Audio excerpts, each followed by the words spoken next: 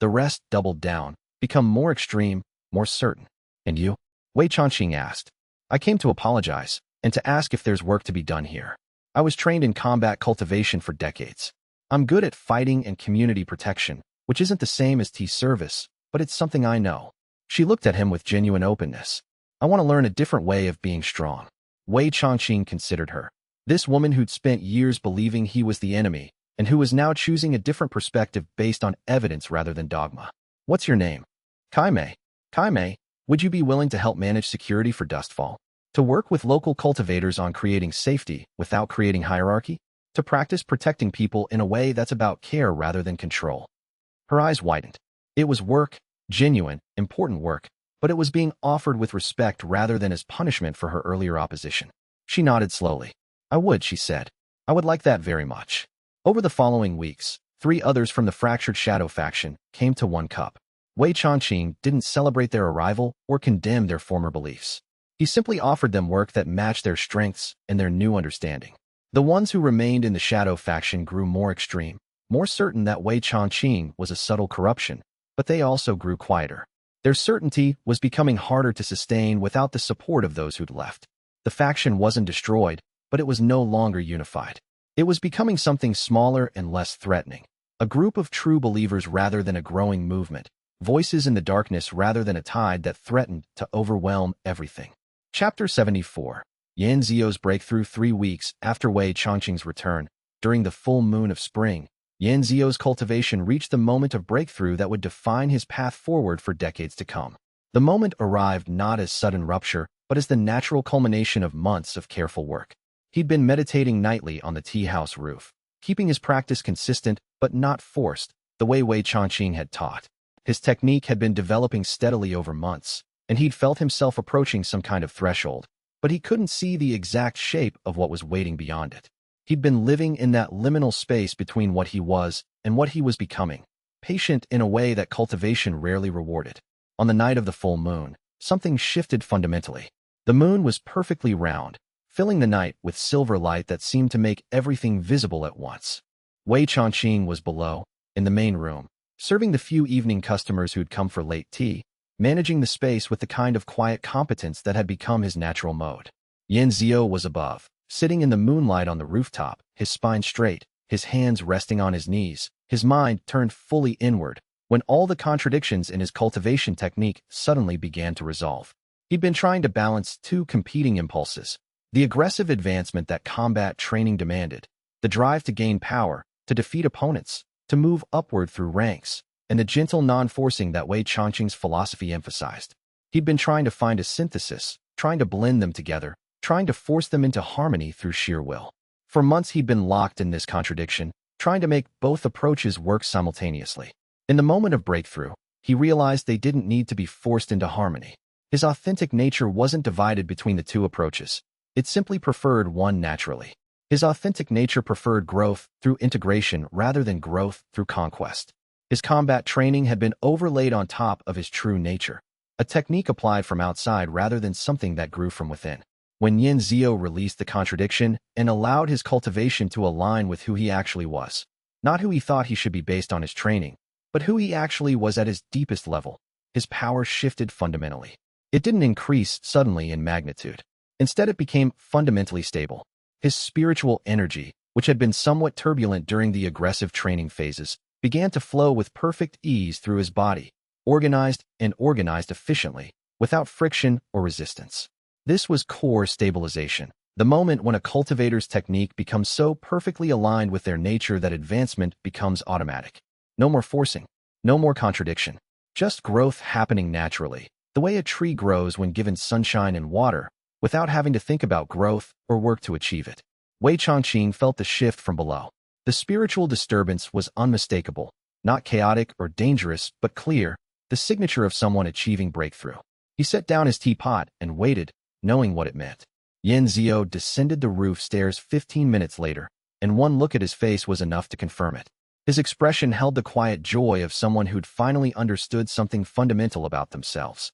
The tension that had been present for months was simply gone, replaced by a kind of natural ease. You achieved core stabilization, Wei Changqing said, statement rather than question. Yes, Yanzio confirmed. And I understand now why you never told me it was possible. It's not something that can be achieved through being told. It's something that requires becoming something else first. Wei Chongqing felt the pride. Not the diminishing pride of, I taught you well, but the expanding pride of, you learned something I could only indicate, not deliver. This was the height of teaching, the moment when the student became truly independent. Chapter 75. The teacher becomes a student again. With Yanzio's core stabilization came a subtle but profound shift in the dynamic between them. The relationship that had been based on teaching and learning began to transform into something more genuinely reciprocal. A week after the breakthrough, Yanzio was preparing tea one afternoon when a customer arrived carrying obvious tension. A cultivator caught between two warring sects, trying to maintain neutrality and being treated as a traitor by both sides. The customer was exhausted, spiritually depleted from the contradictions they were navigating. Wei Chongqing observed from the kitchen as Yanzio moved toward the counter. But instead of looking to Wei Chongqing for guidance on which tea to prepare, Yanzio paused, assessed the customer, and made his own choice. He prepared a blend that addressed the actual emotional root of the man's tension rather than just the surface agitation. It was a blend designed to help someone navigate contradiction without taking a side, to help someone maintain integrity while refusing false choices. The customer drank, and his entire body relaxed as if someone had taken a weight from his shoulders. After the customer left, Wei Chongqing approached Yanzio. That was a better choice than the one I would have made. Yanzio looked at him in surprise. Really? Yes. I was thinking in terms of quieting the agitation, calming the nervous system. You were thinking in terms of addressing the root cause, the person's sense of being torn. The second is more effective and more kind. Over the following weeks, this became a pattern. Yanzio began offering suggestions for how to handle certain customers, and often those suggestions were better than what Wei Chongqing would have chosen. The roles weren't reversing exactly. Wei Chongqing was still the owner, still the guide, but they were becoming more truly co-equal. They were becoming partners. One morning, while they were preparing the day's leaf together, working in the easy silence that had developed between them, Wei Chongqing asked, "What should we do about the expanded storage? I've been thinking we need to reorganize it, but I'm not sure of the best approach." It was a genuine question. He had thoughts, but he wanted to hear what Yanzio actually thought, now that Yanzio had core stabilization and his own clarity. Yanzio considered carefully, his hands moving through the work as he thought. The herbs from the eastern suppliers take up more space but degrade faster, so they should be stored closer to the preparation area where they'll be used more quickly. The leaves from the northern supplier keep longer, so they can be stored in the back, the cool areas where storage is less critical. We should also separate the medicinal leaves we use for the healing teas from the general blend. People occasionally have reactions if they're accidentally mixed. Wei Chongqing listened, impressed by the thoroughness of the thinking. Yanzio hadn't just answered the question. He'd expanded it, had thought about efficiency and safety and the practical implications of organization. I hadn't thought of that separation. That's important. Shall we reorganize this afternoon? They worked together on the reorganization, not as teacher and student, but as partners with equal weight in the decisions. When they finished, the storage was better organized than Wei Chongqing would have made it alone. And more importantly, Yanzio had begun to exercise genuine authority in the tea house's operation, had begun to lead rather than only follow. That evening, serving the final customers of the day, Wei Chongqing said quietly, "Thank you for being willing to move beyond learning from me toward leading alongside me. Thank you for recognizing when I was ready for that." Yanzio replied, "Not all teachers do." Chapter 76. The healing guest. The cultivator arrived on a day when rain was falling soft and continuous, the kind of rain that made the whole world seem quieter, more introspective. He was young, only 40, if Wei Chongqing was reading his cultivation level correctly, but his eyes carried the weight of someone much older, someone who'd experienced far more trauma than his apparent years should contain. He didn't order tea. He simply sat at a back table and stared at nothing, his entire body language suggesting that sitting was almost too much effort. Yanzio looked to Wei Chongqing with a question in his expression. Wei Chongqing simply nodded toward the kitchen. They prepared the quietest, gentlest tea, nothing with activation or energy, just something that tasted like being held, like being acknowledged, like existing safely in the world. Yanzio set it in front of the man without comment, without explanation, without making any demands. He simply placed the tea down and withdrew. The cultivator drank slowly, taking an hour over what should have been a 15-minute cup. When he finished, Wei Chongqing brought him a simple meal, rice with soft vegetables, something that required no effort to eat, no work, no energy beyond opening the mouth. The man ate. He didn't speak. This continued for 3 days. Wei Changqing and Yin Zio served him tea, offered him meals, asked nothing. Kai Mei, the security cultivator, arranged a room in the back where injured travelers sometimes stayed, a space that was comfortable but not luxurious, a space that acknowledged suffering without sentimentalizing it. The man slept there between his silent hours at the table. On the 4th morning, the man asked to speak to Wei Changqing. They sat together while Yin Zio maintained distance, the way one does when someone needs privacy but not abandonment. The cultivator's hands shook as he began to speak. I was in a sect war. The man said finally, his voice rough and broken. A small sect against a large one. We knew we'd lose eventually, but we wanted to slow it down, to give people time to escape with supplies. I was stationed at a bottleneck in the mountains, a passage that was critical to their advance. Wei Changqing listened without interrupting, his entire presence focused on the man with a steadiness that suggested he'd heard worse and still found value in the person speaking. A cultivator came through, void rank, powerful beyond what we'd expected. I couldn't defeat him, but I could delay him. So I fought. The man's hand shook. I fought until my body was breaking, and he was slowing down, genuinely slowing down from the effort of fighting someone who refused to stop. And in that moment, I had a choice. Retreat and let him continue, or... He couldn't finish the sentence. You used a forbidden technique, Wei Changqing said quietly, understanding the weight carried in silence. No, I just kept fighting. After my body had nothing left, I kept fighting, and his body gave out first. The man looked at Wei Changqing, and his eyes held decades of carried guilt. That shouldn't be possible. He was stronger, but I had nothing else to lose, and he did. So he stopped, and I didn't, and he died. And you believe that makes you less than what you should be? Wei Changqing said. I believe it makes me a murderer, even if it was war. Wei Changqing refilled the teacup with his own hands. You are not beyond healing. You are in a place where healing can happen. That place is uncomfortable, but it's not irredeemable. The man stayed for 3 weeks. He helped with tasks, carrying water, sweeping, preparing basic ingredients. Littlefen taught him how to properly clean the equipment. Yin Zio showed him how to measure leaf by touch rather than weight, a skill that required attention and presence and the willingness to trust your own senses. On the 8th day, he began to speak. On the 15th day, he spoke about the void rank cultivator by name, and Wei Changqing could hear in his voice that the person was becoming real to him again, not just the enemy that had to be stopped, but a person who'd chosen to push forward despite the cost, just as the young man had. By the time he left, he was different. Not healed exactly, but integrating the weight. Wei Changqing saw him off at the door, and the young man embraced them both. I'll carry this, he said. Carry the weight and what it means. Thank you for showing me that was possible. Chapter 77.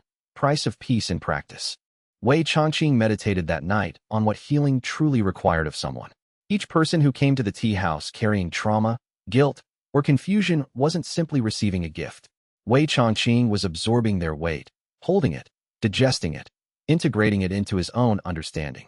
The peaceful life system that governed his cultivation rewarded this, paid him in spiritual advancement for psychological and spiritual weight-bearing, but it was still a cost.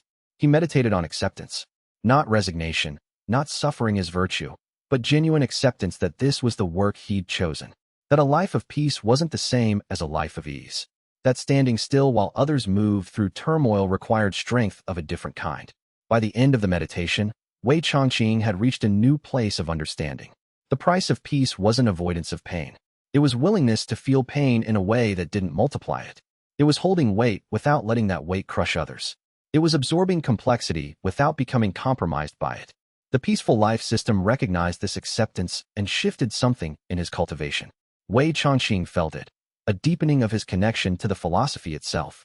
His power didn't increase in magnitude, but it became more aligned, more efficient, more genuinely integrated into who he was becoming. He rose from meditation and found little fun in the kitchen, preparing the morning leaf for service. You look different, she said, not looking up from her work. I feel different, Wei Changqing admitted. Less burdened, somehow, despite carrying more. That's what happens when you stop resisting, Littlefen said. She set down her knife and looked at him directly. I've been watching you since you came back. You were carrying tension, like you were still part of trying to fix things. Now you're not. Now you're just letting things be what they are. Wei Changqing considered her. She was right. He'd been trying to will his peace into existence, trying to force equanimity. Now he was simply allowing it. When did you become wise? He asked. I've been listening to your customers for almost a year, she said. I picked up some things. Chapter 78. Blessings from the formation. The reformed formation array created a secondary effect that Wei Chongqing hadn't anticipated. Spiritual energy flowing through dustfall became cleaner and more vibrant. The accidental blessings that one received simply from sitting in one cup became more powerful. A cultivator struggling with meditative focus found that an hour in the tea house provided clarity equivalent to weeks of solitary practice. Someone carrying chronic spiritual fatigue found themselves restored after a few cups of tea. A young cultivator just beginning their path found they could sense spiritual currents more clearly after even a single visit. Wei Chongqing hadn't planned this, but as he sat in meditation one morning, he realized it was inevitable. The formation array's reformation hadn't just improved the world's spiritual ecology, it had made one cup's location more spiritually beneficial. The energy flowing through dustfall now was healthier, and the tea house sat at a confluence of that energy. He considered whether to resist it or accept it. Resist seemed pointless. The effect was happening whether he acknowledged it or not. Acceptance was the only reasonable choice. So instead of trying to minimize the blessing effect, Wei Chongqing began to work with it intentionally. He started preparing specific blends not just for individual customers, but for the location itself. Teas that would harmonize with the energy flowing through the space and amplify its beneficial effects. Yan Zio immediately understood and began creating complementary tea blends of his own. The combination of their work, Wei Chongqing's philosophical depth and Yan Zio's intuitive clarity, created something genuinely powerful. One cup became known quietly, through word of mouth and cultivation circles, as a place where spiritual cultivation was easier. Not a place of power in the way a major sect was powerful, but a place of genuine support. Cultivators began traveling to Dustfall specifically to spend time in the tea house, not for achievement, but for healing and clarity. Wei Chongqing didn't advertise it, but he also didn't refuse it. He'd become a force of spiritual healing not through intention, but through choosing peace. The effect was a natural consequence of that choice. Chapter 79. The Celestial Court's offer. A formal messenger from the Celestial Court arrived bearing a proposal that had clearly been carefully composed at the highest levels. The messenger was respectful, formal, carrying the weight of official business. The court would fund one cup officially. They would grant it a charter as a state institution. This would provide resources, official protection, supplies from the court stores. In exchange, the tea house would become a formal cultural asset, with some level of reporting to the court and participation in official events. Wei Chongqing read the proposal with careful attention, considering each word, understanding the offer beneath the words. Then he set it down thoughtfully. "What do you think?" he asked Yan Zio, who'd been standing beside him as he read. "I think they're offering to make us permanent," Yan Zio said carefully. "And I think they want to do it because the tea house is working. But I think accepting would change what makes it work." "Why?" Wei Chongqing asked, wanting to hear Yan Zio fully develop his thinking. "Because the tea house's power comes from its independence. People come here because it's a space that exists outside the power structures of cultivation society. They can be vulnerable here because they know we're not serving institutional interests. The moment it becomes official, it becomes political. People will wonder whether they're being served genuinely or whether their information is being reported to the court." Yan Zio's voice was certain, based on clear thinking. "We should decline." Wei Chongqing nodded. "I agree, but we need to do it in a way that doesn't offend them." He prepared a careful response to the Celestial Court. He thanked them for the offer. He explained that the tea house's effectiveness relied on its position as independent space, that state funding would necessarily change the nature of the work, that he believed the work was more valuable than he was, and therefore that preserving the conditions under which the work could happen was more important than gaining resources. He invited the court's representatives to visit whenever they wished, to observe the work, to understand what one cup was accomplishing without official structure. The court, to his surprise, accepted this reasoning. The messenger who'd brought the proposal came back weeks later with a letter expressing the court's understanding and their continuing interest in the tea house's work. More importantly, they left Wei Chongqing alone after that. The most powerful institution in the cultivation world stopped trying to co-opt the tea house and simply let it exist. It was its own kind of blessing. Chapter 80. The quarter-year mark. Wei Chongqing observed the world as it existed now, a quarter-year after his return from the formation array work. Everything had settled into new patterns. Little Fun was simultaneously becoming a woman and becoming a serious business manager. She'd taken complete control of inventory, was negotiating directly with suppliers, had hired and trained for additional helpers, and was making decisions about menu and pricing that often exceeded Wei Chongqing's own strategic thinking.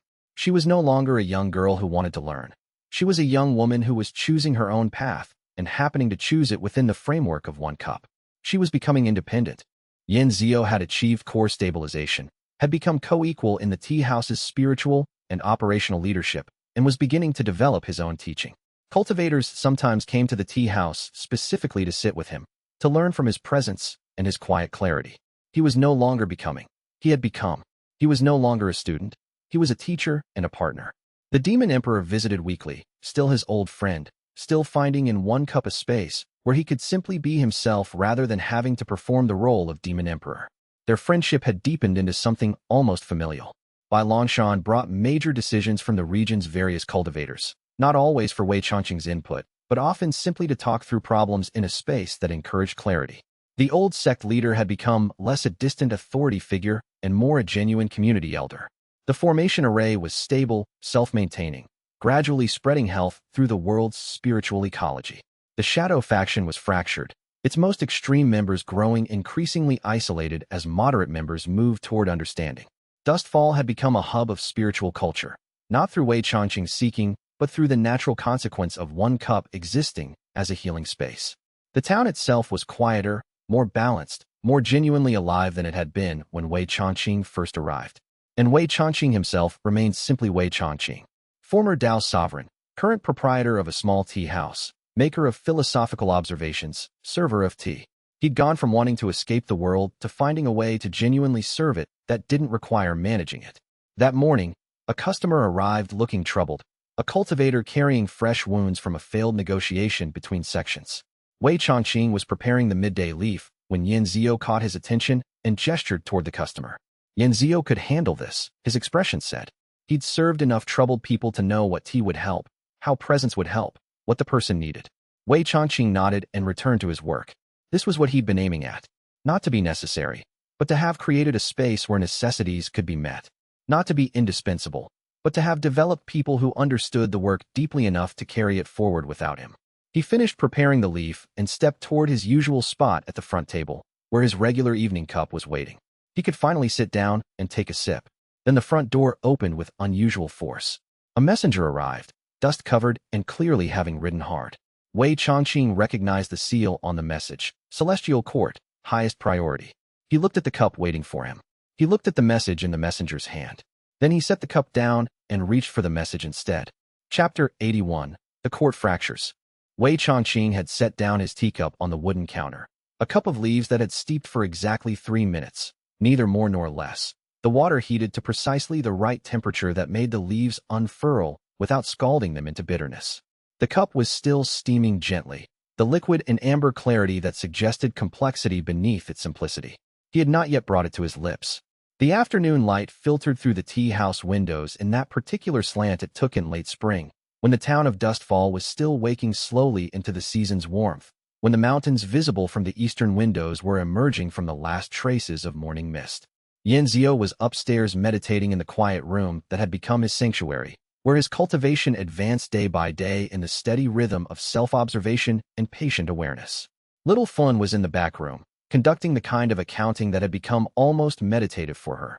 She tracked supplies, expenses, margins, the practical mathematics of maintaining a tea house that served both ordinary customers and beings of immense spiritual power.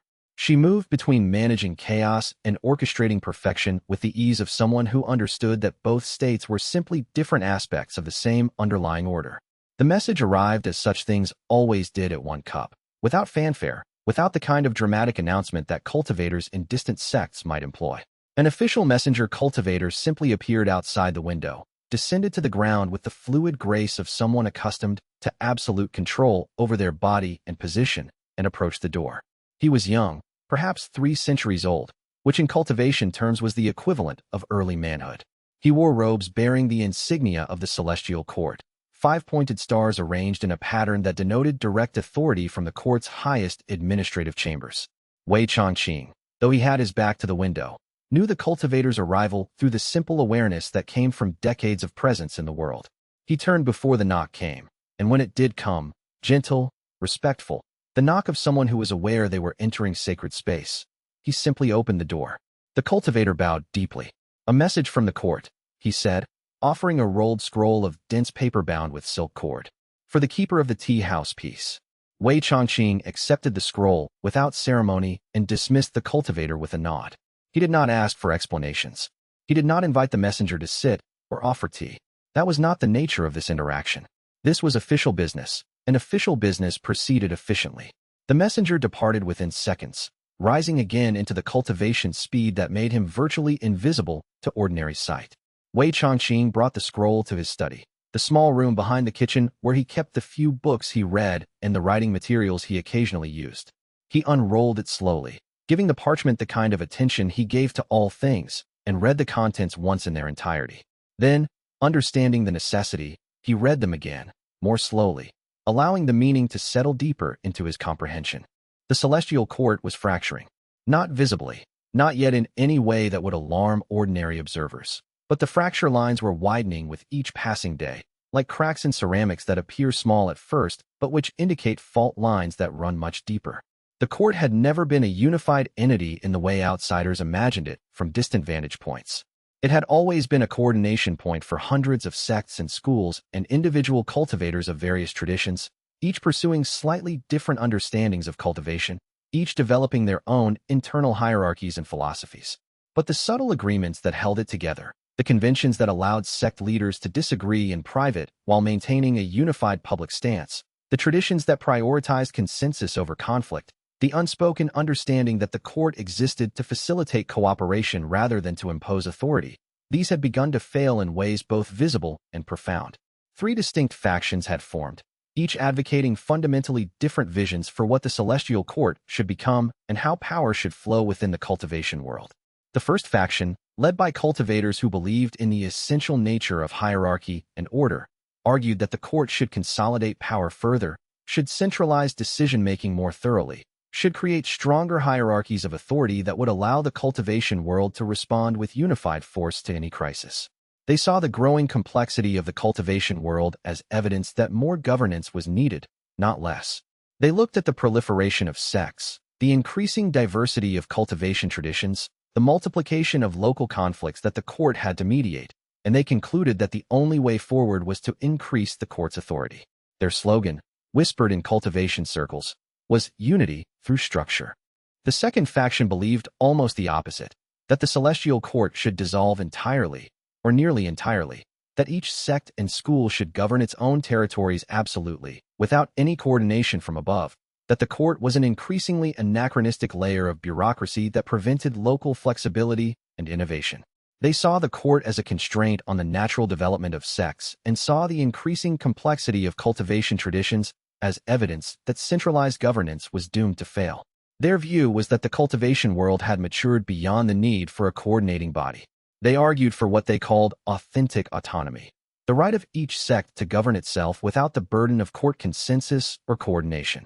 The third faction, the one that had historically been the middle ground, the pragmatic center that understood both the need for coordination and the necessity of local autonomy, believed in what was being called refined distribution. This faction held that the court should remain as a coordination point and a place of consultation, but that its authority should be explicitly distributed, with each sect maintaining genuine autonomy over its own territories and spheres of influence. They imagined a system where the court would handle only those questions that crossed sectarian boundaries, questions of shared resources, of conflict between sects that could not be resolved locally, of external threats that required unified response, of long-term stability and the maintenance of systems that benefited all. They argued for coordination, but coordination that arose from genuine consensus rather than from imposed authority. The 3 factions were moving beyond intellectual disagreement into something more dangerous and more rigid. Cultivators were taking sides with the kind of commitment that suggested they believed something fundamental was at stake. Sects were declaring allegiances in quiet meetings, discussing which faction aligned with their interests and their philosophy. Resources were beginning to be quietly redirected. Support was being quietly withdrawn from those who held different positions. Political maneuvering had begun. Meetings held without certain parties present.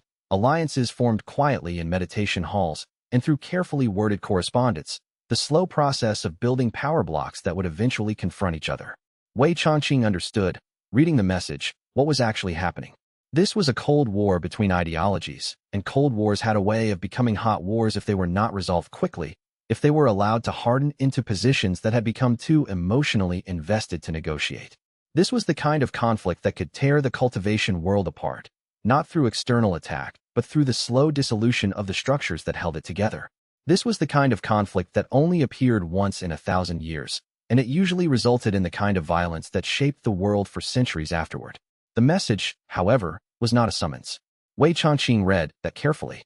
It was not a demand that he present himself at the court, not an order from an authority that expected compliance. It was a request. An urgent request, yes, but a request nonetheless. It used careful language acknowledging that Wei Changqing had requested privacy and retirement, that he had earned the right to be left alone with his tea house and his simple work. It also acknowledged, with the kind of frankness that came from genuine desperation, what everyone now understood. That Wei Changqing had already prevented one catastrophe by creating the conditions for people to think clearly together instead of fighting each other. He read the signature 5 times. It was signed by Gu Yuanzhao, the current court administrator, a cultivator whose name Wei Changqing knew slightly, a capable and well-meaning individual who had been elevated to his position more through the respect of various factions than through any desire of his own. Gu Yuanzhao was not a powerful cultivator, not even particularly ambitious. He was the kind of person the court had chosen precisely because he was not interested in seizing power for himself, because he understood that his role was to facilitate, not to lead. And now Gu Yuanzhao, faced with the fracturing of the court, had understood that he himself lacked the resources to hold it together.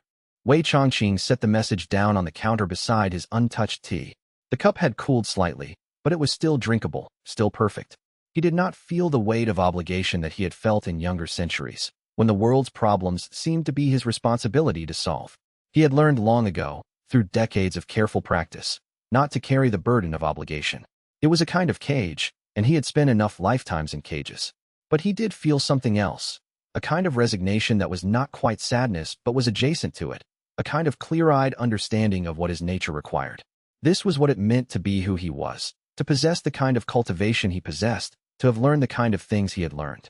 He could suppress his cultivation with artifacts that the demon emperor had given him. He could hide in a small town. He could tend his tea house and watch the seasons change and let other people make most of the world's decisions. He could live in genuine retirement, and he had been living exactly that. But when the world reached a point where it genuinely needed the kind of thinking he embodied, the kind of thinking that came from understanding that true power was not dominance but facilitation, he could not refuse. It was not obligation. It was simply accuracy. He was, in fact, the person for this work. Pretending otherwise would be a kind of dishonesty, and he had spent enough lifetimes practicing dishonesty in service of other goals. He would not return to that now. He picked up the cup, still warm, still perfect, the liquid still maintaining the clarity that indicated optimal brewing, and finally drank it. The taste confirmed what his hands had known while he was making it hours ago. The leaves were excellent. The water temperature had been precise, the steeping time right. Everything was exactly as it should be. The flavor unfolded in his mouth in layers. The initial brightness, the depth of the middle notes, the subtle sweetness that lingered after the liquid had been swallowed. It was a lesson in itself, this tea, a teaching about what could happen when attention was paid and conditions were right. Then he began composing his reply. It took him an hour to write 3 sentences, each one crafted with the care he gave to everything. The first said that he understood the court situation and would meet with a delegation. The second specified that the delegation must include representatives from all 3 factions, 1 person from each faction, no more, no less, and that they should not come with guards or attendants, that they should come as individuals rather than as official representatives, that they should be willing to listen as much as to speak. The third said that they should come to the 1-cup tea house in Dustfall, and that he would provide tea for their conversation. He sealed the message with wax and left it on the counter where Little Fun would find it in the morning and ensure it was sent through official channels back to the court. Then he went to the back room, where Little Fun was making notes in the supply journal with the kind of meticulous attention she gave to all details of the tea house's operation. She had developed a system over the months, a way of tracking not just what supplies they had but what they used, when they used it, how much waste there was, what customers preferred. It was practical accounting, the kind of thing an ordinary tea house would do, except that Little Fun did it with the spiritual attention of someone who understood that the tea house itself was part of something larger than commerce. "We have guests coming," he said quietly from the doorway. "Important ones. Probably within 2 weeks. Probably for several days." Little Fun looked up from her journal with the kind of expression that suggested she had already sensed this was coming, that her spiritual awareness, though still new and still forming, was beginning to show her things before they were announced. She was 17 now, and her face had sharpened from childhood into something more distinctly her own, still sharp-eyed and practical, still grounded in the ordinary world, but with a kind of settled certainty in it that made her look older than her years, wiser than her experience should have allowed. How many, she asked. 3, Wei Changqing said. Important enough that they need special preparation? Beyond the usual standards for important visitors? Moderately important, Wei Changqing said carefully. They are experiencing significant conflict. They are disagreeing about fundamental things. I will be asking them to think clearly about that conflict instead of defending their positions within it. So good tea and quiet, Littlefield said, not a question, but a summary of what such a situation would require. And space where they won't feel like they're being observed by the ordinary world. Yes, Wei Changqing said. Littlefield made a note in her journal with the kind of efficient precision that suggested she was already beginning to plan how to arrange the tea house for such a conversation. Then she looked up at him again, and there was a slight exasperation in her expression, the kind of affectionate frustration that had become their normal mode of communication. You were supposed to drink your tea, she said. It was not a criticism, exactly, but a gentle reminder of a pattern that had repeated many times. I prepared water at the precise temperature you prefer. I heard the cup clink down empty when you set it on the counter, which meant you had completed the brewing. But when I came up from the back room 2 hours ago, the cup was still full. You had made tea and then not drunk it, which is waste, both of the tea and of your time. I received a message, Wei Changqing said. The message was important. Messages are always important in your estimation, Littlefield said, returning to her journal without unkindness. But the tea you prepare is also important. You should teach the message senders to wait until you have finished drinking before they send their messages. Or better yet, you should refuse to accept messages until noon. You should have a policy. That would be practical policy, something that would protect your time and your tea. Wei Changqing felt the small warmth that came from Littlefield's directness. There was a kind of peace in being with someone who would tell him his practices were inefficient without concern for his dignity or his immense power, who would approach him the way she might approach any person making poor decisions about their own time. It was not a kind of warmth he had felt very often in his long life. The simple warmth of being corrected by someone who cared enough to correct him, who held him to a standard of practice that had nothing to do with deference and everything to do with what actually worked. I will consider that, he said. You will not, Littlefield said matter-of-factly. But I appreciate that you are willing to pretend you might. It demonstrates that you understand my perspective, even if you will not actually change your behavior. He left her to her accounting and went upstairs to tell Yanzio that the world was about to arrive at their tea house once more, and that they would need to welcome it with the same care they brought to everything else. Chapter 82. The court's delegation arrives. The delegation arrived on a morning when the spring rain had just finished, and the air was crystalline with the smell of wet earth and new growth, when the world had just been washed clean and seemed to be presenting itself in its most honest form. The rain had come during the night and had stopped just before dawn, leaving the town of Dustfall gleaming with moisture, the stone streets dark and reflective, the newly greened plants heavy with droplets that caught the early light. Wei Changqing was sweeping the front step when he first sensed them. The distinctive presence of 3 cultivators moving at what they thought was imperceptible speed, visible only if one knew what to look for, becoming fully visible only when they chose to slow themselves and land gently on the street outside one cup. They were already arguing, their voices not raised but their disagreement evident in the patterns of their speech, in the way each cultivator moved slightly away from the others even as they maintained proximity. The fact that you felt the need to arrive at the exact same moment suggests you anticipated conflict, the first cultivator was saying, a woman with silver streaking her black hair, perhaps 5 centuries old, with the bearing of someone accustomed to authority and to making decisions that affected many people. She wore robes that indicated membership in the administrative councils of the Celestial Court. Wei Changqing knew from the court's message that she represented the centralist faction, the one that believed in consolidated power and strong hierarchy. Arriving at the same moment suggests you were prepared for confrontation rather than cooperation. Or it suggests, the second cultivator replied, a younger-looking man perhaps 2 centuries old with deep-set eyes and ink-dark robes that seemed to absorb light, that we have agreed to meet at the same place and time, and that we are both capable of being on time for such meetings. Such agreement about timing is not conflict. It is the basis for avoiding conflict and establishing the kind of cooperation that allows agreement on more substantial matters. Your interpretation of my punctuality as hostility says more about your expectations than about my intentions. This would be the distributed autonomy faction, Wei Changqing assessed. the young man who believed in the rights of individual sects to govern themselves without external constraint. The third cultivator, an older man with the softness of someone who had spent centuries in contemplation and negotiation rather than in the kind of intense cultivation that produced hardness and brittleness, simply waited while the other two continued their careful sparring. He was perhaps 400 years old, and there was something about his bearing that suggested patience earned through long experience with conflict and its resolution.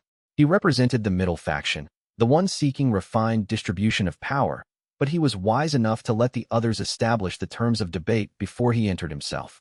His name, Wei Changqing knew from the court's message, was Shun Li, and he had spent much of his life trying to hold together coalitions that were becoming increasingly difficult to maintain. Wei Changqing continued sweeping. He did not look up at the three cultivators. He did not acknowledge their presence with anything beyond a simple awareness. He simply continued the motion of his broom across the stone step, methodical and calm. The same motion he had made hundreds of times before, the branches of the broom sweeping the same section of stone 5 times, then 10 times, the step becoming more and more clean, removing particles of dust that had accumulated during the night, removing the traces of the rain itself, creating a space that was clean not because it had to be, but because the act of cleaning was itself part of the welcome. Only when the step was perfectly clean, when every visible particle had been removed and the stone itself seemed to glow with the effort of his attention, did he set down the broom, straighten his back, and turn to face the three cultivators. "Welcome to One Cup," he said, his voice carrying the kind of authority that came not from power but from presence, from the understanding that he was speaking as the keeper of a space that had its own rules and its own way of being. "Please wait here." He did not explain what they were waiting for. He did not explain that he was going to make tea, that making tea was going to take an hour, that during that hour they would have time to sit with their disagreement instead of continuing to defend their positions. He simply walked past the three of them, moved through the open door of One Cup, and went to the back, where he began making tea. This took an hour exactly. Most cultivators at their level, if they chose to make tea at all, could make it quickly, could heat water with a thought, could force the steeping process to completion in seconds, could produce drinkable tea in the time it took an ordinary person to draw 2 breaths. Wei Changqing did none of this. He understood that time itself was part of the tea, that the act of waiting was part of the medicine he was offering. He built a small fire in the ceramic stove they kept for such purposes, arranged the wood pieces with the kind of care he gave to all physical arrangements, and waited for the water to heat slowly, watching the steam rise and dissipate in the ordinary way of things, not commanding it to do anything, simply allowing it to follow its own nature. He waited as the water reached the precise temperature he wanted, testing it with a single finger, feeling the temperature through his cultivation-enhanced sensitivity, understanding exactly when the water had reached that point between too hot and not hot enough, that narrow window of perfection. He selected 3 cups from the cabinet, and he selected them carefully, not from any belief that matching cups would suggest uniformity or harmony, but rather because he understood that these 3 cultivators needed to be reminded that they were different, that their differences were not a problem, that their differences were in fact what made genuine consensus valuable. One cup was a pale celadone green, beautiful in its simplicity, the kind of cup that worked best with green tea, but that was equally beautiful with dark brews. One cup was white with just the faintest glaze crack visible in its surface, a crack that had emerged during the original firing and which had never been repaired, a cup that was perfect precisely because it bore the mark of imperfection. One cup was dark blue and had been made by an artisan whose name he no longer remembered, but whose skill was evident in every aspect of the piece, the glaze deep and lustrous, the shape utterly functional and yet beautiful. He selected a single type of leaf, a spring oolong from the mountains northwest of Dustfall, a tea with the faintness of flowers in it, with a subtle mineral quality that came from the soil where it had been grown. The leaves were tightly rolled, tightly compressed, ready to unfurl when given the right temperature and time. He measured out the same amount into a small vessel, the same amount for each brewing, 3 equal portions that would produce 3 equal cups of tea. He poured the just hot water, not boiling, never boiling, at that specific temperature that allowed the leaves to open without being damaged, and let the leaves unfurl at the pace nature intended, watching through the clear glass of his infuser as the leaves gradually released their color and their essence into the water. Then, with perfect timing, he removed the infuser, poured the exact same amount into each cup, and carried them carefully into the front room, where the 3 cultivators had been waiting for an hour, sitting on the low stools around the tea house's central table. The delegation had not continued arguing during this hour. That was the first sign that something in the waiting had already begun to work. They had simply sat in silence, each cultivator present with their own thoughts, each cultivator having time to think without the pressure of defending their position or responding to the other perspectives. Wei Changqing served each of them a cup, the green cup to the woman, the cracked white cup to the younger man, the dark blue cup to Shunli. He did not explain his choices. He simply served and set down the cups with the kind of deliberate care that suggested every decision had been made with intention. "Drink this," he said, "and then we will talk." He did not say they should sit. They were already sitting. He did not sit with them. He did not prepare a cup of tea for himself. He simply stood at the edge of the space, present but not intrusive, and watched as the three cultivators drank. This happened quickly. Tea was meant to be consumed while it was still warm, and hot liquid had a way of being drunk faster than one planned. But something in the drinking of it seemed to slow them, to create a state of being where time itself shifted into a different rhythm. The shoulders of the woman, which had been held with the tension of someone who was defending a position, began to relax into something less rigid. The breathing of the younger man, which had been sharp and quick and slightly defensive, became deeper and more calm. The body of Shun Li, who had already been calm, seemed to settle even more profoundly into silence, into presence. They set down their cups. Little Fun appeared from the back room as if she had been waiting for this moment, which she probably had been, and arranged some small dishes of nuts and preserved fruit on the table. She did not smile at the cultivators, but she was not unfriendly either. She simply served them with the kind of efficient respect she gave to all visitors, the kind of respect that came from understanding that her role was to facilitate their comfort, not to judge their importance or their status. Wei Changqing was still standing. He had made no tea for himself. He had not sat with them. He simply waited, and then asked a single question that would reshape their entire conversation. What would happen if the celestial court ceased to govern as a unified entity but functioned as a coordination point for local governance? The question hung in the air like incense smoke. It was not an answer to their conflict. It was a reframing of their conflict entirely. It suggested that the binary they had been arguing about, whether power should be centralized or distributed, was false, that there was a third possibility that neither dissolved the court nor concentrated its power, but transformed its function into something new. It suggested that they had been asking the wrong question, and that by asking the right question, they might discover that the conflict they thought they had was actually less of a conflict than it appeared. The woman frowned slightly, and there was a moment of resistance in her expression. But the tea was still working, still creating space for thinking. "That is what exists already," she said slowly, understanding in the moment of speaking that her statement was both true and incomplete. The court coordinates rather than commands. Individual sects govern their own territories. What you are describing is the reality of the current situation. Yes, Wei Changqing agreed. Which is interesting. You have been fighting a war to create a system that already exists. Perhaps the war is not about the system itself, but about something else. The younger man leaned forward slightly, his whole being shifting from defense to genuine curiosity. "What else?" he asked. "If the system already exists, what is the war about?" Wei Changqing did not answer directly. Instead, he asked another question, a question designed to take them deeper. "What is each of your factions afraid of?" The silence that followed was profound and extended. Little Fun, standing at the side of the room where she could observe without being obviously present, watched the three cultivators' faces with the kind of attention she had learned from Wei Changqing. She was learning, Wei Changqing realized in the moment of watching her watch them, to read the subtle languages of human resistance and opening, to see the moment when a person began to move from defending a position to investigating what lay beneath that position. She was learning what it meant to watch people begin to think clearly instead of continuing to fight cleanly. Chapter 83. The Distributed Governance Proposal. They stayed for 3 days, and in those 3 days, something remarkable began to happen in the tea house. The delegation did not stay in rooms at one cup. The tea house was not large enough, and Wei Changqing understood that having them stay would create a false intimacy, would suggest that he was trying to convert them or own them in some way. Instead, they took rooms in the small and 2 streets over, a place run by an ordinary mortal woman who asked no questions and who provided clean rooms and simple meals. They arrived each morning as the tea house opened and stayed until evening, sitting at various tables, sometimes together as a group of 3, sometimes in pairs where 2 could argue a point away from the third, sometimes individually where one cultivator could sit alone with tea and the questions that Wei Changqing had raised. Wei Changqing made tea constantly during these 3 days, not in the elaborate way he had made the first tea, but in a steady rhythm that produced fresh cups throughout the day. Each cup was different, selected to match not the drinker but the conversation they were having or the thinking they were doing. If a cultivator was defending a position too rigidly, Wei Chongqing made a lighter tea, something that opened the mind without overwhelming it. If a cultivator was thinking too abstractly, he made something with more body, more presence, something that grounded the thinking in the tangible world.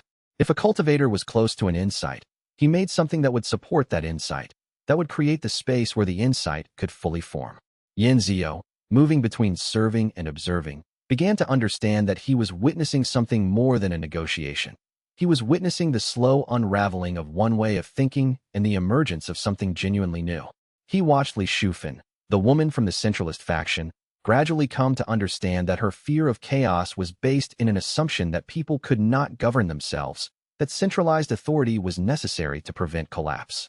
He watched her begin to ask, but what if that assumption is wrong? What if people, given space and genuine communication, could coordinate themselves? He watched Zhao Jing, the younger man from the distributed autonomy faction, gradually come to understand that his fear of constraint was based in an assumption that any external coordination would eventually become oppressive, that autonomy had to mean isolation. He watched him begin to ask, but what if coordination could happen without oppression? What if authority and autonomy could coexist? Wei Chongqing himself rarely spoke during these 3 days. When the three cultivators debated, he asked questions. When they reached an impasse where neither side could move without losing their core position, he asked a different question, a question that suggested the impasse was based on false premises. When they thought they had found an answer, he asked a question that suggested the answer was incomplete, that there was more to understand if they kept looking. He did not impose his thinking on them. He created the conditions for their thinking to become clearer, to become less defended, to become more flexible. On the first evening, Li Shufan explained at length that she feared dissolving unified governance would fragment the cultivation world into warring sects, that there needs to be some level of coordination, some binding authority that could make decisions that individual sects would follow. She spoke of conflicts she had witnessed, of situations where lack of unified authority had led to violence, of the efficiency of command structures in preventing catastrophe. Wei Chongqing listened fully, giving her his complete attention, and then asked, "What binds the sects now? Is it the authority of the court, or is it something else?" It was a gentle question, asked over tea, but it began to trouble the simple narrative she had been holding. If binding authority was what was needed, then indeed the court had to be strong, the logic suggested.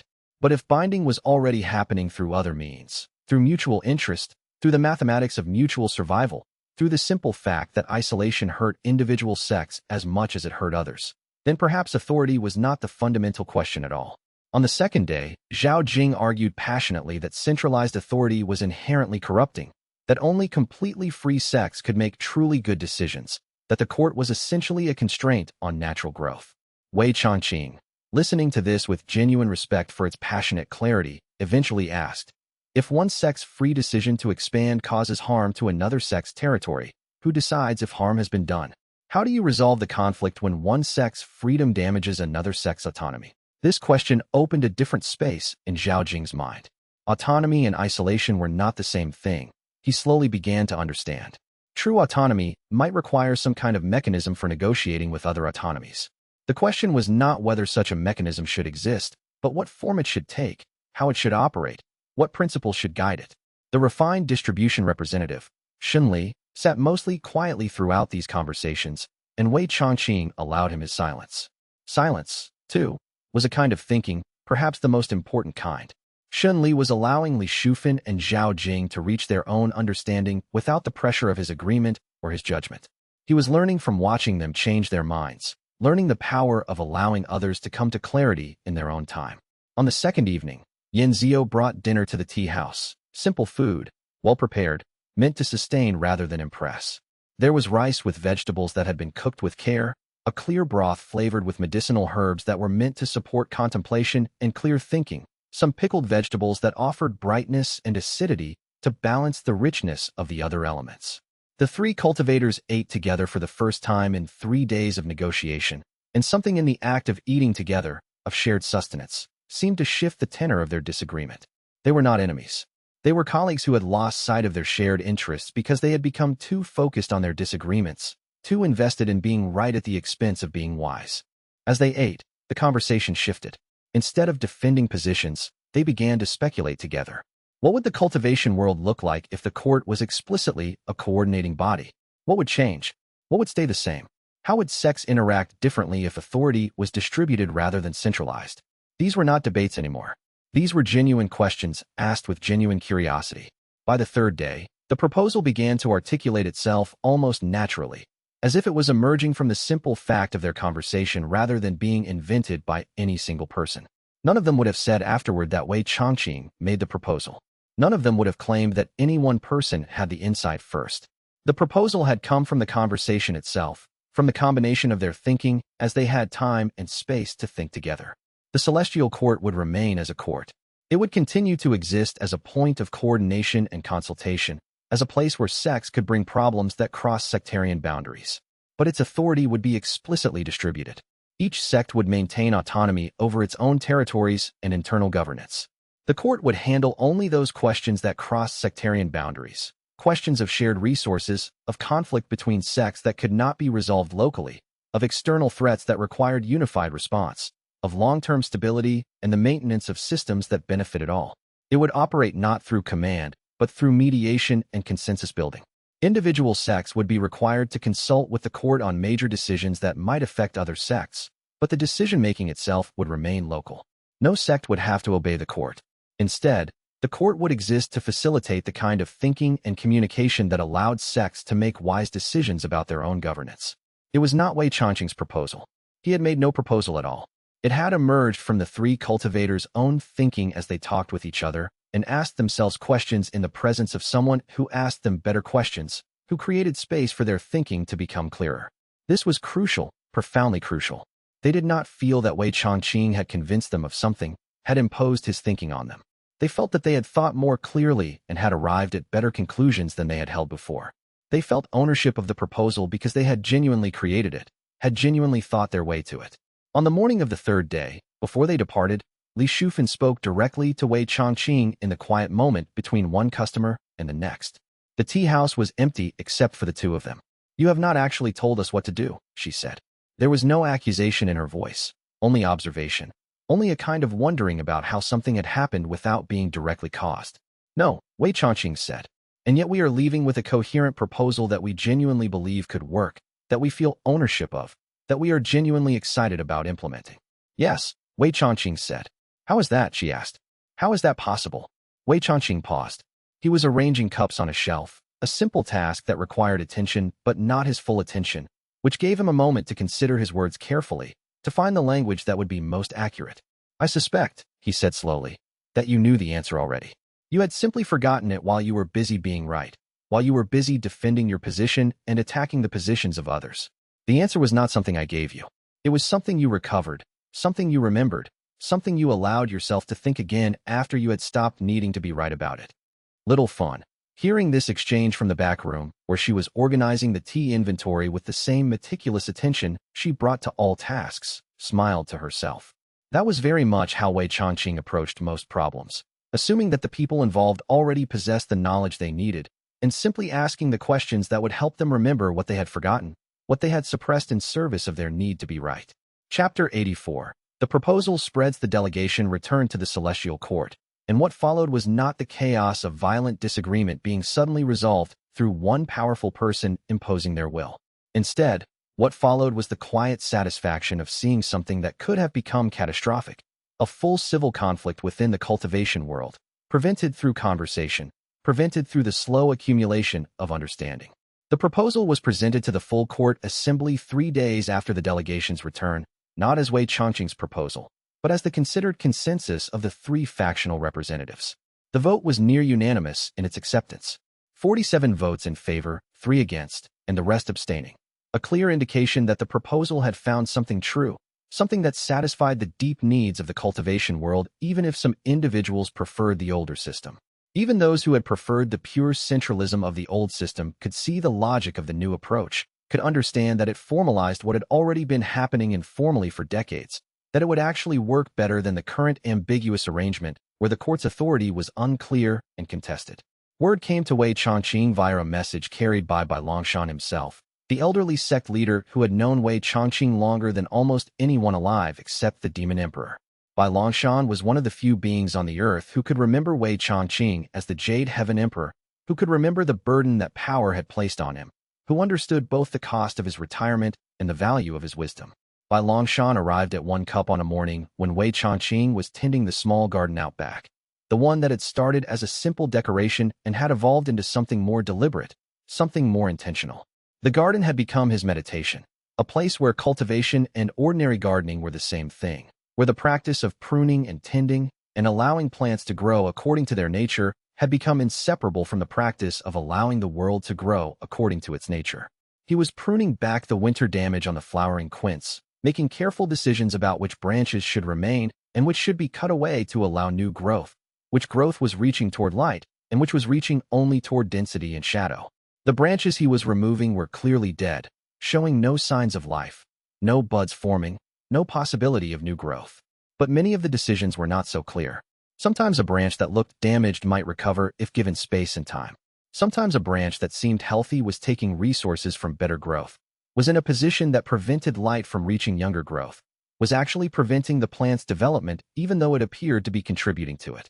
They are calling it the distributed celestial coordination structure, Bai Longshan said, settling onto one of the low wooden stools that sat in the garden, a stool that had been worn smooth by years of sitting, of cultivation masters pausing to think, of old friends taking refuge in quiet conversation.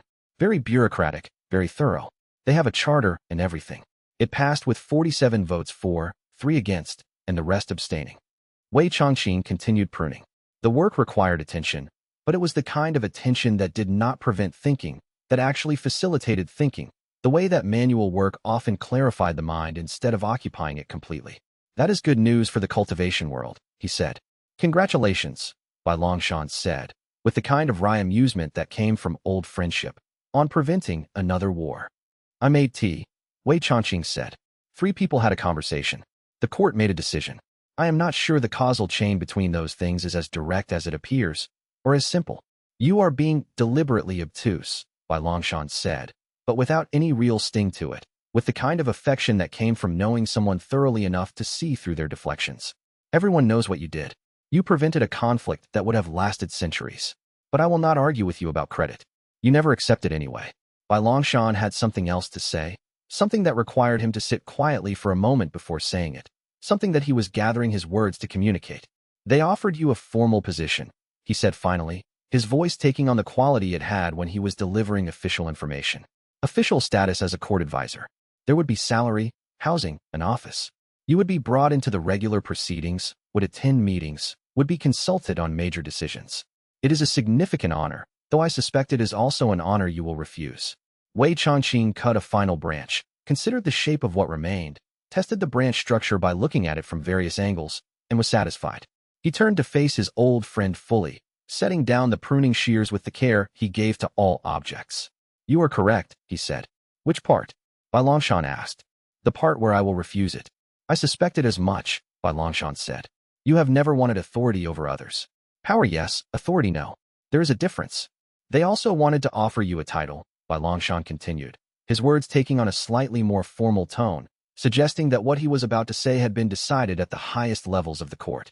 Something honorary, something that acknowledges what you did without requiring you to do anything else. They wanted something that couldn't really be rejected because it essentially describes what you already do and asks you to continue doing it, to continue being available in the way you have always been available. They called it, let me see, I have it written here, Keeper of the Tea House Peace. Rather elaborate, rather specific, rather clever actually. I think they designed it specifically to be impossible to refuse because it essentially describes your actual role and asks you to continue embodying that role. Wei Changqing listened to this, and then he laughed, a dry, quiet sound that Bai Longshan had heard very few times in their long friendship, a sound that suggested genuine amusement rather than politeness or deflection. That is remarkably pragmatic of them, Wei Changqing said. I did not know the court had such a sense of irony, or such an understanding of how to offer something that I would actually accept. Did you accept it? Bai Longshan asked. Did I? Wei Changqing asked in return, knowing that Bai Longshan would see through any deflection. You did. I told them you would, and I was correct. But you are going to make me sit here while you pretend to deliberate about it anyway, while you offer protests and objections, while you act as though the decision is not already made. I have known you long enough to know this pattern. The title is absurd, Wei Changqing said, which was true. Yes, Bai Longshan agreed. It is entirely absurd. It officially designates me as responsible for something I have never sought responsibility for, something I have never wanted to be formally bound to. Yes, Bai Longshan said again. All of that is true. And yet, Wei Changqing said, picking up his pruning shears again, turning back to the flowering quince. It also makes clear that my actual role is to do nothing in particular, except to be available and to make good tea. It does not require me to attend meetings or make decisions or exercise authority. It simply acknowledges what is already happening. In that sense, it is perfect. It is a title that carries honor without responsibility, that acknowledges the work while not demanding more work. I find that acceptable. I will accept it. The news reached Little Fun when she came out to the garden to tell Wei Changqing that the morning's tea customers had arrived, that 3 businessmen from the provincial capital had come in looking for good tea, and she had seated them at the west table, the one with the best view of the garden. She heard the last part of the conversation, the discussion of the title, the acceptance of the role, and immediately said, with the kind of directness that characterized her, Keeper of the Tea House Peace is a ridiculous title. Yes, Wei Changqing said. It is rather ridiculous. You accepted it anyway. Yes, Wei Changqing said. I did. That is impractical, Littlefin said, making her case in the practical terms she always used. You are now officially responsible for peace, which means people will blame you when peace fails, even though you have no actual power to enforce peace. You are now officially designated as responsible for something that no one can actually control, that depends on the choices of thousands of people over whom you have no authority. That is true, Wei Changqing said. All of that is true. And yet you accepted, Littlefin said, standing with her hands on her hips, studying him as though she was trying to understand the logic of someone who was deliberately accepting an impossible position. You accepted a title that will make people expect you to solve all the problems related to peace and harmony, and when you do not solve them, because you cannot solve them, they will feel disappointed.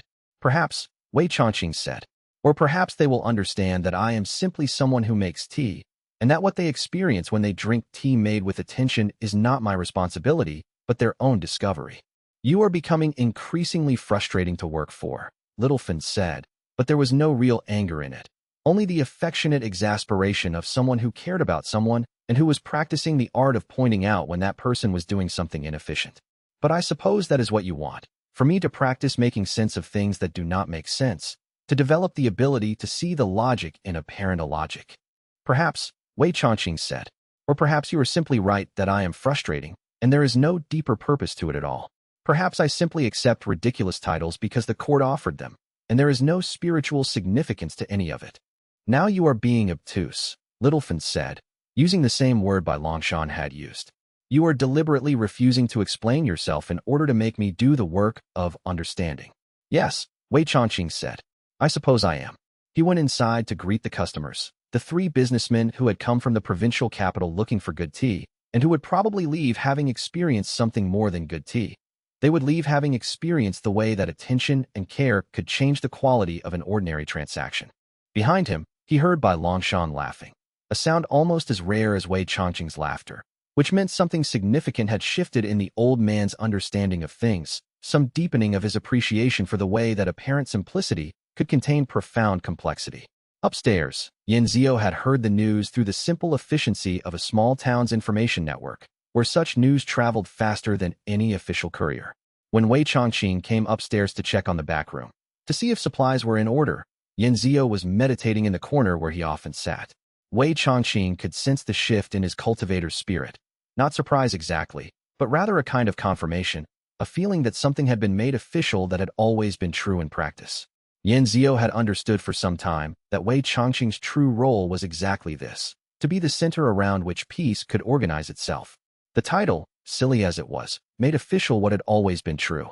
It was the kind of official recognition that changed nothing practical, but which changed something in how the world understood itself. Chapter 85.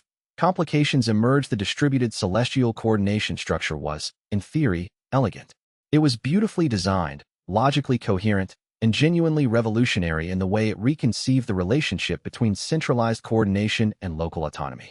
In practice, however, it encountered the kind of complications that always emerged when ideals met reality, when theoretical frameworks met the actual behavior of beings pursuing their own interests in a world of limited resources and competing visions of how things should be. 3 months after the court's formal adoption of the new structure, After the charter had been written and the administrative procedures established, after the court had reorganized itself to function as a coordinating body rather than a governing body, the first major conflict appeared. A medium-sized sect in the Northern Territories called the Stoneheart sect, a sect known for their discipline, for their focus on physical cultivation and martial advancement, had begun restricting trade through their territory in ways that violated the spirit of the new system even if they technically complied with the letter of it. They were not, strictly speaking, blocking the trade routes or preventing merchants from passing through. But they had implemented a system of regulations, licensing fees, processing taxes, delays in the approval of certain goods, that ensured any goods moving through their domain were processed and taxed in ways that benefited the Stoneheart sect exclusively. The taxes were not excessive enough to violate the letter of the agreement with other sects, but they were comprehensive enough to provide massive economic advantage to Stoneheart sect while creating friction in the trade networks that other sects depended on. When the matter was brought before them, the leadership of Stoneheart sect argued that they had absolute autonomy to regulate their territories as they saw fit. Under the terms of the distributed celestial coordination structure, they were correct. They had the right to establish regulations within their territory. They had not violated any agreement. They were simply making a choice about how to exercise their newly formalized autonomy. However, 5 other sects depended substantially on the trade routes through Stoneheart territory. The disruption was not immediately catastrophic. No sects were starving or facing immediate existential threat. But the trajectory was clear, and everyone understood it. If one sect could unilaterally restrict trade for advantage, then any sect could, and the entire coordinated system would begin to collapse into a patchwork of isolated autonomous regions, each negotiating with its neighbors from a position of suspicion rather than trust. The court was uncertain how to proceed. They understood that they had adopted a system based on local autonomy and coordination. If they overruled Stoneheart sect, declaring that their regulations were excessive and had to be reduced, they would be reasserting centralized authority, would be undoing the fundamental principle that sects maintain the right to govern their own territories. But if they did nothing, if they allowed Stoneheart sect to exercise their autonomy without limit, they would be allowing the system itself to fragment. Word came to Wei Chongqing through Bai Longshan, as such matters often did. Bai Longshan had learned that when a coordination problem emerged in the new system, Wei Chongqing's advice was worth the journey to Dustfall. Wei Chongqing did not wait for a formal request from the court, did not wait for some ceremonial summons. He simply understood that a coordination problem had emerged and sent a message to the sect leaders involved, both the Stoneheart sect and the 5 sects affected by their trade restrictions, asking them to meet at one cup. He asked them to come in person. He asked them to come without their full delegations, to come as representatives empowered to make decisions.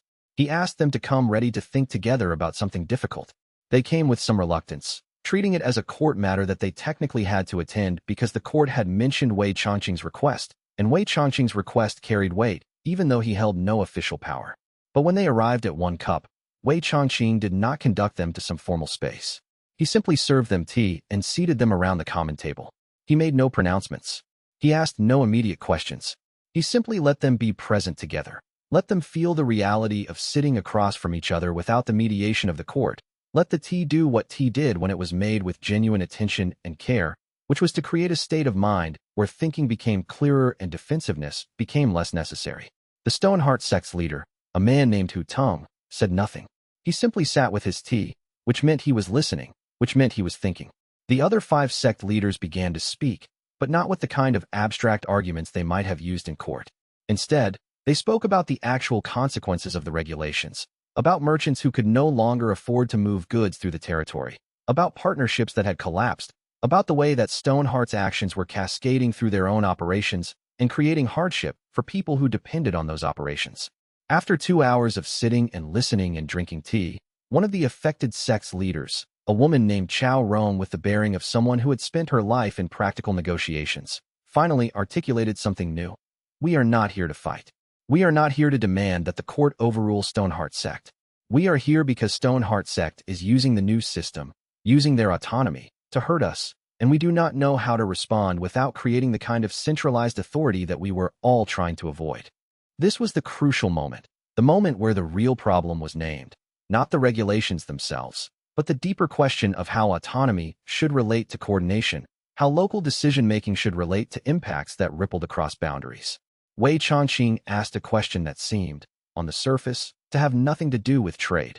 When you governed Stoneheart Sect's territory before the coordination structure was established, did you govern it alone, or in consultation with surrounding territories? Hutong was silent for a long time. He was a capable leader, intelligent, and he was beginning to understand what Wei Changqing was asking. Finally, he said, I thought about my own sect's interests. But yes, there were agreements. Understandings. With neighboring sects, with trade partners, with people who move through our territory regularly. What changed? Wei Changqing asked. Hutong was silent for even longer. Finally, he said, I thought autonomy meant I did not have to consult anymore. I thought the coordination structure was giving me the right to do whatever I wanted within my territory. I thought it meant I could decide everything myself without consultation with anyone else. Wei Changqing asked his next question very carefully. Autonomy or isolation? The distinction was subtle, but it contained everything. Autonomy meant the ability to make decisions independently. Isolation meant making those decisions without regard to effect on others.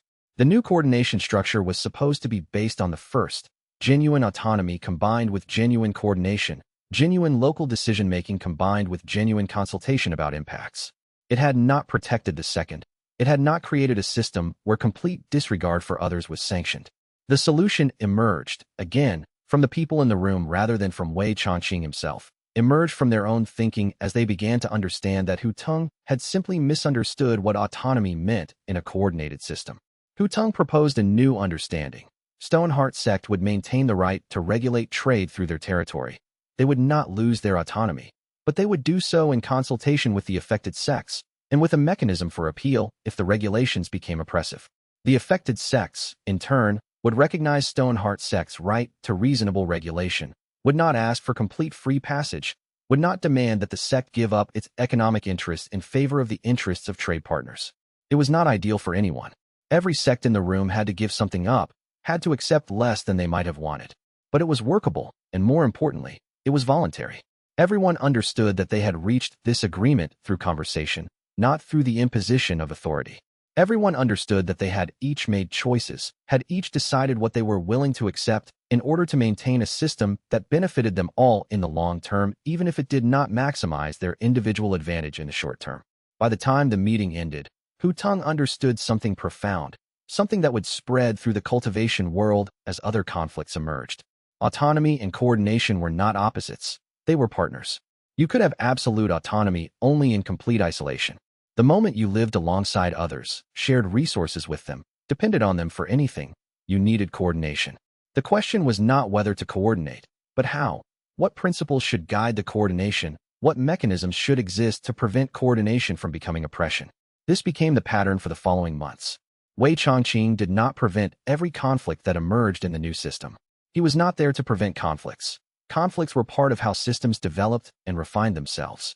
But he did create the conditions where people experiencing conflict could think more clearly about it, where the impulse to defend a position rigidly could be softened into the impulse to understand the real problem beneath the surface problem. Other mediators began to emerge in the cultivation world, people who had observed his method, either directly or through reports, and who understood its logic. They began practicing it themselves, creating space for conversation, asking hard questions that shifted people from defense to investigation, allowing parties to reach their own better conclusions instead of imposing solutions. The practice of mediation and facilitation gradually became recognized as a legitimate cultivation path, as a way of advancing in understanding and in power. The distributed celestial coordination structure did not become perfect. It continued to have problems, continued to require adjustment and rethinking, but it did not collapse either. It developed slowly into something more functional and more resilient than anyone had expected, precisely because the tensions within it were not being suppressed by authority, but were being continuously worked through by the people experiencing them, by people learning to think clearly together, by people discovering that coordination was not oppressive if it was based on genuine communication. Chapter 86. The extremist opposition. Not everyone welcomed the new order that was emerging in the cultivation world. Not everyone believed that the transformation toward peace-based cultivation was progress, or even that it was acceptable. There was a faction that had evolved from the shadow movement. Those cultivators who believed at the deepest levels that the fundamental nature of cultivation was competitive, that hierarchy was natural and inevitable, that power should naturally flow to the strongest, and that any attempt to create peace or equality was a violation of the natural order of things. They had accepted the distributed coordination structure's passage with bitter anger, had understood it as proof that the cultivation world was being corrupted, that fundamental truths about power and nature were being rejected in favor of soft philosophy. As the celestial court's new system began to stabilize, as other regions began adopting similar models of distributed governance, as more cultivators began to understand and accept that advancement could happen through peaceful means as well as through conquest and domination, this extremist wing grew increasingly desperate. Their ideology was not just being disagreed with, it was being actively replaced by something else. Their worldview was not just being questioned, it was being rendered obsolete by the simple demonstration that it was incomplete. They began to act with violence. First, it was small and scattered. Attacks on meditation communities that had adopted Wei Chongqing's philosophy, communities where cultivators advanced their understanding through peaceful contemplation rather than through conquest or dominance. A group of cultivators advancing through peaceful teaching and conversation would find themselves ambushed by extremists who saw their very existence as a threat to the proper order of cultivation. Some cultivators were killed in these attacks. Others were wounded but left alive as a message, as a demonstration that choosing the path of peace made you vulnerable, that the peaceful philosophy was unnatural and would not be protected by the fundamental forces of the world. The message was clear to anyone who received it.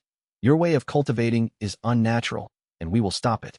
We will kill you, or we will wound you, or we will frighten you, or we will harass you, until you understand that the cultivation world is fundamentally a realm of power and dominance, and any attempt to cultivate through peace is a violation of that fundamental truth. Wei Chongqing received intelligence reports about these attacks.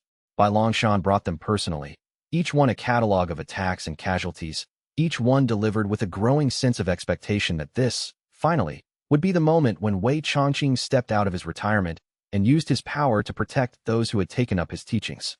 Bai Longshan expected, with each report, that Wei Chongqing would finally become active, would finally stop being passive, would finally do what his power made him capable of doing. Wei Chongqing listened to each report carefully. He asked questions about the attackers, who they were, what their cultivation levels were, what organizations they were affiliated with. He asked about their motivations, what they wanted, what they believed.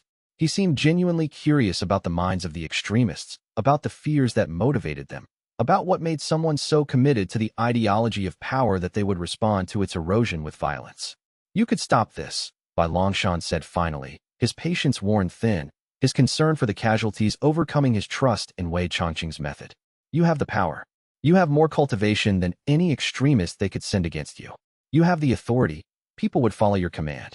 You could end this violence in a day. You could make an announcement, demonstrate your power, and the attacks would stop immediately because everyone would understand that anyone attacking people under your protection would face you. Yes, Wei Chongqing said. That is true. I could do all of those things. And you will not, Bai Longshan said. It was not quite a question, but it was adjacent to one. No, Wei Chongqing said. I will not. Bai Longshan looked at his old friend with something between frustration and despair. Why not, he asked. People are being hurt. Cultivators are being killed. You could prevent that suffering. Why would you not use your power to prevent suffering when you have the ability to do so? Wei Chongqing was making tea while they spoke. The question deserved his full attention, but Wei Chongqing knew that his hands were often the best vehicle for his thinking, that the simple, repetitive work of making tea created the conditions where his deepest understanding could surface. If I stop this violence, he said, carefully measuring leaves into the pot, then I have answered their argument through force. I have demonstrated that their belief system is wrong because I have the power to suppress it. But they will not have learned why they were wrong. They will simply have learned that they are weak and I am strong, which is exactly what they already believe. I will have confirmed their worldview rather than refuted it. He poured the water, not quite boiling, just the right temperature, the temperature that would unfold the leaves perfectly, and let them steep. The extremists believe that peaceful cultivation is unnatural, Wei Chongqing said. If I respond by crushing them with power, I have not refuted that belief. I have confirmed it. I have shown them that in the ultimate reality, power is all that matters, that cultivation is fundamentally about dominance, that whoever has the most power wins. I have shown them that their beliefs are true. But if others respond to the opposition by continuing to advance through peaceful means despite danger, if the philosophy survives the opposition, if more people choose the difficult path of peaceful growth despite the attacks, then the extremists' entire worldview is undermined. Their fundamental belief, that cultivation is only about power, is proven incomplete. You are asking people to die for your philosophy, Bai Longshan said. It was not quite an accusation, but it was adjacent to one, edged with anger and concern. No, Wei Changqing said. I am trusting the world to defend its own genuine progress. And I am placing faith in the basic human capacity for wisdom and for learning from reality. Some people will choose the dangerous path of peaceful growth despite opposition. Others will not. Some will be frightened away. Others will understand that the opposition is proof that the philosophy works, is proof that real change is threatening to the old order. The world will benefit from all of these choices. Bai Longshan sat with that, as he always did, accepting it even though it troubled him, even though it violated his instinct to protect those he cared about. And over the following weeks, something began to happen that Wei Changqing had predicted but which Bai Longshan had doubted would occur. The meditation communities that were attacked did not disband. More cultivators joined them, not despite the attacks but because of them, because they understood that the attacks were proof that something real was changing, that something genuinely threatening to the old order of power was emerging.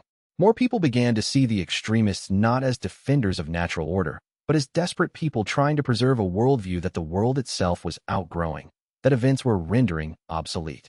The attacks continued, but they began to seem increasingly like the death throes of something dying rather than the beginning of something dangerous. That made them no less painful for those who suffered them, no less tragic for those who were killed or wounded. But it meant that they were not achieving their goal. They were not stopping the philosophy from spreading. They were simply creating more evidence that the old way of thinking could not accommodate the new way of being. Chapter 87. The difficult customer on a morning when the spring rain had returned and the air smelled of earth and growing things, when the world seemed to be in the middle of its annual process of washing and renewal, a single cultivator arrived at 1 cup alone. He was young, perhaps 30 years old, having lived through only 1 or 2 centuries, still relatively new to the cultivation world, and carried in his face and bearing the kind of absolute certainty that often masked profound doubt underneath. He had the look of someone who had been sent to do something he believed was righteous and necessary, but which some small part of him knew was wrong, some small part of him questioned. Wei Changqing was arranging fresh branches in a vase when the cultivator entered. The branches were flowering quince, taken from the pruning Wei Changqing had done in his garden work, and they were beginning to show pale pink blossoms despite being cut from the living tree, despite being separated from their roots. It was a small miracle, this coaxing of blooms from severed branches, the plant's own drive to propagate continuing even after the branch was removed from its source of nourishment. It was also a regular occurrence, something that happened every year without fail, the plant's own answer to being cut, the biological equivalent of a kind of stubbornness or hope. The cultivator sat down without being invited to sit, and Wei Changqing did not object. There was no hostility in the cultivator's posture, but there was no deference either. He was a messenger, delivering something, and he was treating the interaction as a transaction rather than as an encounter between equals. I am here to kill you, the cultivator said. It was not a threat delivered with anger or with emphasis. It was a statement of purpose, delivered with the kind of certainty that came from training, delivered the way someone might say, I am here to deliver a message, or I am here to conduct business. He was stating a fact, stating the purpose that had brought him to 1 cup. Wei Changqing did not seem surprised by this declaration. He did not reach for any weapon or call for help. He did not employ his cultivation to defend himself. Instead, he simply asked, Can you wait while I make tea? The cultivator seemed uncertain by this response, seemed to have been expecting either fear or resistance or an attempt to negotiate, seemed unprepared for someone who was about to be murdered to ask him to wait while they made tea. But he was young and confident enough in his cultivation abilities that he felt no threat from the request. He agreed to wait. Wei Changqing made tea. Not quickly, the way he might if he had been trying to stall, but with full attention, the way he made all tea, with the kind of care that suggested he was taking the moment seriously. The cultivator watched him work, and Wei Changqing could see the question building in the young man's face, could see the certainty beginning to crack at its edges. Why was a man about to be murdered calmly making tea? Why did he not seem frightened? Why did he not seem to think the situation was abnormal or urgent? When the tea was ready, Wei Changqing poured 2 cups and set one in front of the cultivator. The young man did not drink it immediately, so Wei Changqing drank from his own cup and waited, and the cultivator watched him drink, seemed to be trying to understand what was happening, seemed to be experiencing a kind of confusion about the entire interaction. Why aren't you afraid? The cultivator asked. Should I be? Wei Changqing replied. I am going to kill you, the cultivator said. You believe that is true, Wei Changqing said. But you have not killed me yet. And here we are, together, drinking tea. Perhaps you are uncertain. The young man drank his tea then, and Wei Changqing saw the same shift happen in him that happened in the court delegation. that happened in every person who allowed themselves to be present enough to think clearly. The certainty did not disappear entirely, but it was joined by doubt.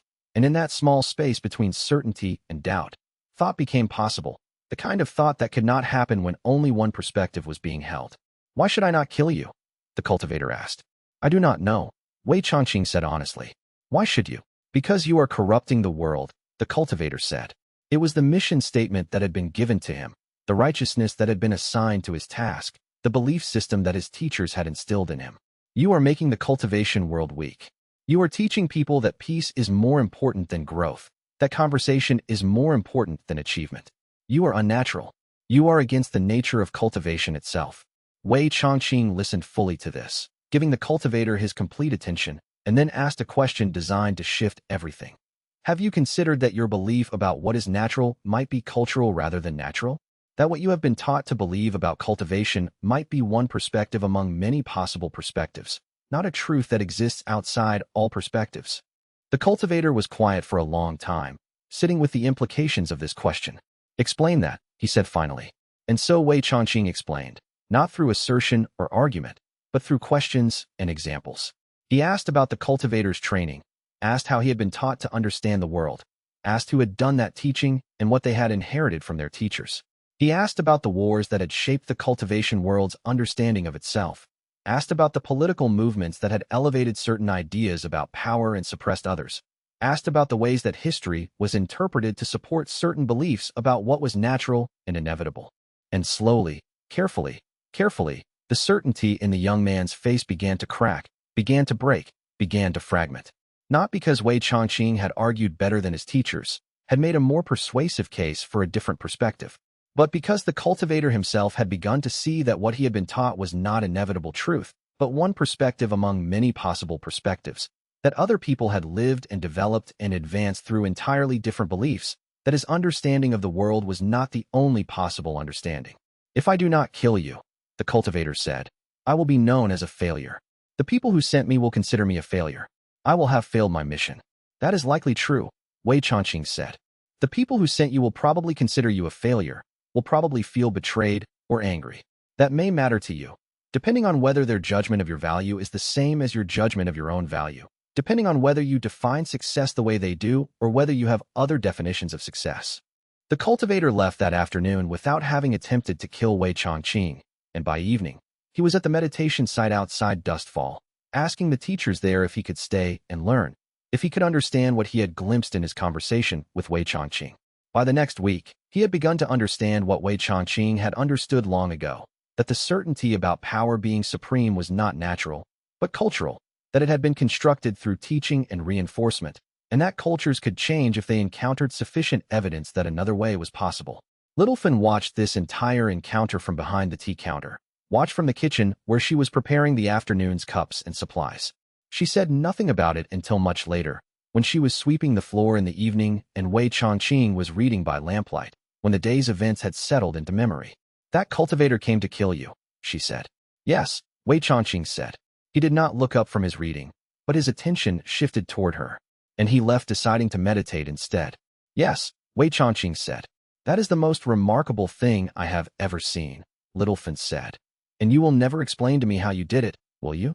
You will never tell me the technique or the method or the secret to making someone change their mind so completely that they abandon the mission they came to accomplish." "I made tea and asked questions," Wei Changqing said. "The rest he did himself." "You are exhausting," Littlefen said, and she was smiling as she said it. And there was affection underneath the exasperation, understanding underneath the frustration. Chapter 88. Littlefen's maturation. By the time Littlefen turned 17 in 3 months, she had become something more than a tea house manager. She had become a kind of priestess of the philosophy that animated One Cup, not through formal training or official declaration, but simply through being present, through observing, through the slow accumulation of understanding that came from being in the center of the cultivation world's gentle revolution. She had watched cultivators arrive defended, their minds rigid with certainty, their hearts protected by the armor of righteousness. She had watched them drink tea. She had watched them begin to think. She had watched them leave transformed, carrying with them the seeds of new understanding. She understood now, had understood for months, but had not yet named it, that the work of One Cup was not ordinary. She understood that the cultivators who came were arriving not by chance, but by some kind of spiritual gravity, drawn by the reputation of the tea house, by stories they had heard of conversations that shifted understanding, by rumors of a kind of wisdom that did not come packaged in doctrines or teachings, but that emerged from simple presence and genuine questions. She understood that Wei Chongqing's seemingly simple questions were unraveling certainties that had held cultivators' minds in strict patterns for years or centuries. She understood that she was part of this process, that her role as manager was not separate from this spiritual work, but was integral to it, was itself a form of cultivation.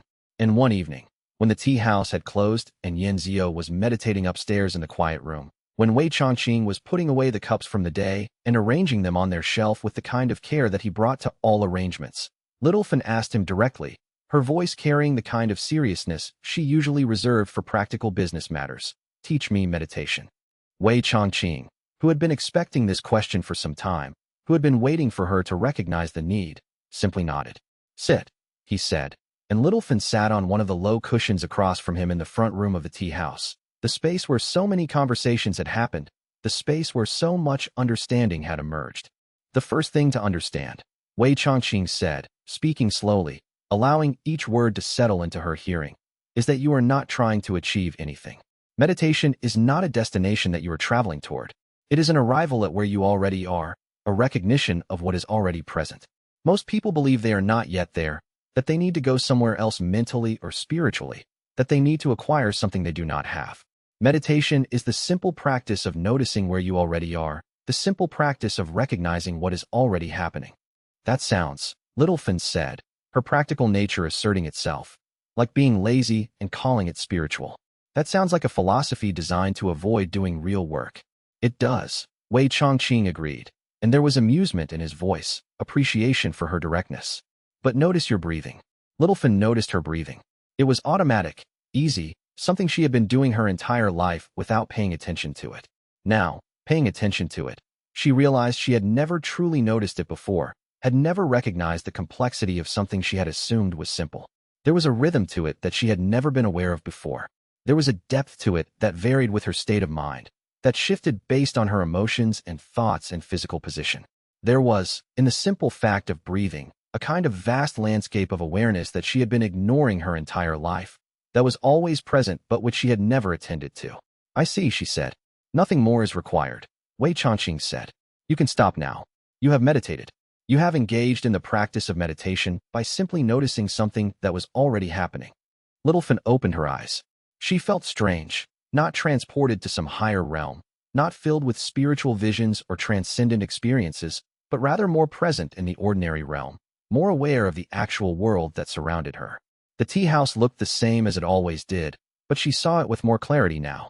She saw the texture of the walls with a precision she had not noticed before. She saw the way light fell through the windows in patterns that shifted moment by moment. She saw the small imperfections in the ceramic cups that she normally handled without noticing, the tiny bubbles in the glaze, the slight irregularities in the rim, the evidence of a human hand making something rather than a machine producing it. They did this 5 nights a week for the next month, meeting after the tea house closed, after the customers had left, after Yan Zio had gone upstairs. The practices slowly deepened. Wei Chongqing taught her to notice the difference between thought and thinker, taught her to observe how thoughts arose and passed away without her having to do anything about them. He taught her to notice the difference between emotion and the awareness of emotion, taught her that she could feel anger or fear or sadness and simultaneously be aware that she was feeling it, and that this dual awareness itself was a kind of freedom. He taught her to sit with discomfort without trying to fix it, taught her the profound difference between struggling against something and simply noticing it with acceptance. And then, in the 6th week, something shifted. Little Fan was sitting in meditation as she had been doing, following the simple instruction to notice her breathing and remain present, and suddenly she felt something, a kind of stirring in the space behind her eyes, a sensation of energy moving through her body in patterns she had never noticed before, a kind of aliveness that seemed to run through her like an electrical current. It was gentle, and it was unmistakably real. It was not imagination or wishful thinking. It was something actual, something that was happening in her body, something that had always been there, but which she had never noticed before. When she opened her eyes, Wei Chongqing was looking at her with something like respect, something like recognition. "You feel it," he said. It was not a question. He knew what had happened because he could sense the subtle shift in her cultivation state, the beginning of her spiritual nature activating. "What is it?" Little Fan asked, her voice carrying wonder and a kind of fear, a kind of uncertainty about what was happening to her. "Your own nature becoming aware of itself," Wei Changqing said. "You thought you were immortal. That is still true. But mortal and spiritual are not opposites. You are beginning to understand that you are both simultaneously, that you have always been both, and that the difference was simply in your awareness of it." "Can I cultivate?" Little Fan asked. "You are cultivating," Wei Changqing said. "You have been since you began making tea with intention, since you began serving with care, since you began creating peace in the tea house. Cultivation is simply the extension of what you are already doing, paying attention, making things with care, serving others, creating peace. You have been cultivating all along. You are simply beginning to recognize it." Little Fan felt the expansion in her body that came with this understanding, felt the warmth of the realization spreading through her center, felt the way that her sense of herself and her place in the world was shifting. And she understood that she had begun something that would not end, that would reshape her understanding of what it meant to be alive, what it meant to be human, what it meant to be in the world. "So I am not just immortal," she said. "No," Wei Changqing said. "You never were. You were always more than that. You have always contained spiritual possibility within you. You are simply beginning to notice." Chapter 89. The court stability 6 months into the distributed celestial coordination structure. Something remarkable happened that exceeded even the predictions of the proposal's supporters. The cultivation world became more stable than it had been in 1,000 years. Not more stable in the way that stability could be imposed from above, where all conflicts were suppressed and all discord was silenced, but more stable in the way that systems become stable when they can actually handle conflict, when they have mechanisms for working through disagreement, when they have been designed to accommodate growth and change rather than to prevent it. Individual sects were more invested in the overall system because they had genuine agency within it, because they were not being governed by external authority, but were participating in collective decisions. The Stoneheart sect, having negotiated its autonomy in consultation with surrounding territories, having come to understand that autonomy meant coordination, not isolation, became a model for how to govern local areas responsibly while remaining connected to larger networks. Other sects, seeing that they could advance their own interests without destroying the larger system, without generating the kind of opposition that would eventually cause their advantage to be taken away, began to do so with more care and more consciousness. Conflicts still emerged. They always did, and they always would, because conflict was part of how systems developed and refined themselves. But the nature of the conflicts changed. Instead of becoming existential, instead of threatening to split the cultivation world into competing power blocks that would eventually go to war with each other, conflicts became workable problems. They became the kind of problems that could be resolved through conversation, through negotiation, through the slow building of consensus. They became problems where the answer was not who was stronger, but who was wiser. The celestial court itself transformed fundamentally. It was no longer a governing body imposing decisions from above, no longer a structure of authority that determined what individual sects should do. It became instead a coordinating body, a place where different sects could bring problems and work through them together, a space where collective wisdom could emerge from the combination of individual perspectives. Its actual power decreased. It had fewer mechanisms of enforcement, fewer ways to compel compliance, fewer ways to impose its will. But its actual influence increased, because influence based on wisdom and facilitation was more durable than power based on authority, was more effective at creating genuine coordination, was more capable of lasting. The court officially credited Wei Changqing with this transformation. Gu Yuanzhao, the court administrator who had made the desperate request for help months ago, made a public statement acknowledging that Wei Changqing's counsel had prevented catastrophe, that his wisdom had allowed the cultivation world to reorganize itself in a way that created stability rather than fragmentation. Wei Changqing was praised, honored, offered further titles and positions, offered seats on administrative councils, offered the kind of official recognition that usually came with expectations of work and presence. Wei Changqing accepted the praise with the same equanimity with which he accepted everything else. He did not argue that he had not been responsible for the outcome. To argue that would be to deny the reality of his influence. He did not claim false humility or pretend that he was unworthy of recognition. He simply said, with perfect accuracy, the court's wisdom was sufficient. I merely suggested that the court consult itself, that it listen to its own understanding instead of defending its positions. But what no one outside of one cup fully understood was that Wei Changqing was also benefiting from this new stability in ways that went beyond the satisfaction of having prevented disaster. The peaceful life system, the cultivation method that advanced through creating genuine peace, resolving conflict without force, and generating authentic goodwill, was advancing his cultivation at a remarkable rate. Every conflict resolved without the use of force, every person who chose growth over aggression, every moment of genuine peace that lasted longer than a few seconds, every instance where understanding emerged from conversation instead of being imposed through power, all of it created a kind of spiritual nourishment that his cultivation fed on. The transformation of the cultivation world was, in a very real sense, the continuation of his own cultivation. As he facilitated the world's evolution toward peace, as he helped create conditions where peace could emerge naturally rather than being imposed, he was simultaneously advancing his own cultivation through the peaceful life system. It was a kind of feedback loop. His cultivation advanced by creating conditions for peace, and those conditions for peace allowed more people to cultivate peacefully, which allowed more peace to emerge, which allowed his cultivation to advance further. He did not announce this. He did not explain it to anyone, did not discuss how the transformation was also a private advantage. But Bai Longshan noticed, during one of his visits to One Cup, that Wei Changqing's presence had deepened. The old sect leader could feel it, a kind of profound calm that now seemed to radiate from Wei Changqing in a way it had not before, even in his complete retirement years. Wei Changqing's cultivation was advancing.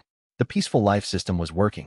The impossible was becoming real, a path to the highest realms of cultivation through peace and harmony rather than through conquest and dominance. One evening, when Bai Longshan had stayed late after the tea house closed, when they were sitting alone together in the front room with nothing but the sound of the town settling into night outside, Bai Longshan asked him directly, his voice carrying the weight of genuine curiosity, "How far can the peaceful life system advance you?" Wei Changqing considered the question while arranging cups in the cabinet. "To the same place that aggression and dominance can take you," he said finally. "But by a different path." "The Tao's sovereign realm," Bai Longshan said. It was not a question. "Perhaps," Wei Changqing said, "or perhaps beyond. I do not know yet. The system is still developing. I am still learning how far it can take me." Bai Longshan sat with that knowledge, understanding what it meant, that Wei Changqing had not actually plateaued in his cultivation, that he had not reached the limit of his advancement. He had simply changed the metric by which advancement was measured. By the standards of conquest and power, his cultivation had plateaued in the immortal realm and could advance no further. By the standards of peace and harmony, it was still climbing, still advancing, still moving toward possibilities that traditional cultivation had not fully explored.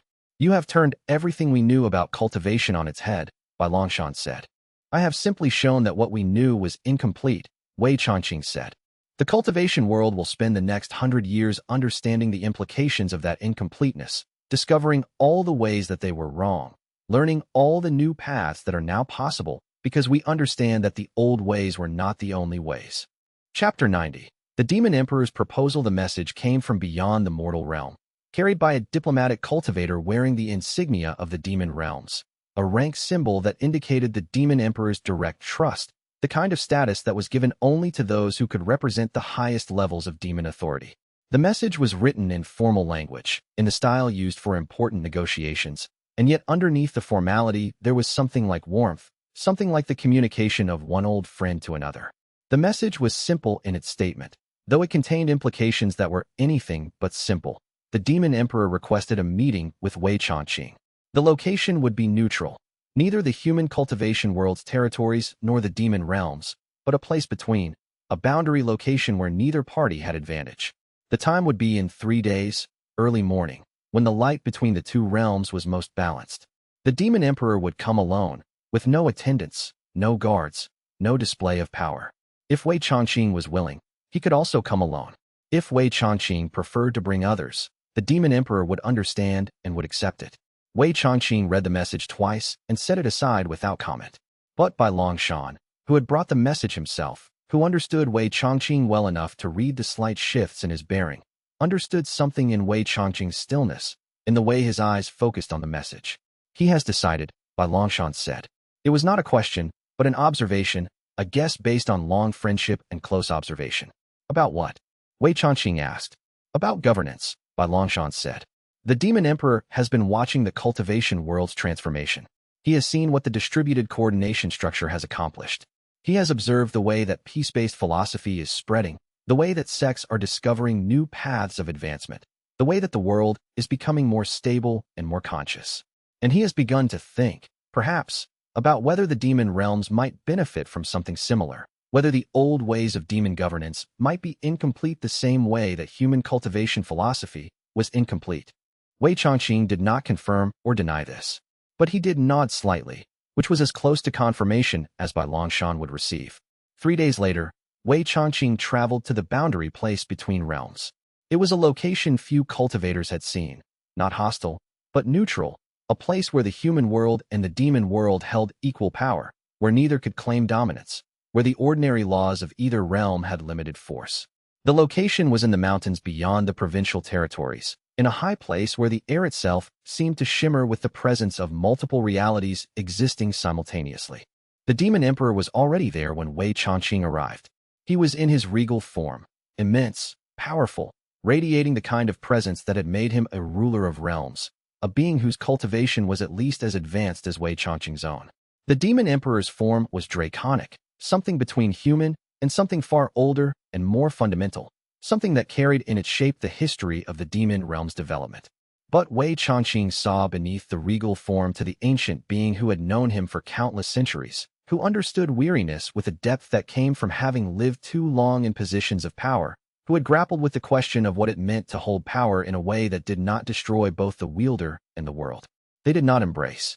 They simply stood in each other's presence, two beings who had lived more lifetimes than most could count, two former rulers who had each, in their own way, discovered that absolute power and genuine peace were incompatible, that dominion over the external world could never be as satisfying as the development of one's own understanding. I have been watching the cultivation world, the demon emperor said. His voice was like stone that had learned to speak, deep and resonant and utterly clear. Your philosophy has created stability I have not seen before. The human cultivators are no longer focused on conquest. They are focused on coordination, on building understanding, on creating peace without sacrifice of autonomy. It is remarkable. Yes, Wei Changqing said. This makes them weaker, the demon emperor said, and it was a statement that required careful interpretation. In terms of raw force, in terms of dominance, in terms of their ability to impose their will on the world, they are weaker. Yes, Wei Changqing said, and yet they are also more resilient, more durable, more alive, in some way that is difficult to measure. Yes, Wei Changqing said. The demon emperor turned to face Wei Changqing fully, the movement of his ancient form deliberate and significant. I want to propose something similar for the demon realms. Not the same system. We have our own traditions, our own structures, our own way of understanding cultivation and power. But the underlying principle, coordination instead of centralization, agency instead of dominance, growth through peace rather than conquest. Wei Changqing was silent. I cannot do this alone, the demon emperor continued, his voice carrying the weight of genuine difficulty. I have the authority. I could decree it. I could command the demon realms to reorganize themselves on the basis of distributed governance and peace-based cultivation. But if I decree it, it will fail, because it will be imposed from above, because it will be my will being expressed rather than the will of the demon realms emerging from their own understanding. I need the demon realms leaders to reach this conclusion themselves. I need them to think through it, to choose it, to own it the way the human court owns its new structure. I need them to arrive at this understanding through their own reasoning, not through my command. Wei Changqing listened to all of this and understood the real request underneath the explicit request. The demon emperor was asking for what Wei Changqing had done for the cultivation world. The creation of conditions where thinking could happen clearly, where defensiveness could be laid aside, where genuine wisdom could emerge. Then you cannot ask me to make it happen, Wei Changqing said. I am not, the demon emperor said. I am asking you to help me create the conditions where it might happen, the way you have done with the cultivation world. Not to convince anyone, not to impose anything, simply to help my leaders think more clearly about what would serve us, what would serve the demon realms, what would allow us to advance in ways we have not considered before. Wei Changqing considered this for a long time, standing in the boundary place between worlds, standing in the presence of one of the few beings alive who understood his journey, who understood the weight of power and the possibility of release. I can do that, Wei Changqing said, but it would require time, significant time. The cultivation world's transformation took months to begin and years to develop fully. The demon realms, being larger and older, with deeper traditions and more entrenched ways of understanding power, might take years to move from the old system to a new one. I would need to be present for that time, would need to be available, would need to create the conditions for thinking repeatedly, over and over, until new patterns of understanding could become established. I can offer you a place, the Demon Emperor said. A retreat in the demon realms where you could establish something like your tea house. A place where our leaders could come and think and gradually understand what is possible. A place that would operate by the same principles as one cup. Tea, questions, space for thinking, no imposition of views. Wei Changqing thought of one cup. He thought of Little Fun and Yin Zio and Bai Longshan and all the small moments of clarity that had accumulated into something larger than any of them had anticipated. He thought of the flowers in his garden, how they grew when you created the right conditions and then left them alone. I would need to bring my team, Wei Changqing said. They are part of the system. Yin Zio would be essential. His understanding of peace-based cultivation is as developed as my own. Little Fun would be necessary. Her practical grounding balances the philosophy. The work I do cannot happen in isolation. It happens in the context of a community that understands it and lives it. Bring them, the Demon Emperor said. I will honor them as you honor them. I will create a place where they are respected and valued. I will ensure that they have what they need to do this work. Wei Changqing nodded slowly. Then I accept, he said. But I will not leave the cultivation world entirely. One cup will remain open. Yin Zio will manage it with Little Fun's supervision. I will divide my time between worlds. One hand tends the human cultivation world. The other hand tends the demon realms. I will be a bridge between them. That is fitting, the Demon Emperor said, with something that might have been satisfaction, or relief, or appreciation. You were always meant to be a bridge. They stood in silence for a moment. Two ancient beings who had ruled empires and found that ruling had diminished them. Two beings who had each, in their own way, discovered that peace and service were forms of power that dominance could never match. That the highest forms of cultivation did not come through conquest, but through the creation of conditions where others could cultivate themselves. Then Wei Changqing turned to leave, preparing to return to the human world, to one cup, where Little Fun was waiting and where Yin Zio was meditating. Before he departed, the Demon Emperor said one more thing. Thank you, he said. Thank you for showing me that it was possible to be a ruler without ruling. For showing me that power could take that form. For showing me that the highest cultivation comes not from conquest, but from the creation of peace. You taught me the same thing, Wei Changqing said. In different words, at a different time. I have simply extended what you began, have simply shown the human cultivation world the possibilities that you understood long ago.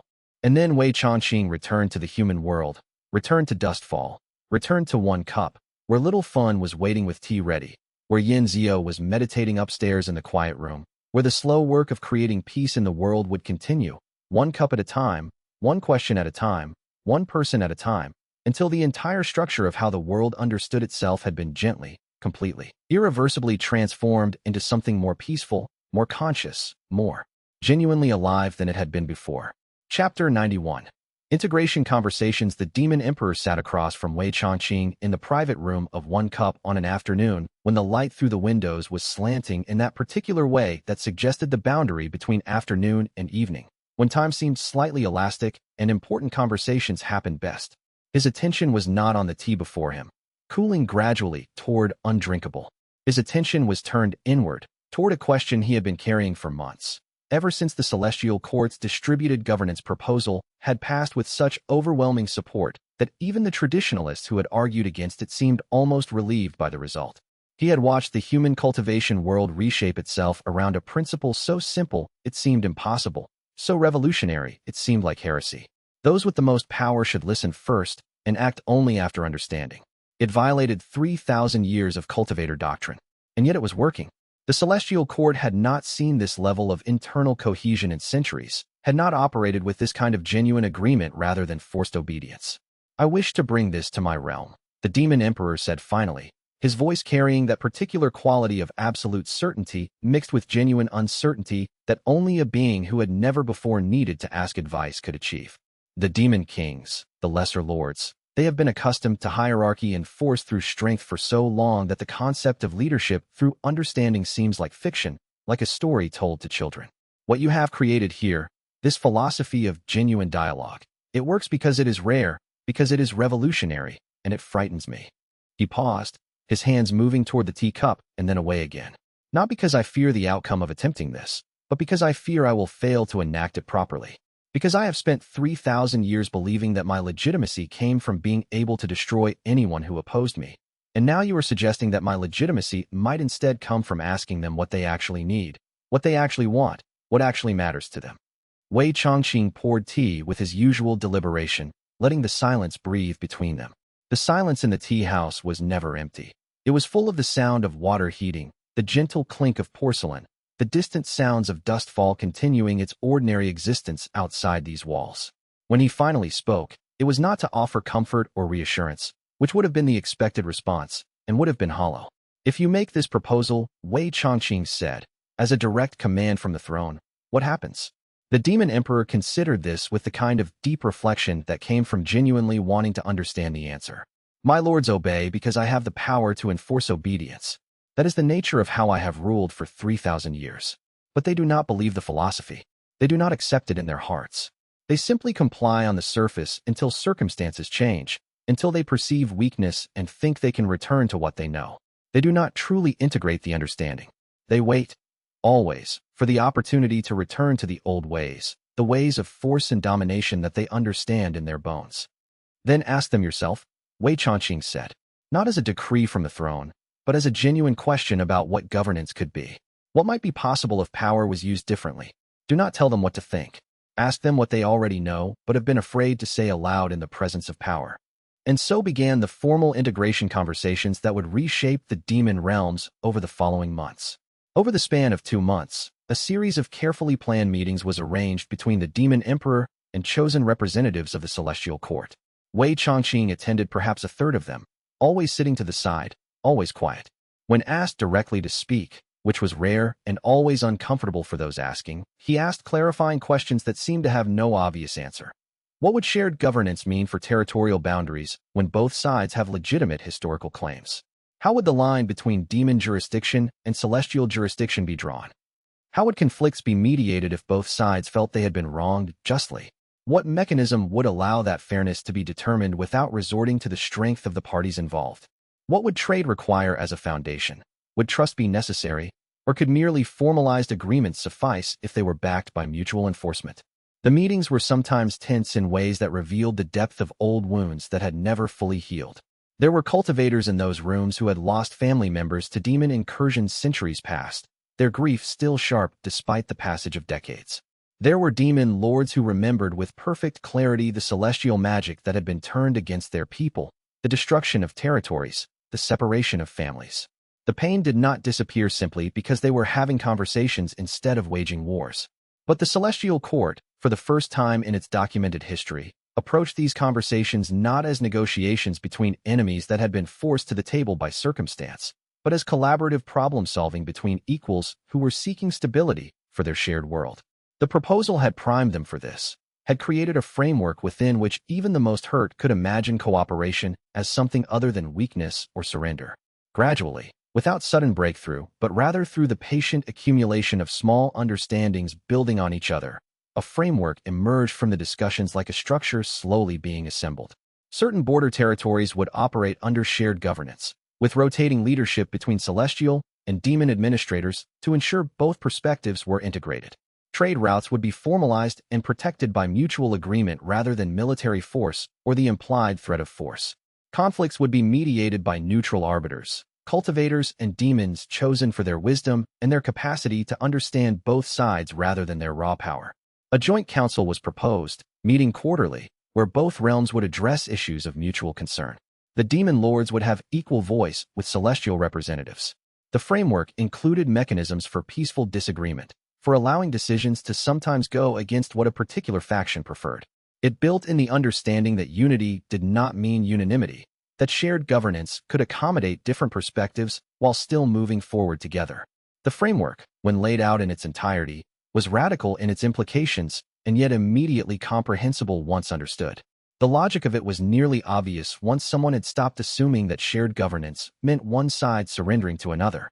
It was, by any historical measure, unprecedented in the demon and celestial realms. No historical precedent existed for what they were attempting.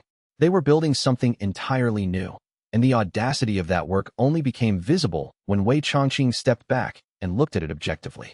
Wei Changqing sat alone in the tea house late one night.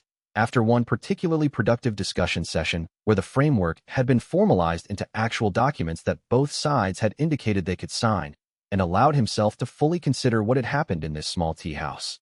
He had come to Dustfall to escape responsibility, to separate himself from the weight of empire and the constant demands of governance that had crushed his ability to think clearly. He had wanted only to serve tea and be left alone, to create a space where nothing of importance would happen and the hours could pass peacefully. And in choosing to serve tea and be left alone, in creating a space where genuine understanding was possible instead of imposed hierarchy, he had accidentally engineered a system that was now reshaping the governance of multiple realms. The irony was not lost on him, had not been lost on him for some time. He reached for his cup, which had cooled significantly during the time he had spent in conversation with the Demon Emperor. The tea was no longer ideal. The steeping had continued, making it slightly bitter in that complex way that some people preferred. He drank it anyway, and felt the peaceful life system register the moment with a soft warmth in his chest, as if even his cultivation was amused by the contradiction of it all. He had sought peace through withdrawal and found instead that peace required his constant, invisible presence. He had sought to reduce his impact on the world and somehow increased it beyond measure. He set the cup down carefully and began preparing the evening's last batch of tea, moving through the familiar motions with the meditative quality that had become his primary practice. Measuring leaves, heating water, timing the steep. The work was simple enough to be done without conscious attention, yet complex enough to require full presence. This was how he had learned to live, by doing work that was simultaneously both important and ordinary, extraordinary and mundane. He knew that this work, this hidden, impossible work of holding the balance for an entire world while appearing to do nothing at all, would not allow him to finish a single cup of tea for years to come. The tea would cool. The moments would pass. Customers would arrive just as he settled into that first sip. Crises would emerge. Questions would need answering. And somehow, in the gaps between finished and unfinished, between the cup started and the cup abandoned, the world was learning to hold itself together. The framework they had created was becoming stronger, not despite his constant interruptions, but because the constant interruptions meant he was always ready to handle the next crisis, the next misunderstanding, the next moment when dialogue was required instead of force. Chapter 92. The price of influence. A year into the integration conversations, having seen them through to their conclusion and watched the first joint councils convene successfully, having offered guidance that had become increasingly invisible in its necessity, Wei Changqing woke one morning and found that his hands were shaking. It was barely noticeable, a slight tremor when he reached for the kettle at dawn, a momentary loss of steadiness when he poured the first tea of the day. The tremor was so small that a casual observer would not have seen it, that a lesser being might not have noticed even in themselves. But Wei Changqing had spent centuries maintaining control over his physical form with absolute precision, and he noticed immediately that this control was wavering, that something in his structure was straining under accumulated weight. He sat down very carefully, setting the kettle aside with deliberate slowness, and allowed himself to assess what had happened to his body.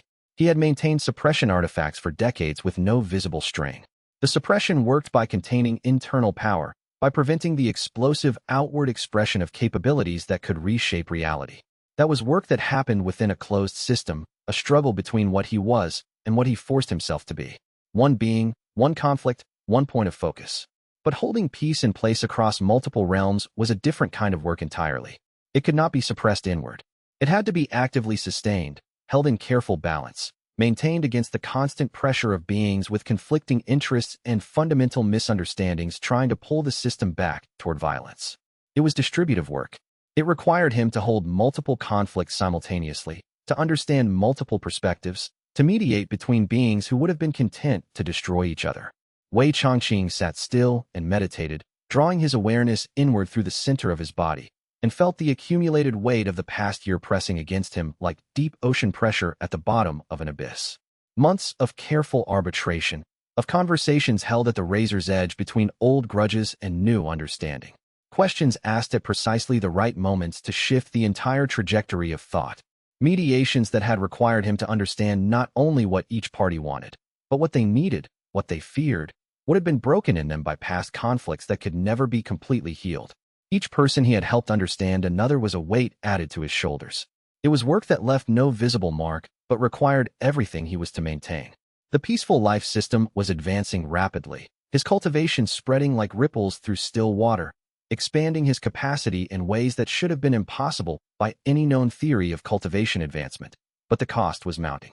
Each mediation left a small imprint on him, like sand accumulating in the corners of a room, grain by grain so slowly that you did not notice until one day you realized the accumulation had begun to constrain movement.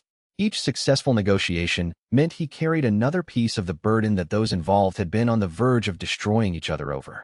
His role had transformed from tea master to load bearer, and the weight was beginning to show in his hands, in the slight irregularity of his breathing, in the way his awareness sometimes seemed to fragment when he was trying to hold too many conversations and their implications simultaneously in his memory. That afternoon, the Demon Emperor arrived unannounced, which was itself significant and troubling. In the years since the integration conversations had begun, he had taken to scheduling his visits, respecting the patterns of the tea house, understanding that Wei Changqing's time was constrained.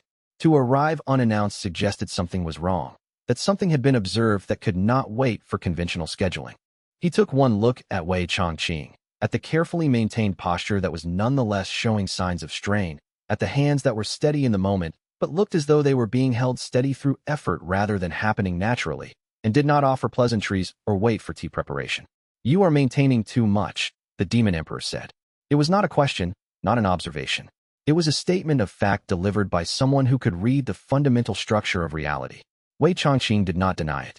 There was no point in denial with someone who could see clearly, who could read the fundamental structure of what was happening. "The load has become greater than I anticipated when we began. I underestimated what it would cost to maintain peace across multiple realms simultaneously. I have been aware for some time," the Demon Emperor said, settling himself with the gravity of someone accustomed to delivering important news, someone who had spent 3,000 years making decisions that affected millions. "I have been watching and waiting for you to acknowledge it yourself.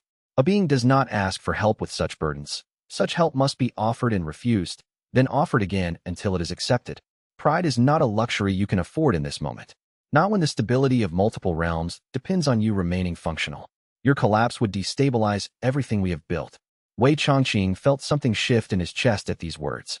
Pride had indeed been a luxury, and he had been indulging in it without fully acknowledging what he was doing.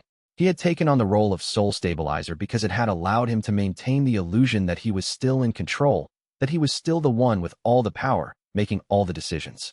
The truth was that he was failing under the weight of it, and his failure would destabilize everything. "I have another artifact," the Demon Emperor continued, his voice carrying the weight of genuine offer rather than mere transaction. "One of suppression, similar to yours but keyed to demon essence rather than celestial. It was created by an artisan who understood weight in ways that scholars do not, who understood the difference between suppressing individual power and sustaining systemic balance. I had been saving it for insurance, in case my own realm needed additional stabilization. I believe you require it now, and the requirement is more urgent than my insurance needs." Wei Changqing looked at the Demon Emperor for a long moment. It was rare for him to experience genuine gratitude. Gratitude usually suggested a debt or an obligation, and he had spent centuries avoiding both, wanting to maintain the illusion of complete self-sufficiency. But this was different.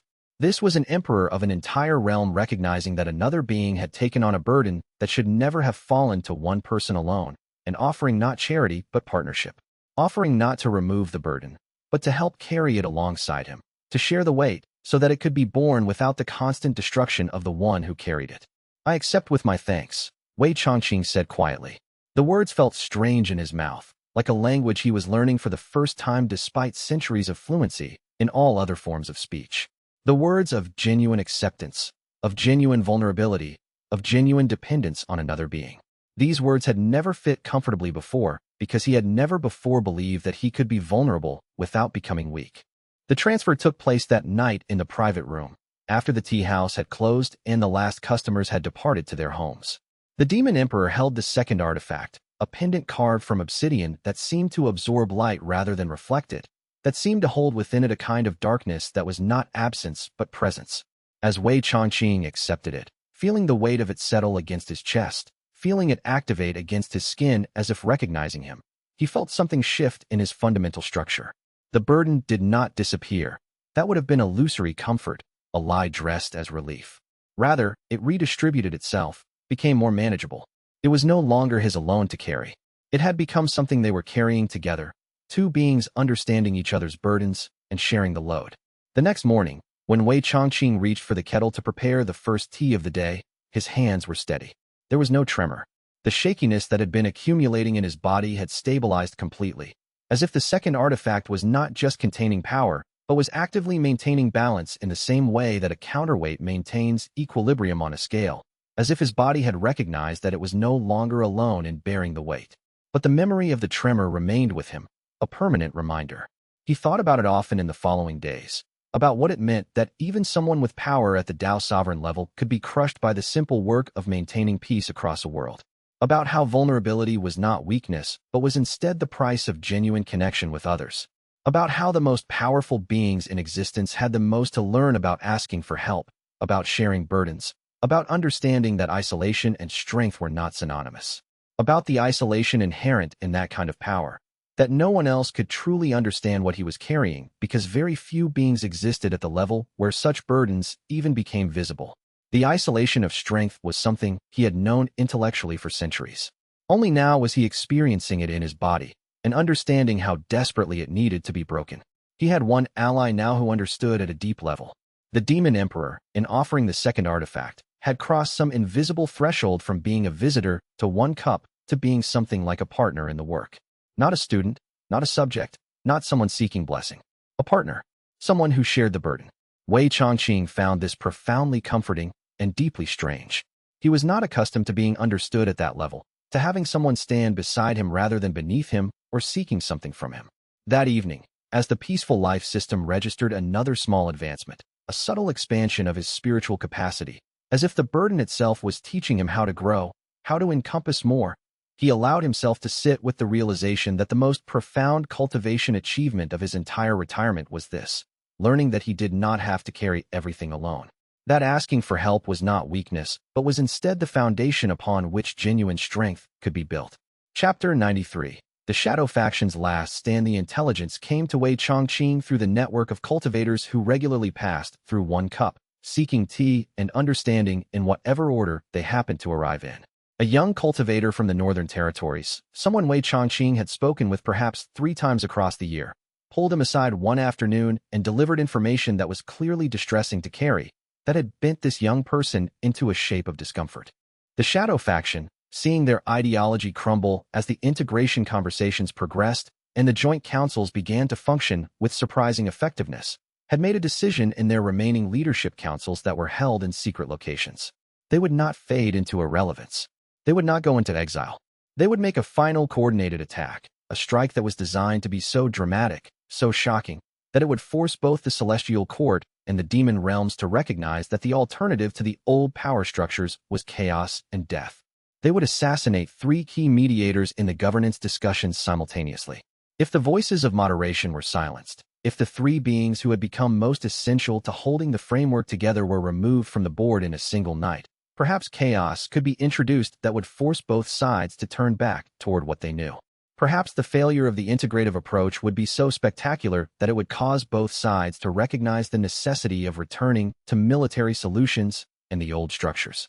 The targets were chosen carefully by beings who understood the structure of power they were trying to destroy.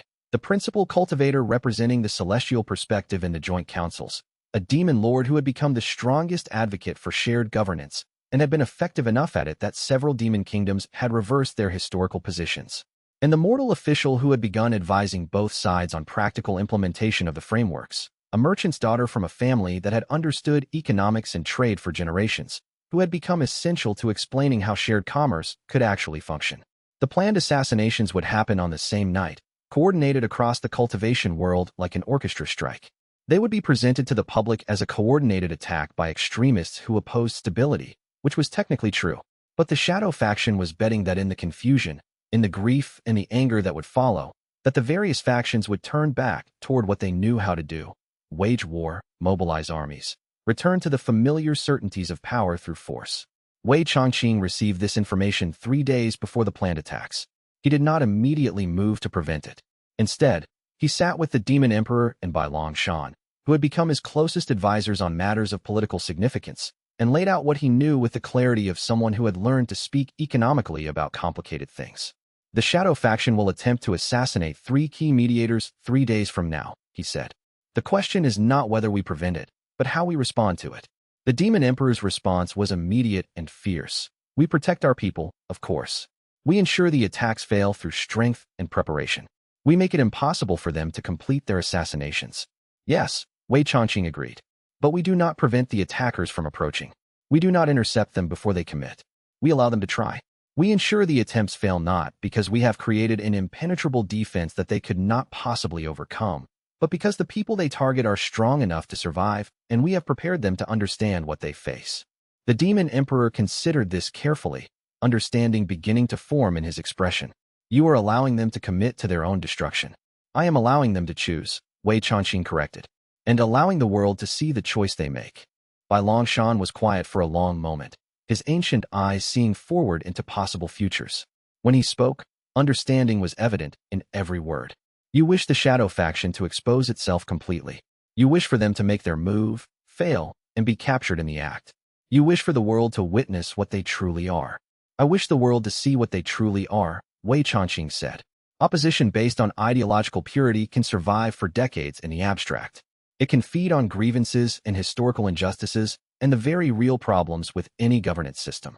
But opposition based on willingness to murder innocents in service of that ideology has no defense. If we simply arrest them beforehand, prevent the attacks through superior intelligence, we are villains silencing dissent and opposing views. We become the powerful suppressing the weak. If we allow their true nature to be revealed through their own actions, through their attempt and their failure, the world will reject them based on understanding and experience rather than fear. You are gambling, Bai Longshan said carefully, that the three targets survive their attacks. Yes, Wei Changqing said. I am gambling on their strength, on their wisdom, on the training they have received. And I am gambling that the story of their survival and their attackers' capture will reach the public before the Shadow faction can construct a narrative around persecution. Yin Zio, who had been listening from the doorway, spoke quietly. This is a calculation that depends on very specific outcomes. What if the attacks succeed? What if the attackers escape? Then I have made a profound error, Wei Changqing said simply, and the cost will be paid in lives. I have considered this calculation carefully. I believe the probability of success is high enough to justify the attempt. But I am not asking you to agree. I am simply explaining the reasoning so that you understand what happens if you do not act to prevent the attacks. The three key mediators were warned in ways that appeared coincidental rather than coordinated. The cultivator from the celestial court received a meditation instruction that happened to teach her how to read hostile intent approaching. The demon lord received a casual observation from an old friend about how assassination teams typically approach targets. The mortal official was given advice about household security that happened to emphasize vigilance at particular moments of vulnerability. The three attacks happened on a single night, coordinated across the cultivation world in precise timing that had taken weeks to arrange.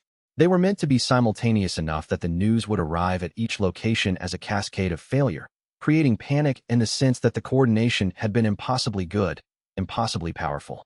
They were meant to make people doubt. And they all failed.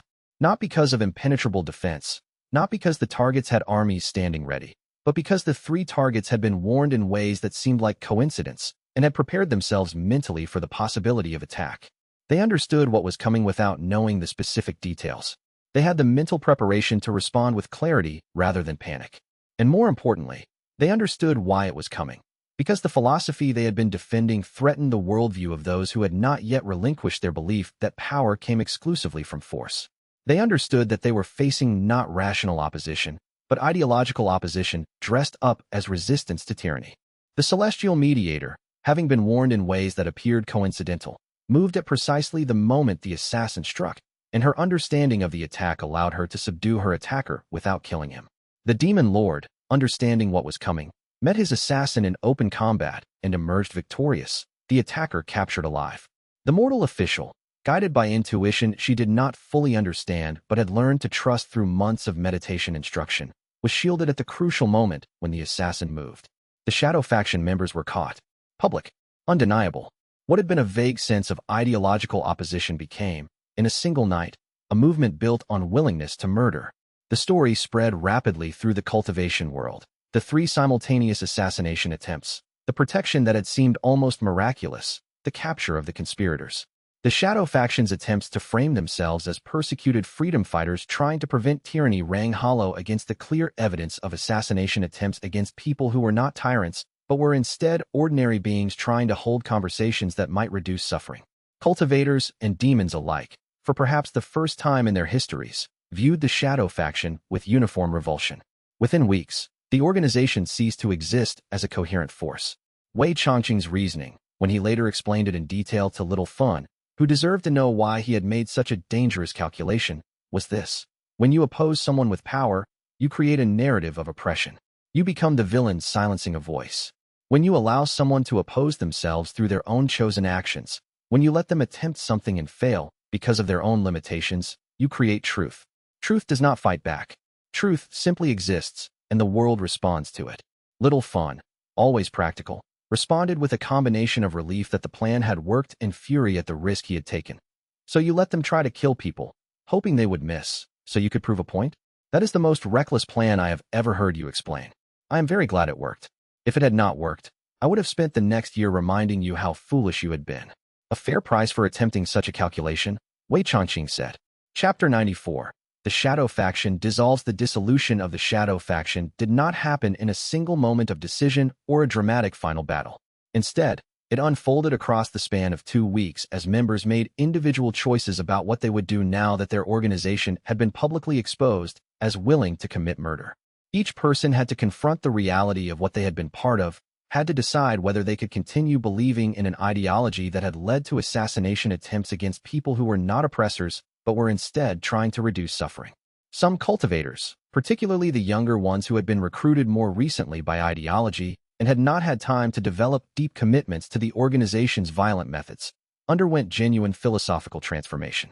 They had been brought into the movement by arguments about the dangers of the integrative approach, about how traditional power structures were being corrupted by naive idealism, about how the old ways had worked for millennia and should not be abandoned for the untested promises of dialogue.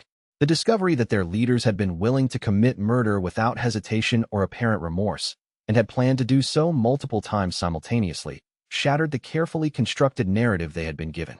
These individuals began seeking out Wei Chongqing, not as a source of blessing, but as a source of understanding. They had been wrong. They had been part of something that was destructive. They needed to learn how to think differently, how to recognize when ideology was leading them toward justifications for violence. Several asked specifically for meditation instruction. Wei Chongqing taught them, and they learned not through lectures about proper belief, but through the experience of sitting quietly with their own minds and recognizing how easily certainty could calcify into dogma. The teaching was gentle but unsparing. He did not reassure them that their involvement had not mattered. He instead helped them understand how they had arrived at that involvement and what they might do differently. Others took the path of exile. These were individuals who were too deeply committed to their original ideology to recant, but intelligent enough to recognize that continuing to operate openly was no longer viable. They would never accept the integrative approach. They would never believe that power could be used through understanding rather than force. But they were pragmatic enough to know that their time had passed, that they no longer had the resources or support to continue their work in any meaningful way. These individuals dispersed into remote regions, the deep mountains, the unaligned territories beyond the reach of celestial or demon authority, the margins of the cultivation world. They represented a continuing possibility of opposition. The ideology had not been defeated, merely contained, but one that lacked the structure, resources, and public sympathy to pose a meaningful threat. They were ghosts of a movement that had been real. A third group faced the consequences of their actions. Those who had attempted the assassination stood trial before joint committees of celestial and demon judges. The trials themselves became teaching moments in the wider cultivation world, not celebrations of victory, but careful examination of how ideology could lead seemingly reasonable people to commit unreasonable acts. Witnesses described the motivation of the assassins, and the assassins had the opportunity to explain themselves. Some accepted their verdicts and served their penalties. Others fled before judgment could be rendered. Wei Chongqing attended several of the trials. He did not testify or speak. He simply sat and listened, and his presence seemed to shift something in the proceedings, a reminder that these trials were not about winning a contest between ideologies, but about understanding how intelligent people had arrived at the conclusion that murder was justified. Wei Chongqing regarded the entire dissolution process without celebration or triumph. He felt no sense of vindication at having correctly predicted that the shadow faction would collapse once their true nature was exposed. He had simply made a choice based on understanding how truth operated in the world, and the world had responded predictably to that truth. It was not different from understanding how tea leaves would unfurl in water when hot water was poured over them. Once understood, a natural process would proceed without the need for external force. The dissolution taught him something important about power that he had not fully integrated until witnessing it directly. Power based on force required constant vigilance, constant renewal of the threat, constant work to maintain obedience. Power based on understanding, once established, maintained itself through the natural tendency of minds to recognize truth. The shadow faction had required his constant counterpressure to resist. But once their true nature was exposed, that truth became self-sustaining. The world rejected them not because Wei Changqing was pushing against them, but because they were repulsive to what the world had become. What struck him more profoundly was by Longshan's observation, offered quietly after the last major shadow faction trial concluded and the organization was no longer even a ghost of what it had been. "You have changed the nature of opposition in our world," Bai Longshan said. "It can no longer survive without becoming openly destructive. You have made hypocrisy invisible." Wei Changqing considered this carefully. Bai Longshan was right. By refusing to meet opposition with suppression, by instead allowing ideology to confront its own implications, he had created a world where the line between true belief and harmful action had become impossible to obscure. You could believe anything you wanted to believe, but if your belief led you to harm others, that harm was no longer deniable. It became visible, and visibility, in a world where people were learning to see clearly, was fatal to ideologies built on cruelty.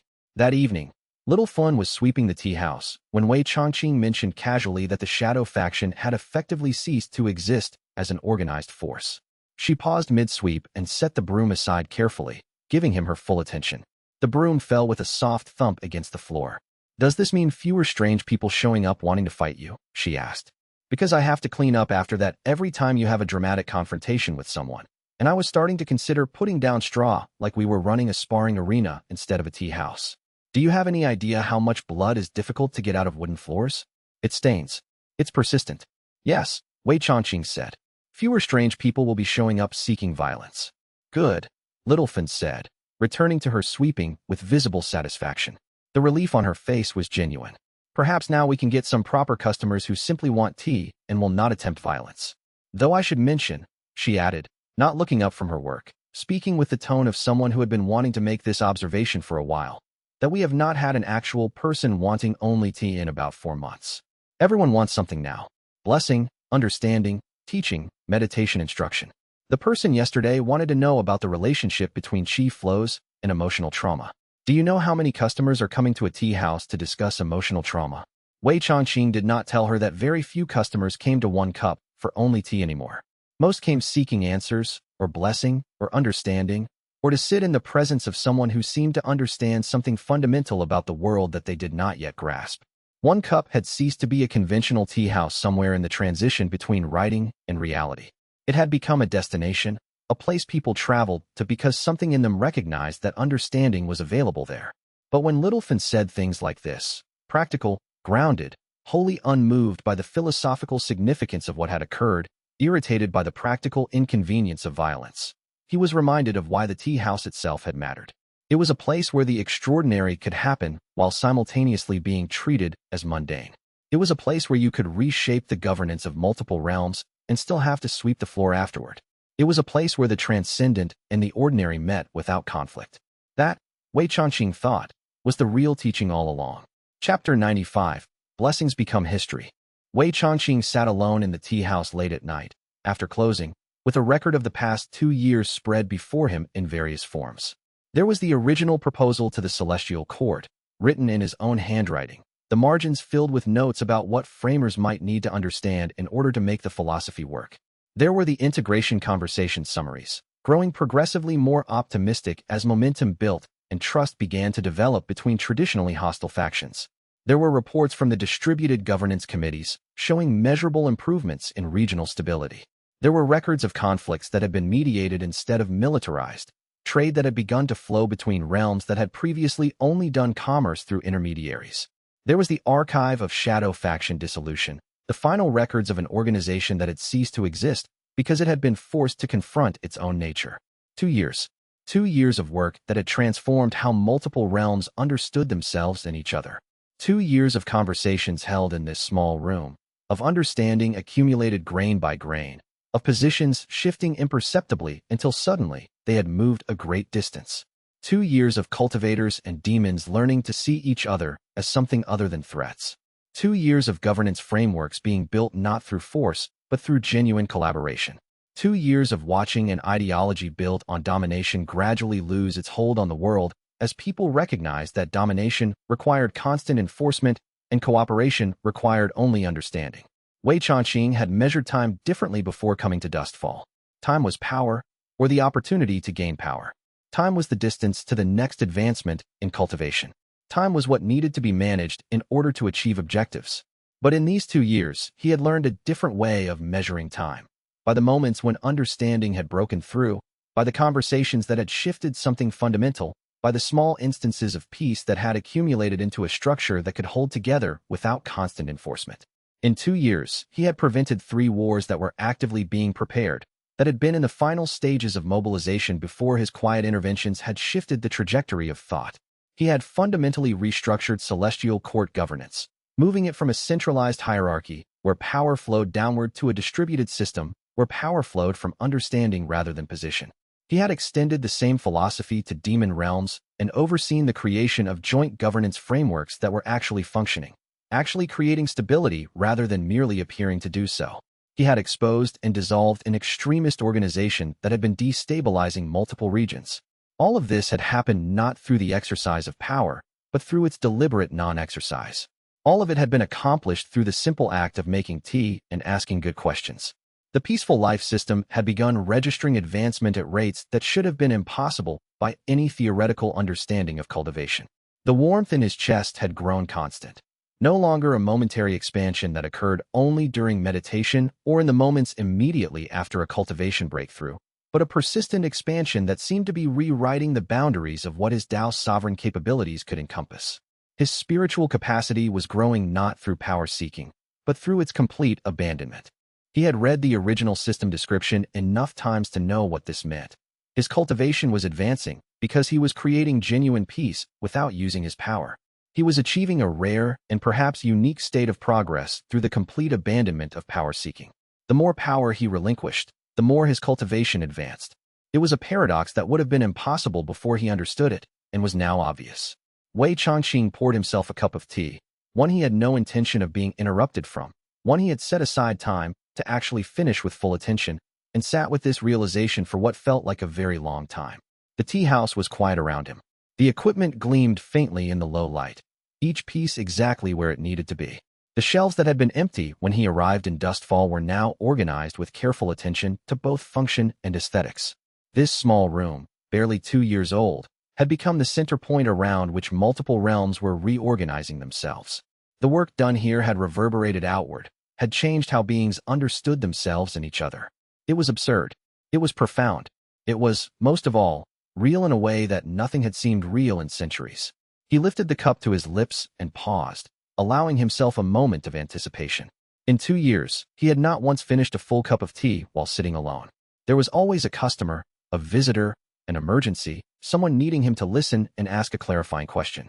There had been a customer seeking blessing at 3 in the morning. There had been the Demon Emperor arriving with news of boundary realm instability.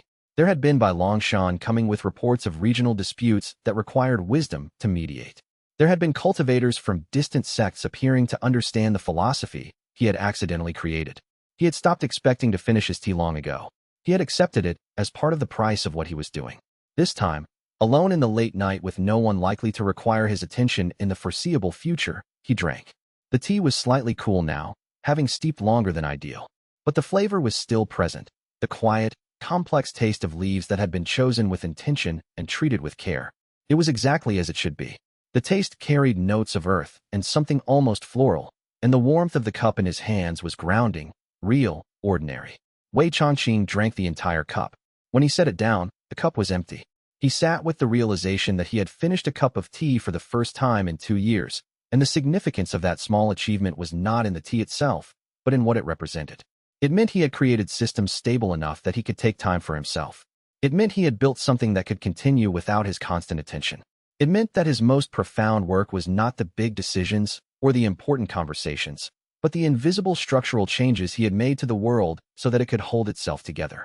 He looked carefully around the tea house, at the carefully arranged cups, the gleaming equipment, the space he had created that was now the heart of a new kind of governance spreading across multiple realms.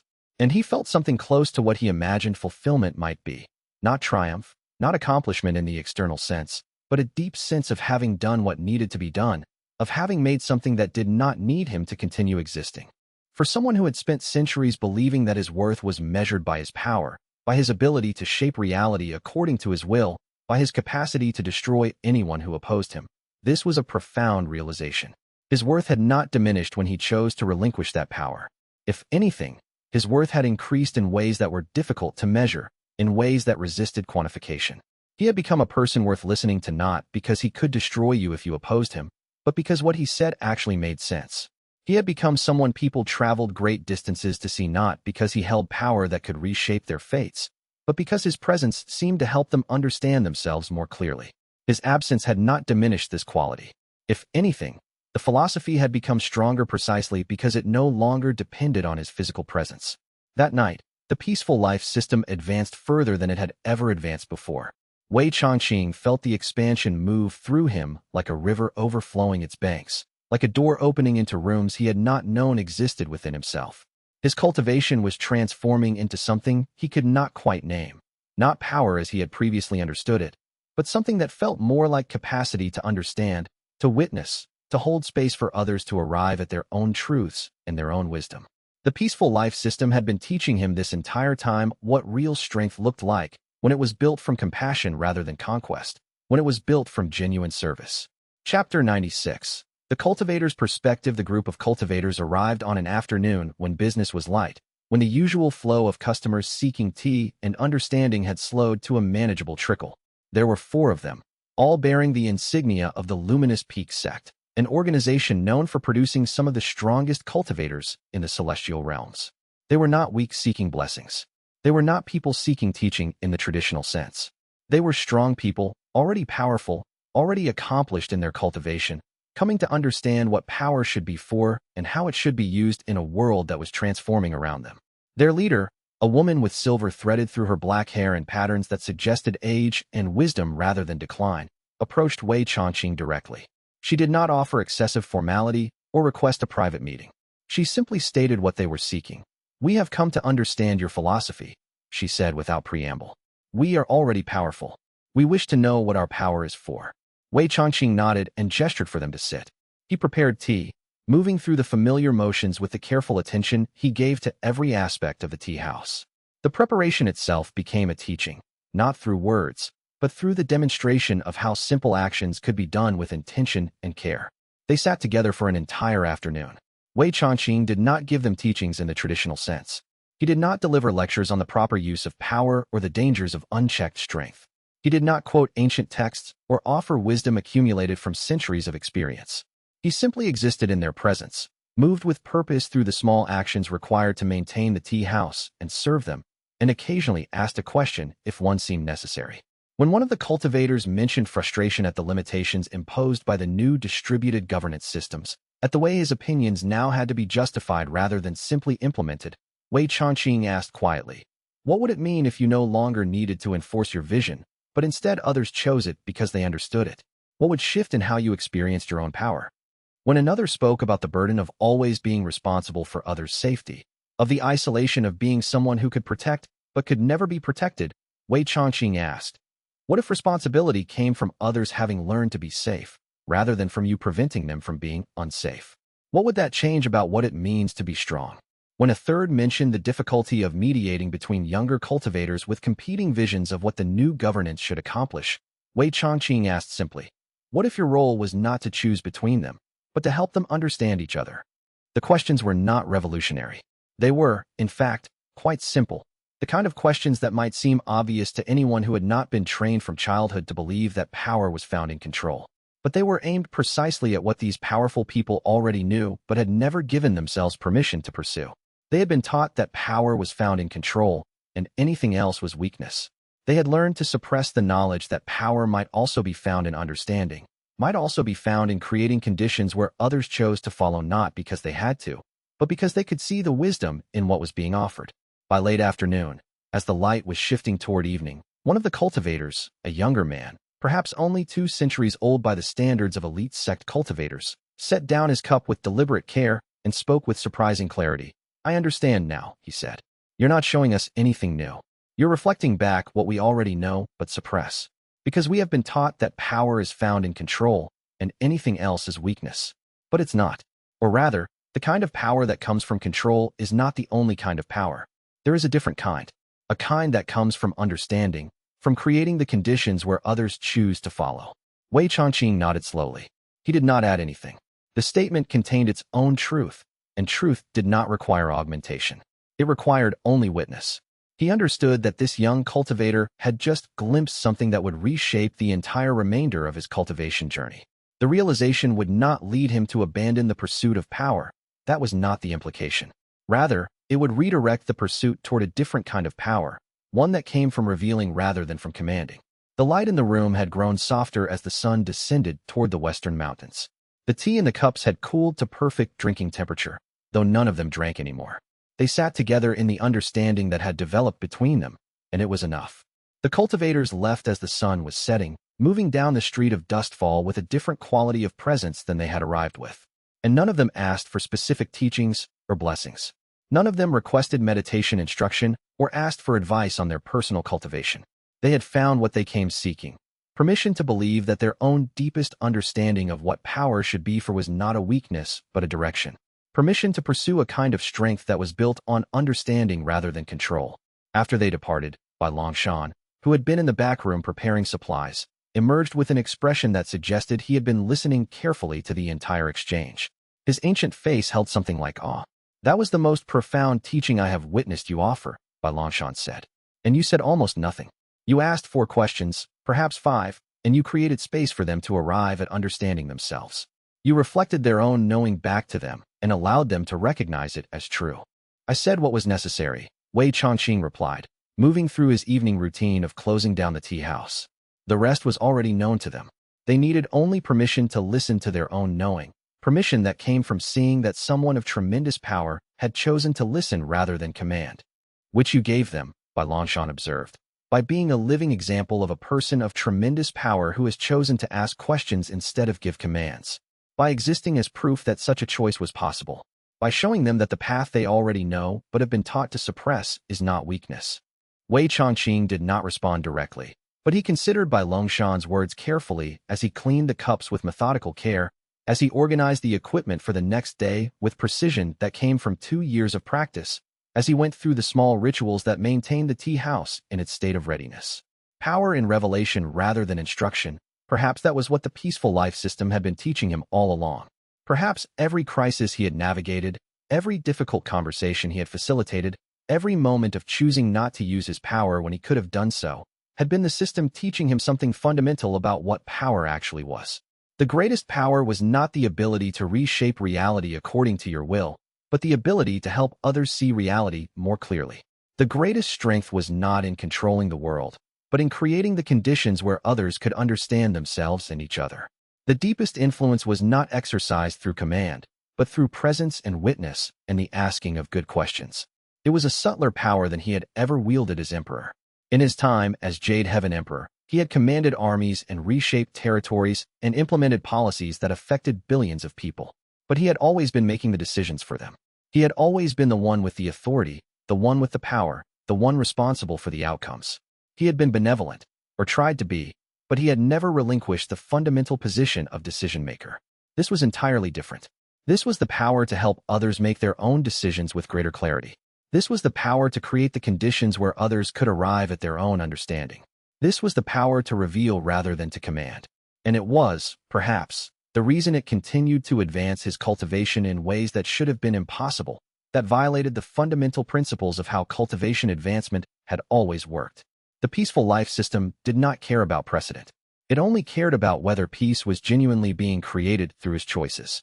Chapter 97. The extended absence warning, the formal notice, arrived by messenger on a morning when Little Fun was particularly adamant that the tea house needed better customer service protocols and more structured scheduling. She had been complaining for weeks about the lack of system, about how customers would arrive at unpredictable hours and Wei Changqing would disappear with them for indeterminate periods, leaving no indication of when he might return or what needed to be managed while he was gone. She was sweeping the back room with unnecessary force, making her point about the lack of organization more forceful with every stroke, when the messenger appeared at the door. The messenger was a high-ranking celestial official, someone who did not usually conduct routine business, and carried with them the particular gravity that suggested urgent matters of realm-spanning importance. There was something about the messenger's bearing that suggested they had not come for tea. The messenger handed Wei Changqing a sealed document with obvious formality. Wei Changqing opened it and read carefully, his face giving nothing away.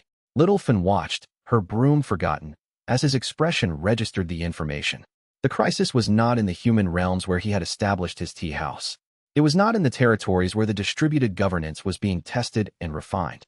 It was deeper, in the boundary regions where spiritual essence met material reality in unstable equilibrium, the places where the two aspects of existence were supposed to remain separate but had always been intermingled. Something was destabilizing in those regions. The report did not use the word catastrophic, but the implication was clear in the careful language of bureaucratic communication. Multiple realms faced potential disconnection if the boundaries began to separate irreversibly. The fabric of reality itself was beginning to tear.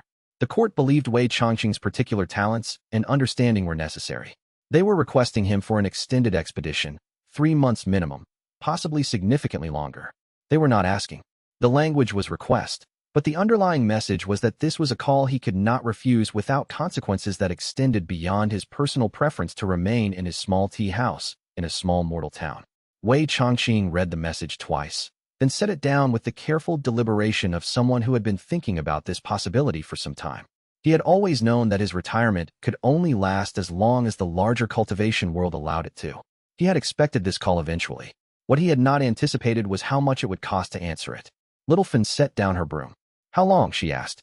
"They estimate 3 months," Wei Changqing said. "But boundary realm work is unpredictable. It could be longer." That evening, after the tea house had closed and the last customers had departed, he sat with Little Fun and Yin Zio in the private room. The space was lit by lanterns, and shadows moved across the walls. Yin Zio had come when Wei Changqing sent for him, understanding through some instinct that something important was being announced. "I must leave for an extended period," Wei Changqing said without preamble. 3 months at minimum, possibly longer. A situation has developed that requires my attention. A crisis in the boundary realms that could destabilize multiple realities if not addressed. Little Fun's expression shifted through several emotions quickly. Surprise, a flash of something that might have been worry that she immediately suppressed before it could become visible, and then resolution. "How long have you known this might happen?" "Since I arrived," Wei Changqing said. "I have always known I was not entirely retired. I have always known that my presence in Dustfall was possible only for as long as the broader world did not require me elsewhere." "And you're telling us now why?" Yin Zio asked. There was no accusation in his tone, only genuine curiosity at the reasoning. "Because I needed to believe, first, that you could maintain this place without me," Wei Changqing said. "I needed to know that the philosophy we have built here was not dependent on my presence. I needed to have concrete evidence that when I left, the tea house would continue, that the work would continue, that the world would not collapse if I was not here to hold it together." He looked at them both, letting his attention rest on each of them. "Over the past 2 years, I have worked carefully to build systems that did not depend on me. Little Fun, you have learned not just how to run the tea house, but how to run it with understanding, with the philosophy embedded in your decision-making. Yin Zio, you have become a teacher in your own right. You understand the philosophy deeply enough to embody it. Both of you have grown beyond needing my constant guidance." "That does not mean we don't want you here," Little Fun said quietly. "No," Wei Changqing agreed. "But it means I can leave knowing the work will continue. It means I can answer this call knowing the cost is not the destruction of what we have built." He continued, "This place we have created is no longer dependent on me being here. If I must leave, it will continue. The tea will still be made well. The philosophy will still guide those who come seeking understanding. You understand this?" Little Fun nodded slowly, her expression controlled.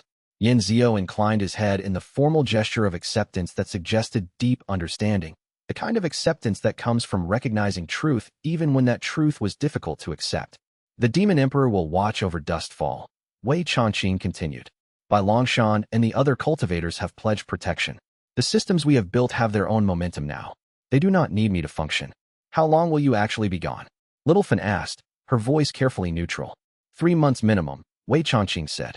And 3 months is a long time. When I return, this place may have changed. You may have changed. That is acceptable. It is perhaps even necessary. A space that cannot adapt without its founder is a space that is too dependent on a single person. I do not wish to create that kind of dependence. Yan Zio spent the next hour helping Wei Changqing prepare for departure.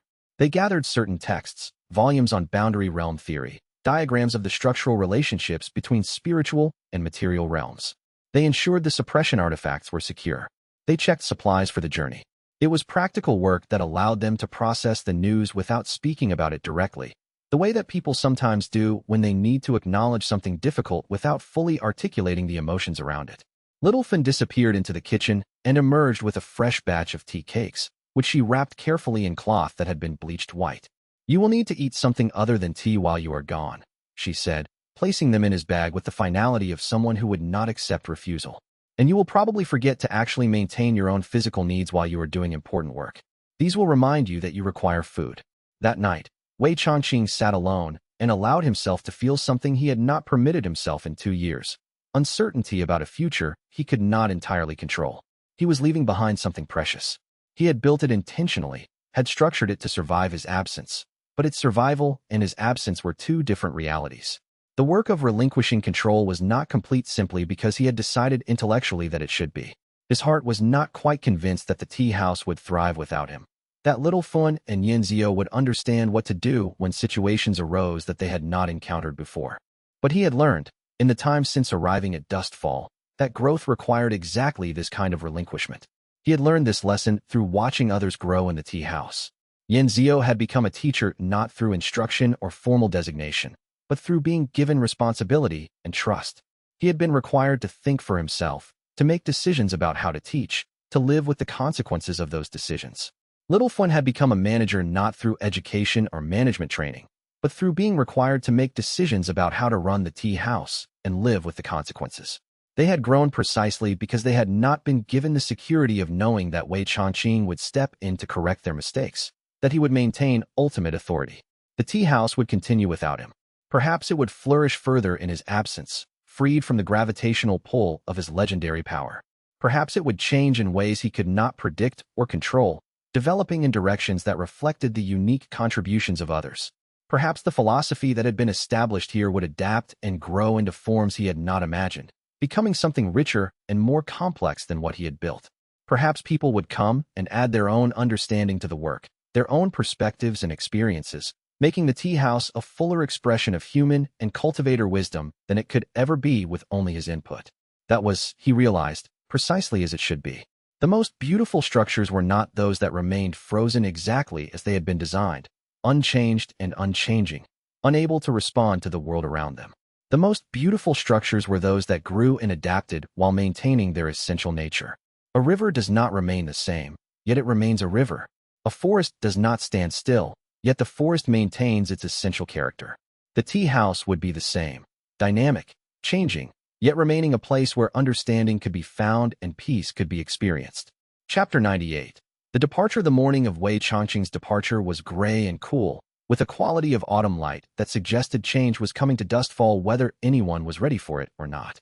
The kind of light that makes everything look slightly unreal, as if the world had become a photograph of itself rather than remaining in the full reality of present moment.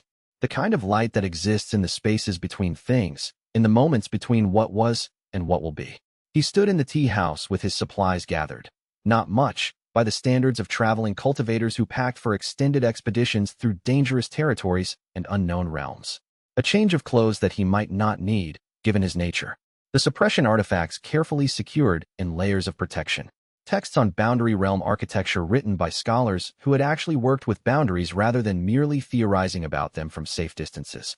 Tea leaves, which Littlefen had insisted were essential and had packed with her own hands, wrapped in cloth that she had bleached herself. The tea house was quiet at this early hour. The equipment gleamed in the dawn light. The shelves held everything in its place. The space was ready. The space was always ready now, because that was what Littlefind did. She maintained readiness. Littlefind was trying very hard not to show that she was worried. She was doing a reasonable job of it, which only made the worry more visible to someone who had spent centuries reading emotional subtext. Her movements were sharper than usual as she finished closing out the morning's accounts, her handwriting more angular. Her voice was more clipped than usual when she gave him a briefing on what he should know about the customer rotation while he was away, about which regulars would need specific teas, about which new visitors should be directed toward which teachings. Bai Longshan will visit on Tuesdays, she said, her attention on the ledger. The cultivators from Luminous Peak have indicated they may come quarterly. Yen Zio and I can manage the basic operations. We have already discussed procedures for different scenarios. If there is an emergency, we have multiple methods to reach the Demon Emperor. The system is in place. It will function. She was speaking the way she would speak to a customer, with perfect professional courtesy, which meant she was feeling something she could not afford to fully express. You have learned very quickly, Wei Changqing said. It was not flattery or praise. It was observation of simple fact. She was capable. I have had 2 years of watching you, Littlefind replied, finally looking up from the ledger. I have also had 2 years of you saying very little while I figured everything out on my own. I have had 2 years of you occasionally asking a question that pointed me toward solutions without telling me what the solutions were. I am capable, old man. You made a part without excessive worry. But her hands were shaking slightly as she reorganized the teacups, moving them between shelves with unnecessary adjustments. Yen Zio arrived as the morning was fully settled, carrying supplies he had prepared, meditation cushions for any visitors who wished to practice, documentation of procedures Littlefind might need, letters of introduction to cultivators who might need to contact them with urgent matters. His expression was quiet and composed, the kind of composure that came from deep practice with sitting with difficult emotions. But there was something in his eyes that suggested he was feeling the weight of what Wei Changqing's departure meant. He had become a teacher in his own right over the 2 years, had mediated several important disputes between factions that had been on the verge of conflict, had integrated the philosophy of non-force into his own cultivating and teaching. But he was still young enough to draw some sense of security from Wei Changqing's presence, from knowing that there was someone older and wiser in the tea house who could handle the truly difficult situations. You will do well, Wei Changqing told him. Better than you believe you will. Better than you can currently imagine. Trust what you know. Trust the philosophy you have learned not through words, but through practice. Yen Zio bowed formally, the movement controlled and precise. I will endeavor to be worthy of the teaching you have given, and to hold the space well in your absence. I understand what this tea house has become, and I understand my responsibility to maintain it. The Demon Emperor arrived as the sun was approaching its zenith. He was unusually solemn, which suggested something approaching genuine concern or sadness, emotions that the Demon Emperor did not typically display openly. His expression was carefully controlled, but there was a depth of weight visible in how he held himself, in the set of his shoulders, in the particular quality of his attention. He and Wei Changqing exchanged no words. They simply looked at each other for a long moment, and the weight of partnership and shared burden was visible between them, the acknowledgement of two beings who had learned to understand each other deeply. The Demon Emperor had come to the tea house seeking a way to reform his realms, and had instead found something like friendship, something like genuine equality and understanding. He was reluctant to see that go, even temporarily. I will maintain the peace of Dustfall, the Demon Emperor said finally, his voice carrying unusual formality and something deeper, a kind of pledge. As you would wish it maintained. The town will be safe. The philosophy will be protected. The space you have created will continue. I understand now why this matters. I understand why I cannot allow anything to diminish what has been built here. I know, Wei Changqing said. That is why I can leave with confidence. That is why this departure is possible. That is why I am willing to answer the call from the boundary realms. Because you understand what you are protecting and why it matters. The actual departure was quieter than ceremonies usually were, far quieter than the grand farewells that had marked his previous movements between realms when he had been Jade Heaven Emperor, and his decisions about where to go or what to do carried weight that affected billions. Wei Changqing did not give a speech to the gathered cultivators and important people who had come to see him off. He did not make grand gestures or pronouncements about why he was leaving or when he might return or how important this mission was. He did not offer grand philosophies about duty or service. He simply gathered his bag with methodical care, checked the suppression artifacts one final time, looked at each of the 3 people who had become something like family in the 2 years since he arrived in this small mortal town, and prepared to walk away from the only home he had known in centuries. not with the feeling of loss, but with the understanding that what he was leaving behind was strong enough to endure his absence. At the door, he paused. Little Fawn was watching him with an expression that was trying very hard to be neutral and failing in small ways, a tightness around her eyes, a particular quality to her breathing. 3 months, Wei Changqing said quietly. Possibly more. But I will return to Dustfall. I will return to this tea house. I will return to you. We know you will, Little Fawn said. Her voice was steady now, as if stating it as fact made it true, as if her belief could reshape reality through sheer force of certainty. Because you have a tea house here. Because you have chosen to make this place home. Because whatever work requires your attention in the boundary realms, it is not the work that defines your life anymore. You would never abandon this. Wei Changqing felt something shift in his chest at these words, something that might have been the peaceful life system registering a profound understanding, or might have been something simpler and more human. The recognition that he had been seen, truly seen, by another person in a way that penetrated beyond the cultivator, beyond the former emperor, to the person he was actually becoming. That Little Fawn understood that his deepest commitment was no longer to power or empire, or even to the broader cultivation world. His deepest commitment was to the tea house, to her, to Yin Zio, to the small space they had built together. She had understood him in a way that centuries of cultivation masters had never managed. She had recognized that his greatest strength came not from his power to reshape reality, but from his willingness to abandon that power in service of something smaller and more real and more worth protecting. No, he said, I would not. And with that promise held between them like something solid and real, he turned and departed into the morning light, leaving behind him a small tea house and the 3 people who had become its heart, who had become the center of gravity around which the rest of his life now orbited. Chapter 99. The Boundary Realm Crisis. The boundary realm was not a place in the conventional sense. It was a condition, the space where material reality and spiritual essence intersected without quite fully merging, where the solid and the transcendent met in unstable equilibrium. It was a region that theoretically should not exist according to any known theory of how reality functioned, and yet it did, because the universe was vastly more complex than theory allowed for, and the boundary regions were where that complexity became visible. The boundary realms were where the 2 fundamental aspects of existence learned to coexist. Wei Changqing stood at the edge of it and felt something he had not felt in years. The weight of a crisis that could not be solved by making tea or asking good questions or creating the conditions where others could arrive at their own understanding. This was a structural problem in reality itself. This required genuine power, the kind of power he had relinquished, the kind he would have to temporarily reclaim in order to prevent catastrophe. The distance from Dustfall seemed to stretch behind him as he prepared to enter the boundary realms. He thought briefly of the tea house, of Little Fawn and Yin Zio, of the Demon Emperor. But he did not allow that thought to linger. Attachment would only complicate the work ahead. The rift was not a single tear, but a systematic separation. The boundaries between realms were pulling apart with the slow inevitability of continental drift across geological time, slow enough that many beings had not yet noticed, but accelerating at a rate that would soon become impossible to ignore. If the separation continued without intervention, material realms would become spiritually inert over the course of centuries. Cultivation would become impossible. Spiritual realms would become physically inaccessible. The 2 aspects of reality that had interpenetrated since the beginning of existence would diverge, and the consequences would cascade across multiple orders of reality. Wei Changqing required help. The court had sent him with a team. Engineers of spiritual essence, scholars of boundary architecture, beings who had spent their lives understanding the deep mechanics of how reality held itself together. But ultimately, the stabilization required something that no amount of theoretical knowledge could replace: power. The kind of power that could reshape the fundamental fabric of existence. For the first time in 2 years, Wei Changqing released his suppression. It was not a complete release. The artifacts remained, limiting his output, preventing him from drawing on the full capabilities of his Tao's sovereign nature.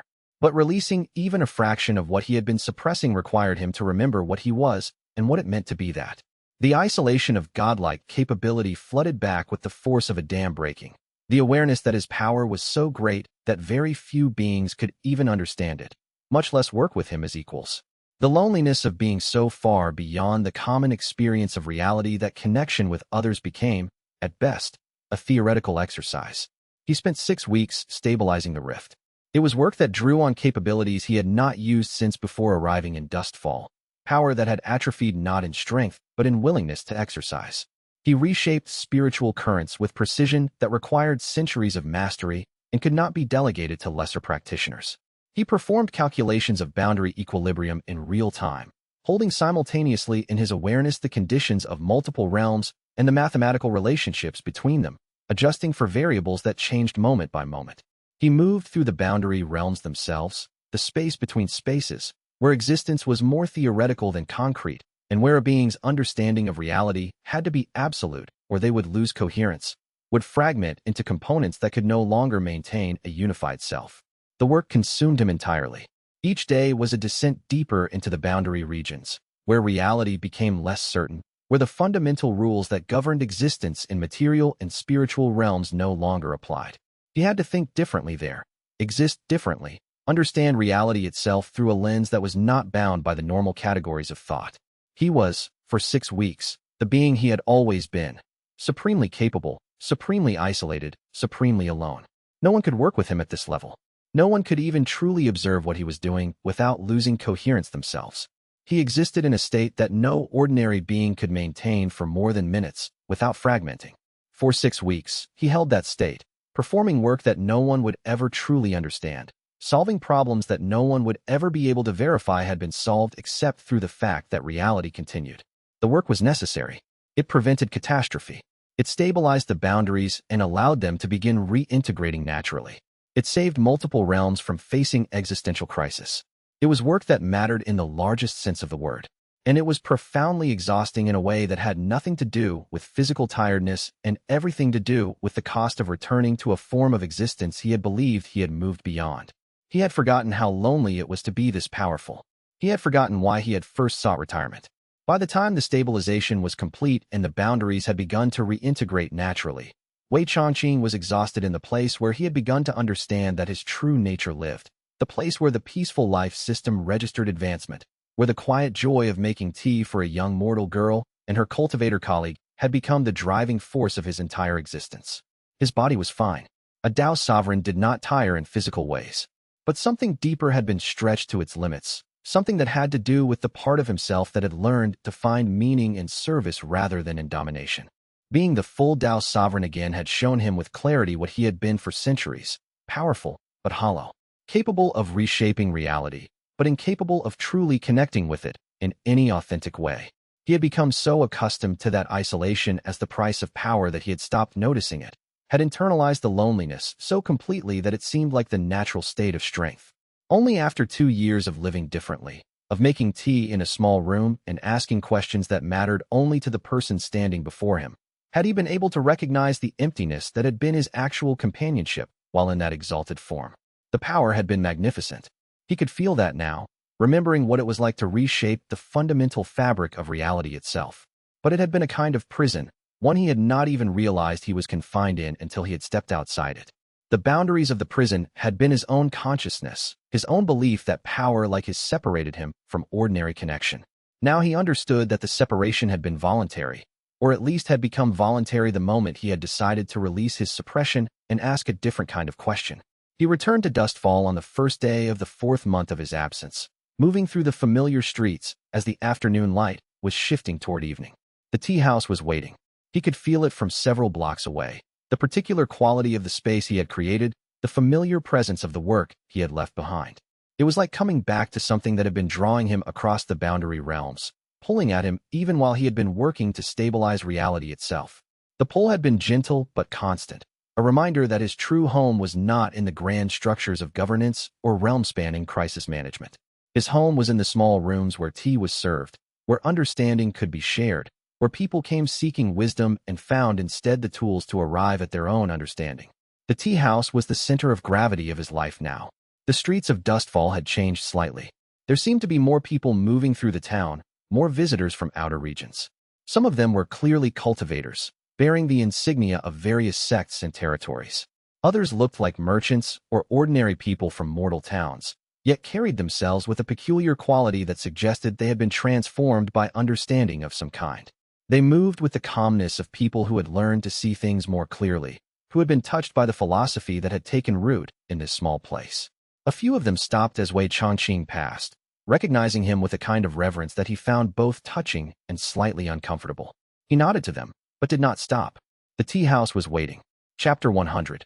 Returned to the center. The tea house looked exactly as he had left it, which was to say it looked better. The equipment gleamed with evidence of careful maintenance. Not just functional cleaning, but the kind of attention that came from genuine care. The serving counter was clean and organized with precision.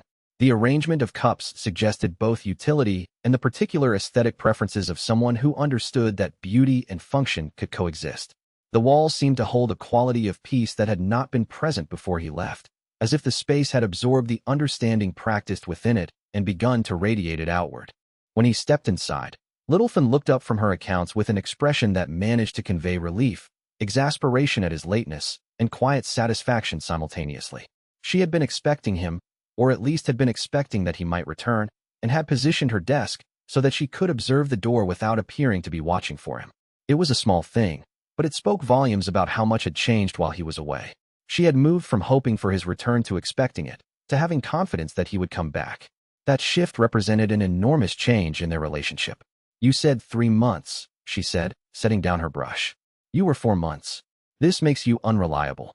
This makes me correct within the margins of uncertainty," Wei Changqing replied. "I said 3 months, possibly longer."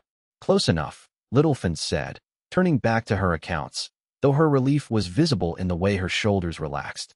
"You return alive. The boundary realms remain intact. This is acceptable." Yin Zio emerged from the back room with genuine warmth in his expression.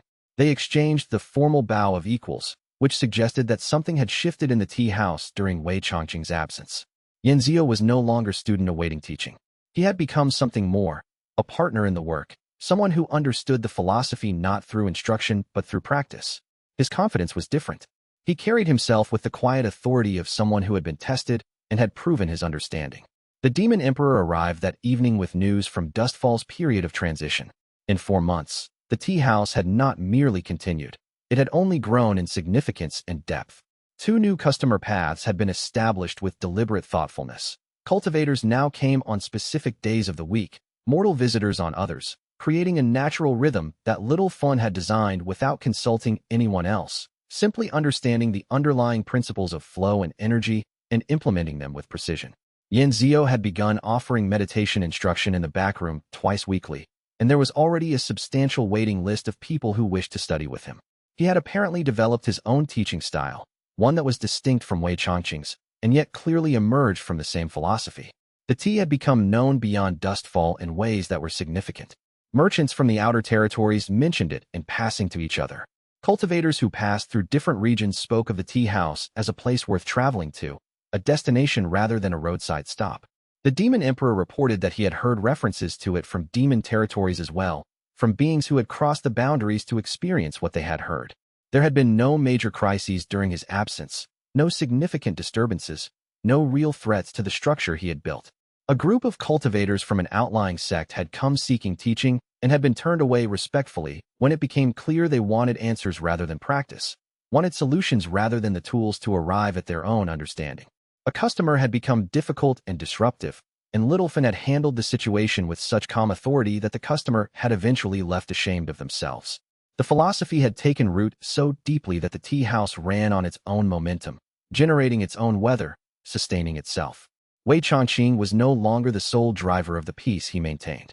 He was one element within a system that was now larger than himself, more resilient, more capable of continuing without him.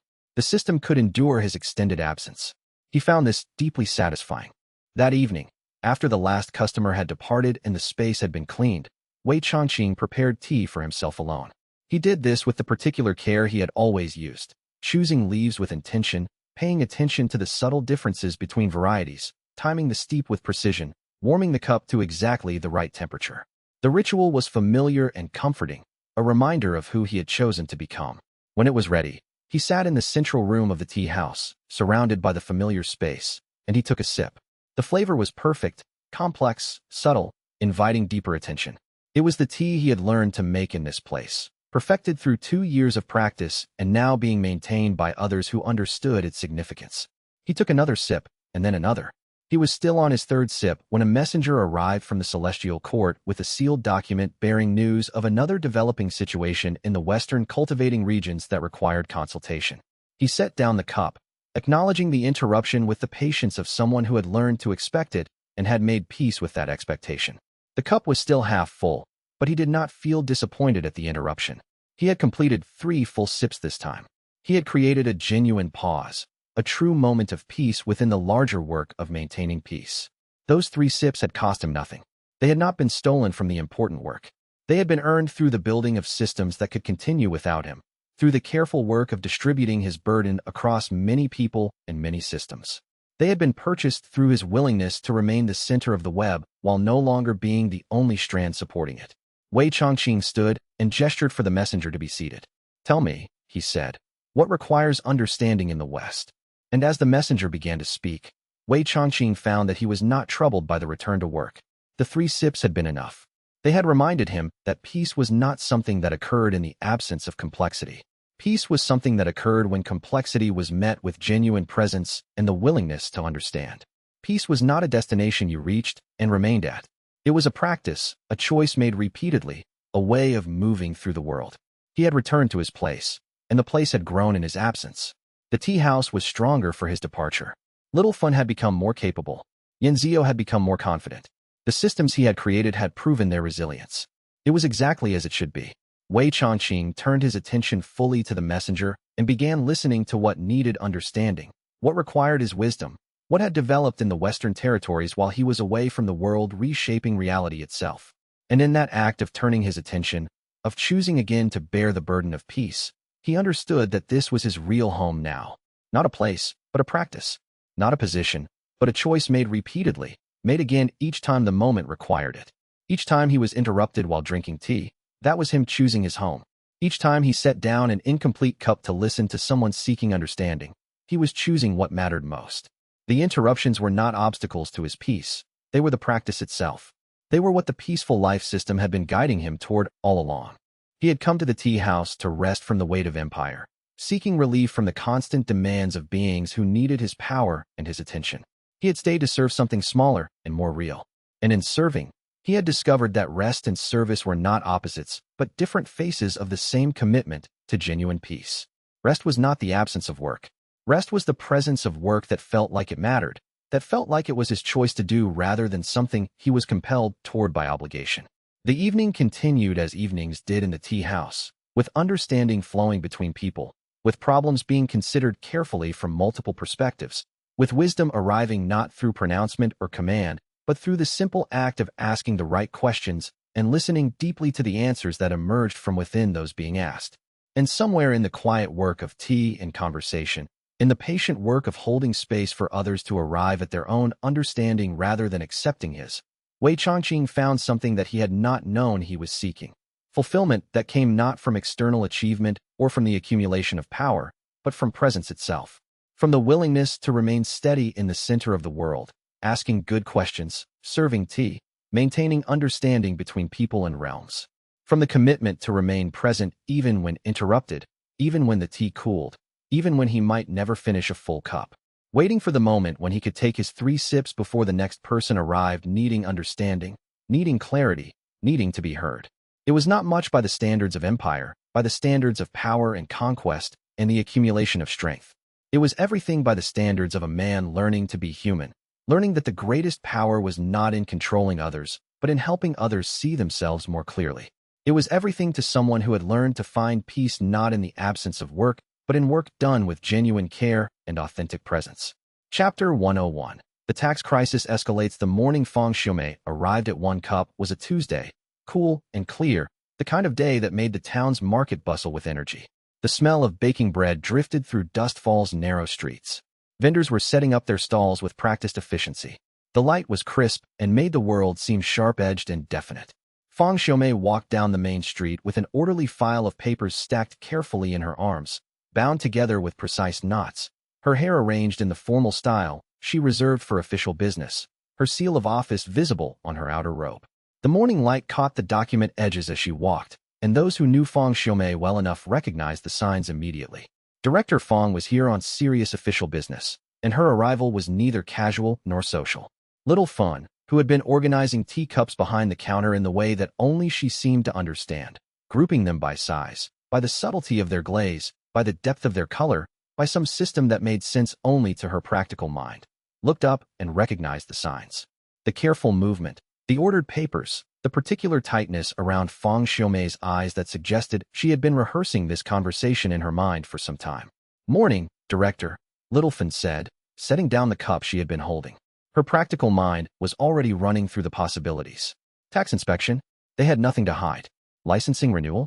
It wasn't due for months. Property assessment? Something more formal than a routine check. Her owner was sitting in his usual corner, doing what he did best. Absolutely nothing. Wei Changqing was not sleeping, not meditating, not contemplating profound mysteries or working on some hidden project. He was simply existing in the space he had created, a cup of tea steaming beside him that he had not touched, would never touch, had likely prepared with full knowledge that he would not drink it. The man had a strange relationship with tea, for someone who ran a tea house. For years, and he still had not figured out how to finish a cup before it grew cold. Fang Xiaomei set the stack of papers down on a clean table with careful precision, the kind of placement that suggested these papers were important and should remain organized. She stood waiting, her hands folded, her expression professional but with something underneath, concern perhaps, or determination, or the weight of a conversation she had been dreading.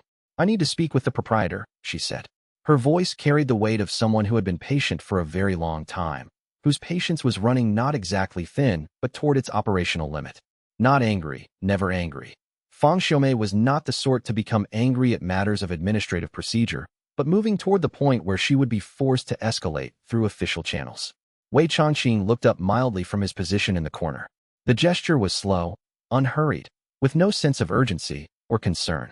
He had been, in fact, doing absolutely nothing, which was perhaps the highest achievement available to him in any given moment, the thing he pursued with the single-minded focus that others reserved for power or wealth or knowledge.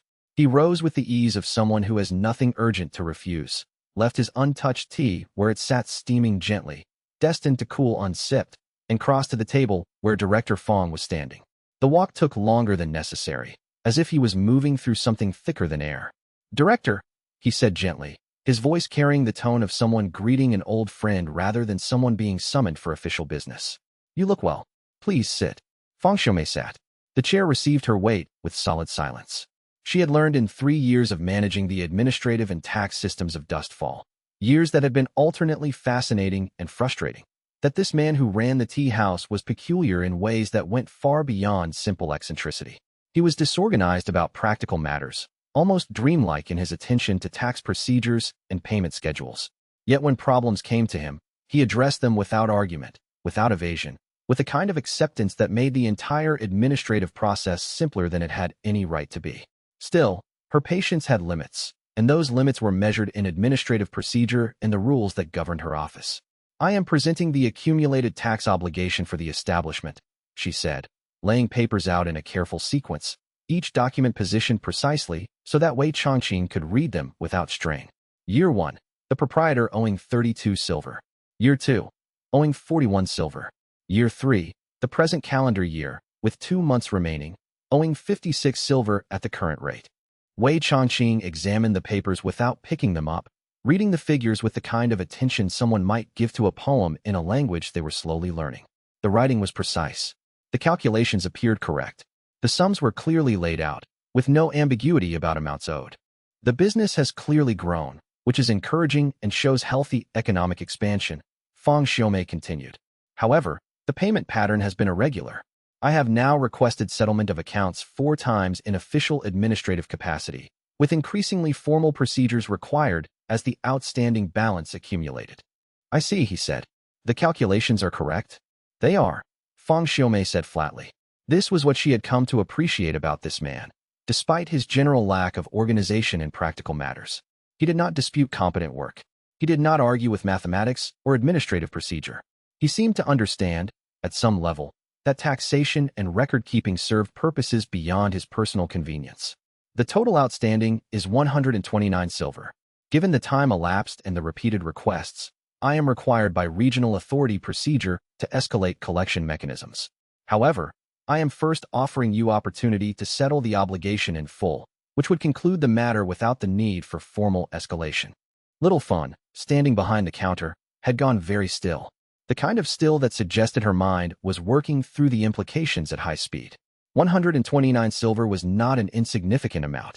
It represented perhaps 2 months of the tea house's profit, maybe more, depending on how you calculated such things. The money would impact operations noticeably. It would mean stretching resources, cutting back on certain supplies, maybe reducing staff hours or postponing the small repairs and improvements she had been planning. She waited for Wei Changqing to negotiate, as any sensible proprietor would do. She waited for him to suggest a payment plan, to ask if the obligation could be reduced, to do something, anything, that a normal person running a normal business would do when faced with such a substantial obligation.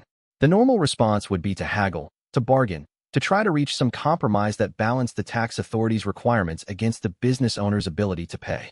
Wei Changqing simply nodded and stepped to a shelf behind one of his tea displays. It was a shelf that Little Fin knew well, one that held various items related to his personal supplies rather than the general inventory. He removed a wooden box from the top, opened it with the kind of familiarity that suggested he knew exactly what it contained, and counted out 150 silver in clean coins, not worn, not tarnished, but actual currency in good condition. He placed these coins on the table beside the papers with the same careful precision that Feng Xiaomei had used to arrange her documents. "This covers the obligation," he said, his voice carrying no particular emphasis or emotion, "and a small additional amount as adjustment for the inconvenience of collection procedures. I apologize for the irregular payment schedule. It was unintentional neglect." Feng Xiaomei stared at the coins. The amount was correct, more than correct. It included a 25% overpayment beyond what was owed. Then she stared at him. Then, with the professional composure that had served her throughout her entire administrative career, she carefully gathered the money, counted it with her own hands to verify the amount and the quality of the coins, and set it aside with the documentation that corresponded to it. She reorganized her papers in the exact sequence she had brought them, which took longer than necessary because she was thinking very hard indeed, her mind moving through implications and possibilities like a merchant considering unusual merchandise. "This is settled," she said finally, and her voice had changed subtly. Still professional, still administrative, but with something underneath that suggested her understanding of the situation had shifted. "I will file the appropriate documentation. The obligation is cleared." But as she was rising to leave, the papers reorganized, the money accounted for, the administrative task complete, her administrator's mind, that precise and orderly instrument that had served her well for 15 years in the regional tax service and had built a career on understanding the patterns in how people conducted business, suddenly caught fire with understanding. It was like a small light kindling in a dark room, illuminating things she should have noticed before. A small tea house. A mortal proprietor, apparently. The establishment had grown year on year, certainly, but with the kind of modest growth that matched what a small provincial tea house in a small provincial town would actually generate. Yet the proprietor had just produced payment for a year and a half of back taxes, a substantial amount, without warning, without negotiation, without any visible strain or request for concession. He had done so instantly, completely, and with an additional overpayment that made no financial sense from a business perspective. She sat back down. "The growth this establishment has shown over 3 years is remarkable," she said carefully, her administrative voice shifting into a different register, one she used when she was beginning an investigation rather than simply processing routine matter. "According to my records and observations, customer traffic suggests a business generating adequate revenue for a small provincial tea house. The accounts I have reviewed indicate modest but steady profit. Yet the proprietor has just paid substantial tax obligations instantly, without discussion, without negotiation, without any indication of concern about the impact on capital resources. This suggests either capital reserves significantly exceeding what the apparent business activity would generate, or additional income sources not reflected in the reported figures." Wei Changqing, who had begun to return to his table, moving with that same unhurried pace that characterized all his movements, paused. He turned back to face her, and Feng Xiaomei saw something in his expression shift very slightly, like a door opening, just a crack. Not panic, not concern, not the defensive response of someone caught in wrongdoing. Instead, something that might have been recognition. He had been caught in a logical inconsistency, she understood, and he seemed to accept this with the kind of resignation someone might show when something inevitable finally occurred. "I believe," he said quietly, "this conversation would be better conducted in full context. Director, would you take tea?" Feng Xiaomei, who had been trained in administrative procedure and municipal governance and the systematic collection of tax obligations, but not in recognizing when she had just stumbled into something far larger than routine tax collection, heard herself say yes. She watched as the proprietor prepared the tea slowly, with the care of someone performing a meditation or a ritual that had deep meaning. As she waited, sitting in the silence of the tea house, the afternoon customers had thinned as the lunch hour passed. Little Fun appeared at her shoulder with a small plate of pastries, a courtesy that suggested the girl at least understood that something significant was happening, that the normal routines of the tea house had shifted into something else. The proprietor, Feng Xiaomei, said carefully to the girl, her voice steady despite the thoughts moving quickly through her mind, has just paid a substantial amount of accumulated tax obligation without any negotiation whatsoever, an amount that would represent significant capital expenditure for most businesses. Little Fun's expression suggested this was exactly as surprising to her as it was to the tax official. He just paid all of it? Without complaining. Without any discussion of terms, payment plans, or alternative arrangements, Feng Xiaomei confirmed. Without any indication that the expenditure was problematic or required consideration. The girl made a small sound that might have been a laugh, or a sigh, or some combination of the two, and returned to her counter, shaking her head. "Old man," she muttered, loud enough to be heard by both Wei Changqing and Feng Xiaomei.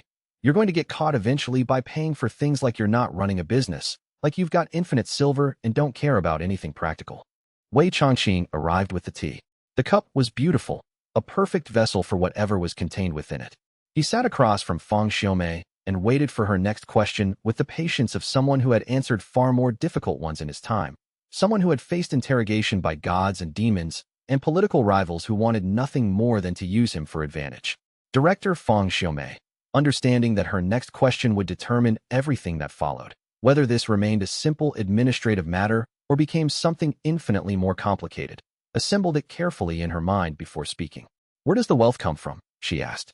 Wei Changqing lifted his cup, examined the steam rising from it, and did not drink. He held it suspended between the table and his face, considering the question the way others might consider a profound philosophical problem. "That," he said, his voice quiet enough that it seemed to contract the world around them, "is the question that ends the afternoon quietly and ordinarily, or begins something very complex. Are you prepared for complexity, Director? Not prepared in the sense of administrative training, but prepared in the sense of accepting that some truths reorganize the fundamental understanding of the world." Feng Xiaomei thought of the 3 years she had been managing the tax accounts and administrative records for Dustfall. She thought of the meticulous care Wei Changqing had always shown in his dealings, the absolute honesty in his manner, the complete absence of the corruption and dishonesty she spent most of her time detecting in others. She thought of the strange blessings her own daughter had received since working at this establishment, small ones, nothing obvious, but real nonetheless. Better luck in her studies, clearer thinking, inexplicable improvements in her health and disposition, things that did not have conventional explanations but were undeniably real. She thought of the way this man could hold a conversation, could ask a question that made you think, could sit in silence without making it uncomfortable. "I have spent 15 years in the tax service learning to see around corners," she said. "I have spent those years training myself to understand systems, to recognize patterns, to see what people are trying to hide. I am prepared for complexity, if it is presented with honesty." Wei Changqing smiled, very slightly, and set his untouched tea aside. "Then," he said, "I should tell you who I am. Not just the proprietor of a tea house in a small provincial town, but who I was before, what I was before, and why I am here, doing something as simple and difficult as serving tea." Feng Xiaomei set down her cup and waited. Around them, the afternoon had continued. Customers had come and gone. Little Fun had moved between tables. The normal operations of the tea house had proceeded. But in the corner where they sat, time seemed to have shifted into something different, something slower and deeper. "I will tell you," Wei Changqing said, "if you understand that this information cannot be shared beyond this room. It will change your understanding of the world and the structures that govern it. Once you know, you cannot unknow. You will spend the rest of your life aware of something that most people never perceive." "I understand," Feng Xiaomei said. She did understand, perhaps not completely, but enough to know that what was coming would be significant. "I am the Jade Heaven Emperor," he said simply. "I was the ruler of the Jade Heaven realm for 500 years. I reached the Tao Sovereign realm, which is a level of cultivation power that transcends normal categories. And then I chose to step away from all of that, from the throne, from the power, from the systems of governance that I had built." The words were simple, but their impact was enormous. Feng Xiaomei felt the world shift around the fact. The Jade Heaven Emperor, the most powerful being who had ever lived, sitting across from her, drinking untouched tea, running a tea house. Chapter 102. Feng Xiaomei's investigation deepens the conversation that began that Tuesday morning, extended through afternoon and into early evening, when the light outside shifted from bright and direct to golden and slanting. Wei Changqing did not tell her everything. Some knowledge was unnecessary, and some knowledge was actively dangerous, carrying implications that were best left undisturbed. But he told her enough. He confirmed his identity as the Jade Heaven Emperor, a being whose power was genuinely beyond normal classification. A cultivator who had reached the Tao sovereign realm and then chosen to step away from the responsibilities that came with such power. He explained, with patient clarity, why he had chosen to hide his identity, why a small provincial tea house in an unremarkable town was exactly the right place to attempt to live a life focused on peace rather than power. He answered her questions with honesty when he could, and with silence when honesty would cause more harm than silence. By the time she left, the sun was setting over Dustfall, painting the buildings in shades of orange and deep red. Feng Xiaomei walked back to her administrative offices in a kind of daze, the papers she had brought organized carefully in her bag, the coins she had received now secured in the tax authorities' accounts. Halfway to her office, she turned around and walked back to her home instead, needing the comfort of familiar spaces. She sat in her courtyard for several hours, watching the stars emerge, thinking through what she had learned. Her mind moved through the conversation methodically, examining each piece of information, considering implications. The proprietor of One Cup was the Jade Heaven Emperor, an entity of incalculable power. A being who should have been the center of cultivation world politics had instead chosen to run a tea house in a small town. The implications of this were enormous, and they moved through her mind like dominoes falling. Everything she understood about governance, about power structures, about how the world was organized, had just been reorganized around this single fact. The following morning, she arrived at her office very early, before dawn, and began the work of verification. It was not difficult if you knew how to look, and Feng Xiaomei had spent 15 years learning how to look at things correctly. The cultivation world was not completely obscure to those who knew how to search for information. She sent carefully worded inquiries to contacts she had developed in the regional authority, people who knew about spiritual matters and cultivator movements. She had access to chronicles and records. She reviewed the spiritual readings that her subordinates had been collecting around the tea house, readings that she had previously dismissed as instrument calibration errors. Now, looking at them through the lens of what Wei Changqing had told her, they made perfect sense. The readings suggested the presence of enormous power, carefully suppressed and controlled, but unmistakably present. She read through the records of cultivators who had visited Dustfall over the past 3 years, carefully noting their names, their apparent affiliations, their probable intentions. Some were obvious. People seeking blessing, seeking wisdom, seeking something they couldn't quite name but hoped a place of peace might provide. Others were more mysterious, possibly people sent to investigate, to verify rumors, to assess the truth of what had become a persistent whisper in cultivation networks. She cross-referenced Wei Changqing's face against old illustrations from historical texts. The illustration she found, from a chronicle of the Celestial Court dated 200 years ago, was unmistakable. Same face, same bearing, same quality of serene power that no artist could fully capture but could only hint at through technique. And the name beneath the illustration was exactly what Wei Changqing had told her, the Jade Heaven Emperor. The implications moved through her mind like a tide. She had been asking the Jade Heaven Emperor for tax payments. She had been managing his administrative account. She had been using the formal procedures and escalation mechanisms of the regional tax authority on an entity that transcended all normal categories of classification. It should have been absurd. Instead, it was somehow perfectly appropriate. Of course he had paid the taxes. He respected the systems that governed human society. He understood that even the most powerful being in existence could not simply exist outside the structures that organized civilization. Within 2 weeks, the answer was inescapable, confirmed through multiple independent sources and historical documentation. The proprietor of One Cup was genuinely the Jade Heaven Emperor. The tax official who had been managing his account for 3 years, who had been requesting overdue payments with increasing formal procedures, had been gently requesting payment from the most powerful being who had ever lived. Feng Xiaomei found herself laughing at the absurdity of it one evening, sitting in her office with the documentation spread out before her. The most powerful being in existence, living quietly in a tea house, operating a small business, following the administrative rules of a provincial town. It was the most radical thing she had ever encountered, not a radical action, but a radical commitment to ordinariness.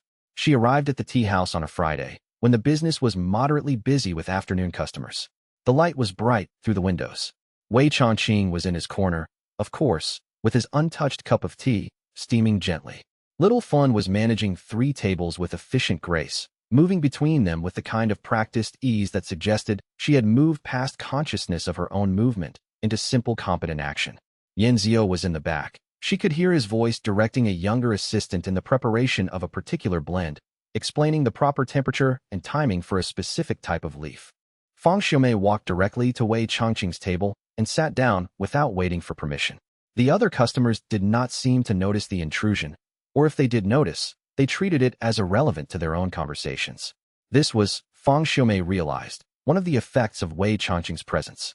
Something about the man, not visible, not audible, simply something about his fundamental existence, created a space that was private regardless of the surrounding crowd. "You're the Jade Heaven Emperor," she said. It was not a question. It was a statement of fact, delivered with the absolute certainty that came from having done proper research. "I am," Wei Changqing said. He did not seem surprised that she had discovered this, or if he was surprised, he concealed it completely.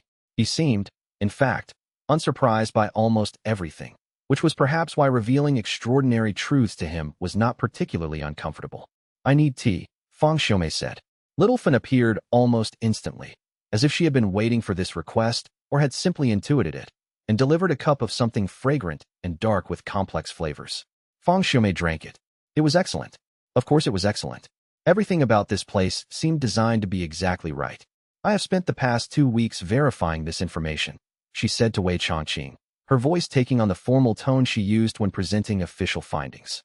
"I have consulted historical records, made inquiries through administrative channels, reviewed spiritual assessment data that I had previously misunderstood. I have correlated your appearance with historical illustrations. The evidence is conclusive and multiply-sourced. You are indeed who you claim to be. I am presenting this to you not as an accusation, but as an administrator who is responsible for cataloging all economic activity and persons of significance in Dustfall." "I understand," Wei Changqing said. He seemed genuinely at peace with being discovered, as if he had been expecting this eventually, but was not distressed by its occurrence. "The situation presents complications," Fang Xiumei continued. She was speaking as if they were discussing a simple administrative problem, because in a very real sense they were. The fact that the problem involved an entity of incalculable power was secondary to the fact that it was, fundamentally, a problem that required solving correctly, which was her specialty. "Your presence here creates questions about authority, jurisdiction, and legal status. The tea house exists physically in Dustfall. It operates a business within Dustfall's economic system. It participates in the regional governance framework. Yet the proprietor is a being of extraordinary power who transcends normal classification. This creates a gap between the practical reality of your presence and the administrative categories we have available for handling such presence. What do you recommend?" Wei Changqing asked. He was asking not rhetorically but genuinely, as if her opinion about how this situation should be handled actually mattered to him. Fang Xiumei had not expected this question. She had expected resistance, or evasion, or a declaration that such mundane concerns were beneath his attention. Instead, he was asking her what she thought should be done, requesting her professional guidance, treating her as a collaborator rather than an obstacle. She considered the question carefully, thinking through the administrative frameworks that existed and how they might be adapted. "I recommend," she said slowly, thinking through the implications as she spoke them, "that we establish a formal legal framework. This establishment requires formal recognition and specific legal status within regional governance. It cannot remain a simple business registration when the proprietor is who you are. But it also cannot function as a standard seat of power or center of authority, because you have clearly chosen not to exercise power through this location. You have chosen something different. The legal status must be unique and must reflect what this place actually is rather than forcing it into categories that do not fit." "That will be complicated," Wei Changqing observed. "Yes," Fang Xiumei said. "But complexity can be managed through systematic process and correct procedure. Nothing is beyond administrative solution if approached correctly. I will need your cooperation in providing information about the nature of your operation. I will need the cooperation of Little Fun regarding the actual operational structure of the business, the staff, the customer base, the purpose this place serves. I will need to escalate this to regional authorities for their guidance and official approval. This will take time, weeks, perhaps months, but it can be accomplished." Wei Changqing lifted his untouched tea cup, looked at it as if it might contain the answer to all questions and the solution to all problems, and set it back down without drinking. Then let us accomplish it, he said. You have my full cooperation. Ask what you need. I will answer. Whatever framework you believe is necessary, I will work within it. Over the following weeks, Fang Xiaomei became a constant presence at 1 Cup. She arrived with her papers and her questions, her careful notes, and her systematic approach. She sat with little fun and mapped out the actual structure of operations, the customer base, the revenue flows, the expenses, the surprising efficiency of the entire operation. She spoke with Yin Zio about his role, about how decisions were made, about the actual daily functioning of this place that had somehow become more than a simple business. She even, once, spoke with the Demon Emperor when he happened to visit on one of her research afternoons, and walked away from that conversation looking somewhat pale, but nodding to herself with professional acceptance.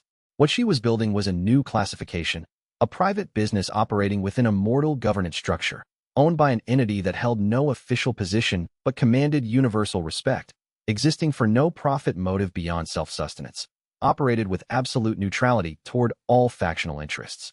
It had no precedent in administrative law.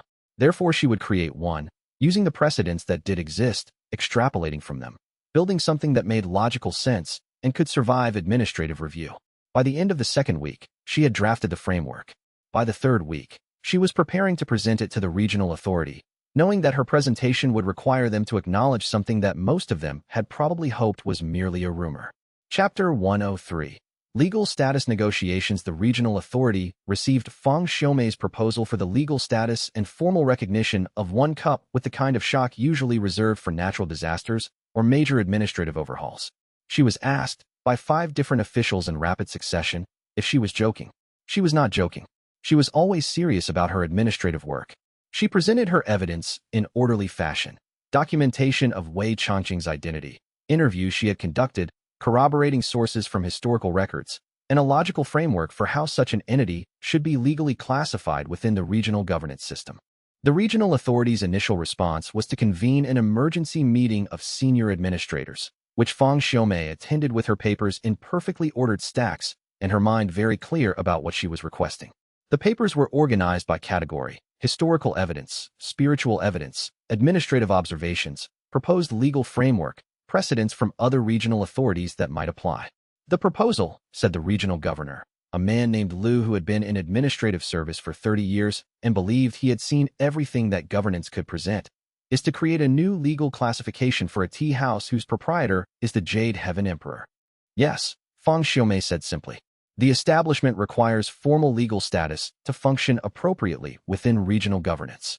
The proprietor is willing to work within administrative frameworks. The current classification system has no appropriate category. Therefore, we must create one. And this proprietor has expressed consent to this legal status? Asked Administrator Chan, who oversaw property and business registration. He has, Fang Xiaomei confirmed. And beyond mere consent, he has indicated that he would prefer to operate transparently within established governance structures rather than remain hidden. His preference is toward integration with existing systems, not separation from them. The administrators looked at each other with the expressions of people who have been placed in a situation with no historical precedent and no clear path forward. But they had administrative process on their side, and process, systematic, careful process, could handle almost anything if applied correctly. This was the great discovery of administrative bureaucracy, that almost any problem could be solved by the correct application of procedure. Over the next 3 weeks, Fang Xiaomei met with various official bodies within the regional authority. She presented the case multiple times, refining her argument each time based on the questions she received. In each meeting, she encountered different concerns. The property office worried about property value implications. The tax office worried about precedent. The governance council worried about jurisdictional questions. The spiritual assessment team worried about potential danger. She answered each concern with documentation. She produced historical records showing how other regional authorities had handled unusual situations. She produced spiritual assessments showing that Wei Changqing posed no threat to local stability. She produced economic analyses showing that his presence was beneficial to Dustfall's prosperity. She produced administrative precedents that could be extrapolated and adapted to this unique situation. Slowly, carefully, through the application of perfect bureaucratic procedure, she moved the request through the system. Meeting notes were filed with careful documentation of each official's concerns and her responses. Assessments were conducted by qualified assessors who reviewed the evidence thoroughly. Risk analyses were completed that addressed every possible complication. A working group was formed to develop specific language for the legal classification, and Fang Xiaomei participated in every meeting, ensuring that the language reflected the reality of who Wei Changqing was and what the tea house actually did. She discovered that bureaucracy, properly applied, was not an obstacle to reasonable solutions. It was a mechanism for ensuring that solutions were thought through carefully and that everyone affected by a decision had some voice in shaping it. The process took time, but it produced a framework that all parties could accept because they understood the reasoning behind it.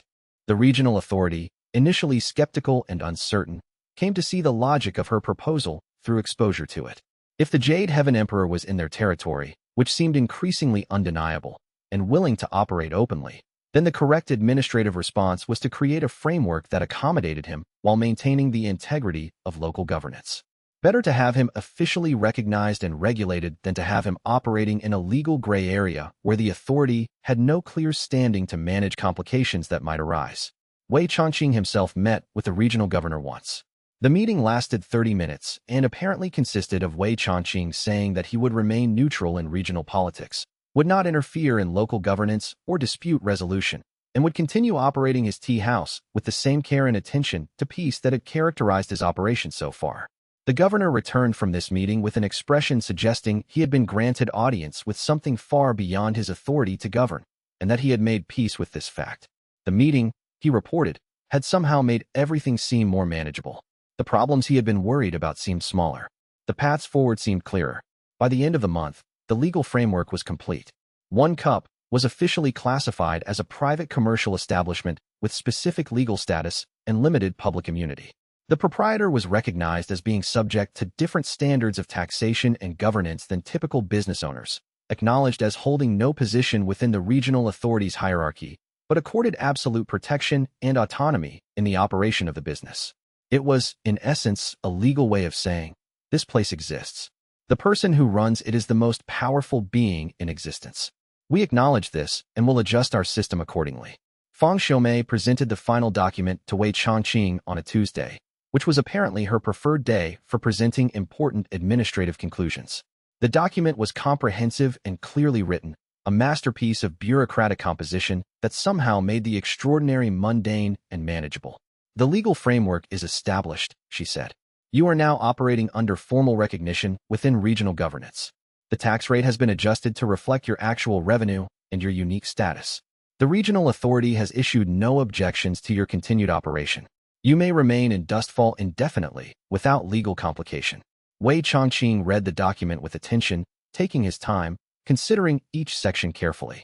It was clearly written. The logic was sound. The accommodations were reasonable and thoughtfully constructed. This took considerable effort, he said finally. It did, Fang Xiaomei agreed. But administration exists to manage complexity correctly. When complexity arises, administration is applied to solve it. The result is this: a framework that acknowledges reality and provides a structure for managing that reality productively. She seemed satisfied with her work, and Wei Changqing could see why. She had taken an impossible situation and produced a systematic solution. She had made the unmakeable order. She had convinced a bureaucratic system designed to handle routine matters to stretch and accommodate something far beyond routine. Whatever her concerns or fears about his nature might be, she had addressed them through the only mechanism available to her: correct procedure and logical reasoning. Thank you, Director, he said. This is elegant work. She nodded, gathered her papers, and rose to leave. At the door, she paused and turned back. If you ever become aware of administrative problems in Dustfall that might benefit from your attention, I would appreciate if you might consider addressing them, she said. Not through your direct power, but through suggestion. Small improvements, quietly made, would be very helpful to the town's development. I will consider it, Wei Changqing said. And somehow, after this formal conclusion to the legal and administrative matter, Fang Xiaomei began appearing at One Cup on certain afternoons not as an official, but simply as a customer. She would sit at a table with a cup of tea, review administrative documents, and seem to find the environment conducive to clear thinking. The problems she was working on, scheduling, budgeting, long-term planning, seemed to develop better solutions when she was sitting in the tea house. Littlefen learned to prepare a specific blend for her that seemed to help her work through particularly complex problems. By the end of the first month, Fang Xiaomei was part of the regular customer population, another element in the ecosystem that One Cup had somehow created around itself. Chapter 104. The regional authorities' confusion. The Celestial Court heard about the public revelation of Wei Chongqing's location and legal status within the regional authority within 2 weeks. The information traveled through cultivator networks with the speed such news always travels, carried by sect representatives, by wandering cultivators, by official channels that existed between the capital and the provinces. The court's response was immediate, concerned, and delegated to a messenger who arrived at One Cup looking somewhat anxious about the entire proposition. The messenger was named Cultivator Ron, a woman of middle stages of foundation establishment, competent but not remarkable, someone who had been chosen because she was reliable and would file a thorough report. She was instructed to assess the situation and report back on whether Wei Chongqing's public revelation represented a threat to court stability or a manageable complication. What she found was not at all what she had expected. The tea house was small and unassuming, the kind of place that would have seemed utterly unremarkable if not for the careful way it was constructed and maintained. The proprietor was sitting in a corner doing essentially nothing, not meditating, not working on anything, simply existing. A young mortal girl was managing a handful of customers with efficient grace, their movements coordinated, their attention distributed perfectly. And Cultivator Ron, as she sat in this space, felt something settle in her chest, a release of tension she hadn't realized she was holding, a kind of clarity that made thinking seem easier. When Wei Chongqing noticed her arrival, he simply gestured to the empty seat at his table, offering hospitality without requiring explanation or formal introduction. "The Celestial Court is concerned," she said, because there was no point in deception when speaking with someone who could read her intentions as easily as she could read a written page. Her worry, her uncertainty, her mission, all of it would be transparent to him. "I expect they are," Wei Chongqing said. He had not prepared tea for her yet, but Little Fun was already moving to do so, appearing with a perfect cup that seemed designed specifically for this moment. "What are their concerns?" "That your location being public will draw cultivators seeking power," Cultivator Rin said. "That sects will attempt to align themselves with you, to gain advantage through association. That you might become a focal point for faction conflicts, allowing political enemies to position themselves against those near you. That your presence in a mortal town could cause instability, either through direct conflict or through the economic and social disruption of having cultivators of significant power concentrated in one place." "These are reasonable concerns," Wei Chongqing said, "and they have already begun to manifest. 3 major sect delegations have visited. 2 regional authorities have sent formal inquiries. The Demon Emperor sends his regards through a visiting servant. The concerns are not theoretical. They are based in observable reality." Cultivator Rin absorbed this, nodding slowly. The situation was indeed beginning to form around him. The court's concerns were not merely political posturing or unreasonable worry. The fundamental fears that had motivated the court to send an investigator were already proving prescient. "What will you do?" she asked. "What I am already doing," Wei Chongqing said. "I will operate the tea house. I will receive visitors according to available time and capacity, which is limited. I will not exclude anyone based on sect affiliation or political alliance or perceived threat level. I will not offer exclusive guidance to any faction. I will maintain absolute neutrality in all matters outside this location. I will remain available to the Celestial Court for consultation when needed, but not as a subordinate to any authority or faction." It was, Cultivator Rin thought, the most carefully constructed refusal she had ever heard. It was a polite, complete, and unambiguous rejection of every implication in the court's concerns. But it was also, somehow, reassuring. This man was not gathering power. He was consciously dividing his attention equally among all who sought it, which had the paradoxical effect of preventing any single faction from controlling him. The very availability that the court feared might create instability was actually the thing that would prevent instability. She returned to the Celestial Court with this report, and the court's response was to send a full delegation of senior officials to Dustfall to observe the situation directly. They arrived over the course of a week, settling into local accommodations, preparing to conduct what amounted to an inspection of the Jade Heaven Emperor's tea house. This was, the court hoped, a way to verify through direct observation whether Wei Chongqing's claims of neutrality were genuine or merely sophisticated cover for hidden ambitions. The first official was named Minister Wang, who oversaw agricultural and trade relations for the court. He arrived with skepticism and a long list of potential complications that might result from Wei Chongqing's presence in a small town. He sat in One Cup and watched the operation with the eye of someone looking for dysfunction, for hidden networks, for signs that what appeared to be simple was actually complex and problematic. He took notes. He interviewed staff members. He reviewed the financial records that Feng Xiaomei had prepared. What he found was efficiency. Little Fan managed the schedule with precision that matched anything he had seen in the bureaucratic administration of the Celestial Court itself. Her system was clear, fair, and effective. Yan Zhou coordinated with various visitors with calm professionalism, managing expectations and facilitating conversations. Wei Changqing seemed genuinely uninterested in leveraging his position for advantage. He did not use his time to gather favors or establish networks. The profit margin was modest, kept intentionally low it seemed. The customer base was diverse and included merchants, scholars, minor cultivators, and mortal townspeople with equal ease, with no apparent favoritism or prioritization of any group. By the second day, Minister Wang had begun to relax. The place was not what he had feared. It was not a power base being accumulated. It was exactly what it claimed to be, a tea house. By the fourth day, he was having conversations with Feng Xiaomei about administrative practice in Dustfall and how problems were solved through systematic procedure rather than through the application of power. Feng Xiaomei had a clarity about governance that impressed him. She treated Wei Changqing as a citizen with unique characteristics, not as a god or an emperor requiring special deference. By the second week, he was asking Wei Changqing for advice on a trade dispute, a complex situation involving merchants from different regions and different interests, with potential implications for regional stability, not as a supplicant begging for wisdom from a superior, but as one administrator consulting another for perspective. Wei Changqing offered observations that were both theoretically sound and practically helpful. He did not position himself as having solutions so much as helping Minister Wang think through the problem more clearly. The other officials followed similar trajectories.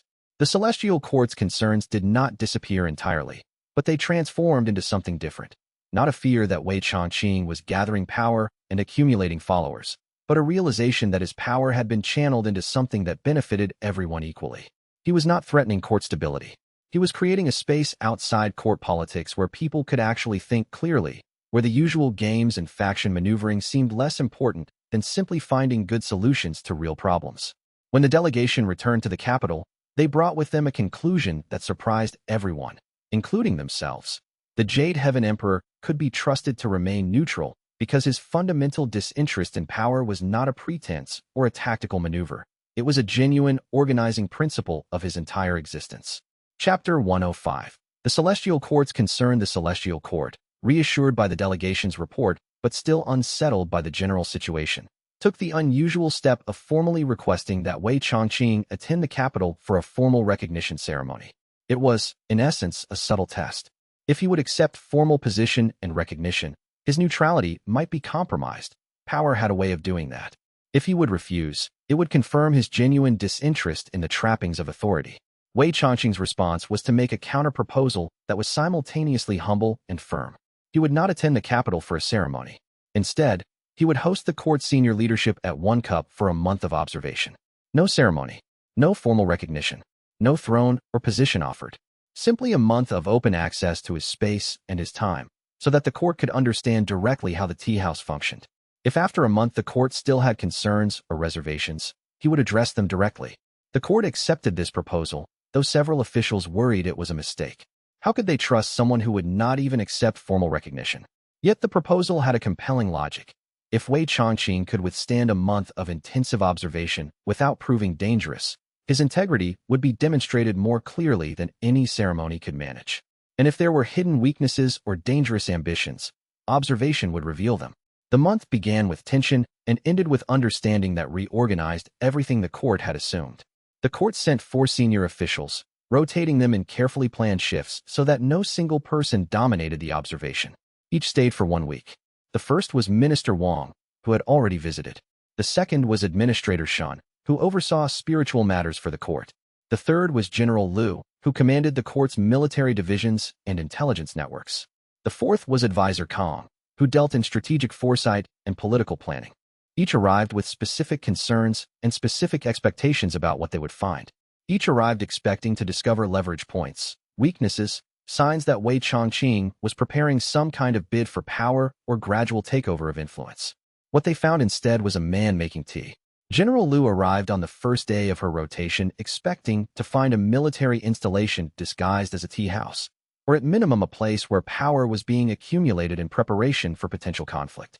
Instead, she found her host asking her genuine questions about the state of border defenses with the kind of curiosity that seemed entirely authentic. He offered observations that were strategically sound, but absolutely not useful for accumulating military power or preparation for conflict. By the second day, she had lowered her guard completely.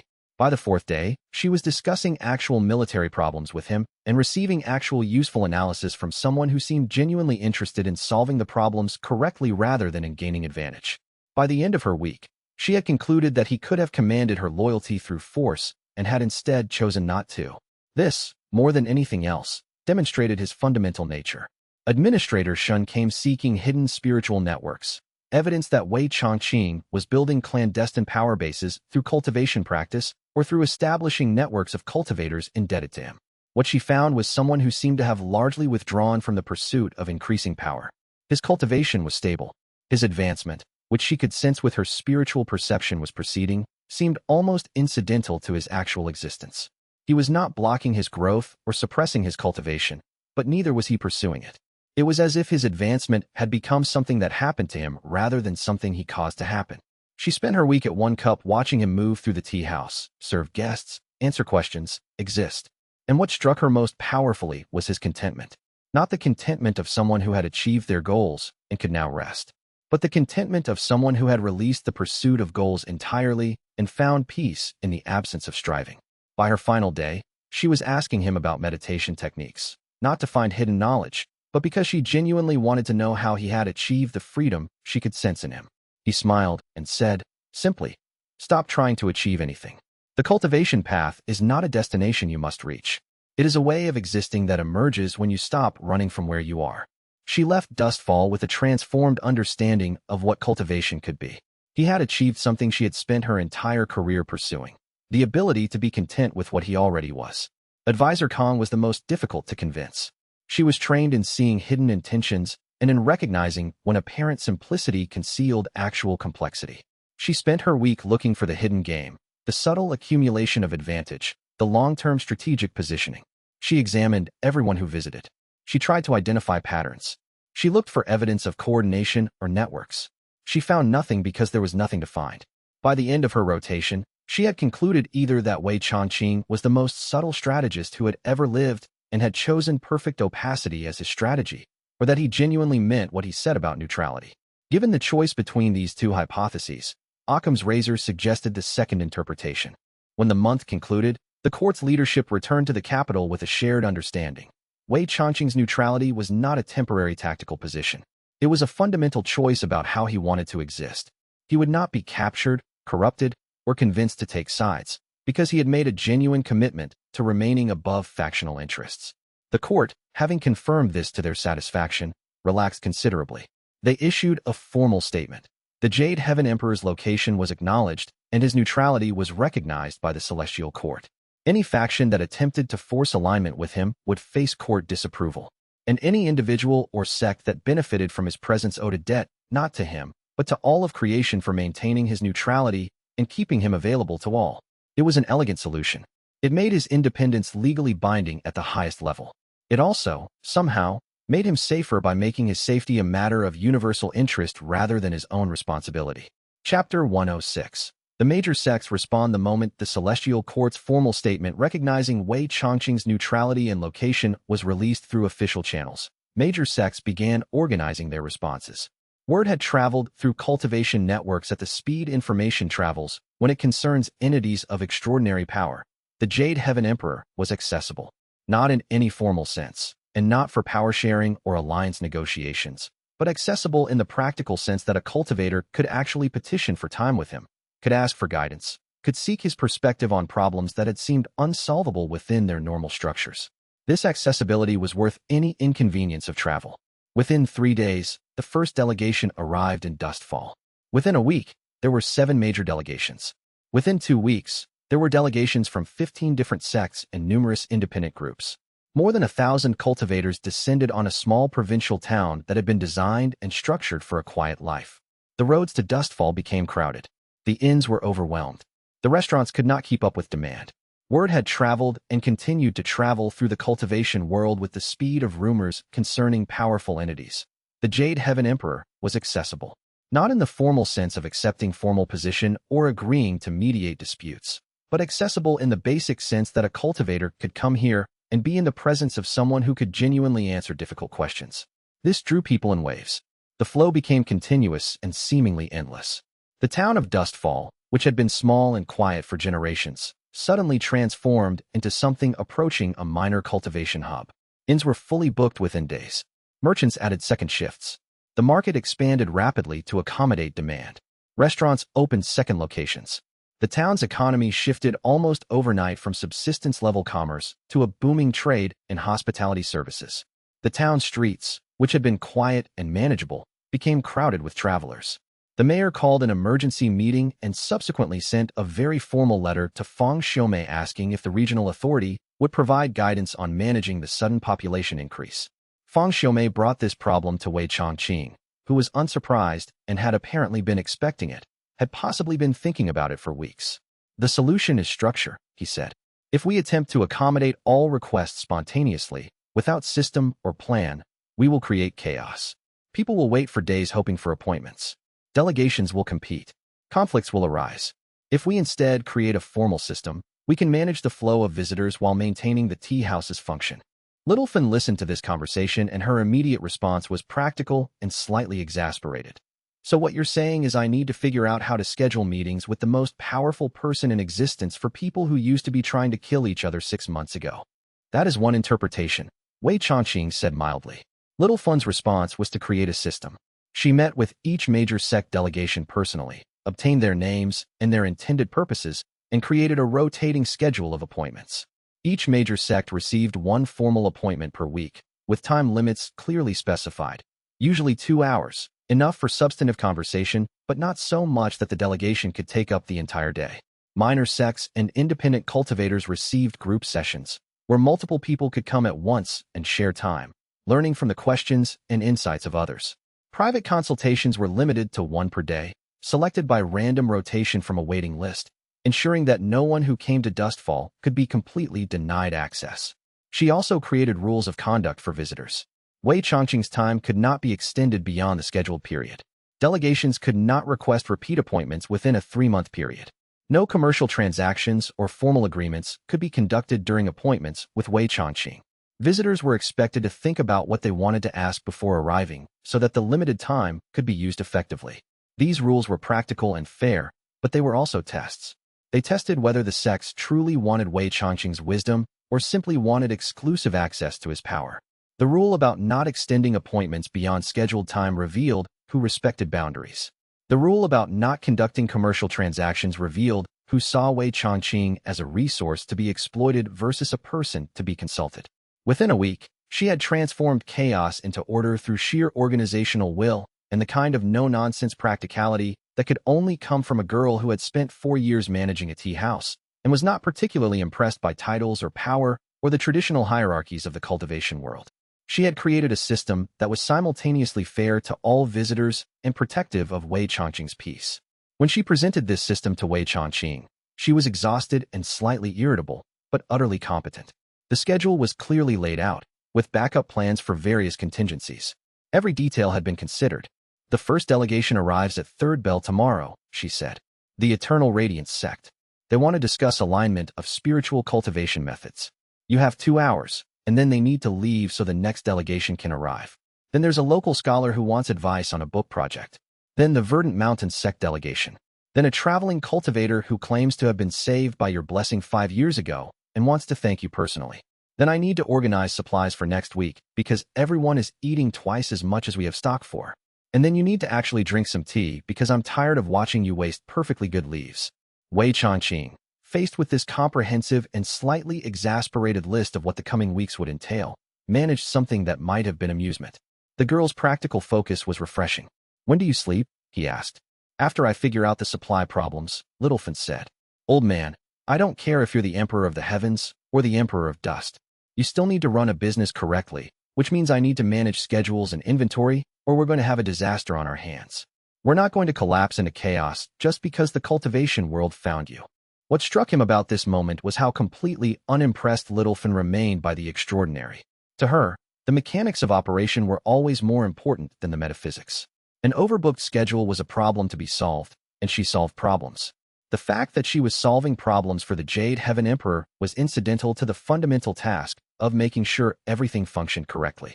By the end of the first month of formally accepting visitors, Dustfall had stabilized into a new equilibrium.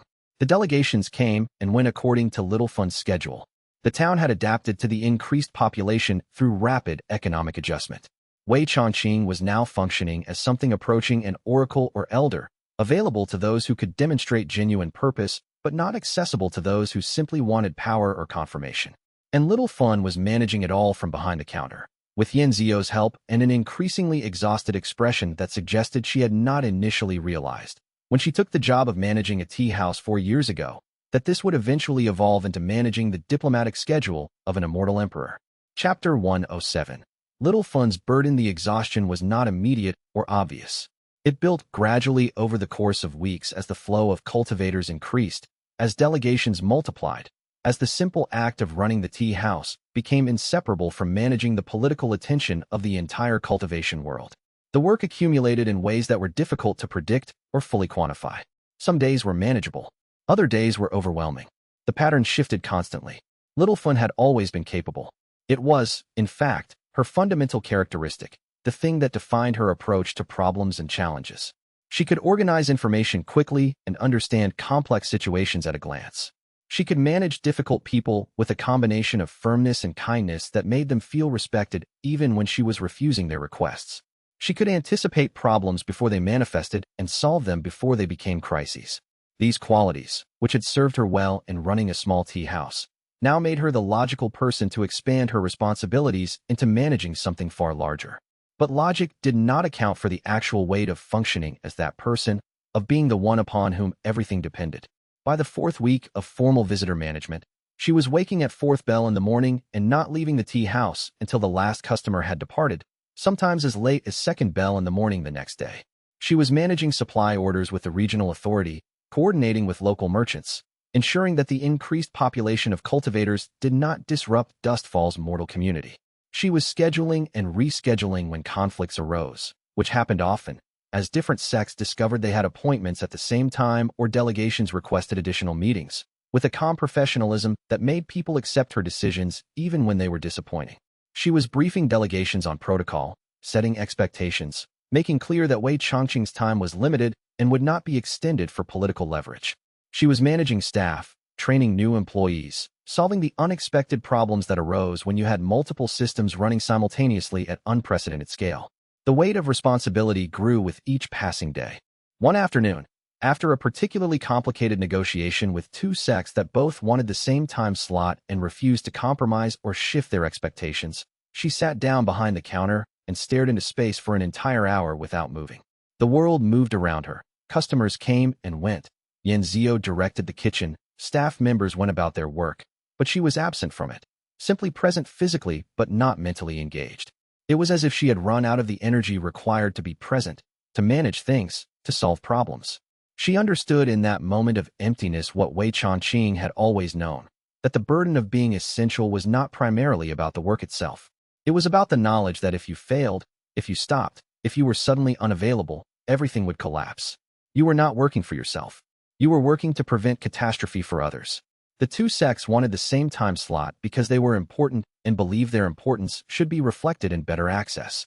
They wanted Wei Changqing's time because understanding his perspective on their particular problems would give them advantage in their factional conflicts. They would not accept a compromise because compromise meant they were not being treated as priority. And yet Littlefun could not give them both what they wanted, and giving one priority over the other would create a political incident. So she had to sit with them for 2 hours and explain, patiently and repeatedly, why the system was designed the way it was designed. Why fairness required that she treat all sects equally. Why Wei Changqing's time could not be stretched to accommodate everyone who believed their needs were most urgent. By the end of the negotiation, they had accepted the schedule, but it had cost her something. It had cost her the assumption that people would naturally understand fairness. It had cost her the belief that reasonable people would accept reasonable limits. Yanzio found her like this and understood immediately what was happening. He brought her tea, not because tea solved problems, but because the ritual of tea sometimes offered space to breathe, offered a moment to step out of the immediate flow of demands. He sat beside her in silence for a long time before speaking. "I'm 18, Littlefin said to no one in particular, her voice carrying the weight of someone who had suddenly become aware of something they had been suppressing. "I'm 18 years old, and I'm managing the schedule of the most important person in the world, and I can't even convince these cultivators that no, you cannot have an extra appointment because I already have it scheduled for someone else. They just keep pushing, keep trying to find ways around the system." "You are doing remarkably well," Yinzio said. He said it with complete sincerity, without the tone of someone offering empty encouragement. "I'm tired," she said. "I'm very tired, and also I'm the only person who can do this, which means I can't stop being tired because if I stop, if I let the standard slip for even a moment, everything falls apart. People are depending on that schedule. They've arranged their travel around it. They've planned for it. If I mess it up, I'm causing problems for dozens of people." "You have been at the tea house for 4 years, Yinzio said, sitting down beside her. "You have grown from a child serving tea to someone managing diplomacy between major sects, managing the schedule of an immortal emperor. This acceleration is significant and the burden is real, but the foundation was already there. You learned how to be capable, how to solve problems, how to think clearly. This work is simply an expansion of what you already knew how to do." "The foundation doesn't matter," Littlefin said bitterly. "I still can't sleep for more than 4 hours because there are cultivators who need rooms and supplies to manage and a schedule to maintain and problems I never thought about. What happens if someone gets sick? What if there's a conflict between delegations? What if someone challenges the schedule?" But even as she said this, cataloging all the ways things could go wrong, she understood something. There were others, younger staff members she had hired, people from Dustfall who now worked at One Cup, who looked to her for direction and guidance. And she gave it to them, because she could. She gave it carefully, with thought, with the kind of practical wisdom that came from actually doing the work rather than simply having authority on paper. 3 days later, Wei Changqing found her attempting to simultaneously prepare tea, manage a supply dispute with a merchant from the regional authority who claimed the standard orders had exceeded his capacity, and explain to a new staff member how to properly arrange the seating for tomorrow's appointments, while also managing a situation where 2 junior delegations had arrived without scheduled appointments and were growing impatient. He waited until the merchant had left with a compromise that seemed to satisfy everyone. The staff member had been directed to a solution. The new arrivals had been explained and accommodated, and she had taken a moment to breathe, her shoulders coming down from where they had tensed up. "You seem overwhelmed," he said. "I'm managing," Littlefin said, which was how she always phrased exhaustion, which was her way of acknowledging reality while refusing to be defeated by it. "Would it help," he asked carefully, "to have additional staff? People specifically hired to handle administrative and supply concerns? Someone to manage logistics so you could focus on scheduling and visitor relations?" Littlefin stopped. The suggestion seemed to require a moment to process. "You're asking if I want to hire more people?" "I am," Wei Changqing said. "I am aware that you have surpassed the capacity of the existing structure, that you have expanded the tea house's operation beyond what any single person can manage alone.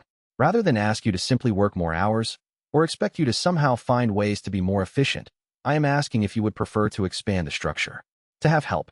To have people whose specific job is to solve the problems you are currently trying to solve by yourself."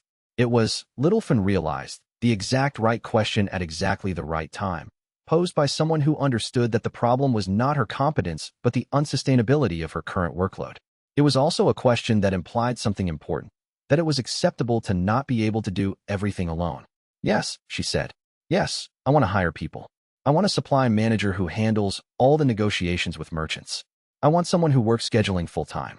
I want someone to manage the building maintenance because the increased population is wearing things out faster than we can maintain them. I want to sleep more than 4 hours per night. I want to have time to think." "Then hire them," Wei Changqing said. "Identify the positions you need. Identify the people you want for those positions. Within 2 weeks, we will have the staff to accommodate what the tea house has become." For the first time in a month, Littlefin felt the tension in her shoulders ease. She had been so focused on making the current system work, on fitting herself to the demands, that she had not considered that the system itself might need to change. Now, understanding that, she could see the solution clearly. She could delegate. She could expand. She could grow the structure to match the actual work that needed to be done. "Thank you," she said. And that evening, as she finally allowed herself to stop working and sit in the quiet of the tea house after closing, in that rare silence when no customers remained and the staff had departed and the building had settled into rest, she realized something else. She had grown. 4 years ago, she would have been broken by this responsibility, would have collapsed under the weight. Now, exhausted as she was, she had not broken. She had adapted. She had solved problems. She had managed crises. She had learned to ask for help when help was needed. She was no longer the girl who had hired into a tea house for a job. She was the woman who ran it, who had expanded it, who had learned to manage complexity and to see solutions where others saw only problems. Chapter 108. Expansion and structure. The hiring happened quickly. Little Fawn, given clear permission and budget to spend, identified exactly who she needed and recruited them with the kind of directness that had made her effective in everything she did. A supply manager named Chun, a middle-aged woman who had previously worked for the regional authority and understood logistics, procurement, and how to negotiate with merchants without wasting time or money. A scheduling administrator named May, a woman trained in bureaucratic procedure who had the kind of detailed mind that could manage conflicts with absolute impartiality and fairness. A facilities manager named Old Zhang, a man who had built half the buildings in Dustfall and understood how structures could be maintained and improved without losing their essential character. With this core team established, the next step was obvious and necessary. The tea house needed to physically expand to accommodate what it had become. The original building, intimate and carefully proportioned, with clear sight lines and good acoustic properties that made quiet conversations possible in the midst of background activity, remained the heart and center. But adjacent to it, Wei Changqing had plots of land purchased through proper channels, and structures were built. A formal meeting hall for delegations, with chairs arranged to facilitate conversation. Private rooms for consultations, soundproofed and comfortable. Expanded kitchens to handle the increased food preparation. A library where scholars and cultivators could study while waiting for their appointments, with shelves organized by subject and carefully curated collections. A small garden where people could sit and gather their thoughts before meeting with Wei Changqing, where the plants seemed to be thriving despite the climate not being perfectly suited to them. All of this was done with clear intention and without rushing. It took 2 months. The construction was done carefully, with attention to aesthetics and functionality. By the end, one cup had evolved from a small tea house into something more complex, a semi-public institution, formally structured to serve particular functions while remaining fundamentally private in its essential nature. Littleton moved through this expansion with focused competence. She coordinated with the building supervisors to ensure the design matched her understanding of what was needed. She oversaw the arrangement of furniture in each new space, testing configurations, moving things until they felt right. She created systems for how visitors would move through the space, where they would wait, how they would be guided to appointments, ensuring that the flow of people felt natural rather than forced or overwhelming. She worked with her new staff team to establish routines and procedures that would make the expanded operation function smoothly. And through it all, Wei Changqing seemed somehow smaller. She noticed this one afternoon as she was directing a group of builders on where to position a partition wall in the new meeting hall. He was sitting in the original tea room, now bustling with activity around him, with staff moving in and out, with visitors arriving and departing according to May's schedule, and he seemed somehow diminished by the structure that had been built around him. Not weak, never weak, but less central, less necessary in a direct sense, as the structure had taken on much of the work he had been bearing alone. She sat down across from him and studied his face, which was serene and possibly unhappy, though it was always difficult to tell with him. His expression rarely changed, but something underneath that expression seemed different. There was a weariness to it, perhaps, or a resignation. "You don't like it," she said. "I like that you are less overwhelmed," Wei Changqing said carefully, and the care in his tone made clear that he was choosing his words with precision. "I like that the structure functions better with shared responsibility. But something about it troubles you." "I am curious what." "That's not what I asked," Littleton said. "I asked if you like it. The expansion, the structure, all of this." Wei Changqing considered this with what appeared to be genuine introspection, the kind of careful thinking that was rare in people who had the luxury of not needing to think carefully. "I came to Dustfall to avoid having responsibilities," he said. "I built a tea house to exist outside of power structures, to step away from being essential to the functioning of entire systems. And I have somehow created an institution that resembles, very closely, a seat of power that I hope never to occupy again." "It's not the same," Littleton said immediately. "The old structure, the throne, the court, all of that. It was about control. It was about making decisions that shaped the lives of millions of people. This is different. This is about service. You're not controlling anyone. You're not forcing anyone to do anything. You're just available to people who need wisdom. Perhaps Wei Changqing said. But the burden is similar. I am essential again. The system depends on my presence. People have organized their lives around the possibility of coming to speak with me. The celestial court relies on my mediation. The sects navigate disputes through my guidance. If I were to leave, to withdraw, the whole system would shudder and reorganize around my absence. I have not escaped being essential. I have only changed the form that essentiality takes. Little Fawn, hearing this, understood what was bothering him. She had felt this herself. The weight of being essential, of being unable to step away without causing collapse. And yet she had found a way to accept it, to transform it from a burden into something that simply was, something you carried the way you carried your own name. The difference, she said slowly, thinking through the words as she spoke them, is that the old structure made you responsible for people's loyalty and obedience. This structure just makes you responsible for your own peace. And as far as I can tell, you're handling that better than most emperors ever did. You're not trying to control anything. You're not trying to maintain power or expand influence. You're just sitting here, being available, making tea. That's not a power base. That's just a place. A good place, but just a place. Wei Changqing looked at her. This girl who had become a woman, who had somehow learned wisdom despite being entirely mortal and ordinary, who had grown from a practical-minded child into someone with understanding, and smiled. Thank you, little Fawn, he said. And that evening, after the last customer had left and the staff had departed and dustfall had settled into evening quiet, Wei Changqing made himself a cup of tea in the original room. He sat with it in the silence and allowed himself the meditation on what he had built without intending to. The weight of it was real. The responsibility was genuine. But so was the fact that it was functioning well, that the people he had gathered around him were capable and committed, that the peace he had sought was achievable even within the structure, perhaps especially within it. The structure itself represented something he had not planned for. When he first came to Dustfall, he had imagined a simple life, a small tea house, a quiet business, peace created through the absence of responsibility rather than through its careful management. But the tea house had grown because the peace it offered could not be contained. People came seeking something they could not name, and they found it. They told others. Others came. The system expanded not because Wei Changqing had chosen to expand it, but because the demand for what the tea house offered proved infinite. He understood now what the demon emperor had been telling him. There was no escape from consequence. Power that was offered would be demanded. Peace that was discovered would be pursued. The only choice was whether to allow the growth to happen chaotically, disrupting everything, or to manage it with intention and care. He drank the tea. It was excellent, as all tea made in one cup was excellent. And for perhaps the fourth time in 3 years, he finished it completely, drinking every drop before it could cool into something less than itself. The warmth of it moved through him, and he understood that this was peace too, not the peace of withdrawal, but the peace of acceptance. Chapter 109.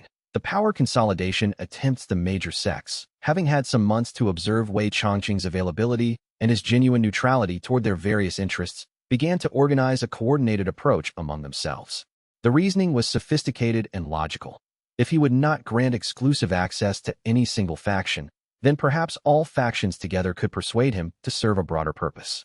If they could reorganize around a unifying center, if they could align themselves with his wisdom in a formal capacity, they could solve the factional conflicts that had been destabilizing cultivation world governance for decades. The proposal arrived formally, presented by representatives from 7 of the largest and most politically significant sects in the realm. They came in a joint delegation, which itself was remarkable.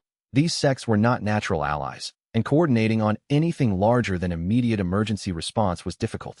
For them to organize together suggested that the proposal represented something they all believed in, something that transcended normal factional interests.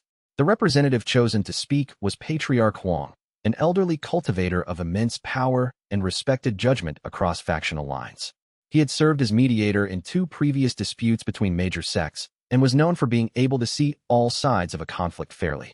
His presence lent weight to the proposal, suggested that this was not a trick or a grab for power but a genuine attempt to solve real problems.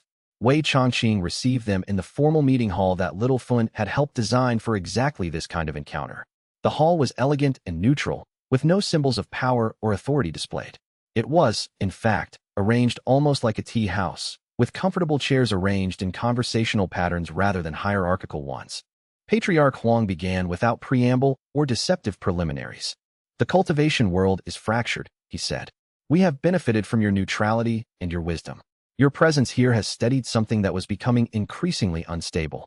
7 sects have come together to make a formal proposal that you accept the position of Grand Arbiter, a role that would give formal legitimacy to the guidance you already offer. In exchange, each major sect would commit to supporting your decisions, to respecting your mediation in disputes, to fundamentally restructuring their internal governance around your wisdom rather than around factional advantage. Wei Changqing listened to this carefully, his expression unchanged. He understood what was being offered and he understood what it would cost. It was, he realized, a very subtle form of corruption. By accepting formal position, he would no longer be a free agent outside the system. He would become the system, and once the system depended entirely on him, there would be immense pressure to make decisions that favored the factions that had granted him position. The very factions that had coordinated to offer him this role would expect, implicitly or explicitly, that his decisions would favor them or at least not harm their interests. The proposal honors me, he said after a long moment, and it is presented with genuine intention, I believe. The sects that have come here are serious about wanting to solve the problems of cultivation world governance. But I must decline it. The sect's representatives exchanged glances. This was apparently unexpected. They had brought a significant proposal, had coordinated across factional lines to present it, had offered something that most beings would consider an enormous honor. Patriarch Huang leaned forward slightly, his aged face concentrating. Why? He asked simply. Because my value lies in my freedom, Wei Changqing said. The moment I accept formal position from any group, even a coalition of many groups, even all the major sects together, I am no longer truly neutral. I become responsible to that group. I become required to justify my decisions in terms they can accept. My guidance becomes constrained by the need to maintain the power structure that has granted me position. He paused, and in that pause was something that made the room feel very large and very quiet, as if the boundaries of the space had suddenly expanded. I can offer no one exclusive access to my guidance, he continued. If I accept one group's offer, I betray all others. If I accept all groups' offers equally, then I have simply shifted from being a free agent to being a tool of the collective. Either path ends my neutrality, and my neutrality is the only thing that makes my guidance valuable. Patriarch Huang listened to this with the expression of someone who had already considered these arguments and was now hearing them confirmed by the person whose decision mattered. He nodded slowly, understanding the logic even though it meant his proposal had failed. I understand, he said. The proposal was worth making. The answer is clear. The delegation left without rancor or argument. It had been, in a real sense, a test of whether Wei Changqing's commitment to neutrality was genuine. He had passed the test by refusing power when power was offered by the very entities that had benefited most from his guidance. His refusal validated everything they had observed about him. After they left, Littlefin came to him with tea, not because tea solved problems, but because Wei Changqing had just refused what most people would consider an enormous offer of influence, and she wanted him to have something to hold while he thought about what that meant. She sat with him in silence for a time, understanding that some moments required simply being present rather than speaking. Did you think they'd convince you? She asked finally. No, Wei Changqing said. But I needed to understand their proposal fully, to consider it carefully, to see whether there was any path through it that would have allowed me to accept without compromising my neutrality. There was not. The cost of formal position is always independence, and independence is all I have that matters. Most people would have taken it, Littlefin said. They would have thought it was a good opportunity, a chance to really do something important. Yes, Wei Changqing agreed. And that is why most people cannot maintain true neutrality. The offer of power is always difficult to refuse. But the refusal is necessary. Power transforms those who hold it, even when they believe they hold it lightly, even when they believe they will use it for good purposes. The very act of accepting formal position changes the relationship between the person in that position and everyone else. She understood what he was saying. Once you accepted position, you became invested in maintaining it. You became concerned with how decisions would be perceived by those who had given you that position. You could not help it. It was human nature, or perhaps the nature of power itself. He looked at the cup in his hands, at the steam rising from it, at the gentle amber color of the tea. I suppose, he said quietly, that this is the real cultivation that the peaceful life system teaches. Not the accumulation of power, but the accumulation of the ability to refuse it. Not the gaining of things, but the development of the discipline to live without gaining things. Not the pursuit of transcendence, but the acceptance of presence in the world as it actually is. Chapter 110.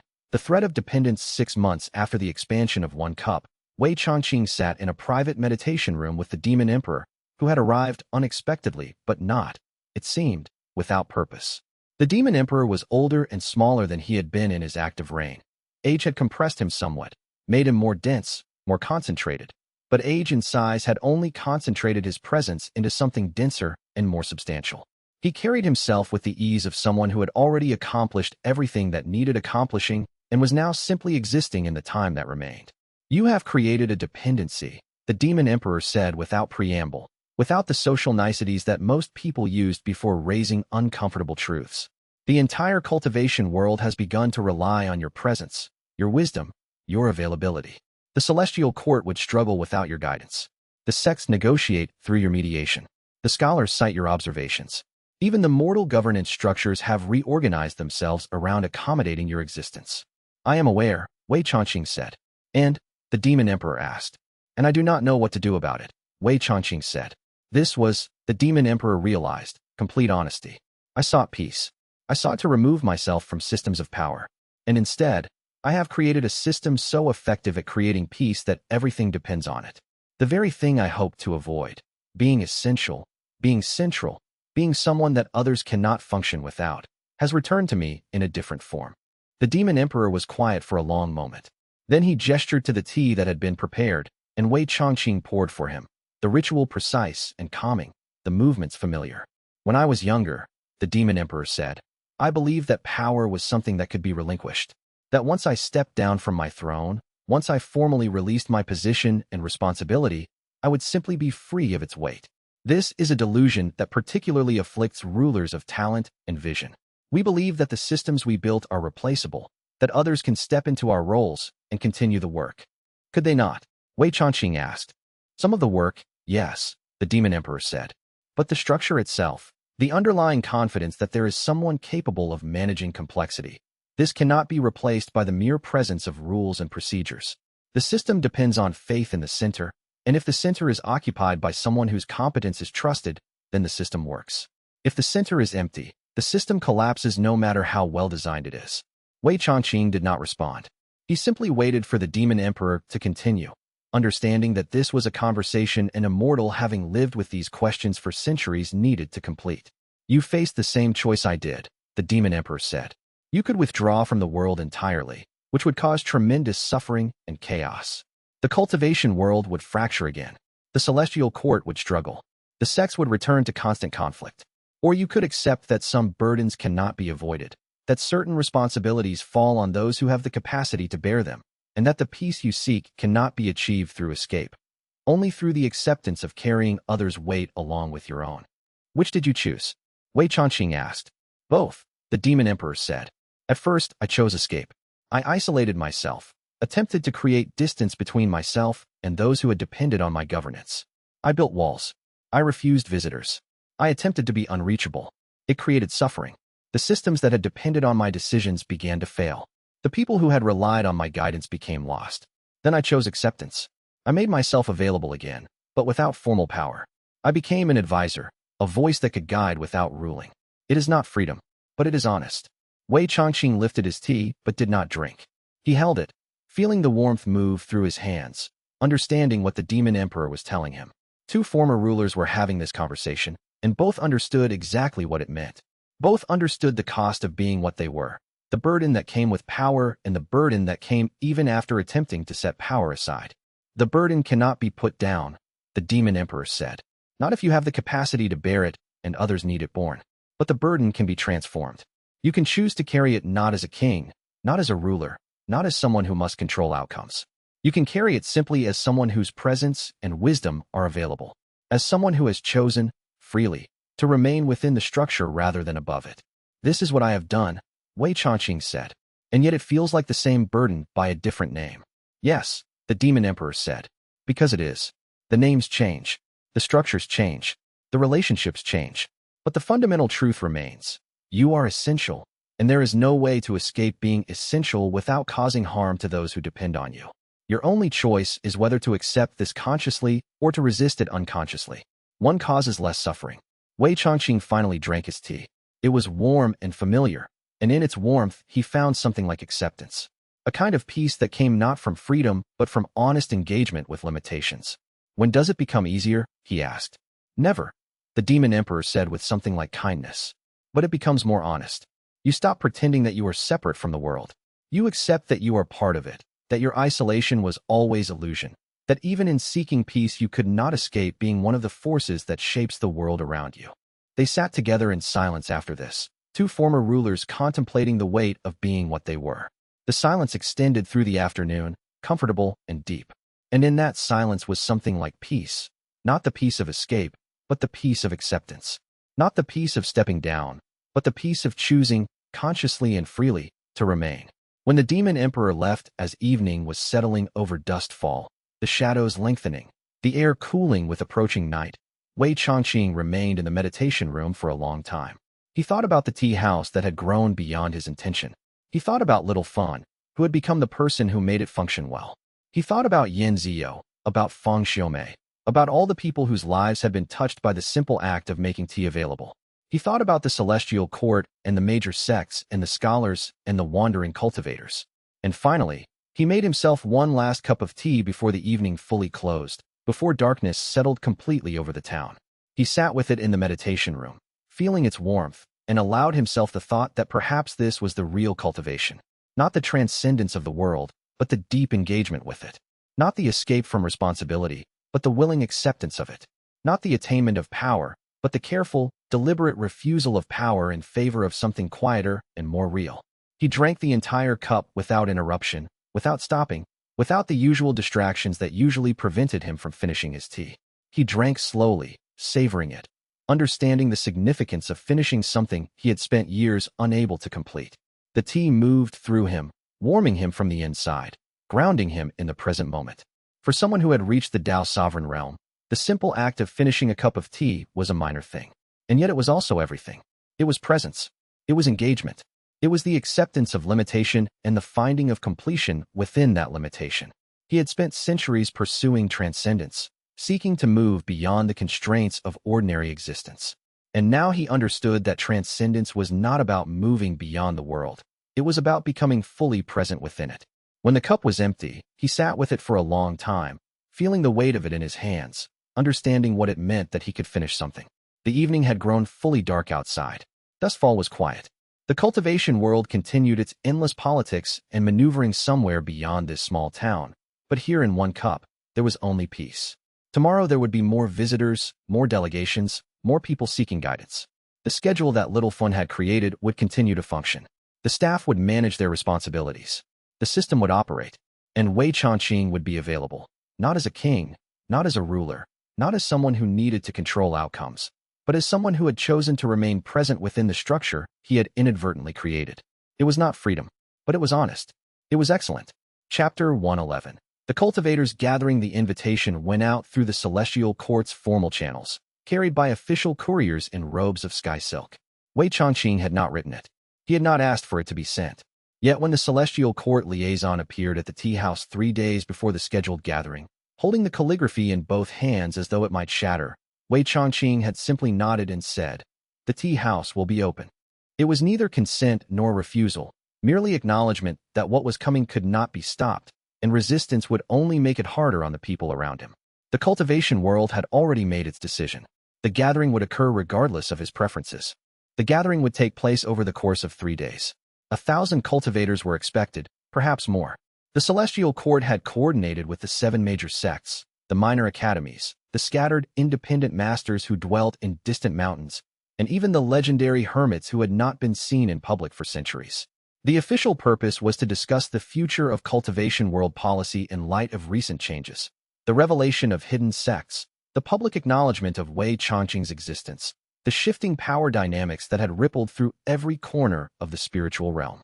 But Wei Changqing understood perfectly what the gathering actually was, a formal, organized pilgrimage. A chance for the cultivation world's greatest powers to sit in his presence and experience the peace that radiated from him like warmth from a brazier. Dustfall transformed in the 2 weeks before the gathering. The town's population doubled, then tripled. Master stonemasons arrived from the capital with designs for temporary structures. They expanded the tea house itself, adding a courtyard pavilion large enough for 300 cultivators to sit at once. Merchants brought elaborate tents and pavilions made from woven cloud silk. Inns were hastily constructed, their buildings raised by earth-shaping cultivators in the span of days. The roads approaching the town were reinforced with talisman arrays designed to contain and channel the immense spiritual pressure of so many masters gathering in one location. Wei Changqing watched all this activity from the kitchen while continuing his ordinary work, selecting tea leaves, preparing the daily pots, answering the practical questions that Yin Zio could not answer alone. "Will you give a speech?" Yin Zio asked on the evening before the gathering officially began.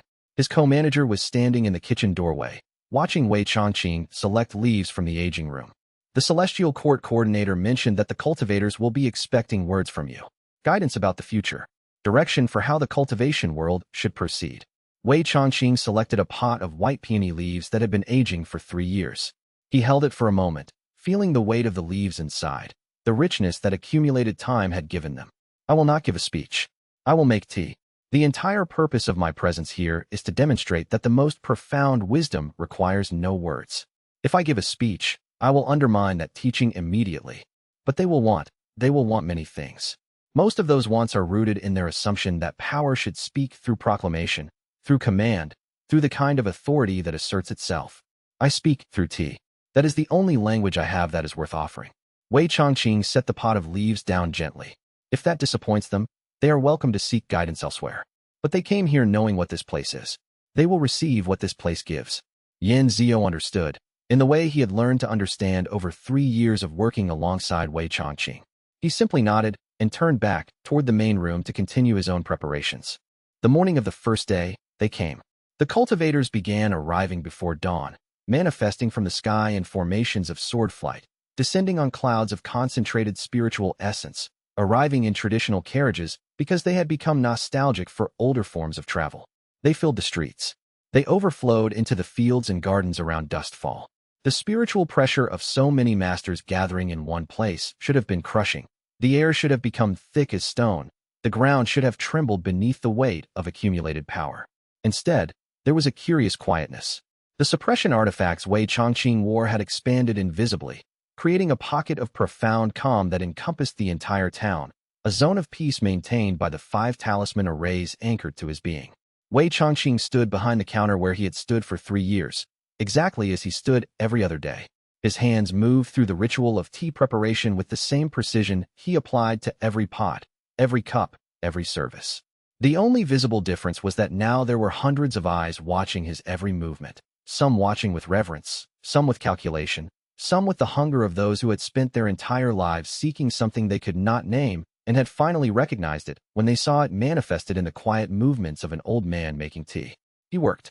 He heated water in bronze kettles held over flames of precisely controlled intensity. He warmed pots by rotating them through hand positions that had been perfected over centuries. He measured tea leaves with the wooden spoon, each movement calibrated to create the exact amount needed. His hands were steady. His breath was even. His presence was absolutely indifferent to the weight of attention pressing against him from all sides. This, too, was a form of discipline. To move exactly as you would move if no one were watching, and to maintain that integrity even when an entire kingdom held its collective breath around you. The pressure of being observed was a kind of power, and that power could corrupt the authenticity of an action if you allowed it to. Wei Changqing refused to allow it. He moved as though the tea house was empty. He served as though he was serving a single visitor, someone who mattered absolutely, because all people mattered equally. By the second day, the pattern of the gathering had established itself. Cultivators would arrive in the morning, register with the attendants Little Fun had trained, and be assigned a time slot to sit in the tea house or the courtyard pavilion. They would drink Wei Changqing's tea. They would sit in silence or quiet conversation with other masters they had traveled with. Some would experience immediate insights that would shift the foundation of their entire practice. Others would simply feel the peace and carry that feeling back to their sects, unable to articulate what they had experienced but transformed by it nonetheless. A celestial void cultivator named Chun arrived on the second morning, a master Wei Changqing had known centuries ago, when he still held the throne and wore the title of emperor. Chun had been ambitious then, perpetually seeking the next breakthrough, the next level of power, always calculating how to advance his position in the hierarchy of strength. Now Chun sat in the tea house for 6 hours without speaking, drinking cup after cup of tea, his hands resting on the table in front of him, his breath slowing to something like genuine serenity. When Chun finally rose to leave, his face had transformed. The calculation that had once defined his features had softened. His eyes held something like peace, or at least the memory of what peace might feel like. It is still you, Chen said quietly, the only words he spoke as he prepared to depart. Exactly as you were, but also completely different. I do not understand how that is possible. That is the nature of transformation, Wei Changqing replied, presenting a final cup for Chen to take with him if he wished. All things are always themselves, and all things are always becoming different. These truths are not contradictions. Chen took the cup, held it for a moment, and then simply nodded, a gesture of acknowledgement that went far deeper than words. By the third day, the gathering had acquired a rhythm that felt almost natural. Cultivators would arrive, experience their encounter with Wei Changqing's presence, and depart with the sense of having experienced something significant without necessarily being able to articulate what it was. The celestial court officials observed and took notes, their expressions gradually shifting from administrative concern to something resembling wonder. The sect leaders conferred in quiet corners, acknowledging the power shift that Wei Changqing's presence had made undeniable. He was the most influential person in the cultivation world precisely because he had abandoned all interest in being influential. That evening, when the last cultivators had departed and the courtyard galleries emptied, Wei Changqing stood alone in the kitchen. The vast influx of visitors had ended. The tea house returned to its ordinary state. He poured a cup for himself and managed to drink perhaps one-third of it before Yanzio appeared with a question about resupplying the tea stores for the coming weeks. The interruption was gentle, expected, and Wei Changqing accepted it with the same equanimity he brought to everything.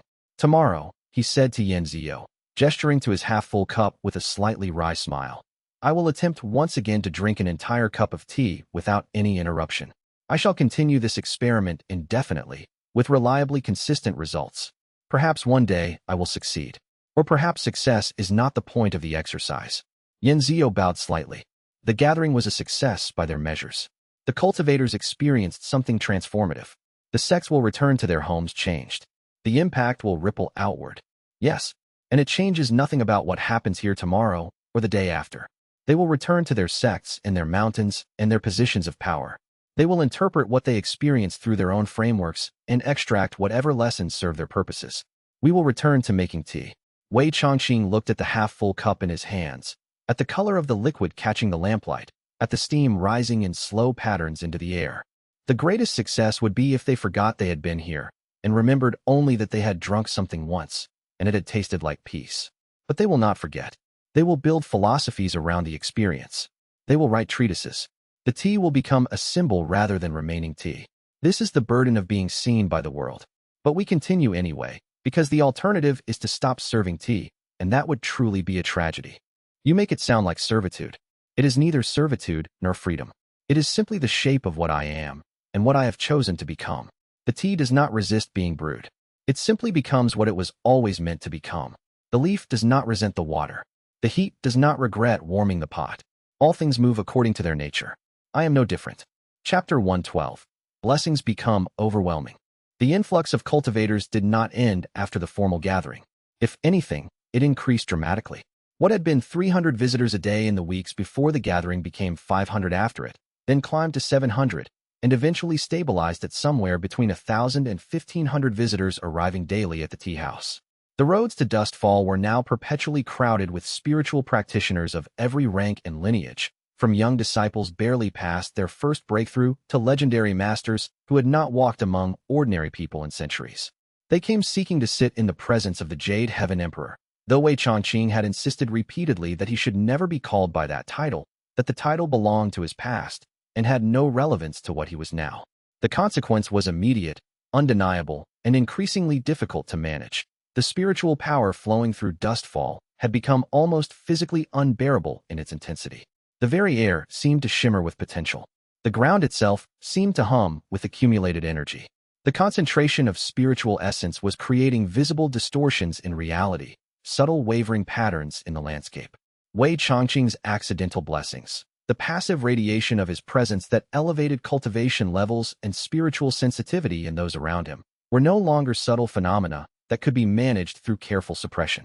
They had become overwhelming forces that transformed people whether they wanted to be transformed or not. A cultivator would sit in the tea house for 3 hours and experience a breakthrough in their foundation that should have taken months or even years to earn through conventional practice. A mortal child from the town would suddenly manifest latent spiritual awareness, their entire understanding of the world shifting overnight. Merchants who had no cultivation practice whatsoever would begin experiencing prophetic dreams and spontaneous visions. The effects were spreading outward in waves, like ripples from a stone dropped in still water, and they were intensifying with each passing week, each new arrival, each additional concentration of power. Master Wei, the merchant's quarter is requesting immediate relocation assistance, Yan Zio reported, entering the kitchen where Wei Changqing was grinding tea leaves. His co-keeper was looking increasingly stressed, which was something Wei Changqing rarely saw. 17 businesses have reported staff experiencing uncontrolled spiritual development. Some workers are becoming unable to perform ordinary labor due to sudden heightened spiritual perception, making mundane tasks feel unbearably trivial. Others are in the middle of spontaneous cultivation breakthroughs and cannot attend to customers or inventory. 3 merchants have requested official permission to temporarily relocate their operations to avoid the influence. The situation is destabilizing the local economy. Several business owners have sent formal complaints to the local government, believing this is directly connected to the tea house's operations. Wei Changqing continued grinding for a moment, the circular motion of the pestle against the mortar as old as peace itself, older than civilizations, older than kingdoms. The grinding sound was rhythmic and meditative, giving him time to think through the problem. The merchants are correct in their assessment. The effect is becoming increasingly uncontrolled, and I can no longer manage it through my current suppression methods alone. I must increase suppression significantly, raising the barriers and adding additional layers of restraint. He set down the mortar and turned to face Yan Zio directly. Have you contacted the Demon Emperor using the emergency channels? This situation requires his intervention. I need additional suppression artifacts, powerful ones, enough to create meaningful containment. I sent the message 3 days ago through the usual communication methods. I was uncertain if 3 days constituted enough time for him to respond, but he is already aware. He does not require formal notification for problems of this magnitude. The Demon Emperor seems to apprehend difficulties before they manifest fully, as though he carries some invisible thread connected directly to the spiritual balance of my being. Wei Changqing moved toward the window, looking out at the town beyond. In the distance, he could see the subtle shimmer of excessive spiritual energy disrupting the visual field, like heat waves rising from stones in summer. Until he arrives, we must take immediate steps. Double the meditation gardens. Create buffered zones where visitors must sit at increasing distances from the core of the tea house. Instruct Little Fun to manage newcomers more carefully. Fresh arrivals should spend no more than 2 hours on their first visit, and subsequent visits should be spaced at least 1 week apart. We need to establish quarantine protocols for the most sensitive spiritual effects. That will upset many cultivators. They have traveled considerable distances with expectations of unlimited access to your presence. Yes, it will be necessary regardless. Disappointing guests is far preferable to destabilizing the foundations of an entire town. If the spiritual pressure continues to escalate unchecked, we risk creating a cascade effect, spontaneous breakthroughs leading to more power accumulation leading to more breakthroughs. We could end up with a town full of unstable cultivators. The Demon Emperor arrived that evening just as the sun was touching the western mountains, manifesting in the tea house courtyard without ceremony or announcement. He simply appeared, stepping out of a fold in space itself, carrying 3 items wrapped in black silk. His expression was dark, almost annoyed, with an undercurrent of something that might have been genuine concern. This is becoming insufferable, the Demon Emperor said without preamble, setting the 3 wrapped artifacts on the counter with more force than necessary. You leak power like a damaged vessel, like a cracked teapot slowly draining its contents into the ground. The entire region is becoming warped and destabilized by your presence. I have had to personally restructure the spiritual equilibrium in 3 outlying counties this morning alone, rebalancing ley lines and redirecting celestial currents. The fundamental balance between realms is being thrown dangerously askew. Something must change immediately, or the damage will become permanent. I am attempting to remain small, Wei Changqing said quietly, understanding that the Demon Emperor's anger was not directed at him, but at the impossible situation itself. I am attempting to live a life of genuine peace without destabilizing everything around me. Apparently, those 2 goals are incompatible. They have always been incompatible for you, the Demon Emperor replied with a sigh. He gestured to the artifacts he had brought. These are suppression talismans of the highest order. Each one is as powerful as the ones you currently wear, drawing on sources of power that most cultivators don't even know exist. With them, you might achieve a temporary equilibrium. Wei Changqing picked up one of the artifacts, a simple jade pendant carved in the shape of a sleeping dragon. He held it for a long moment, feeling the power thrumming through it like a second heartbeat, understanding the weight of what it meant to wear such a thing. The pendant was not heavy by any physical measure, but the spiritual weight was immense, pressing down like gravity. Understand clearly what you are saying. If I wear these, I will need to hold myself down through constant conscious effort. The moment I stop holding myself in place, I will devastate this entire region. Yes, precisely. You are one conscious lapse away from destroying everything here. Is that what you want? To carry that knowledge constantly? To understand that your relaxation, your sleep, your moment of distraction could result in catastrophe. Wei Changqing rotated the jade pendant slowly in his hands, examining the carved details with meditative focus. What I want is irrelevant. What is true is that I am here, and these people are here, and I have accepted responsibility for their continued existence. Therefore, I will bear what must be borne. A Tao sovereign's power creates obligation. I understood that when I chose to come to Dustfall instead of isolating myself in some distant mountain cave where my presence would harm no one. Noble suffering, the demon emperor said, not without sympathy in his tone. I remember that phrase from your throne years. You were never content with simple happiness. You always needed to make your peace into an obligation, to find some way to transform rest into work. Yes, I suppose that fundamental aspect of my nature hasn't changed, despite my best intentions. By the time the sun had fully set, Wei Changqing wore 5 suppression artifacts anchored into his being. The original 2 that he had been wearing since first arriving in Dustfall, plus 3 new ones that the Demon Emperor had brought. Each artifact was locked into place and sealed with his personal spiritual signature, creating multiple redundant systems of restraint. The weight of them was not physical. The artifacts were light as air in terms of actual mass. But the spiritual weight was immense, pressing down on his cultivation like chains made of intention and necessity, like boundaries made of his own will. That night, Wei Changqing sat alone in his private quarters and truly felt what barely maintaining control actually meant. It meant that every moment of his consciousness had to remain active and aware, fully present. He could not drift or daydream. He could not let his attention wander. Even in sleep, a part of his mind had to remain awake, holding the suppression in place, ensuring that the barriers did not slip. It meant that his cultivation, which should have been advancing according to the peaceful life system's principles, was instead completely stagnant, locked in place by the pressure of keeping himself down, constrained like a river behind a dam. It meant that to be present for these people, to allow them to remain safe in his proximity, he had to abandon a part of himself. He had to limit his own growth. He had to accept stagnation in service to the stability of others. He did not sleep that night. He sat with this truth as the hours passed, watching the darkness gradually transform into dawn, and accepted it the way he had accepted so many other things. Not with joy, not with resignation, but with the simple recognition that this was the shape of his existence now. This was the cost of choosing peace in a world that was not built for peace. In the morning, when Yin Zio found him still sitting motionless, eyes open despite the passage of the entire night, his co-keeper did not ask if Wei Changqing had rested. Yin Zio had learned that some questions were too simple for complicated circumstances.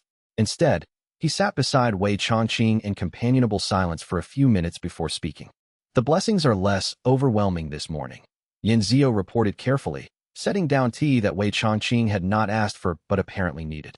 The merchant's quarter has stabilized considerably. Most of the spontaneous breakthroughs in the mortal population seem to be holding steady at sustainable levels.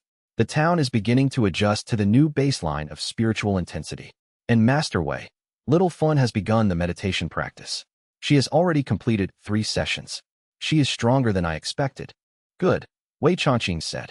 His voice sounded the same as always, which was somehow a small miracle given the circumstances. Then we have bought more time. The question is, for what purpose do we buy time? So that we can continue managing crisis after crisis indefinitely? Or so that we can find a more permanent solution? He paused, then accepted the tea with gratitude. For now, we practice. We strengthen. We build the foundation that will allow this peace to persist, to grow, to spread outward into the world. When Little Fun can anchor half my weight, the burden becomes manageable. When that happens, everything changes. Chapter 113. Little Fun's concern. Little Fun had been observing Wei Changqing with focused, deliberate attention for 3 weeks, watching him the way someone watches a structure they fear might collapse under its own weight. She noticed details that others missed, the way his movements became slower in the morning, with less of their usual economical grace. The way his hands, when he thought no one was looking, would sometimes tremble slightly as though the weight he was carrying had suddenly become too much. She noticed that he drank less tea than he had in previous months, and that the tea he did drink seemed to taste like medicine rather than something he was actually enjoying. She noticed the tightness around his eyes, the way his shoulders carried tension now instead of ease. She could feel the pressure radiating from him like heat from an oven. She was 17 years old, small and practical and stubborn as a root growing through stone, and she had developed an immunity to Wei Changqing's usual methods of deflection and philosophical misdirection. She had worked at the tea house long enough to understand his patterns, to see through his subtle redirections, to recognize when he was being avoidant about something that actually mattered. She could read him the way a master tea maker reads water, understanding the subtle signs of his state. On the 23rd day after the 5 suppression artifacts were installed and locked into his spiritual foundation, she cornered him in the storage room where no one else would overhear their conversation. The storage room was one of her favorite places because it was organized and quiet, and smelled like tea and aged paper and the accumulated peace of 3 years of genuine work. She had begun spending time here in the early mornings, sometimes just sitting with the teas, understanding their ages and qualities, becoming intimate with the materials they worked with. She stood in front of the door to prevent his escape and delivered her observation without preamble, using the tone she typically reserved for business matters of importance. You're carrying too much weight. You look like a shelf that's about to collapse from the strain of what's been placed on it. I'm asking directly why you don't just stop suppressing. Stop carrying the artifacts. Stop holding all this power down. Just let it be what it is. Wei Changqing was counting tea canisters, making a physical inventory of their supplies. He did not pause in his counting, did not look up, as though counting canisters was the most important thing in the world and could not be interrupted for philosophical discussion. If I stop suppressing, the spiritual power will flow freely without barriers. The merchants in the outlying districts will experience uncontrolled cultivation acceleration. The mortal children in town will undergo traumatic awakening to spiritual reality they are not prepared for. The delicate spiritual equilibrium that has kept Dustfall stable for centuries will shatter like a dropped pot. The consequences would be severe. That's what you think will happen, Littlefield said, stepping closer, making her presence harder to ignore. But have you actually tested that theory? Or are you just assuming, the way powerful people always assume, that ordinary things can't handle what's powerful? Have you considered that maybe people are stronger than you think? That maybe being close to you makes them stronger? Wei Changqing finally set down the counting stick and turned to face her fully. What do you suggest I test? That I flood the town with raw power and hope that people will somehow adapt?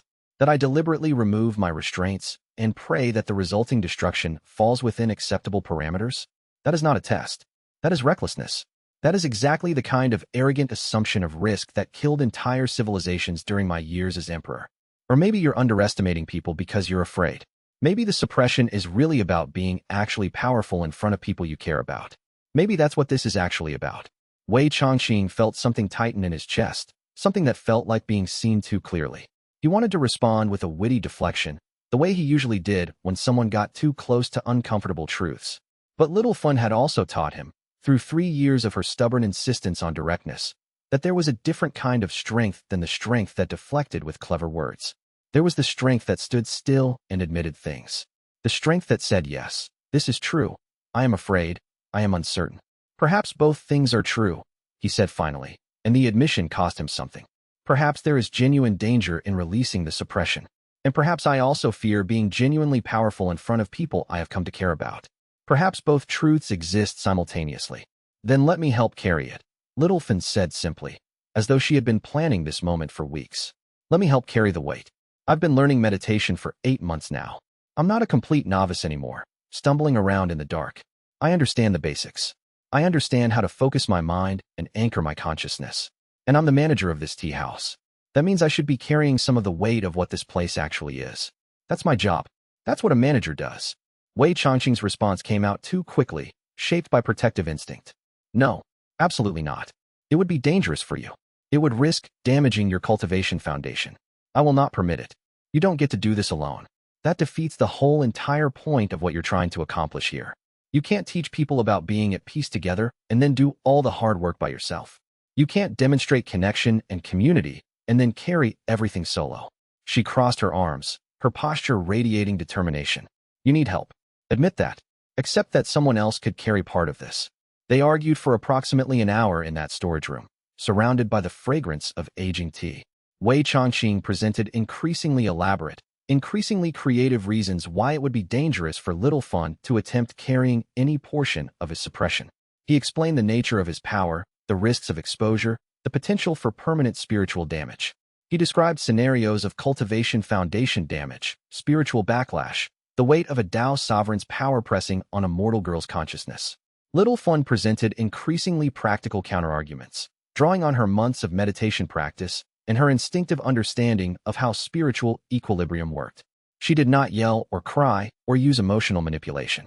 She simply held her position with the stubborn certainty of someone who had spent enough time around Wei Changqing to understand that he could not refuse someone who was both right and determined. Finally, Wei Changqing capitulated, understanding that further resistance would only be stubborn refusal of something that actually needed to happen. If you do this, you must understand that there is genuine risk. If the suppression causes damage to your cultivation foundation or creates lasting harm to your spiritual development, I cannot undo it. I will not be able to protect you the way I protect everyone else from the intensity of what I am. I understand, Littlefin said. She did not sound afraid. She sounded the way she sounded when making decisions about tea house operations. Clear, practical, certain. When do we start? Wei Changqing studied her for a long moment, seeing not the girl he had hired 3 years ago, but the young woman she had become. Tomorrow morning, before dawn. We will begin with just your consciousness and my presence. No artifacts, no external tools. Just your will meeting my power and learning to stand steady. All right, Littlefin said simply. They began the practice 3 days later, after Yanzio had prepared a meditation space in the upper room of the tea house, a place where the spiritual pressure was least intense, where they would be alone without interruption or distraction. Wei Changqing taught Littlefin a meditation technique that was not about advancing cultivation or achieving breakthroughs, but about anchoring herself, about becoming still enough, stable enough, to hold a conscious tether between herself and Wei Changqing's vast power without being overwhelmed by it. The technique was old, older than kingdoms, older perhaps than the mountains, but it had been adapted and refined by centuries of practitioners who had faced the same challenge: how to remain yourself while in contact with power vastly greater than your own. The first session lasted only 10 minutes. Little Fun's hands shook violently. Her breath became ragged and uneven. Sweat beaded on her forehead. Wei Changqing could feel her consciousness straining against the weight of what she was trying to hold, could sense the moment her foundation began to reach its limit, could perceive her while trying to stand against a force infinitely greater than herself. But she did not break.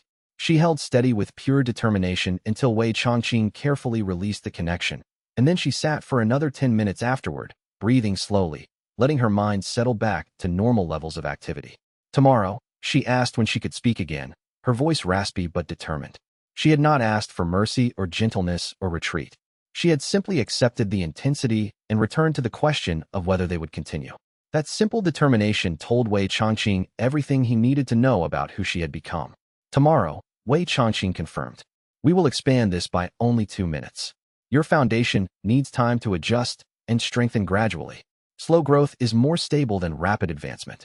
I have seen cultivators burn themselves out trying to advance too quickly. I will not let that happen to you. The meditation practice deepened over weeks, becoming their private ritual, always in the morning before the tea house officially opened to visitors, always lasting exactly as long as Little Fun's developing foundation could sustain without approaching dangerous levels of strain.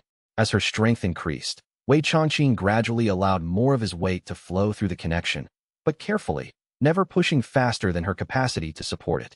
Not all of it. He still wore the 5 suppression artifacts, still maintained the barriers, but a portion of the burden was now shared, held in the mind and spirit of an 18-year-old girl who had decided, without being asked, that she would help carry the weight of the Jade Heaven Emperor's power. It was not a sacrifice on her part. It was a choice, freely made, renewed each morning. And with each passing week, her capacity grew. Her foundation strengthened. Her spirit learned to stand beside something vast and remain itself. One morning, as they finished their meditation, Wei Changqing opened his eyes and looked at Little Fun properly. She was breathing steadily, her face calm, her presence solid as the earth itself. In the 3 years she had worked at the tea house, she had transformed completely from a girl frightened by the world into a young woman who could stand beside power and not be consumed by it. Thank you, he said quietly, the words feeling inadequate for what he actually felt. You pay me too little, Little Fun replied. eyes still closed. If I'm going to be helping carry some of your cosmic weight and keeping you from collapsing under the burden, I want a significant raise. This feels like a management promotion situation. Wei Changqing laughed, a genuine laugh that came from his belly and surprised them both with its authenticity. Negotiated. You will receive 20% more. But you must also return to your duties as tea house manager. Already planning on it. Now can we eat something? All this cosmic weight carrying makes me hungry. We should have breakfast before the visitors arrive. Chapter 114. The new equilibrium. By the middle of the third month after the formal gathering of major cultivators, the tea house had achieved something that Wei Changqing had thought impossible, a new kind of sustainable balance. It was not the precarious equilibrium of the early days in Dust Fall, when he had been a secret known only to a handful of people. Nor was it the chaotic frenzy of the weeks immediately following his public revelation, when every major sect was scrambling to gain access or advantage. It was instead a functional, genuinely sustainable equilibrium, the kind that could be maintained not just for months, but potentially for years or decades, the kind that had internal consistency and did not require constant emergency management. The structure was elegant in its simplicity, because it was built on genuine understanding of what each person at the tea house was best equipped to do. Yan Zhou managed the external operations, the expansion of tea house buildings, the hiring and training of additional staff members, the coordination with local merchants and government officials, the management of supplies, the maintenance of infrastructure. He handled the practical logistics of running an establishment that now served thousands of visitors per month, while also managing the relationships with the various powers that wanted access or influence. He made decisions about expansion, about staffing, about how to integrate the tea house into the economic life of the town. He negotiated with suppliers, arranged construction projects, managed the growing number of employees who now worked in various capacities at the tea house. His role had transformed from tea house assistant to genuine administrator. Littlefin managed the daily flow and operations of the tea house itself, who came in, how long they stayed, what spiritual state they were in, whether they were likely to cause disruption. She had developed an almost supernatural ability to sense who needed to sit alone in quiet rooms and who needed to sit in the courtyard with other cultivators. Her instincts about human nature had only become sharper as her spiritual sensitivity had increased through the meditation practice with Wei Changqing. She could look at a person who had just arrived and know instantly what they needed: silence or conversation, solitude or community, tea or water, or simply a place to sit and remember how to breathe. Wei Changqing did what Wei Changqing had always done. He made tea. But now, that simple action was supported by an entire structure of human skill and spiritual knowledge. He no longer had to answer administrative questions in the middle of brewing a pot. He no longer had to interrupt meditation sessions to settle disputes between guests or manage expectations. He no longer had to choose between making one perfect pot of tea and managing the competing needs of 300 waiting cultivators. The labor was distributed across the team that had formed around him, each person contributing exactly what they were best at contributing, their work fitting together like the sections of a perfect pot. There were now junior staff members who could serve tea under Littlefun's supervision, allowing Wei Changqing to focus entirely on the preparation and spiritual transmission of the tea itself. There were administrative assistants who handled booking schedules, visitor registrations, and correspondence with various sects and authorities. There was a head gardener who maintained the meditation spaces. There was a tea procurement specialist who sourced the finest leaves from across the known world. The one-cup tea house had grown from a personal operation into something larger, yet it had managed to maintain the intimate quality that made it what it was. On an ordinary day in early spring, when the jasmine flowers were beginning to open in the gardens and the world smelled like growing things and possibility, Wei Changqing experienced what he had begun to think was becoming impossible. He made tea, served tea, and actually had time to sit with his own cup and drink a significant portion of it without interruption. The morning had been moderately busy. A group of cultivators from the northern academies had arrived early, and Littlefun had seated them strategically in the main pavilion, creating a cohesive group energy rather than spreading them out in ways that would generate confusion. By mid-afternoon, there was a lull, that beautiful quiet time between lunch and dinner when most people had either left or were settled in content. For perhaps 20 minutes, maybe even 30, the tea house was genuinely quiet. The staff members that Yan Zhou had hired were handling the few remaining visitors. The junior staff member working under Littlefun's supervision was clearing tables and refilling water pitchers. Everything was operating smoothly without requiring Wei Changqing's direct attention. Wei Changqing prepared a cup for himself with special care, treating this cup with the attention and respect he usually reserved for serving important guests. He heated water to exactly the right temperature, just below boiling, the precise point where the heat would properly release the essence of the leaves without scalding them. He selected leaves from a pot that had been aging for 2 years, opening that pot and breathing in the deep, complex aroma of properly aged tea. The entire ritual was executed without hurry or thought, simply the movement of a master working within his craft.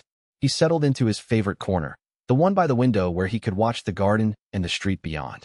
He brought the cup to his lips slowly and took the first sip. The flavor had layers upon layers, notes of honey, of mountain stone, of something like distant bells ringing in a valley. The warmth traveled down his throat and expanded through his chest, reaching into places that had been carrying tension.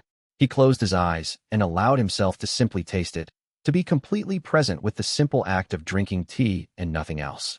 Yenzio appeared at the door. Master Wei, the healer from the Temple of Ascending Stars, is here. She seeks counsel about a particular difficulty with. Wei Changqing opened his eyes and looked down at his cup. Approximately 1/3 of the contents remained, possibly a bit more if he was generous in his estimation. He set the cup down with philosophical acceptance of its fate. "Tell her I will speak with her shortly," he said peacefully, not with regret, but with calm understanding. "In perhaps 10 minutes, or thereabouts." Yenzio, who had learned to recognize Wei Changqing's priorities and his willingness to protect small moments of peace, simply nodded and withdrew. Wei Changqing returned his attention to his tea. He managed to drink another substantial portion, approaching the halfway point, before Little Fun's voice called out from the main room that 2 high-ranking cultivators from the Sword Gate sect had arrived quite suddenly. They had apparently traveled for 8 days to reach the tea house, and they were becoming increasingly impatient with the delay in seeing Wei Changqing. He set the cup down. Less than a quarter remained. He rose to his feet, leaving his tea on the table with a sense of acceptance, and went to greet the visitors from the Sword Gates. By the time he returned to the corner an hour later, after extensive conversation, after answering questions about the philosophy of peaceful cultivation, after demonstrating the preparation of an especially complex tea blend, the tea was cold. The warmth had completely dissipated. He poured it down the sink without regret and began preparing a fresh cup. This was simply the shape of life at the one-cup tea house. The perpetual interruption of personal peace by the needs of others who came seeking guidance or healing or understanding. But where once this pattern had felt like a burden to be endured, it now felt like a rhythm he had learned to move within.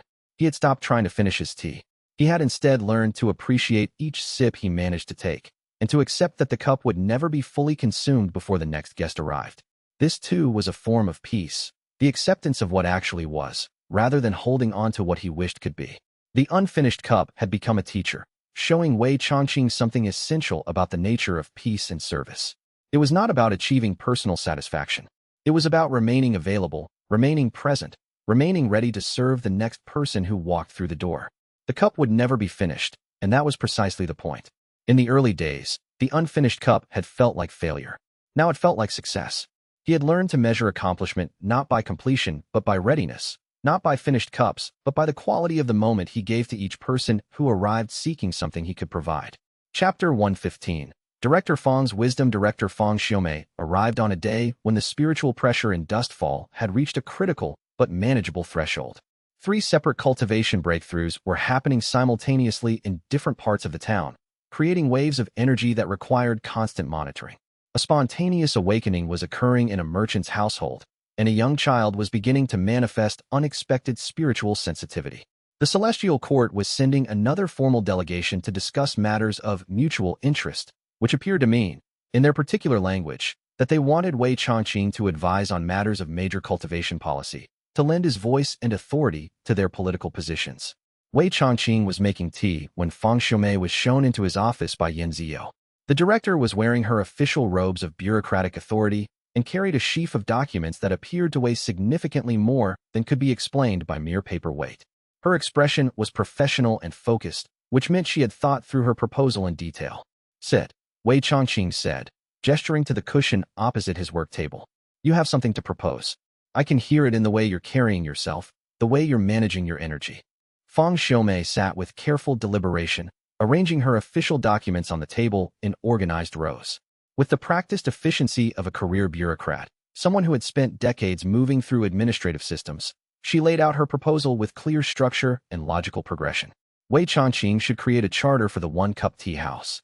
a formal document that established the principles of the establishment's operations in explicit written terms that could not be misinterpreted.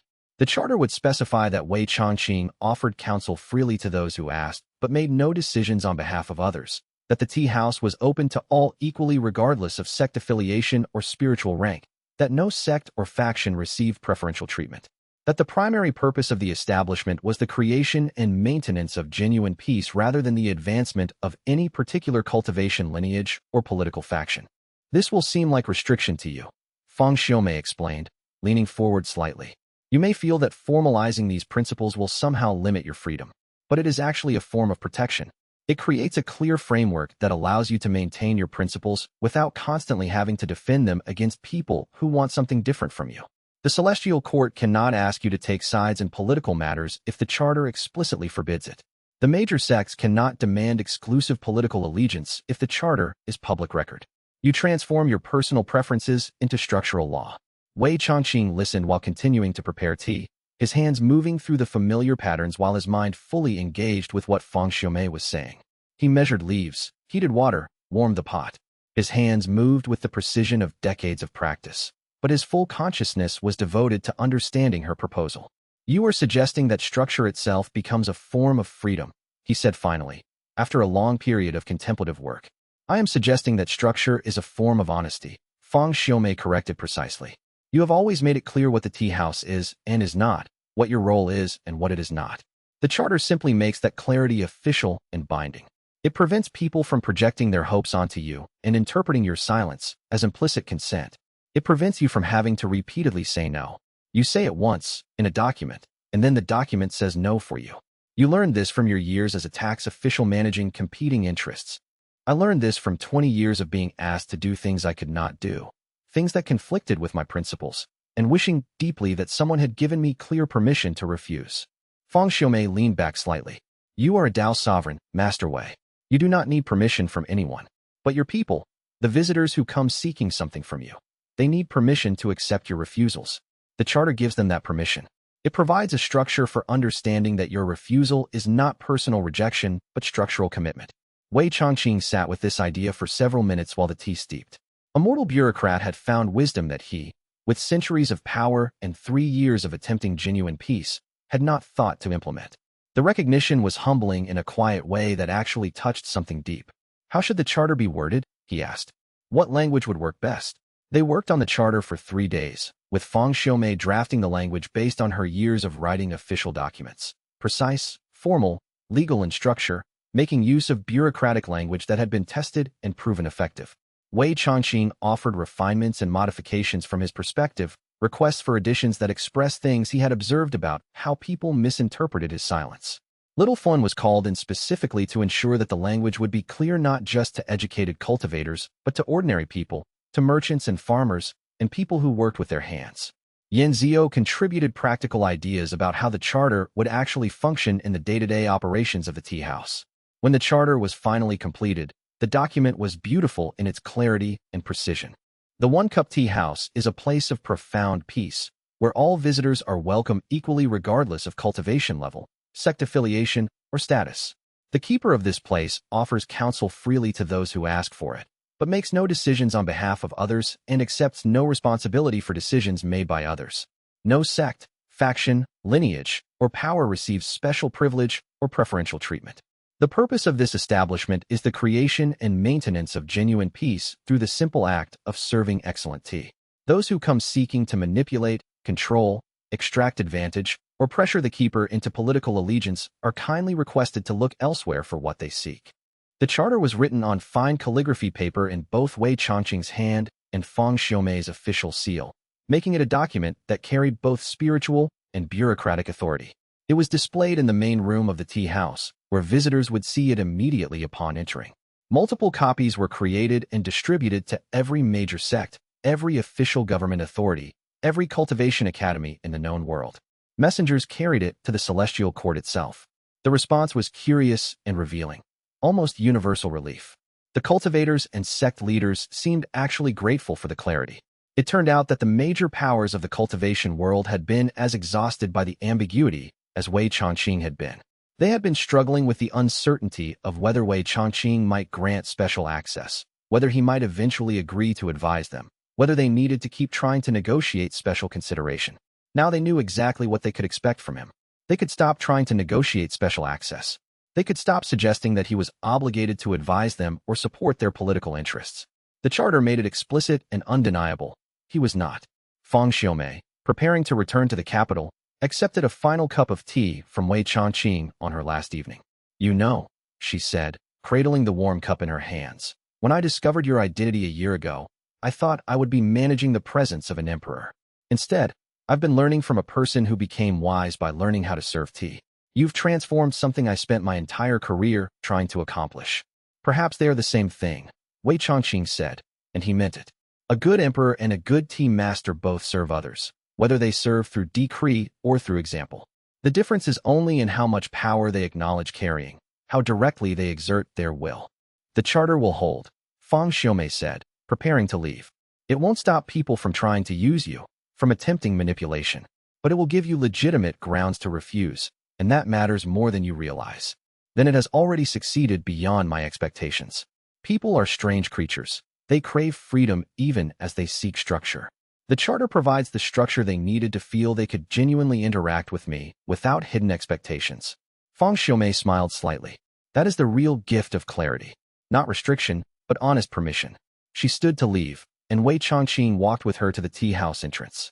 "One final thing," she said as she prepared to depart. "In my years of government service, I have learned that clarity in small matters prevents enormous problems in large ones. Your charter, though it seems simple on the surface, will prevent years of political maneuvering and disappointed expectations. You have given the cultivation world something they actually needed but didn't know they were missing: permission to stop trying to convince you of things. Permission to accept your boundaries without interpreting that acceptance as rejection." Wei Chongqing nodded slowly, understanding the depth of what she was saying. "Then we have both given each other something valuable. You gave me structure. I gave you the gift of witnessing someone learning to accept help from a mortal bureaucrat. Perhaps that is its own form of transformation." "It is indeed," Fang Xiaomei said. Chapter 116. Blessings become systematic. Wei Chongqing had been sitting with the nature of his blessings for some time, turning the problem over in his mind the way one turns a tea leaf, examining it from different angles and perspectives. Finally, he articulated the insight to Little Fun on a morning when they were meditating together, when her consciousness was particularly clear and receptive to new ideas.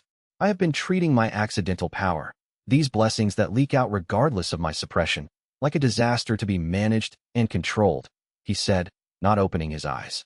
"But what if I treat it instead like a resource that can be directed and channeled productively? What if instead of resisting it, I work with it?" "You mean intentionally blessing people?" Little Fun's response was immediate and practical, showing that she had been thinking along similar lines. "Like using the power on purpose?" "Not using it on purpose, because it will leak regardless of my conscious intention, but consciously allowing it to leak in particular directions and forms. The power will escape regardless of my suppression. The question is, where should I allow it to escape, and in what form should it take?" Over the following weeks, Wei Chongqing and Little Fun developed a systematic approach to his unavoidable blessings. They identified the areas of the tea house where the spiritual pressure was least intense and designed meditation gardens, specific spaces where people could sit intentionally to receive the benefits of his presence. They designated certain rooms for healing conversations, where the depth of peace was greatest. They established the preparation of tea as a formal spiritual practice rather than merely business, teaching visitors that the ceremony itself was part of the transformation, not merely a commercial transaction.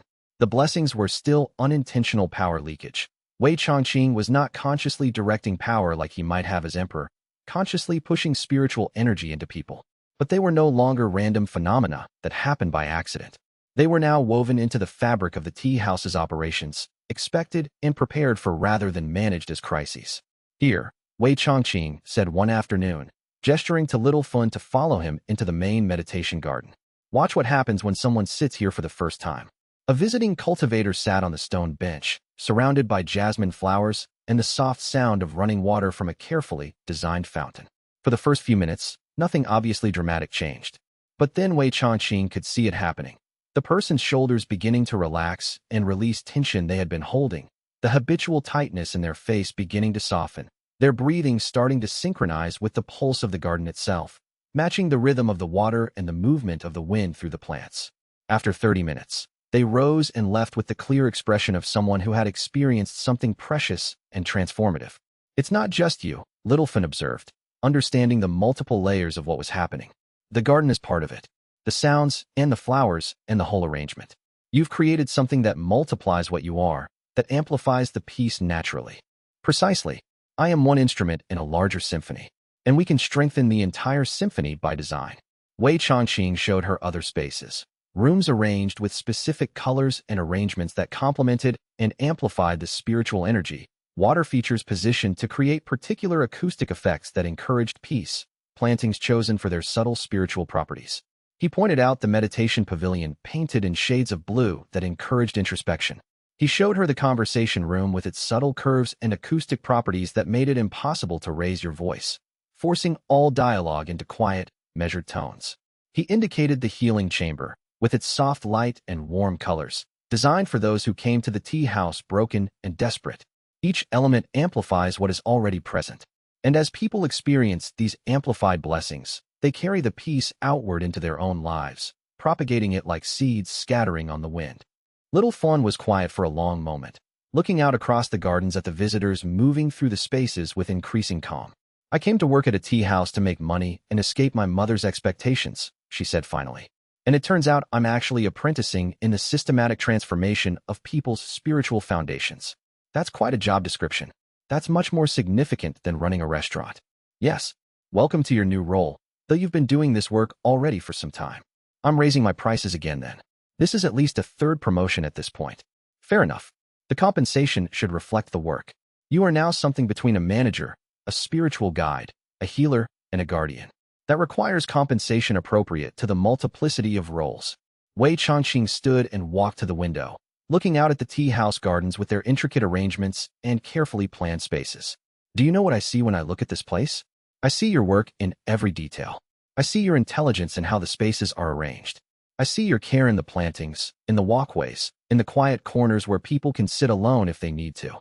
This place is an extension of you now, just as much as it is an expression of my peace. Without you, none of this would exist. Without your vision and dedication and practical brilliance, this place would be just an ordinary tea house instead of something that transforms people. Littleton looked uncomfortable with the praise, but said nothing, simply waiting for him to continue. That means you deserve to be paid accordingly. I was suggesting a modest increase. Instead, I am doubling your compensation and giving you a percentage of the tea house's earnings. You have earned partnership in truth, not just in spirit. Over the course of weeks and months, Littlefon's understanding of what she was doing deepened and expanded significantly. She began to make independent decisions about how to direct visitors through the space, intuitively knowing which rooms would serve each person's spiritual needs best, reading people the way Wei Changqing read tea. She could sense which visitors needed solitude and which needed community. She could feel when someone was reaching a breakthrough and needed to be left undisturbed, or when they were struggling and needed gentle guidance. She started working with Yan Zio to arrange the plantings more strategically, making choices about which flowers should grow in which locations based on their spiritual properties and the seasons. She even began contributing her own insights about how to structure the entire experience of visiting the tea house, drawing on her practical understanding of human nature combined with her growing spiritual sensitivity from the daily meditation practice. She was no longer simply a tea house manager who happened to help with suppression. She had become something more, a spiritual guide in an ordinary setting, helping people navigate their encounter with profound peace, teaching them how to hold what they experienced. She taught visitors that peace was not a weakness or an escape from reality. Peace was a strength, a foundation, a way of being fully present in the world. Wei Changqing watched her growth and felt something like pride, the deep pride of a teacher seeing a student develop into their full potential, seeing them discover capabilities they didn't know they had. Your mother would be astonished, he said one evening after a particularly successful day at the tea house. My mother thinks I'm wasting my life running a tea house in a backwater town, Littleton replied. She doesn't understand that backwater towns are where the real transformation happens. She's still thinking like a person who cares about status and official recognition. And you don't care about such things? I care about whether the tea is good and whether people leave here less broken than they arrived. Everything else is details. My mother wanted me to marry a rich merchant or become someone important in the capital. Instead, I'm becoming important by making sure visitors to a tea house have chairs that are comfortable and water that's the right temperature. Wei Changqing smiled at her practicality, at her refusal to frame her work in grandiose terms even as it was, objectively, quite profound and significant. You have mastered something that takes most people a lifetime to learn. You have learned to do important work while remaining grounded in the practical details. You change the world not through grand proclamations, but through the quality of attention you bring to each person who sits in your presence. I change things by making sure we have enough chairs, Littleton corrected, and that the water is fresh, and that the garden is clean. Most of what I do is housekeeping, not philosophy. Yes, that is precisely why it works. Chapter 117. Yan Zio's new role. Yan Zio had been at the One Cup Tea House for 3 years and 4 months. In that time, his cultivation had advanced from core stabilization rank, a relatively common achievement, to celestial void rank, which was an extremely rarefied level that most cultivators spent decades trying to achieve.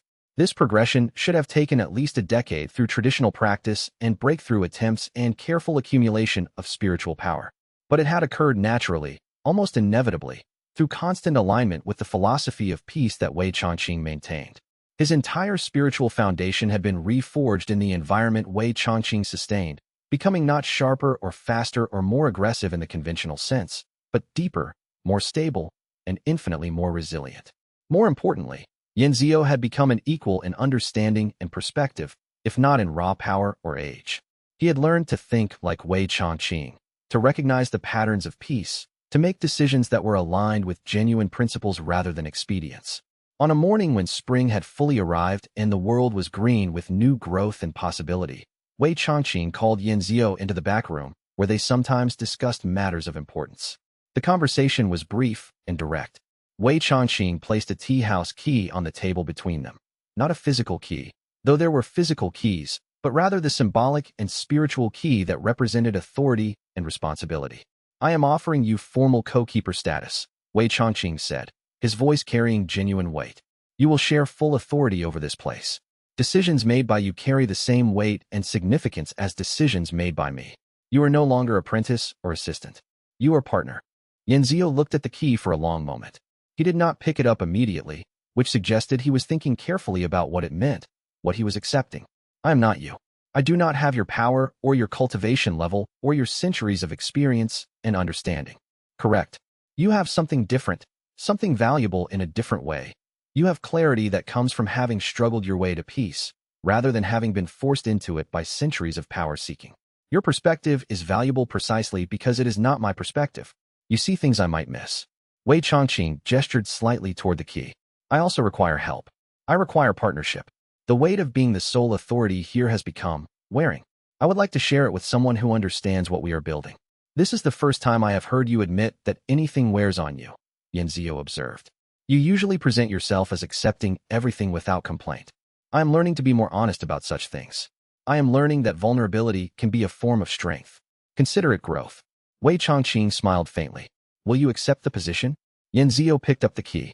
He held it in his palm for several seconds, feeling its weight. Not the physical weight, which was minimal, but the weight of what it represented.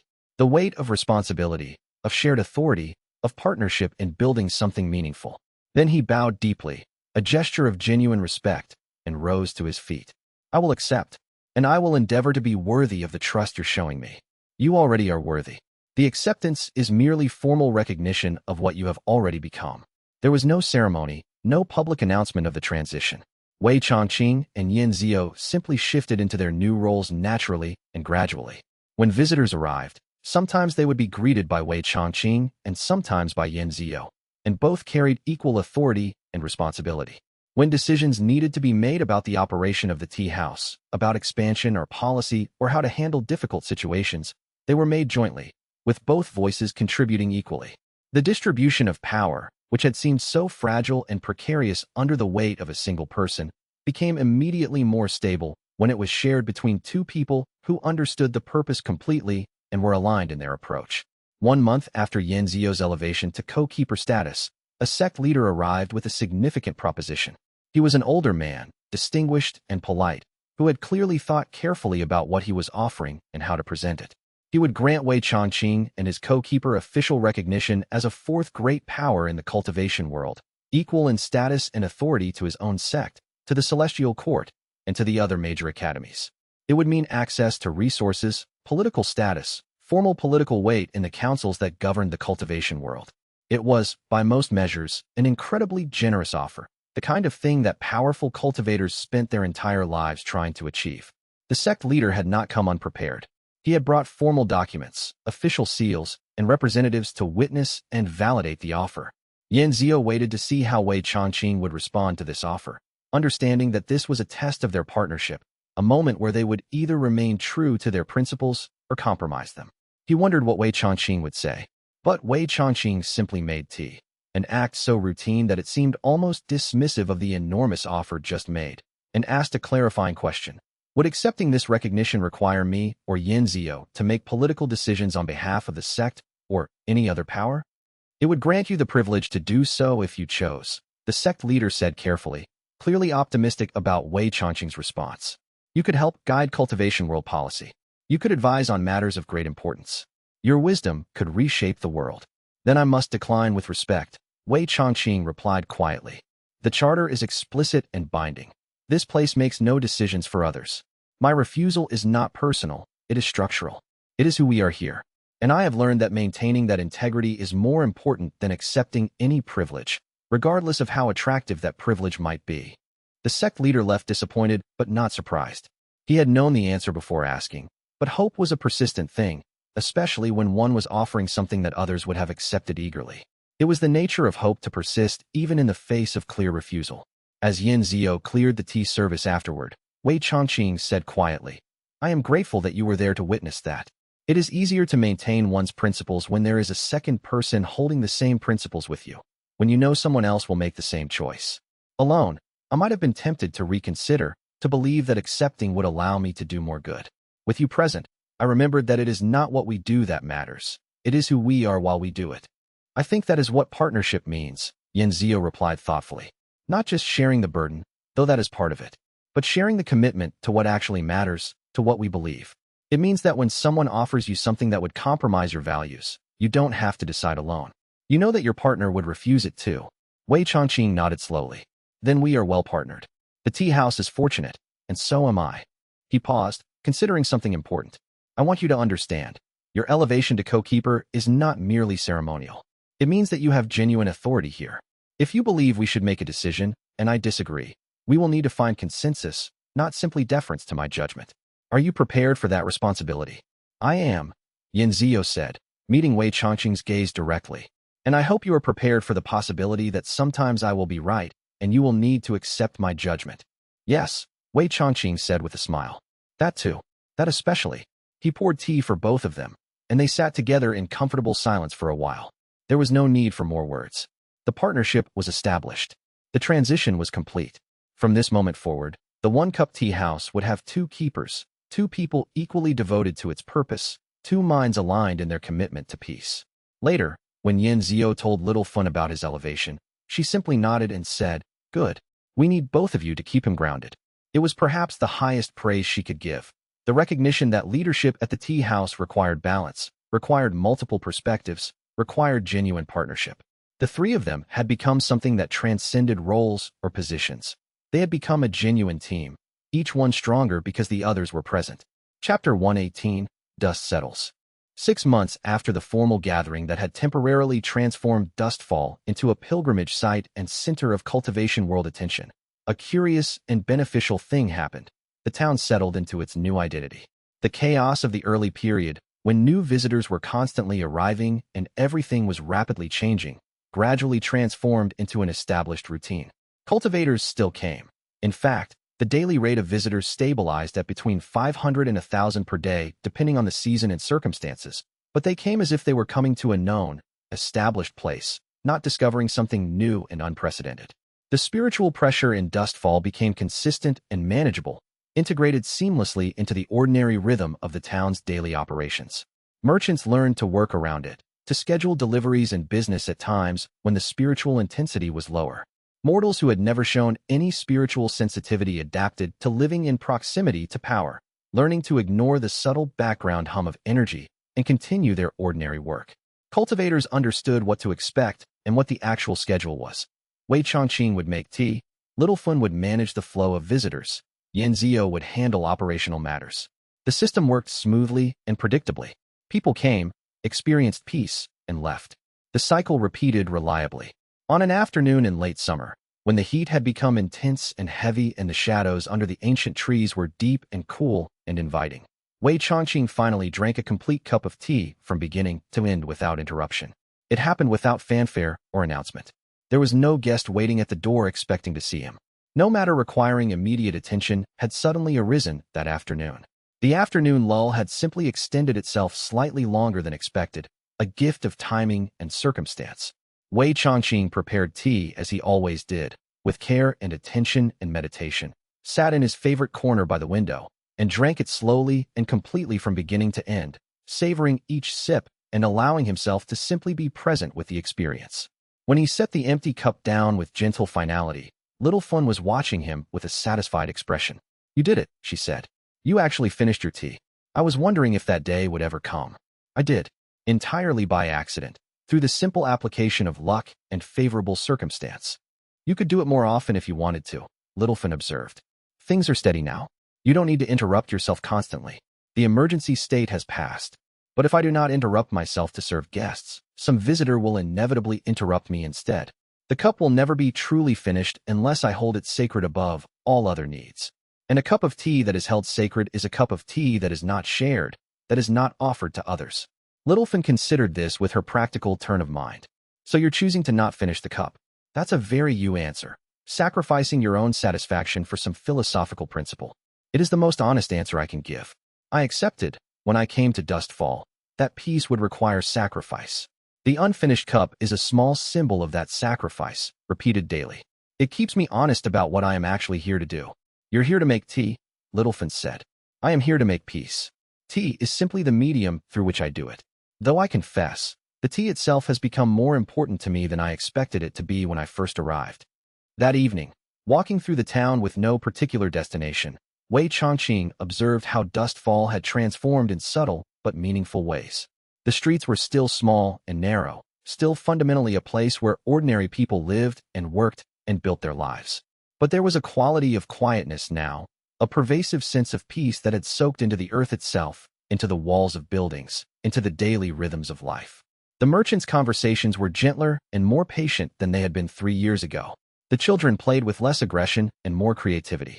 The evening light seemed somehow warmer, more golden, as though peace itself had a color and texture. Even the animals in the town seemed calmer.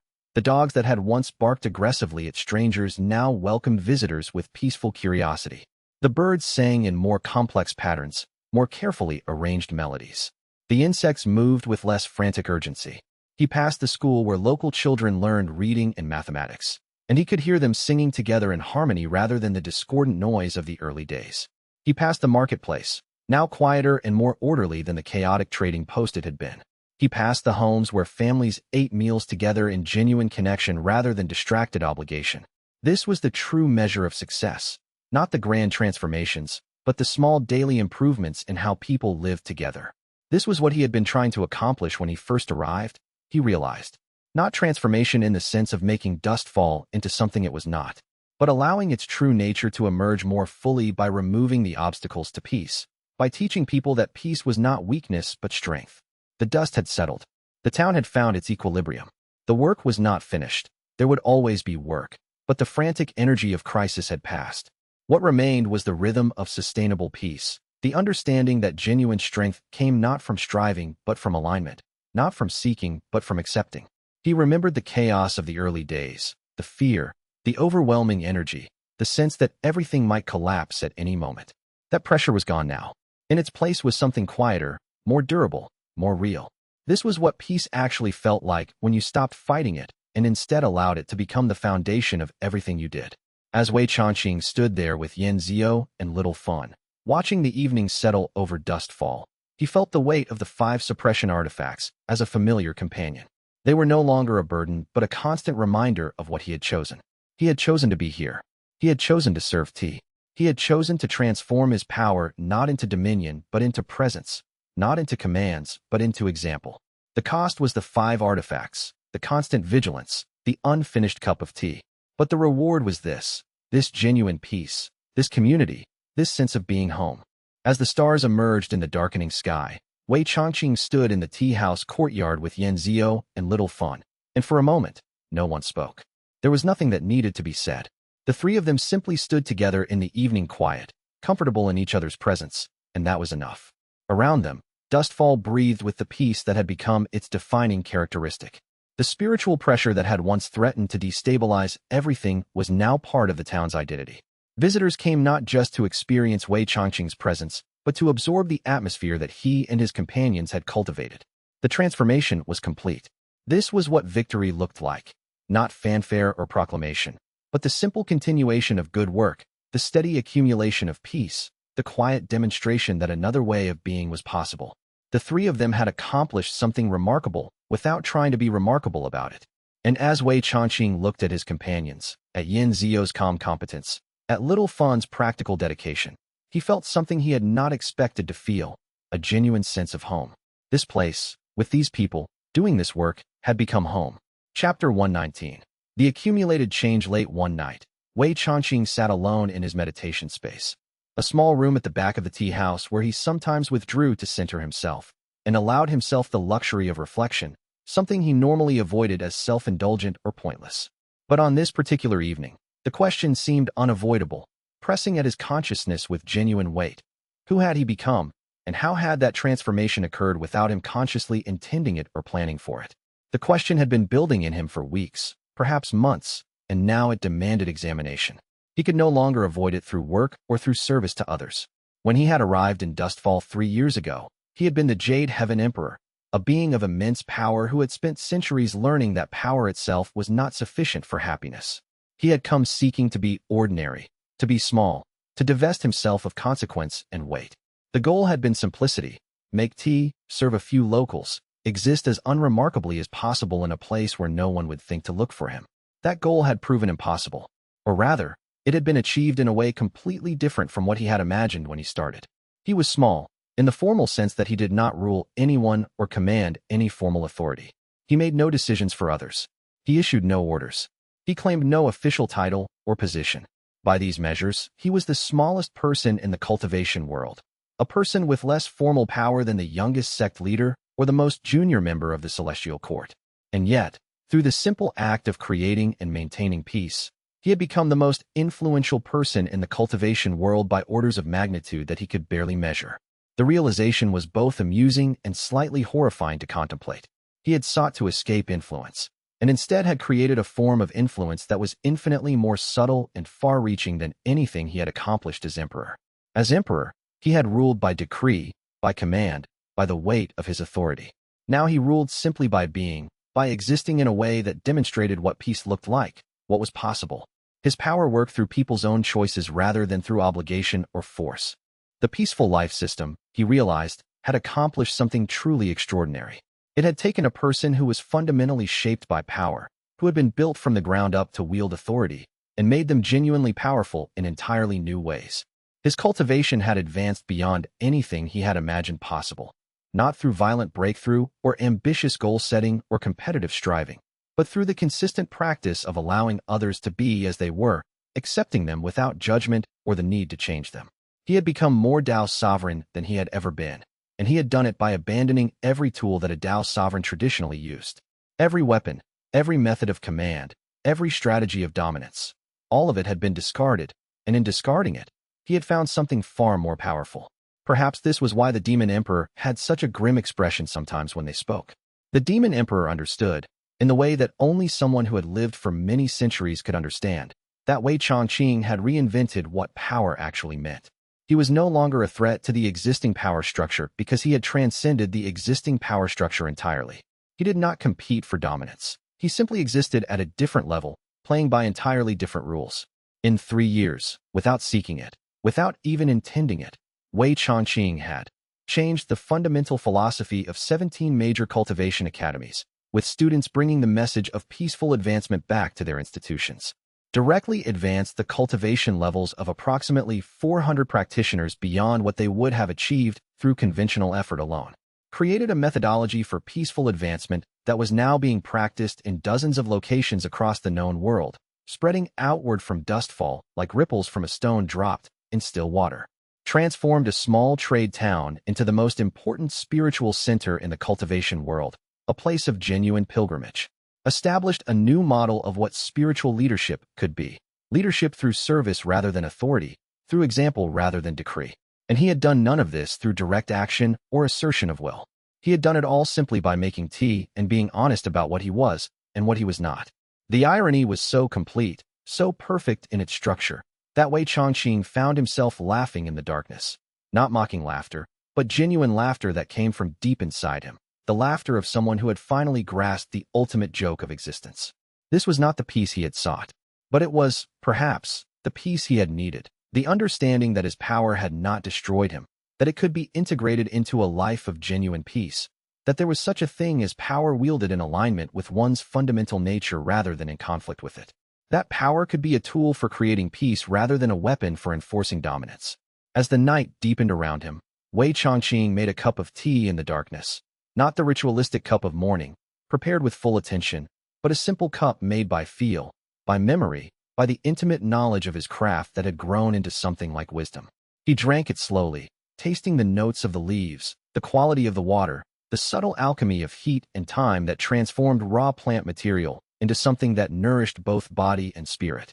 And for once, he finished the entire cup, draining it completely, savoring the last drop with genuine satisfaction. The cup was empty. The ceremony was complete. And Wei Chongqing, the Jade Heaven Emperor who had come to Dustfall seeking to be ordinary, sat with the knowledge that he had succeeded in a way he could never have anticipated. He was not ordinary. He had never been ordinary. But he had learned, finally, what it meant to be genuinely peaceful with his own nature. The conflict between power and peace had been resolved not by suppressing one or the other, but by discovering that they were not in conflict at all. Power, when aligned with genuine peace, became something entirely new. It became the power to transform without destruction, to influence without control, to lead by example rather than decree. The tea leaf had given him this lesson centuries ago, and he was only now fully understanding it. Chapter 120. The Fourth Great Crisis approaches. The message arrived by courier from the Northern Territories on a morning when Wei Chongqing was selecting tea leaves for the day. The courier was a young woman from one of the remote academies, her face weathered from hard travel, her robes dust-stained from the journey. She had ridden hard for 3 days to deliver the message, not stopping for more than brief rest. Her expression as she handed over the sealed letter suggested that she understood its importance, its weight, what might be coming. She asked no questions. She knew better. She simply bowed, accepted tea and food, and asked to rest before beginning the return journey. Wei Chongqing broke the seal with careful deliberation and read the words written in precise, formal calligraphy. The sleeping dragon stirs in its eternal rest. Spiritual disturbances have been reported across the northern plateaus with increasing frequency over the past weeks. The ancient beast draws upon the massive concentration of power in Dustfall as a beacon, as a call to wakefulness. It comes not in violence, not in malice, but in a state of profound awakening after 6,000 years of undisturbed sleep. The heavenly realms estimate arrival in 14 days, though timing may vary depending on the dragon's pace and perception. All major powers have been formally informed. Your counsel is requested regarding preparation and reception. Wei Chongqing set the letter down on the counter and simply looked at it for a long moment, allowing its implications to settle into his consciousness like tea leaves settling in water. The sleeping dragon was one of the 3 entities that even the Jade Heaven Emperor had regarded with genuine care and something approaching caution. It was not a threat in the conventional sense. It held no malice, no desire to harm, no aggressive intention toward lesser beings. But it was a force of nature in the truest sense. An ancient, celestial being of power so extraordinary that very few could even perceive it.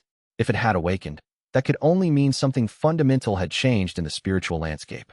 And the reason for its awakening was obvious. The concentration of power at Dustfall was so intense that it had resonated across the spiritual barriers that separated dimensions, calling to one of the most ancient forces in existence. Littlefen found him sitting with the letter an hour later. She read it over his shoulder, moving her lips silently as she processed the information, and Wei Chongqing could feel the shift in her energy as she absorbed the reality of what was being said. An ancient heavenly beast is coming here, she said flatly, as if stating a simple fact. In 14 days. Yes, the sleeping dragon. One of the few beings in existence that I regard with something approaching genuine caution. And what are you going to do about this? What does one do when an ancient celestial dragon shows up? You can't exactly make it go away. You can't fight it. You can't negotiate with something that powerful. Wei Changqing picked up the letter and set it down again, allowing his hands to settle into their accustomed work of selecting tea. Make tea. When it arrives, we will serve it as we serve everyone. Littlefinger stared at him in disbelief. You're serious? You're actually going to make tea for an ancient sleeping dragon that's more powerful than you are? That's your plan. I do not see why the dragon should be treated differently than any other guest who arrives. It is a being of power and consciousness, of will and intention. It will likely appreciate the gesture and the quality of what we offer more than most humans ever do. It could kill us all with a thought. It could level the entire town just by existing here. The spiritual pressure alone could destroy everything. Yes, all of that is possible, but it has not come in violence. It is coming in a state of awakening, curious about what is called to it, drawn by the concentration of peace. We will offer the most profound peace we can create. What it does with that peace is its decision to make. Yin Zio and Littlefinger began making serious plans that very afternoon. Yin Zio consulted with all the major sects and academies, the Celestial Court, and other powers, informing them firmly that the One-Cup Tea House was prepared to receive the sleeping dragon with full hospitality and that any attempt to attack, control, or otherwise interfere with the beast would result in Wei Changqing permanently withdrawing his presence from the cultivation world. The message was understood clearly by everyone who heard it. This was not a matter for politics or force or competing interests. It was a matter for peace. Littlefinger, meanwhile, threw herself into practical preparations with the focus and intensity she brought to everything important. She expanded the meditation gardens carefully, creating new spaces. She designed and created a space large enough for a being of immense size to rest comfortably without feeling constrained. She selected the rarest teas from the special collections, the finest waters, the most perfectly aged clay pots. She worked with the precision of someone who understood that the quality of the preparation would matter to the guest, whether that guest was human or dragon. Wei Changqing watched his people work, watched them prepare, and he felt gratitude move through him like warmth traveling through a cup of tea. These two people, the young woman who had come to work for him out of necessity and had discovered her true calling, and the man who had come as an apprentice and had become an equal, they had become his foundation. They were the reason that the work could continue, the reason that the transformation of Dustfall was possible. Without them, he would still be working alone, trying to manage everything himself, burning out under the weight of it. With them, he had found something like partnership, like genuine community. He observed Yin Zio directing the workers, his voice calm and clear as he explained the necessary preparations. He watched Littlefinger checking the gardens one more time, making sure that every space was perfect, that nothing had been overlooked. They worked with the kind of focus and dedication that came from genuine care, not from obligation or fear. On the final evening before the sleeping dragon was due to arrive, the three of them stood in the expanded courtyard that was now prepared for the beast's coming.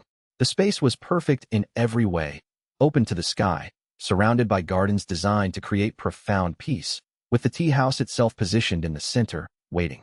They had prepared everything that could be prepared. The roads had been cleared of unnecessary traffic. All the sects had been informed to maintain distance unless specifically called upon. Meditations had been established to help the town's residents remain calm regardless of what they might perceive. Everything that could be done in advance had been done. You're not afraid, Littlefinger observed. It was not quite a question. She was studying Wei Changqing's face, looking for signs of the strain that the coming encounter might be creating. She knew him well enough now to read his subtle expressions. I am terrified, Wei Changqing said with complete honesty, appreciating her directness enough to match it with truth. Terror and peace are not opposites. I have come to understand that peace is not the absence of fear. Peace is the ability to be terrified and remain present anyway, to continue serving tea even when facing something ancient and vast that could reshape reality with a thought. He paused, considering what else might need to be said. The dragon will arrive, and I do not know what it will do or what it will want. But I know that meeting it with honesty and peace is the only correct response. He turned to look at the stars emerging in the darkening sky above them. Somewhere far to the north, an ancient dragon was moving through the world, following the beacon of power that called to it, drawn by the concentration of peace in Dustfall. In 3 days, it would arrive, and Wei Changqing would do what he had always done when something arrived seeking what the tea house offered. He would make tea. The dragon would drink, and he would learn what came next. The kettle was already warming on the fire. The water was already gathering itself into readiness, becoming aware. The tea leaves were already selected and waiting, patient. Everything was in place. Everything was prepared. Everything was ready. And Wei Changqing stood at the center of it all, at peace with the approaching unknown. And in the profound quietness that preceded the arrival of something vast and unknowable, Wei Changqing placed his hand on the kettle and felt the certainty of his path move through him like steam, like the essence of tea rising into the air. The fourth great crisis was approaching. A dragon older than kingdoms, more powerful than any cultivator alive, was moving toward them through the darkness. In 14 days, it would arrive. In 14 days, Wei Changqing and his companions would face something that could reshape reality with a thought. And they would not run. They would not hide. They would do the only thing that made sense. They would make tea and wait to learn what peace meant when it meant something vast and ancient. Dustfall was ready. The one-cup tea house was ready with its gardens and meditation spaces and carefully prepared atmosphere. Wei Changqing was ready. He was ready not because he had no fear, but because he had learned to stand beside fear without being paralyzed by it. He was ready because he had built something here worth standing for. He was ready because he was no longer alone. And somewhere in the north, in the ancient mountains where civilization was only a whisper and power spoke in the language of stone and sky, the sleeping dragon stirred in its eternal rest and began the long journey toward home, drawn by something it recognized but could not name. The dragon's ancient eyes opened. The dragon's vast consciousness became aware, and the dragon began to move. Chapter 121, The Beast's Approach. The disturbance began in the high places, in the cultivators' territories where the spiritual energy flowed thick and old. A tremor passed through the ley lines, not a tremor of conflict, not the signature of a cultivation battle, but something older, a waking. The signature was vast, unfamiliar, carrying resonances that had not existed in the cultivation world for 10,000 years. Across the scattered sects and inner sanctums, masters who had spent lifetimes refining their perception of the Tao sensed it simultaneously and grew still. Meditation sessions halted. Strategic meetings paused mid-sentence. In the celestial court's highest chambers, where the assembled immortals maintained their eternal watch over the world, every presence turned its attention outward. Something that had not stirred since before the current age of civilization had opened its eyes. The first confirmations came from the northern sections, a cultivator with the ability to perceive disturbances in spiritual energy from vast distances sent an urgent message, a waking of something ancient. The amplitude of the disturbance was unprecedented. It was not a cultivator, not a formed entity of power, but something that predated such categories. Its size could be estimated from the area of disruption. The radius was expanding at a pace that suggested immense physical dimensions. And it was moving in the direction of dustfall. Wei Changqing was measuring jasmine petals when the first message arrived at the tea house. It came through a cultivator who rode fast from the nearest sect, his horse lathered with sweat, his face marked by the exhaustion of days of hard travel and the weight of terrible knowledge. The messenger requested immediate audience, pushing past Little Fun with an urgency that was normally unthinkable in someone approaching the one-cup tea house. But Little Fun, who had learned to read the quality of disturbance in the cultivators who came here, simply brought him inside without comment or resistance. The ancient heavenly beast, the cultivator said, and his voice carried the weight of something far larger than mere rumor. This was fear made manifest, the kind of fear that comes from encountering a category of threat that most beings believe to be extinct. It is waking. The disturbance signatures are spreading across 3 provinces already. The elders have convened emergency councils. They believe it will move toward the concentration of spiritual power, and that concentration is here, centered on you in the tea house. It will come to dustfall. Wei Changqing continued his work. The jasmine petals were at the perfect stage, harvested this morning, dried just enough to release their fragrance without becoming brittle. He placed each one with absolute care into the measuring cup and did not look up. His hands continued their methodical work, showing no sign of urgency or concern. "How long until it arrives?" he asked, his voice so calm that it seemed to belong to a different conversation entirely. "Days. Perhaps only days. The speed of its waking is unprecedented, and the rate of its advance is extraordinary. It covers vast distances with each movement of its form. The elders are mobilizing every fighting force we possess. We will intercept it before it reaches dustfall. We will drive it back into the deep places where such things sleep, or we will die in the attempt. But we will not allow an ancient heavenly beast to walk freely through cultivated lands." Wei Changqing set down his measuring spoon with the same deliberate care he applied to everything. He turned to face the messenger fully then, and something in his expression made the cultivator take an involuntary step backward. It was not harshness or disapproval. There was no flash of power, no assertion of will. It was clarity, the kind of clarity that comes from looking directly at fundamental truth, from perceiving reality as it actually is rather than as one wishes it to be. No one will fight the beast, Wei Changqing said, and the simplicity of his words somehow made them more absolute than any proclamation of power could have been. Send word through the sects, to the celestial court, to every cultivator who might think to raise arms against it. Do not oppose. Do not prepare defenses. Do not mobilize. We will welcome it instead. That is the instruction. The messenger opened his mouth, closed it, opened it again. The words that emerged were barely coherent. You cannot be serious. An ancient heavenly beast is not a guest you greet at your door. It is a natural disaster.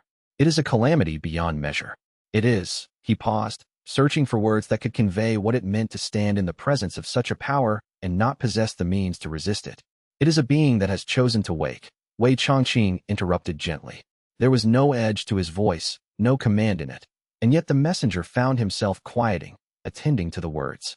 It has awakened for reasons that belong to it. It has its own will, its own purposes, its own destiny. To meet such a thing with violence is not resistance, it is provocation. It is the very thing most likely to invite the catastrophe that you fear. Those who meet power with power merely create greater power, greater struggle, greater destruction. But those who meet power with acceptance, with welcome, with peace, they create the possibility of something else entirely. But the threat, the messenger began. The threat, Wei Changqing said, exists in your resistance to what is happening. The beast is not an enemy. It is simply a being moving through the world. If you do not oppose it, what reason would it have to harm you? Send the message. Trust that this is right, even if you cannot yet see how it can be. The messenger left, bewildered, his certainty shattered like porcelain dropped on stone. He carried the message to the sects, and within hours, it had spread through the cultivator networks. The Jade Heaven Emperor had spoken. He commanded that the beast not be opposed. The reaction was immediate astonishment, then argument, then a slow, grudging acceptance. Who were they to overrule the being whose power kept the 5 suppression artifacts stable, whose word had become the bedrock upon which the entire cultivation world's peaceful equilibrium rested? The being who had demonstrated, through years of absolute restraint, that immense power could be wielded without domination? Yet they questioned it. The councils convened. Sect leaders argued. Some maintained that this was a test of their martial readiness, and they would not fail. But the pressure from the celestial court itself, which had come to trust Wei Changqing's judgment as few things could be trusted, eventually settled the matter. The cultivation world's armies, which had been mobilizing for battle, slowly stood down. They positioned themselves instead at the edges of Dustfall, not to oppose but to observe, to ensure that if Wei Changqing's trust was misplaced, they would at least be near enough to act. Over the next days, the messages came in a steady stream that never ceased. Cultivators positioned at key observation points reported the beast's advance with precise regularity. It was not rushing toward Dustfall with the aggression of a creature in hunting fury. It moved through the wilderness with the inevitability of a season changing, vast enough that its silhouette could be seen from distances that made the observer's mind struggle to comprehend the scale. When it passed through valleys, the entire topology of the land seemed to adjust itself around its presence. When it moved through forests, the great trees trembled as if in the presence of the wind of creation itself. Entire regions emptied as its approach became certain. The ley lines trembled in its wake, and spiritual energy fluctuated wildly, making meditation difficult for cultivators across 3 provinces. But, and this was the crucial detail that Wei Changqing had predicted, it harmed nothing deliberately. It simply moved forward, drawn by something that only it understood. Wei Changqing's daily routine did not change.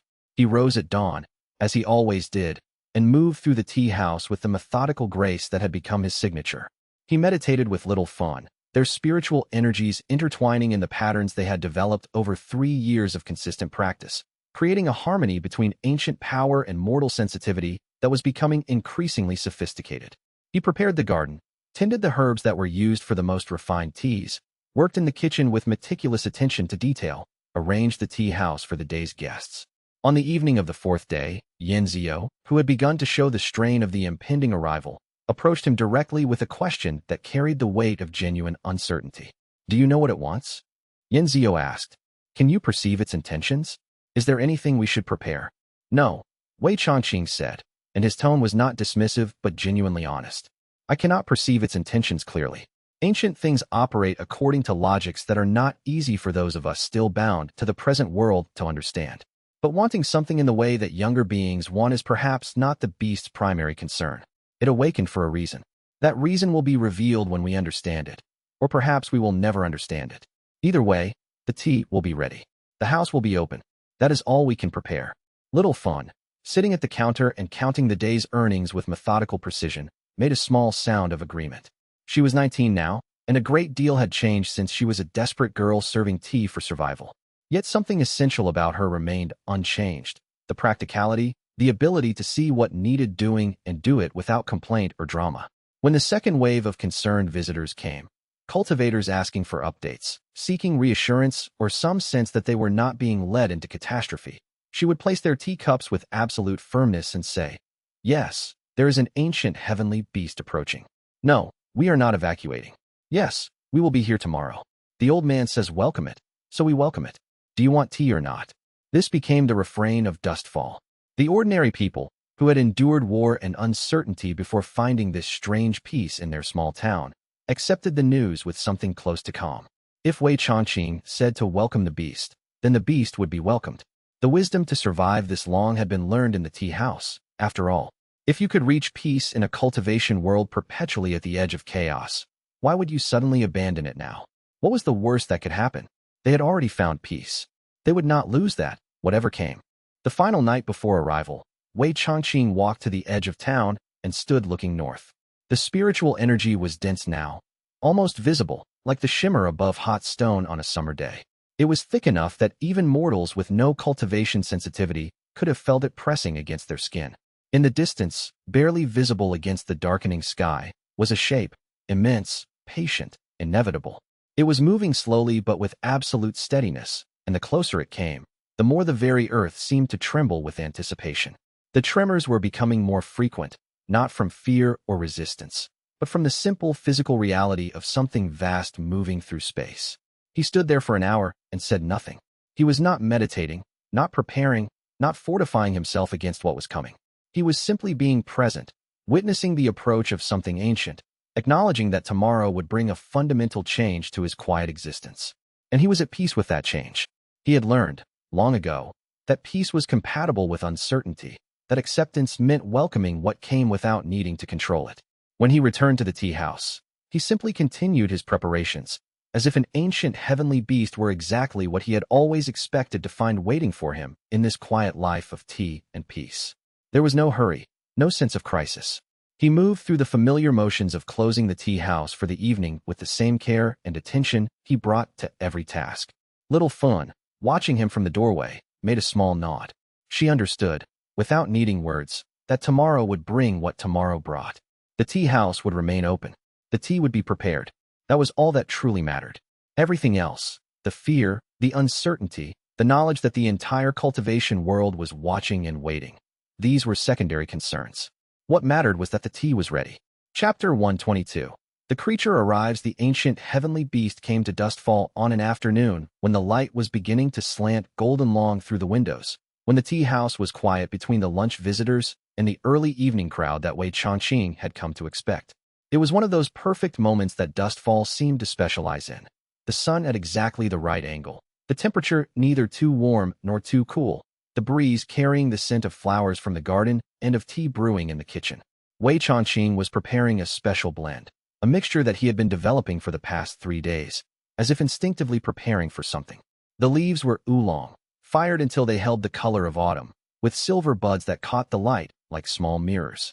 It was a tea meant for guests of great significance, though he could not have explained precisely what made him begin its preparation when he did.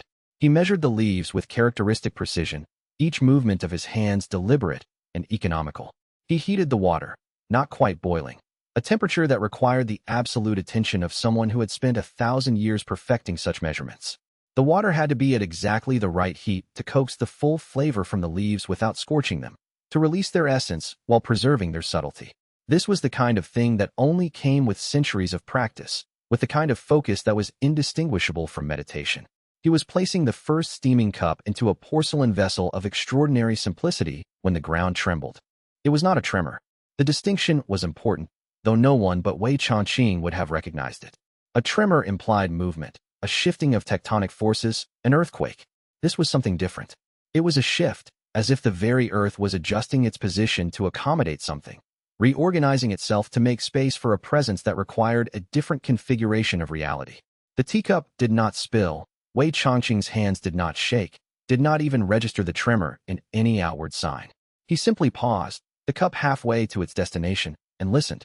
He listened not with his ears, but with every sense he possessed, perceiving the quality of the disturbance, the nature of the presence that caused it.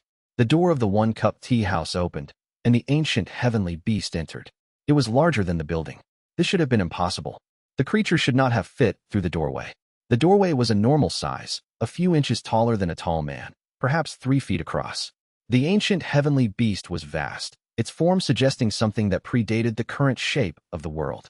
Its serpentine body was far too large to fit through the opening. Yet somehow, with an impossible geometry that made the mind struggle to process what the eyes were perceiving, the creature folded itself.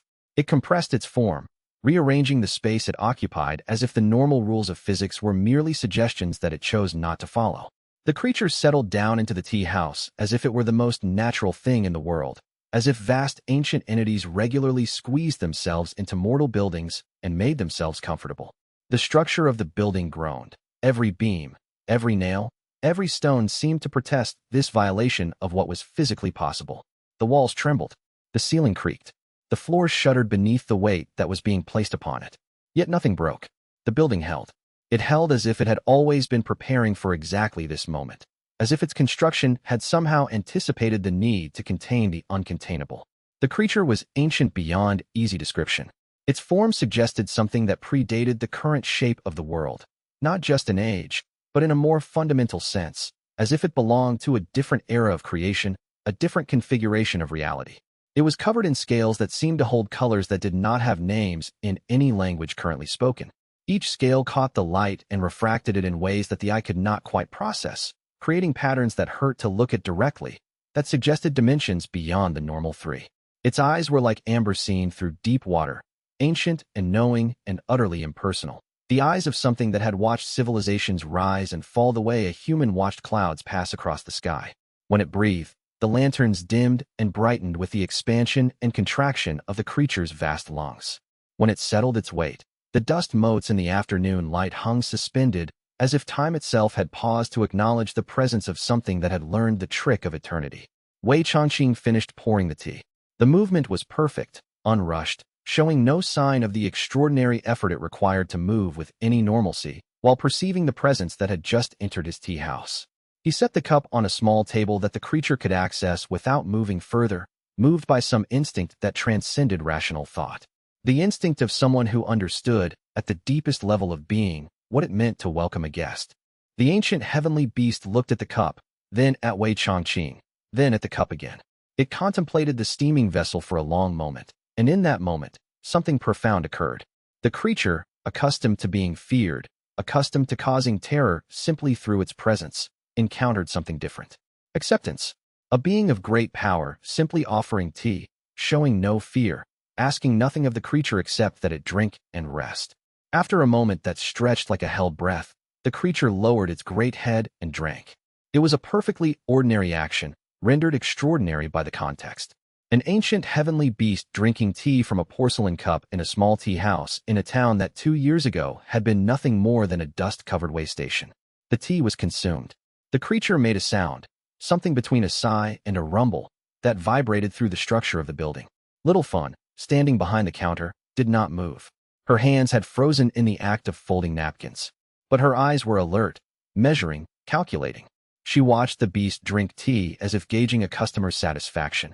And somehow this ordinary evaluation in the face of the extraordinary seemed to ground the moment in something comprehensible. The demon emperor, who had been seated in his usual corner reviewing a manuscript, he visited regularly now, and Littlefin had learned to expect him on certain days, set the document aside slowly, and simply watched. His expression held awe, yes, but also recognition, the kind of recognition that comes when encountering something that is genuinely rare, something that belongs to a category of existence so rarefied that most beings would never encounter it. Outside the tea house, at the edges of Dustfall, The cultivators and the ordinary people began to gather. Word spread in whispers that traveled faster than any messenger could ride. The beast had come. It had arrived, just as the reports had indicated.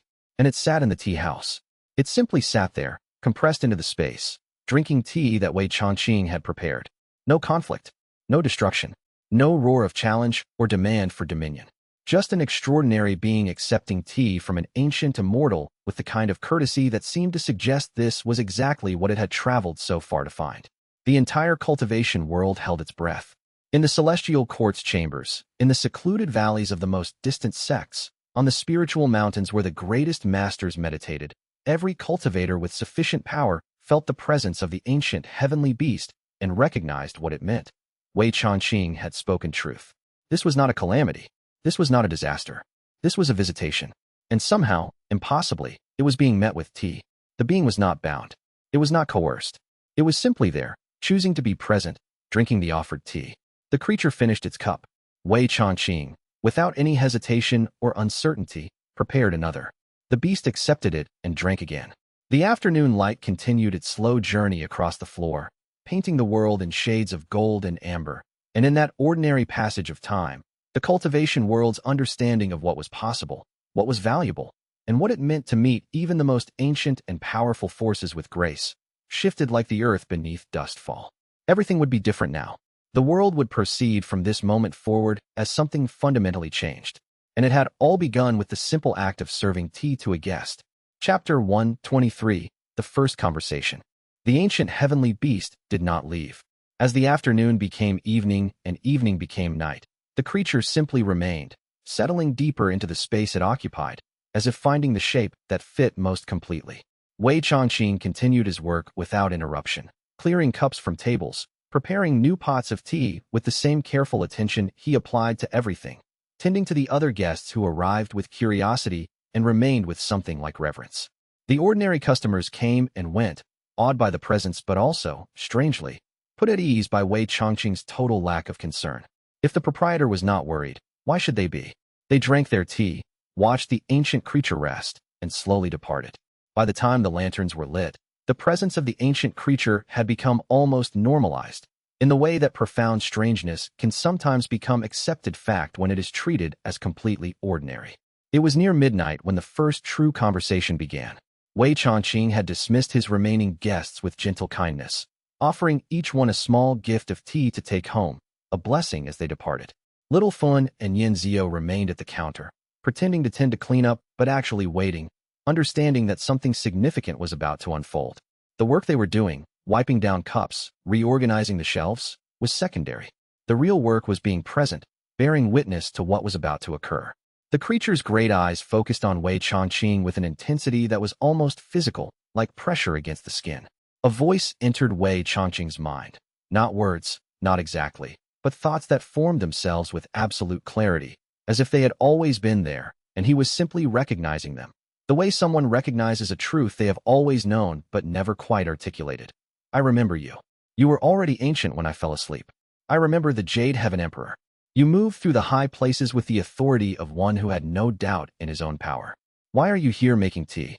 The question was not hostile, but it carried the weight of genuine confusion, the bewilderment of something vast encountering something that did not match its expectations. Wei Changqing did not pause. He prepared a fresh pot with the same careful attention he gave to every action, as if the making of tea and the answering of profound questions were not separate things.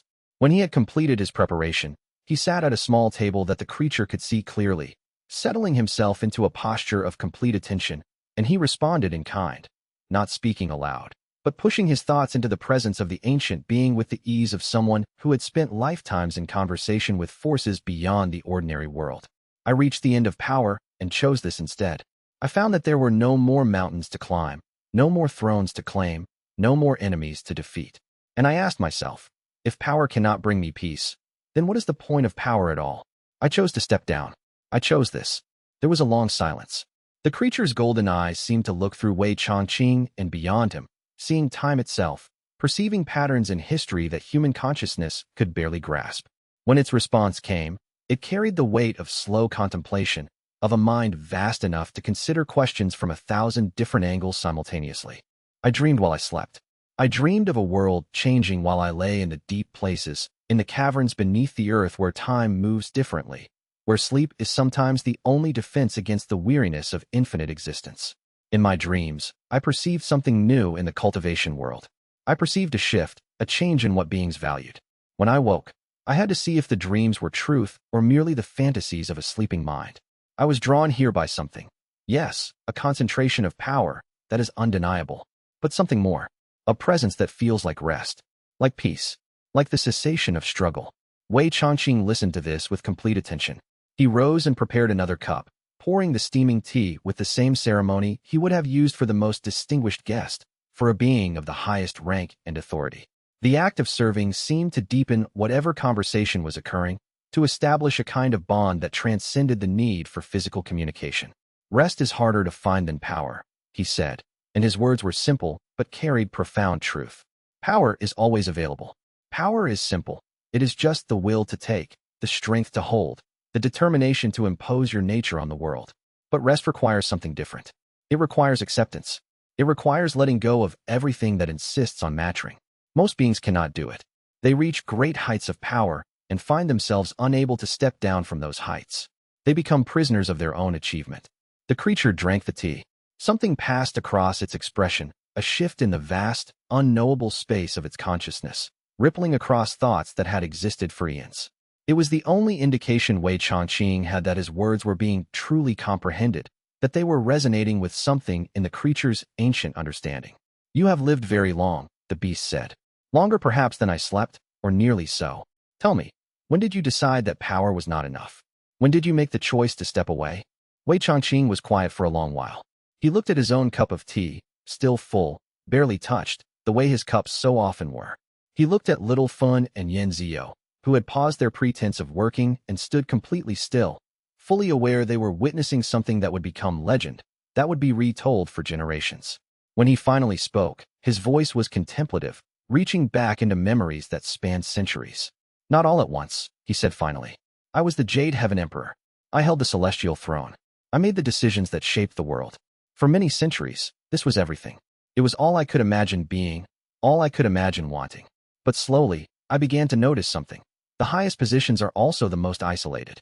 The greater your power, the fewer beings there are that you can speak to as equals. Eventually, you are alone at the top, and the view is no longer worth the solitude. You are surrounded by supplicants and subordinates and enemies, but there is no one who understands you, no one who can meet you as an equal. So I came here. I opened a tea house. I learned that tea was far more interesting than any throne." The ancient heavenly beast made a sound, not quite a laugh, but something that resonated through the stone and wood of the building, a vibration that was somehow pleasant, like the hum of something vast expressing its appreciation, finding unexpected joy in the presence of a being who understood. "I have lived longer than the civilization you ruled. I watched the celestial court be built from nothing. I watched cultivators crawl up from mortality and claim divinity. I watched all of it with the weariness of something that had seen it all before, in earlier forms, in earlier ages. The pattern repeated endlessly. The young ones climbed, the old ones fell, the new ones climbed again. When I fell asleep, it was because I could no longer bear to watch the patterns repeat. But now you tell me that the highest being in this age has chosen to stop seeking power altogether. This is new. This breaks the pattern. This is why I woke." "You woke because you sensed a new pattern," Wei Changqing said. "You dreamed that something had changed. You found that you were right." They sat in silence then, not the silence of awkwardness, but the silence of two beings who understood each other across a gap that would have been unbridgeable for almost any other pair of creatures in existence. Two ancient things, one who had ruled the world, and one who had watched the world change, meeting finally in a small tea house in a dusty town, finding that they had come to the same conclusion by different paths. That peace was more valuable than dominion, that rest was harder to achieve than power, and that the simplest joys, tea, conversation, the presence of another being who understands, were worth more than any victory, any conquest, any achievement the world could measure. Chapter 124. The Beast Story. The ancient heavenly beast remained in the one-cup tea house for 3 days. It did not move to attack or demand or establish dominance. It did not assert itself or make claims on Wei Changqing's attention. It simply sat and drank the tea that Wei Changqing continued to prepare with meticulous care, and slowly, with the deliberate pace of something unaccustomed to revealing itself to beings it had previously viewed as transient and ephemeral. It began to tell its story. Wei Changqing mostly listened. This was a skill that most powerful beings never learned. The ability to be silent in the presence of another, to allow the story to unfold without the constant need to interject, to question, to assert one's own narrative as more important. For 3 days, he asked only the smallest questions, not intrusive, but clarifying, the kind of soft prompts that allowed the creature's memories to emerge more fully, like seeds opening in warm rain. The beast spoke of the ages before the current civilization. It had been ancient when human cultivation was young, when the first seekers climbed mountains in search of power, not yet understanding what power even was. It had watched them discover the fundamental principles of the Tao, had observed as they built the framework of what would become the cultivation world. It had observed the early chaos, the small wars between nascent sects, each struggling to claim dominion over the others, each convinced that their particular interpretation of truth was superior. It had been present, though unseen and unremembered, for the establishment of the celestial court itself, watching as mortals crowned themselves as immortals and declared that they would rule the heavens, would impose order on a cosmos that had never needed their order. I was tired already by then, the creature said, and its voice in Wei Changqing's mind carried something that might have been sorrow, though it was too ancient and too vast to be certain. It was the exhaustion of witnessing, the weariness of seeing patterns repeat. I had seen this pattern before, in earlier ages, with earlier beings entirely. The young ones climb high, convinced that they have discovered something true about power, about the rightful order of things. They establish their courts. They make their laws. They fight those who challenge them.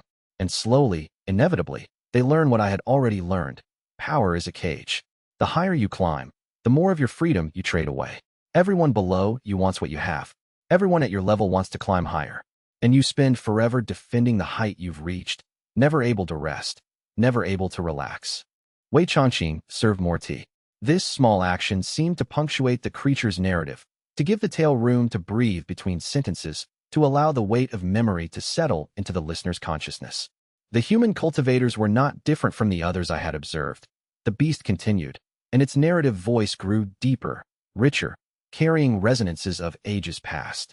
They had the same hunger, the same drive to climb higher than the last being had climbed.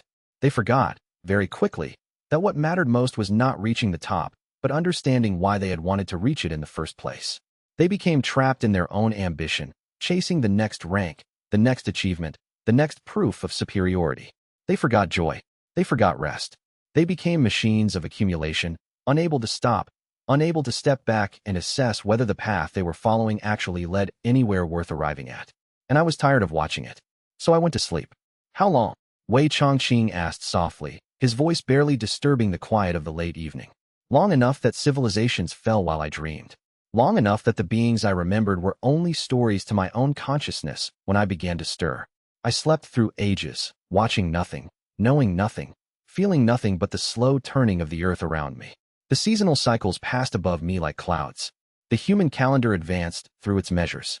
And then, somewhere in the vast depth of my sleeping mind, I began to dream. I dreamed of a change, not the usual kind of change, not one sect rising and another falling, but something fundamental, a shift in what the world valued.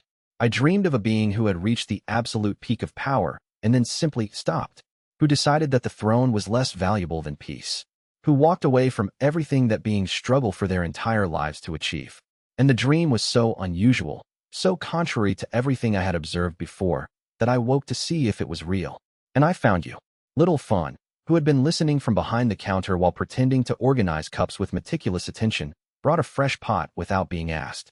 The gesture was perfect.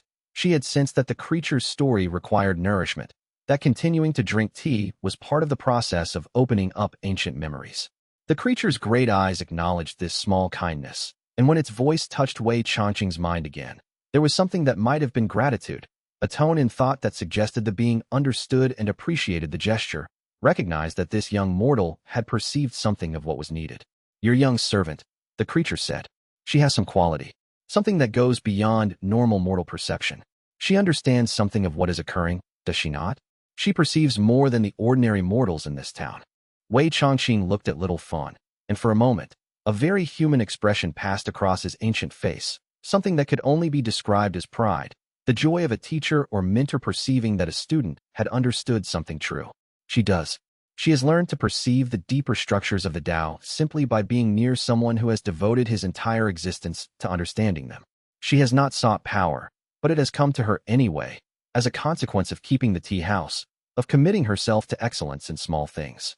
That is the way of true cultivation, not the grasping kind, but the kind that comes naturally when you commit yourself to simple excellence in small things. When you care more about doing something correctly than about the status or power that doing it correctly might bring you. This is what I came to see, the beast said. This is the new pattern. In earlier ages, everyone sought power. It was the only thing that mattered. Power was the measure of a being's worth. But here, in this small dusty town, a girl serves tea to an ancient immortal and an ancient heavenly beast with the same courtesy she would show to any guest, without any sense of inequality or awe that diminishes her. She does it because the cultivation of excellence matters more to her than the recognition of power. This is different. This is worth waking for. This is worth observing. By the third evening, the creature had told its story fully. It had explained its age not in years. The number would have been meaningless, impossible for any human mind to truly comprehend, but in the quality of memory. It had seen the cultivation world be born from nothing. It had watched its first 100 cycles of rise and fall, each one following the previous pattern so closely that the cycles began to blur into each other. It had observed the patterns repeat until the patterns themselves began to fade into a kind of background noise, a monotonous rhythm that no longer held interest. And it had chosen to sleep rather than continue witnessing the endless cycle of the same events in different costumes. But now, it said, it would remain awake. It would observe this new world where peace was valued, where the highest beings chose simplicity, where tea mattered more than dominion. It would watch to see if this new pattern would hold, or if the old cycles would reassert themselves in time. And while it watched, while it observed the grand experiment of a civilization learning to value rest instead of struggle, it would accept Wei Changqing's hospitality and drink his tea. This is a new thing to feel, the creature said near the end of the third day, its vast consciousness beginning to settle into a state that might be described as contentment. Peace. I had forgotten that peace was possible for something like me. I had thought that rest was only for the dead, that wakefulness required constant vigilance and struggle. But here, in this space, drinking tea with an immortal who chose to stop immortalizing himself, I discover that I was wrong. Peace is possible, and it is, as you said, harder to achieve than power, which means it is more valuable. Wei Changqing looked at his own cup, still mostly full, the way it always was. He would likely never finish it, but that was all right. The tea was not meant to be finished. It was meant to be present, to be offered, to be part of the simple ritual of beings gathered in a space of acceptance. That was enough. That was more than enough. That was everything. Chapter 125, The Shared Understanding. On the fourth morning, the ancient heavenly beast was still there, but the quality of its presence had changed. It was no longer a visitation in the sense of a temporary presence. It had become, in some indefinable way, a part of the one-cup tea house. It had taken on the character of a resident, a permanent guest, a being that belonged here in the way that the sun belonged to the sky or water belonged to the ocean. Wei Changqing, seeing this transformation, made a decision that surprised no one who had come to understand him. He prepared a larger pot of tea than usual, the kind of preparation he normally reserved for occasions of special significance, and sat across from the great creature, settling himself into a posture that suggested they were about to have a conversation of some importance. They began to speak more directly, more vulnerably, about the understanding they had discovered in each other. Both of us, Wei Changqing said, and his voice carried the weight of profound recognition, lived lives of accumulation. Everything I did as Jade Heaven Emperor was oriented toward gathering more power, more knowledge, more control. Each achievement led to another goal. Each victory created the possibility of a greater victory. I thought that eventually, all of that accumulation would result in something meaningful, something that would justify the struggle, the sacrifice, the constant vigilance. But do you know what I discovered? That there is a point beyond which adding more power to a life that already has great power does not actually improve anything. It just makes you more isolated, more burdened, more convinced that what you have must be protected at any cost. It becomes a prison disguised as a throne. The creature's response came immediately, as if it had been waiting for precisely this conversation, had been hoping that someone would articulate this truth so clearly. I observed this in others, but I did not experience it myself. I was content to be remote, ancient, aware. I was the observer, not the participant. But in my sleep, I began to understand that observation and participation are not the same thing. The ancient heavenly beast made that subtle vibration again, the sound that might have been laughter, or appreciation, or simply the resonance of profound understanding. I have lived so long that I had forgotten this. I had forgotten that completion was possible. I had thought the universe was structured such that everything always led onward, always demanded more, always pushed toward the horizon. But you have found a place where that is not true, where things simply exist, complete in themselves. I did not find it, Wei Changqing corrected gently. I created it. Or perhaps I should say, I allowed it to create itself around me. The moment I decided to stop seeking power, to stop trying to dominate or control or improve the cultivation world, was the moment this became possible. The one-cup tea house does not exist through any great effort on my part. It exists because I stepped out of the way and allowed ordinary excellence to occur. That is what draws people here. Not my power, though they sense it beneath the surface. But the fact that my power is not being used, is not being imposed, is simply being allowed to rest. The conversation shifted then into the particular joys that both ancient beings had discovered. Wei Changqing spoke of the pleasure of observing little Fan transform from a desperate mortal girl into a young woman of genuine wisdom, not through any instruction he gave her, but simply through proximity to peace. He spoke of the complicated friendship with the demon emperor, who came weakly and gradually learned to simply exist without the burden of trying to prove something. He spoke of Yin Zio, who had learned to understand the Tao through the simple act of serving tea, and who was discovering that there were forms of mastery that did not require the pursuit of greater rank. The creature spoke of its own discoveries in a slightly different register. It marveled at sensations it had almost forgotten, the particular quality of porcelain against its scales, the complex layering of tea aromas rising from the cup, the particular peace of sitting still and knowing that no one would challenge its position, no one would demand anything from it, no one would try to prove themselves stronger in order to displace it. It spoke of how the mortals of Dustfall, who at first had been terrified of its presence, had slowly relaxed around it, even bringing their children to see the old thing that rests in the tea house. Children, it said, understood something that adults had to relearn, that the most powerful beings were not always the most dangerous ones. This place has taught me something about myself, the creature said. I believe that age meant isolation. I believe that at a certain level of power, you were forever separated from lesser beings, forever alone among lesser understanding. But Little Fan serves me tea and asks me directly if I need anything, without any sense of inequality. Yen Zio studied the Go board with me, as if we were peers in a game. And you, Wei Changqing, speak to me as if we are the same kind of being. Ancient ones who have lived long enough to learn what truly matters. This is a revelation. I thought I would be alone forever. But perhaps aloneness is a choice too. Perhaps it is something that can be set aside. Wei Changqing reached across the table and, in a gesture of profound intimacy, gently touched one of the creature's vast scales. It was warm and surprisingly soft beneath the hardness, and it held a deep resonance that seemed to hum directly into his palm, creating a sensation like touching the heartbeat of creation itself. You were always free to make that choice, he said. But you had to sleep first. You had to rest long enough to forget that power was important. That is the gift that rest gives us. When you return to the world after a true rest, the things that seemed urgent before appear small. The things that seem necessary appear optional.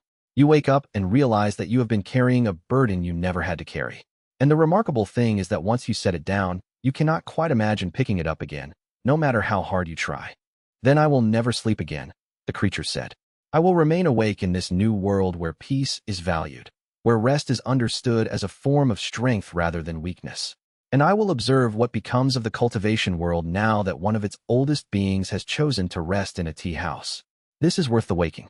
This is worth the remaining. And with that understanding reached and articulated between them, the ancient heavenly beast and the jade heaven emperor sat in the one-cup tea house, drinking tea, existing completely in the moment, needing nothing more. Chapter 126. Blessings from proximity. The presence of the ancient heavenly beast in Dustfall created effects that no one had anticipated and that no one could have predicted based on the cultivation world's previous understanding of how power and blessing worked. It was not through any deliberate action on the creature's part. The beast offered no blessings in the formal sense, made no grand gestures of benevolence, demanded nothing of anyone.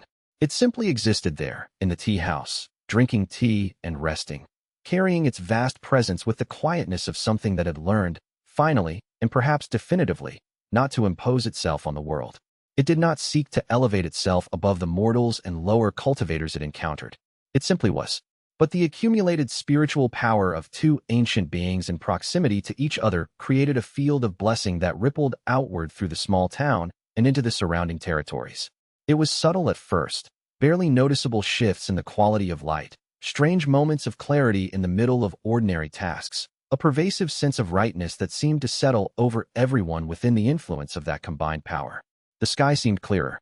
The air seemed fresher. People slept better and woke more refreshed. The elderly reported that their joints hurt less. Children laughed more easily. These were small changes, but they accumulated into a sense that something fundamental had shifted in the nature of existence itself.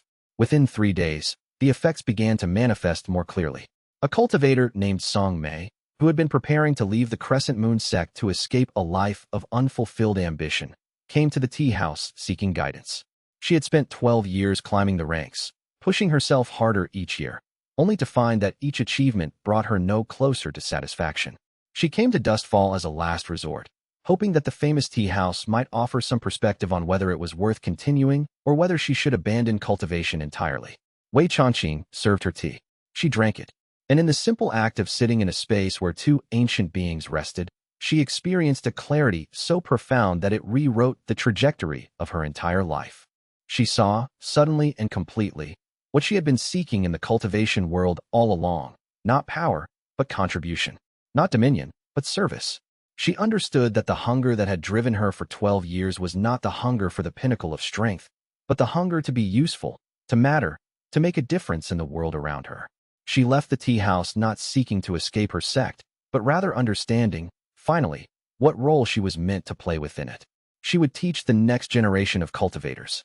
She would pass on not the hunger for power, but the joy of simple excellence. Within a year, she would be known as one of the most effective teachers the sect had ever trained, not because she was the most powerful, but because her students learned that cultivation was something to be done with joy. A mortal child named Wei Qing, no relation to Wei Changqing. Though Littlefen made a point of remarking on the coincidence with more amusement than the situation strictly warranted, had shown no signs of spiritual sensitivity in his 12 years of life. His parents, though they lived in Dustfall and had benefited from its peace, had accepted that their son simply lacked the capacity for cultivation. It was not a failing. Some people simply were not born with the spiritual resonance that cultivation required. But one afternoon, when he was playing near the tea house and happened to pass close to the door, something shifted in him fundamentally. He stopped, very still, and turned his face toward the building as if listening to something only he could hear. The change was so sudden that his mother, who was watching from nearby, gasped. When he entered the tea house an hour later, brought by his increasingly astonished mother, he could already perceive the basic structures of the Tao in a way that would normally take years of training to achieve. It was as if the blessing of the two ancient beings had awakened something dormant within him, some capacity for perception that had been waiting his entire life for the right conditions to manifest. Little Fawn, examining him with her characteristic practicality and directness, declared, "Well, he's touched now. Best get him some lessons before he hurts himself." Yin Zio, seeing what had occurred, simply nodded and began to plan the boy's training, understanding that what was happening was not unusual in the sense of being wrong, but rather in the sense of being perfectly aligned with reality. What was happening was not miraculous in the sense of being impossible. It was miraculous in the sense of being perfectly aligned with the nature of reality. The way that a door opens when you turn the handle correctly, the way that seeds grow when planted in the right season, the way that potential manifests when conditions become favorable. The blessing was not an imposition of power from above, but rather a revelation of what had always been possible beneath the surface. The beast's presence, combined with Wei Changqing's mastery, created conditions under which beings could suddenly see themselves clearly and understand what they had always been capable of achieving. A merchant named Li Yun, who had come to Dustfall seeking the simple peace that the town was known for, found instead that her understanding of commerce was transformed. She could suddenly perceive the Tao in the flow of trade itself. How goods moving from one place to another was not fundamentally different from spiritual energy moving through a cultivator's meridians.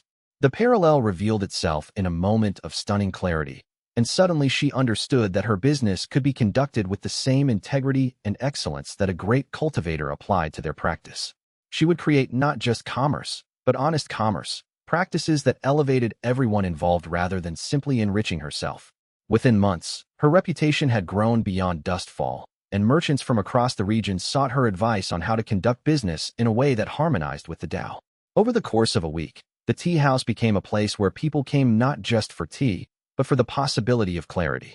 Wei Chongqing served everyone equally, cultivators and mortals, the high and the humble. A cultivator of the highest rank sat at a table identical to that of a farmer seeking peace. An immortal being negotiated for water from the same well as an ordinary mortal. The ancient heavenly beast, gradually becoming accustomed to this role it had never expected, began to understand that its presence had value not through any act of will, but simply through being what it was, an ancient thing at rest, creating a field of acceptance around itself, showing through its example that the most powerful could simply choose not to struggle anymore. Cultivators reported changes in their meditation. The contradictions that had troubled them for years suddenly became resolvable. The paradoxes of the Tao, which they had spent decades trying to untangle through complex study and mental effort, revealed themselves as simple when viewed from the perspective of beings who had already let go of the need to resolve everything. Young cultivators, visiting the tea house and finding themselves in the presence of genuine power wielded with absolute restraint, began to understand what had previously only been theoretical, that true strength was not the ability to impose your will on others, but the freedom to not need to. The blessings did not stop with the cultivators and visitors. Dustfall itself transformed. The ordinary buildings seemed to settle more contentedly into their positions. The earth beneath the town felt more stable, more alive.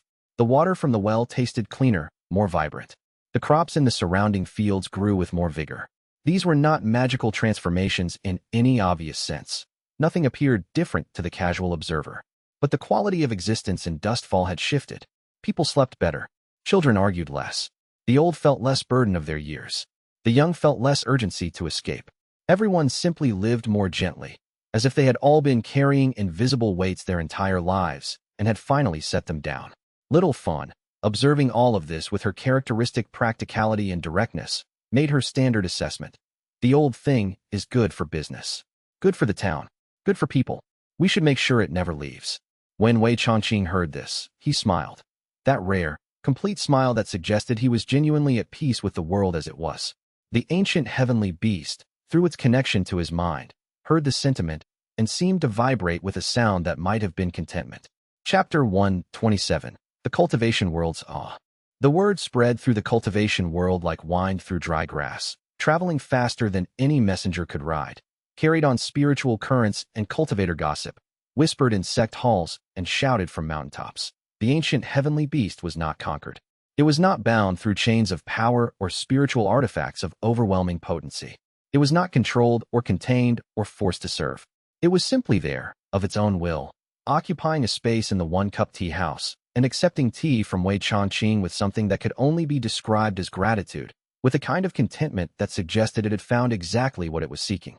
The implications of this revelation moved through cultivator society like a seismic shift, like the ground breaking beneath feet that had stood on solid earth.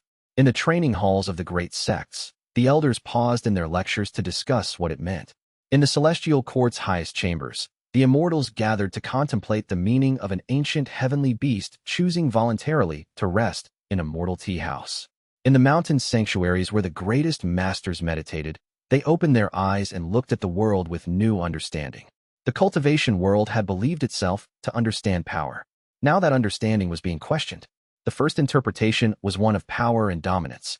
Perhaps Wei Chongqing had somehow conquered the beast through the force of his will alone, forcing it into a state of apparent peace. Perhaps this was a display of mastery so absolute that the creature did not even realize it was imprisoned, so thoroughly dominated that it had ceased to struggle. But this interpretation quickly crumbled under scrutiny. There was no mark of compulsion on the beast. There was no smell of conquest in the air around the tea house. The creature's presence was free, unbound, moving as it wished. And more importantly, if Wei Chongqing could control an ancient heavenly beast through the force of his will alone, why would he choose to remain in a small town serving tea? Why would he not use this power to reshape the world according to his vision? Why would a being capable of such control choose the path of humility? The second interpretation was more profound and, ultimately, more troubling to the hierarchies of power that cultivator society had maintained for 10,000 years. Perhaps Wei Chongqing's choice to pursue peace was not weakness. Perhaps it was the highest form of power. This idea propagated through the cultivation world like a shock wave. and reactions varied dramatically across sects and regions. Some of the oldest masters, those who had lived long enough to see that dominion was ephemeral, that every kingdom fell, that every great power eventually weakened and was replaced by the next great power, immediately grasped its truth. They had lived long enough to know what they knew.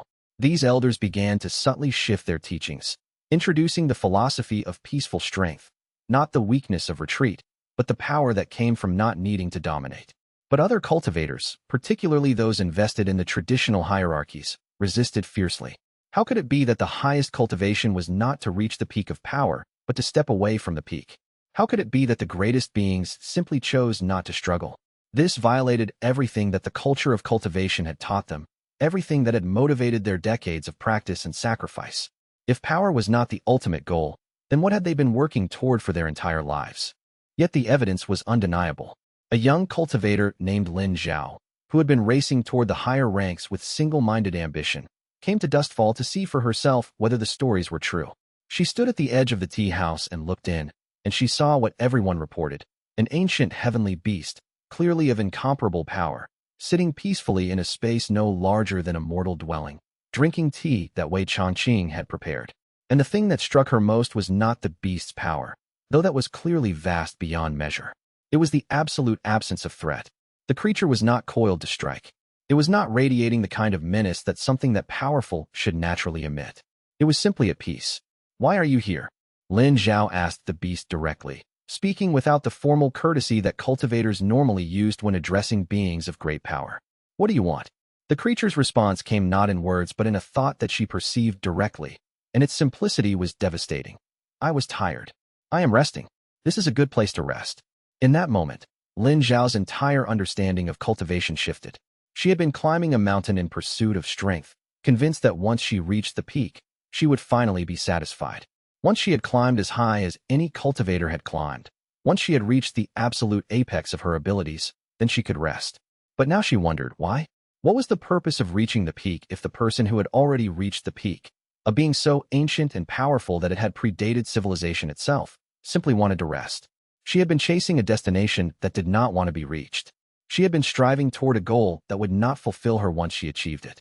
She left the tea house without drinking tea, went to her sect, and quietly resigned from the pursuit of higher ranks.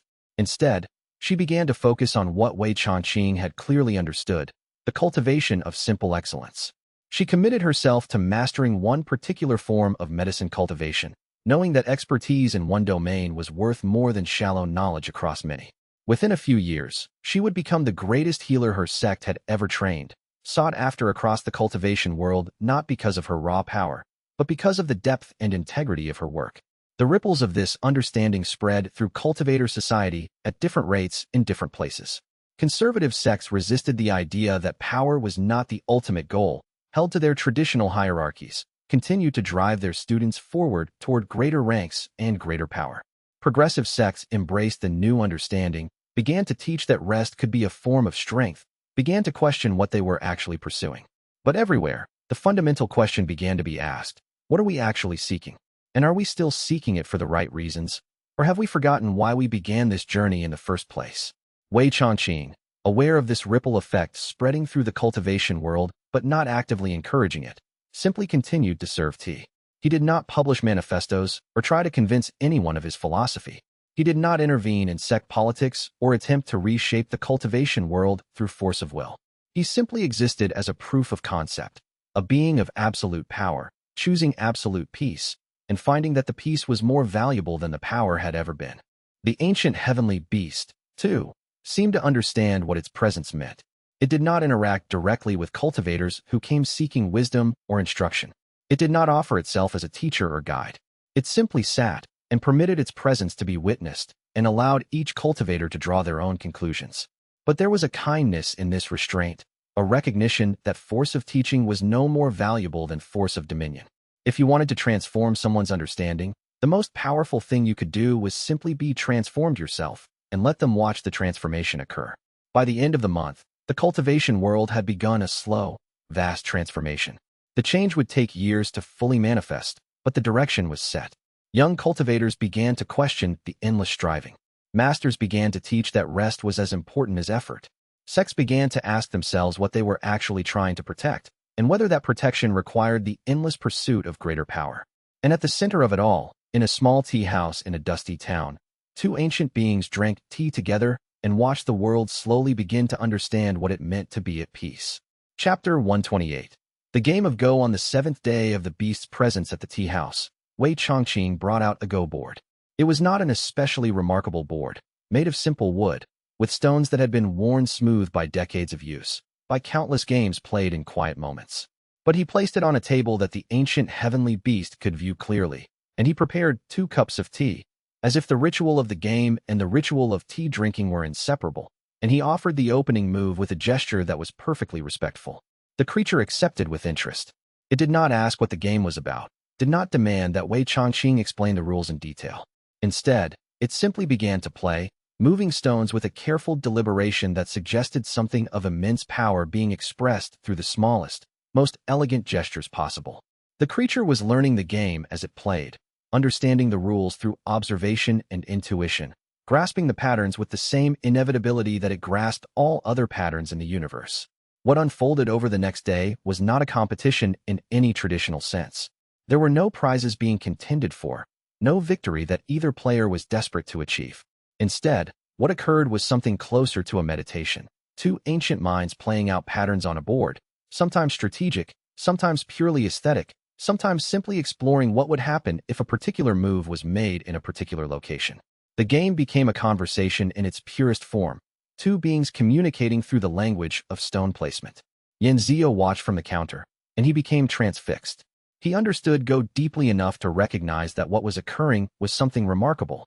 Wei Chongqing was playing not as someone trying to win, not as someone trying to dominate or prove superiority, but as someone expressing something through the medium of the game. And the ancient heavenly beast, with no previous experience with Go, but with a mind that could perceive patterns in extraordinary depth, was learning the game and playing it not as competition, but as conversation, not as contest, but as creation. The hours passed.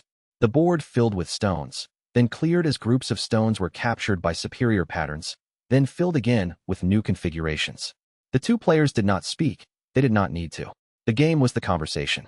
Each move was a statement, and each response was an answer. Wei Chongqing would place a stone in a location that seemed almost random to a casual observer, but which carried profound meaning to anyone who understood the deeper structures of the game. The beast would contemplate it for a long moment before responding with a move that revealed that it had understood the meaning behind Wei Chongqing's placement completely, that it had grasped not just the surface strategy, but the underlying philosophy. Around dawn of the second day, after playing for nearly 30 hours with only small breaks for tea and brief stretching of ancient limbs, Wei Chongqing made a final move. He placed a stone in a position that balanced the board perfectly, not victoriously, not defensively, but in exact harmony with the state that the game had reached. Every group of stones was secure. Every empty space was accounted for. The board was in perfect balance, as if it represented the completed expression of all possible Go variations. This was a game without dominance, without either player trying to subjugate the other's pieces, without the traditional logic of capture and control. Instead, it was a game where both players worked toward the same goal, creating a perfect, harmonious whole. The ancient heavenly beast, perceiving the completion of the pattern, the final piece that brought the entire game into resolution, made its final response. It placed a stone with the same care, the same precision, in a location that mirrored Wei Chongqing's move in a way that seemed to suggest it had finally grasped something essential about the nature of beauty itself. The creature understood, in that moment, what Wei Chongqing had been trying to teach it without words, that the highest art was not about winning, but about participating in the creation of something perfect. The board was full. Neither player had won. Neither player had lost. The game was simply complete, and in its completion, it was exquisitely beautiful. Every stone was in its right place. Every empty point had been filled. The pattern was perfect, balanced, harmonious. It was the visual representation of peace itself. "This is remarkable," Wei Chongqing said aloud, actually speaking with his voice rather than mind contact, as if the game had exhausted the need for mental communication. His voice carried wonder, genuine delight. "It is more beautiful than any victory could be. It is the game itself that is the treasure, not the winning of it. The process was the goal." The creature's response came through both mind and something that might have been physical vibration, a resonance that seemed to shake the very foundations of the tea house. resonating through the stones and wood, as if the building itself wanted to celebrate the completion of the perfect game. I understand now why you value this world of simplicity. A perfect game has no winner because completion is its own reward. Victory would diminish it. To try to win would be to miss the point entirely. You have taught me something that 10,000 years of waking could not teach me. You have shown me that peace is not empty. Peace is full. Yin Zio stood from where he had been watching, and he looked at the finished board with an expression that mingled awe and tears. He understood, with absolute certainty, that he had witnessed something that would never be repeated. Two ancient beings, expressing profound truths through the medium of a children's game, creating a work of art that had existed only in this moment and would never exist again in precisely this form. It was ephemeral and eternal at the same time, perfect because it existed only in this instant. We should preserve it, Littlefin said. She had joined Yenzio in watching near the end, bringing tea that neither of the players touched, but that was present nonetheless, available if needed. We should never move those stones. They should stay exactly as they are. Wei Chongqing and the ancient heavenly beast looked at each other, and there was something that might have been agreement passing between them. They carefully placed a covering over the board, preserving the game exactly as it had concluded. From that day forward, it remained in the tea house, not as a trophy or a monument, not as an object meant to be examined or studied, but as a permanent installation, a reminder that the most valuable things in life were often those that served no purpose beyond their own excellence. Cultivators who came to the tea house asked about it, naturally. What was the significance of this preserved game? What did it mean? Did it represent a victory or a defeat? Wei Chongqing would explain gently, with patience, that it meant nothing more than what could be seen. Two players had chosen to play a game together not to determine a victor, but to explore what beauty looked like when two minds of great capacity worked in harmony. The game had its own logic, its own completeness. To demand that it mean something beyond itself would diminish it. To try to interpret, it would be to miss the point entirely. But the message that Yin Zio perceived, that completion was sometimes more valuable than victory, that the process could be more important than the outcome, that beauty often existed in things that served no practical purpose. This message began to spread through the tea house's visitors and eventually through the cultivation world itself. It became a symbol, though Wei Chongqing had never intended it to be one. The reminder that the highest achievements were often quiet, unremarkable to anyone who was not directly observing them, and completely uninterested in being commemorated or celebrated. The game of Go sat on its table, eternal and unchanging, a proof that rest could be creative, that peace could be generative, and that the most important moments in a being's life were often the ones that no one else would ever fully understand. It was perfect because no one was trying to make it perfect. It was beautiful because no one was trying to make it beautiful. It simply was. Chapter 129. Little Fun's growth continues. Little Fun was 19 years old now, and standing behind the counter of the one-cup tea house on an ordinary afternoon, she bore almost no resemblance to the desperate young girl who had arrived at the establishment 3 years earlier. The transformation was profound and complete, and yet, standing there, counting the day's earnings with methodical precision, something essential about her had not changed. The practical determination, the refusal to be overwhelmed by circumstance, the ability to see what needed to be done and simply do it without complaint or hesitation. The difference was that these essential qualities had matured, refined themselves through years of proximity to extraordinary beings and extraordinary circumstances, becoming not less effective but more so, more refined, more capable. She had learned, through constant observation and through the simple act of existing in the presence of true power wielded with genuine restraint, what it meant to be effective without being forceful. She had learned to perceive the subtle flows of the Tao not through formal training in meditation or ancient texts, but through the meditation practice she conducted daily with Wei Chongqing, where the spiritual energies of a Jade Heaven Emperor and a mortal girl with latent sensitivity intertwined and informed each other, creating a kind of dance that only two minds in deep harmony could achieve. She had learned that authority did not require dominance, that respect came naturally from integrity, and that the most important people in a community were often those who simply made sure that things worked, that systems functioned, that everyone around was able to simply exist in peace. When the ancient heavenly beast had first arrived, and Wei Chongqing had calmly served it tea as if an entity of cosmic power was exactly what the afternoon had called for, Littlefin had known without instruction that the creature was not to be feared and that her role was to continue functioning, to keep the tea house running, to maintain the space. And so she had continued, serving, maintaining, ensuring that the tea house continued to be what it had always been, a place of excellent hospitality where anyone could come and experience a small measure of peace. She had not panicked. She had not questioned. She had simply adapted to the new circumstances and continued doing what she did best. On the 8th day of the beast's presence, she approached it directly. This was characteristic of Little Fun. She did not wait for permission or instruction from anyone, not even from Wei Changqing.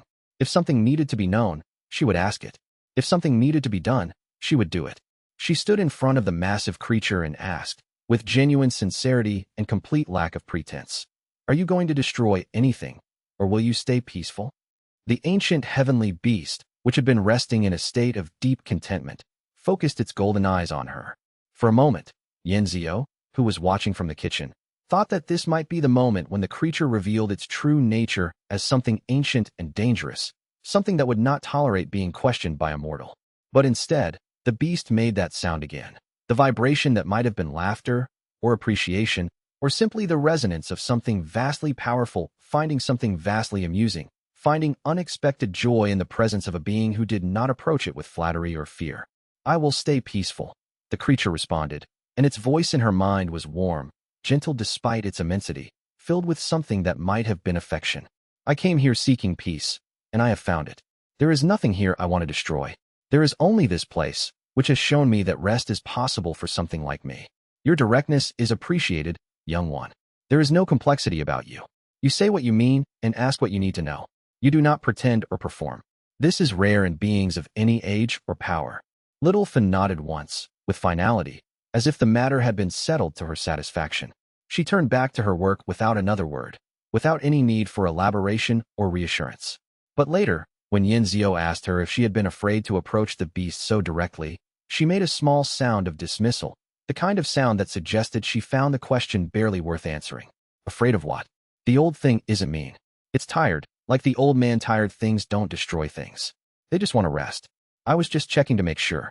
This was the essence of who Little Fun had become, a young woman of 19 who could perceive the nature of beings through essential clarity rather than through formal study or transmitted wisdom. She understood people, whether they were mortals, cultivators, immortals, or ancient heavenly beasts, by simply observing what they actually needed and what they actually valued. And she organized the world around her to ensure that those needs were met. She did this not through the exercise of power or authority, but through the simple, straightforward management of resources and spaces.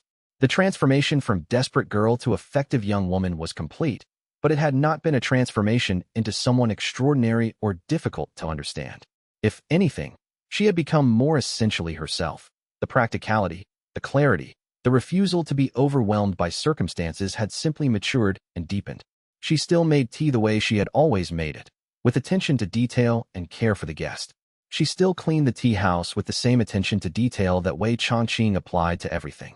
She still spoke the same rough, direct way that had shocked Wei Changqing when she first arrived, and that was now, 3 years later, completely natural to anyone who came to the tea house.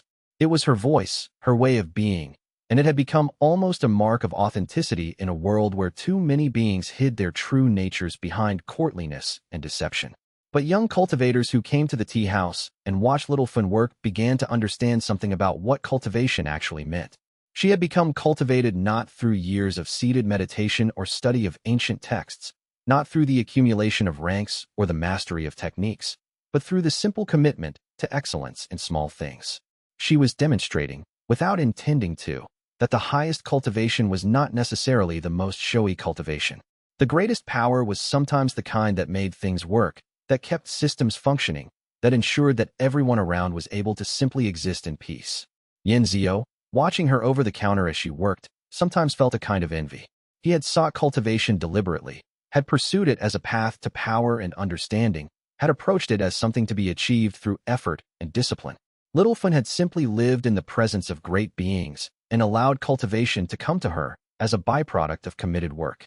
And somehow, her cultivation was in some ways more complete than his, because it had not come with the burden of seeking it. She had not tried to become cultivated. She had simply become excellent. On the evening of the 8th day, as the tea house was closing and Little Fun was locking the doors, she found herself alone with Wei Changqing for a moment. She was counting the day's earnings, placing the coins into their proper compartments, organizing everything with the precision she brought to all her work. He was preparing the tea house for the night, arranging cups and ensuring that everything would be ready for the next day. She looked up from her counting and said, with characteristic directness and certainty, "The old thing is good for the tea house. And for the town. We should keep it around." Wei Changqing, who was carefully arranging cups on a shelf, paused and looked at his young co-keeper with an expression that combined genuine affection with amusement. "I did not ask the creature to come here. It came of its own will. I have no say in whether it remains or departs. It is free to leave whenever it chooses."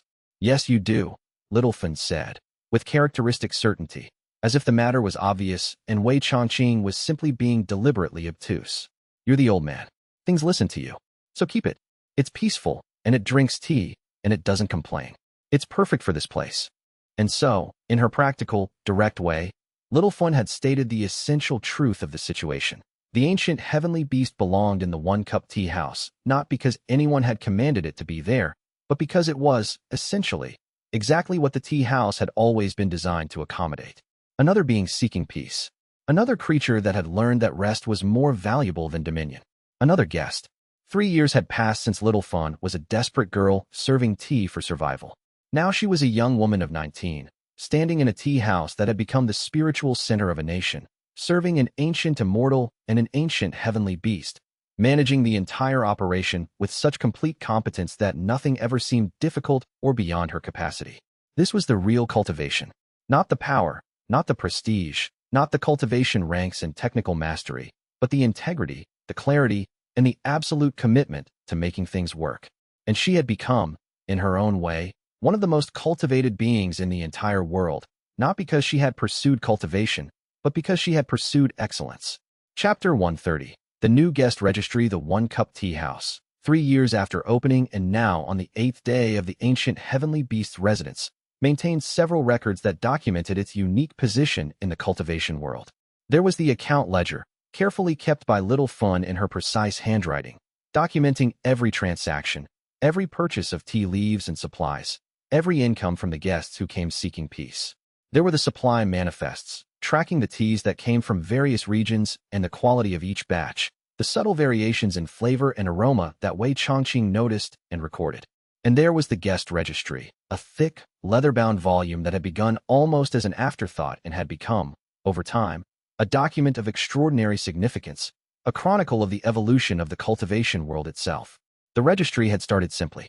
Wei Changqing, seeing that his small tea house was beginning to attract not just locals but cultivators from across the regions, decided that it would be appropriate to keep a record of who had visited and when. Littlefind had taken on the task of maintaining it with her characteristic thoroughness, understanding that a record of who came and when was a way of honoring those who visited. Every guest who came to the One Cup was offered the opportunity to sign the registry. Most did, understanding at some level that to be recorded in this book was to be part of something greater than themselves. Some were too overwhelmed or too shy to remember to do so, but Littlefind would remember, and she would record their names herself in her neat handwriting, documenting their visit. But as time had passed, and as the tea house had become increasingly prominent in the cultivation world, the registry had transformed from a simple record into something far more significant. A chronicle of power meeting peace, of the apex of cultivation society gathering in a dusty town to drink tea and learn what rest felt like. It had become a kind of historical document, a record of transformation. The registry contained the name of Wei Changqing, written in his own careful hand, recorded simply as Jade Heaven Emperor, proprietor. It contained the name of the Demon Emperor, who had visited regularly for 3 years and had become something like a fixture. The Demon Emperor, regular visitor, seeks peace. It contained the names of the Celestial Court's leadership, including the current Heavenly Sovereign, who had come personally and sat quietly in the tea house for an entire afternoon without demanding anything of Wei Changqing, simply observing, learning what it meant to be in a place where power was not being wielded as domination. It contained the names of the great sect leaders, the ancient masters, the cultivators whose names were legends in their own right. But it also contained the names of mortals, ordinary people from Dustfall who had become part of the tea house's community. A baker named Lin, a farmer named Chun, a woman named Wu who sold cloth in the market. Their names appeared in the registry with the same formality, the same gravity as the names of immortal beings. And that was entirely intentional. Wei Changqing had made it clear that all guests were to be recorded with equal dignity, whether they were heavenly sovereigns or farmers, whether they had lived for eons or only decades. On the 18th day of the ancient heavenly beast's presence in the tea house, a cultivator new to Dustfall came in requesting to see the registry. This was not unusual. Cultivators often asked to see the record, curious about which of their peers had visited, seeking proof that the stories were true, that the greatest beings in the cultivation world really did come to this small dusty town to drink tea. But this particular cultivator was young and ambitious, recently elevated to the rank of celestial void, still burning with the hunger for greater power that Wei Changqing had learned to recognize and no longer judge. The hunger was not bad. It was simply incomplete, a fire that had not yet learned what it was actually burning for. Littlefin placed the registry in front of him with the casual confidence she had developed over 3 years. "Here," she said. "Read it. Maybe you'll understand something." The young cultivator opened to the most recent pages and began to read.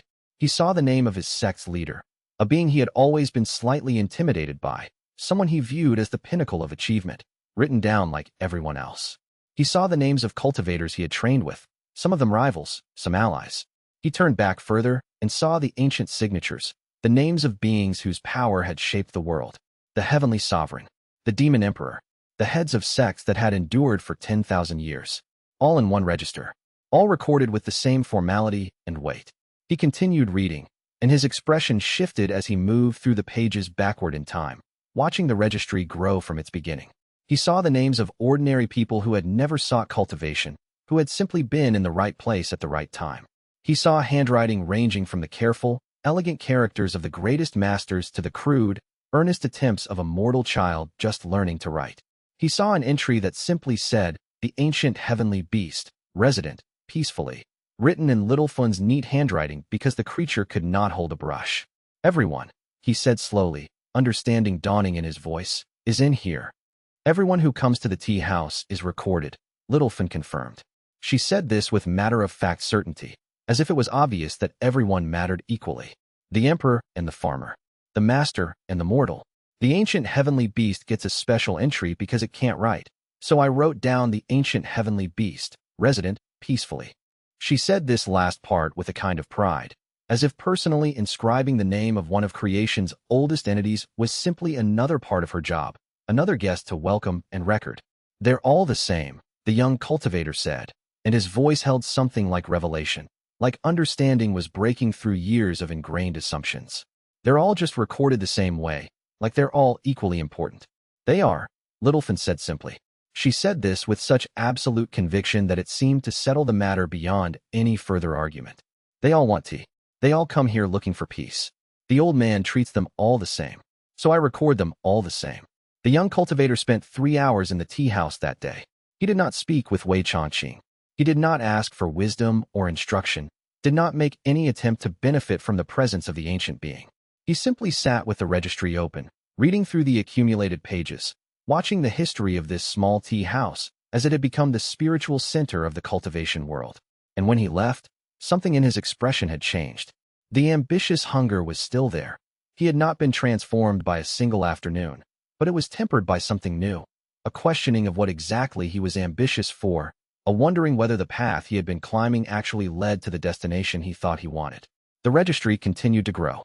Page after page, name after name. The one-cup tea house documented its essential philosophy, that all beings, regardless of power or status, were welcome, that the highest beings and the most ordinary people were served with the same tea, the same courtesy, the same acceptance.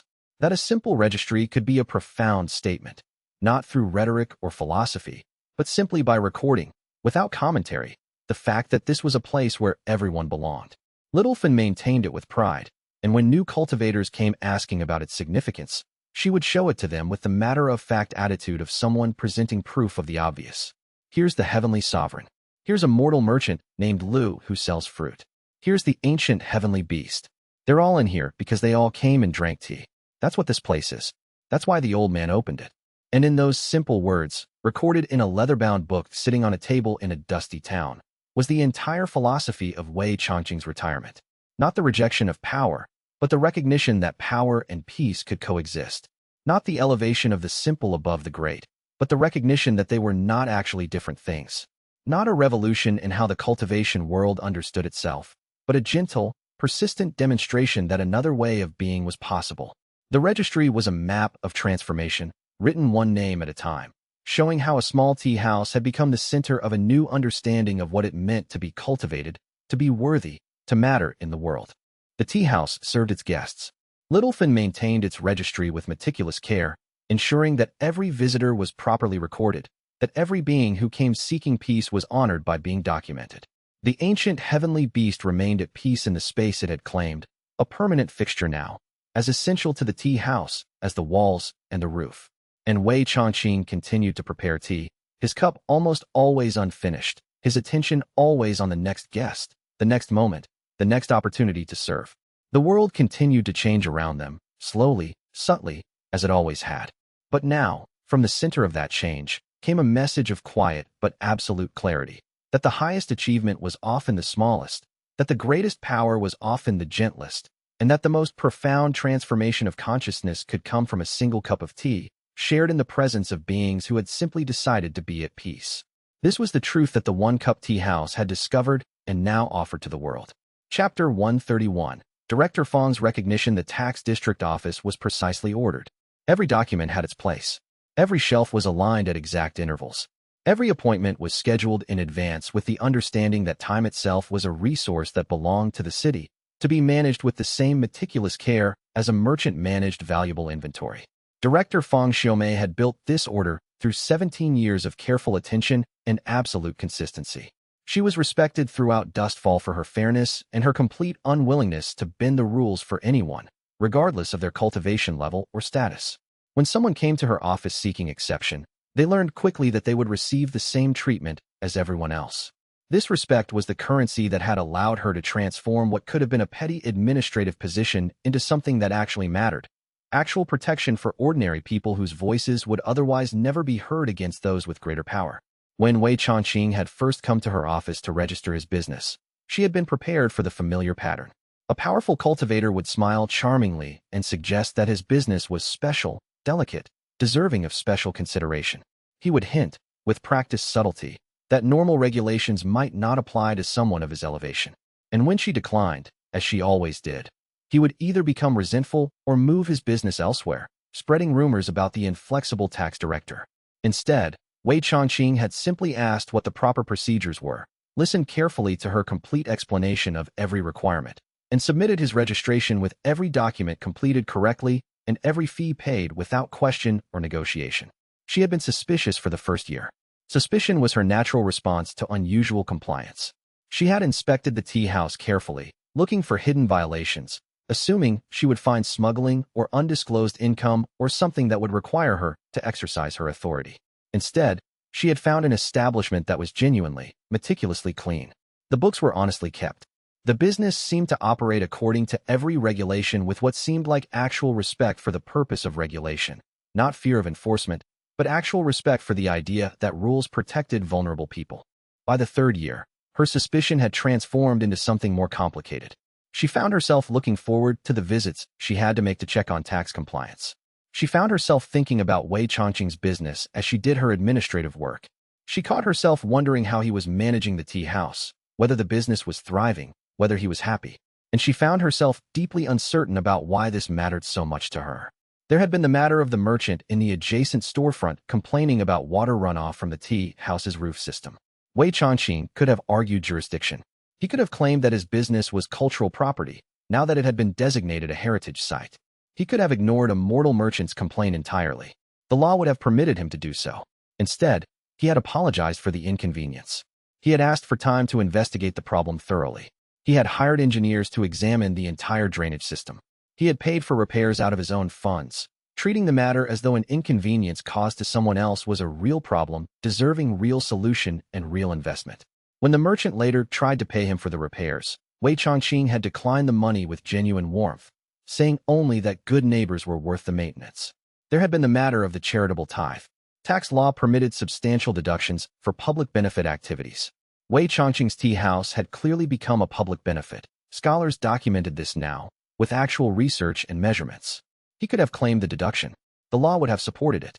Instead, he had submitted his taxes without claiming any deduction whatsoever. When she had asked him why, he had said something that stayed with her, something that she had thought about in quiet moments. "I choose to pay because I choose to pay." Let the law and my choice be separate things. There had been the day she came unannounced to audit his books. She had expected to find something that would prove that no one, regardless of cultivation level, could follow the rules perfectly. Instead, she had found Wei Changqing teaching Little Fun how to properly record expense categories in the ledger, how to maintain the books in a way that would satisfy any auditor. He had not been defensive about the unexpected inspection. He had not suggested that she should have warned him. He had simply explained his system clearly, invited her to look at anything she wished, and made tea while she worked through the accounts. It was this last detail that had finally changed her understanding completely. He had made tea while she audited him, not as a performance, not as an attempt to charm her or soften her judgment, but simply because that was what he did when people were in his space. He made them tea. He had offered her the best cup she had tasted in her life, a cup so exquisite that it seemed impossible that something so simple could contain such perfection.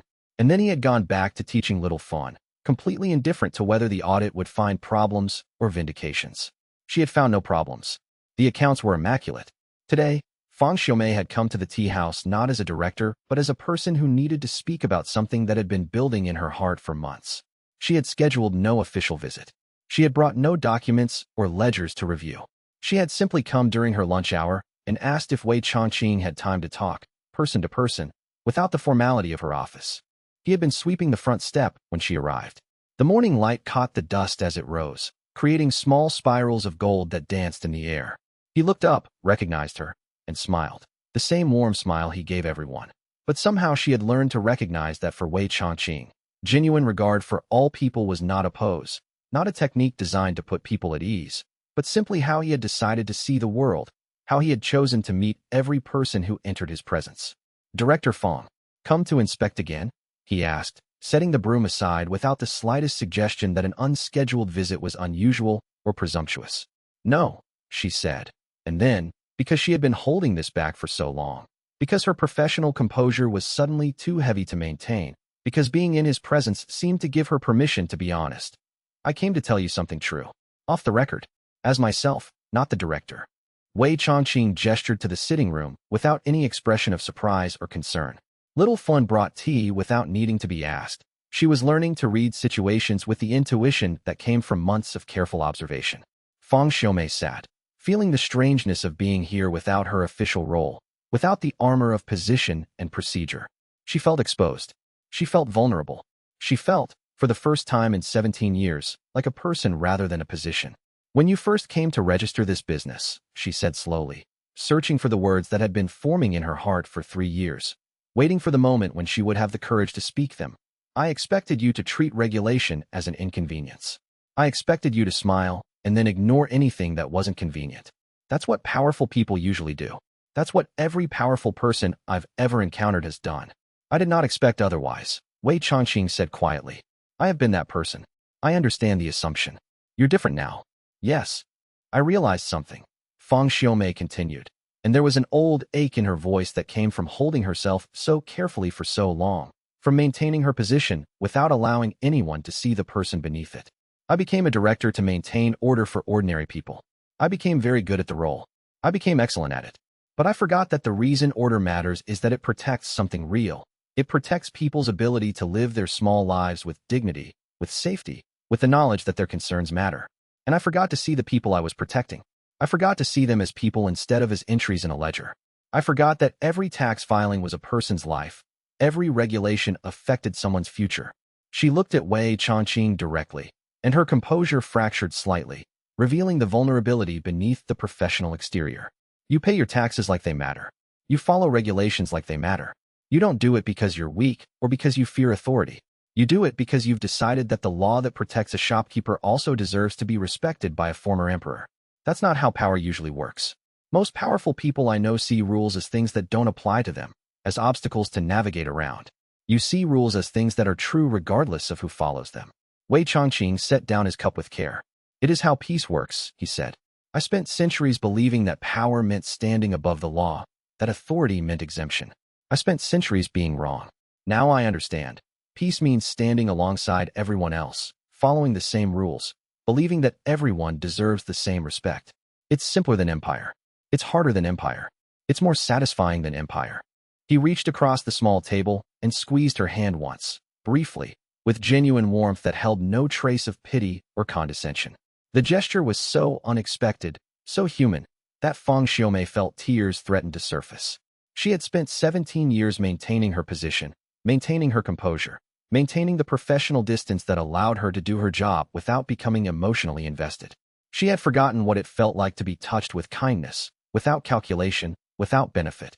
"And I respect you, Feng Xiaomei," he continued, and his words were simple, but they carried weight and truth. "You hold order for people who cannot hold it for themselves. You give structure to a world that would otherwise be chaotic. You protect the vulnerable.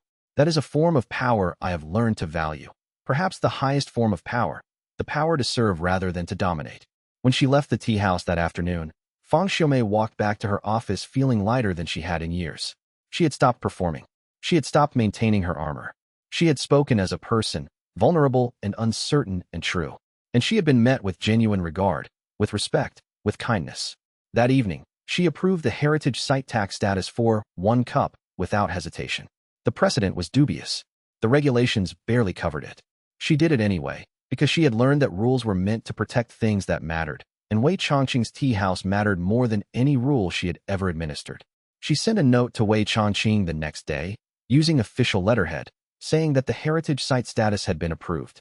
But she also wrote, in her personal hand, at the bottom, "Thank you for reminding me why this work matters." She never received a written response. But the next time she visited for routine inspection, Wei Chongqing had reserved a special tea for her, a tea she had mentioned once 3 years ago that she had enjoyed.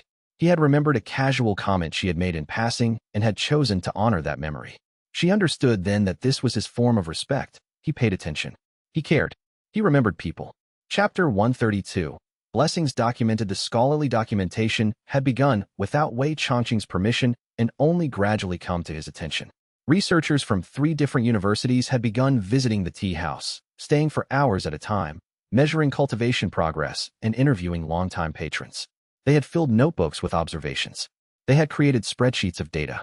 They had begun the serious work of trying to understand, through quantifiable measures, what was happening in this small place that seemed to be producing effects that contradicted everything the cultivation world understood about advancement. The first formal report that Wei Chongqing actually read had been brought by an earnest young scholar named Lin Mei, who had spent 3 weeks living in a small room above the tea house, and had produced a comprehensive study titled Quantified Effects of Peaceful Establishment Proximity on Cultivation Advancement and Life Satisfaction, a longitudinal analysis of spiritual development in environmental context. Wei Chongqing read it at his favorite window one morning, occasionally glancing up at the tea hillside where Yan Zio was tending the summer growth with meticulous care, removing the smallest imperfect leaves, ensuring the plants received exactly the right amount of sun and shade. The abstract was dense with statistical language, filled with terms like control groups and baseline measurements and confidence intervals and p-values. But the key findings, when he got to them, were remarkably clear and troubling in their scope. Subjects residing in proximity to the establishment for a period of 4 weeks or greater demonstrated cultivation advancement rates 3.2 times higher than control groups, despite reporting subjective effort levels 70% lower. Life satisfaction measures increased by an average of 2.1 points on a 5-point scale within 4 weeks of first visit. Conflict escalation incidents in the surrounding neighborhood decreased by 57% year-over-year compared to neighboring commercial districts. Depression and anxiety indicators in the subject population decreased by 43% on standardized measures. Sleep quality improved by 38% on average. Reported life purpose and meaning increased significantly across all age and cultivation level groups. Wei Chongqing set the report down and looked out at the gardens. The numbers were precise, the measurements scientific. The implications were extraordinary. Somehow, without doing anything in particular, simply by being a place where he had chosen to make tea, he had created an environment that was making people measurably happier, more capable, less prone to conflict, more satisfied with their lives. He picked up the report again and read further. Lin Mei had been thorough. She had conducted interviews. She had taken measurements. She had created what amounted to a scientific assessment of peace. One particularly striking passage made him read it 3 times, feeling the weight of what it meant. 3 subjects reported spontaneous clarity regarding life purpose while sitting in the main room, despite the establishment appearing to offer nothing but tea and sitting. 2 subjects abandoned previously held cultivation goals not out of failure, but out of recognition that those goals were never authentically theirs, but rather internalized expectations from family or sect or social pressure. For subjects reported dreams of unusual clarity and emotional resolution. 5 subjects reported improved relationships with family members after beginning regular visits. 7 subjects reported decreased anxiety related to life direction and future planning. He set the report down. Little Fun appeared from the kitchen with afternoon provisions, as she did every day at this time, with the precision of someone who had made a habit of paying attention to what needed attention, what would be helpful, what would ease the work of others.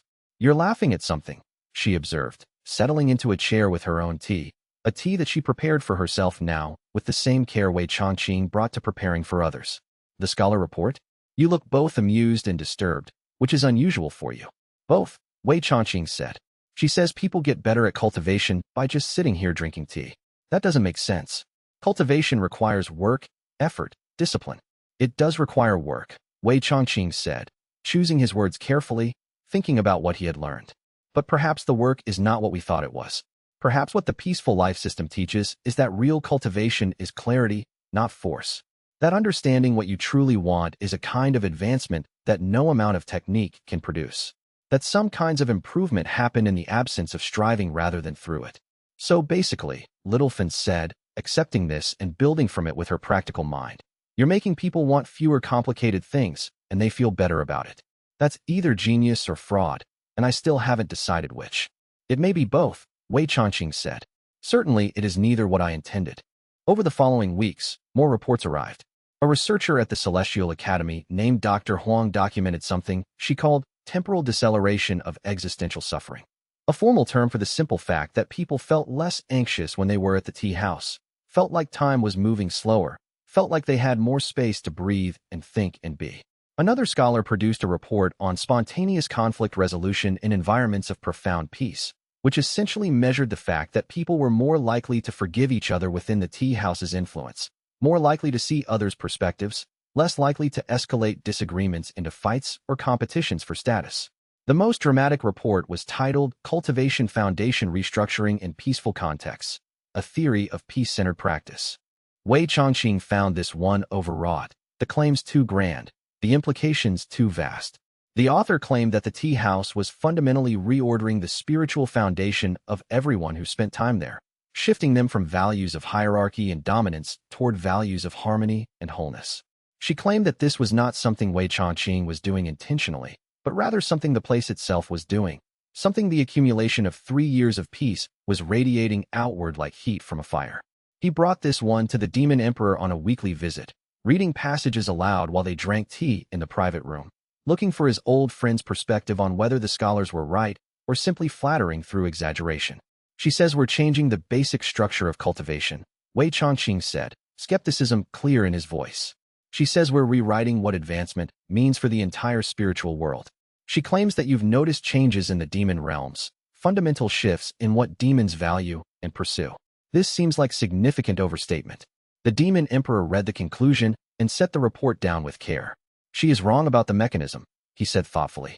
"It is not the location that restructures foundation. It is watching someone who has fundamentally changed. It is seeing that you became more powerful by ceasing to seek power. It is permission." "Permission for what?" Wei Changqing asked, genuinely interested in understanding how the Demon Emperor was interpreting this. "Permission to want different things. Permission to pursue values that are not power and dominance. Everyone in the cultivation world is taught, from childhood, that power is the measure of worth. They are taught that advancement means accumulating strength, reaching higher, achieving more dominance, ascending the ranks. They see you and realize that this entire system is built on a lie. They see you living better, being happier, having more genuine connections, maintaining more meaningful relationships, and all of it without the pursuit of power. This permission is revolutionary. This is why the world is changing." Wei Changqing considered this carefully. "I did not seek to change the world. I sought only to change myself." "No," the Demon Emperor agreed, pouring more tea with the same deliberate grace he brought to everything. "That is precisely why you changed it. The moment someone begins seeking to change the world, they become part of the old system. They become another force competing for dominance. But someone who genuinely stops seeking to change anything becomes a different kind of force entirely. You are like water. You don't fight. You don't resist. You simply flow around obstacles, and end up reshaping the entire landscape. By autumn of that year, scholarly documentation had become so substantial that the Celestial Academy formally established a research center dedicated to studying the tea house phenomenon. Wei Changqing received formal notification of this development written on official paper in careful calligraphy. His response was to ensure the tea remained good and the seats remained clean. He let the scholars document what they would. He had long since learned that trying to control how people perceived him was a waste of peace, a return to the old habit of seeking to shape others' understanding. Better to simply continue doing what he did and allow people to make of it what they would. Chapter 133. The Demon Emperor's Perspective. The Demon Emperor arrived on a clear evening in late autumn, when the tea hillside had turned golden and the air carried the first hints of winter, that particular cold that comes before the first snow, when the world seems to be holding its breath, waiting for transformation. Wei Changqing was preparing evening tea when he sensed the familiar presence at the garden edge, a presence that had become as natural and expected as the arrival of dusk itself, as natural as the transition from light to dark. They sat together as they always did, in the small room off the main space where privacy was complete and absolute. The ancient heavenly beast dozed in its chamber, its massive form rising and falling with sleep, its consciousness relaxed in dreams of ancient mountains. Little Fun had gone to close the storefront, her footsteps echoing through the house with the purposeful energy of someone who had much to do and the skill to do it efficiently. Yan Zio was finishing the evening maintenance of the gardens, his movements slow and meditative in the fading light, treating each plant with the care of someone tending to something sacred. "You look very peaceful," the Demon Emperor observed, which was what he always said, in roughly the same way, as though checking a status that would not change but was worth confirming anyway. It was a ritual between them, a language they had developed over 3 years of weekly visits, a way of acknowledging each other's presence and condition without needing grand gestures. "I am," Wei Changqing said. "And you?" "Less peaceful every week," the Demon Emperor said, which seemed at first like contradiction until he smiled. A real smile, not the formal expression of imperial dignity, but the actual smile of someone feeling genuine emotion, someone experiencing the complexity of growth. "But the peace I acquire is more honest. It is not the peace of resignation, the peace that comes from accepting that I cannot change things. It is the peace of choosing, every single day, to stop fighting the world, to stop trying to force others into my vision of order, to accept that there are multiple valid ways to be. That is harder work than maintaining power. Therefore it is better work." Wei Changqing poured tea for them both, the leaves steeping in water heated to exactly the right temperature, the ritual of preparation moving him closer to peace with each repetition. The process had become meditation for him. Every repetition deepened his understanding. Every cup was both the same as the last cup and entirely new, responding to the particular conditions of this moment. They sat in silence for a long moment, as they often did. Silence had become one of the languages they spoke fluently. In the quiet, they could communicate in ways that words would only obscure, would only limit. The silence held understanding. The silence held friendship. The silence held the recognition of two beings who had walked the same difficult path. 3 years ago, the Demon Emperor said finally, his voice carrying the weight of memory, of looking back on time that had passed and seeing it in new context. "You came to this town wanting to be small and ordinary. You wanted anonymity.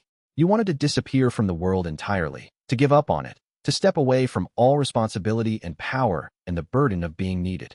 "I did," Wei Changqing confirmed. "I was tired of power. I was tired of being what people needed me to be. I wanted to be nothing.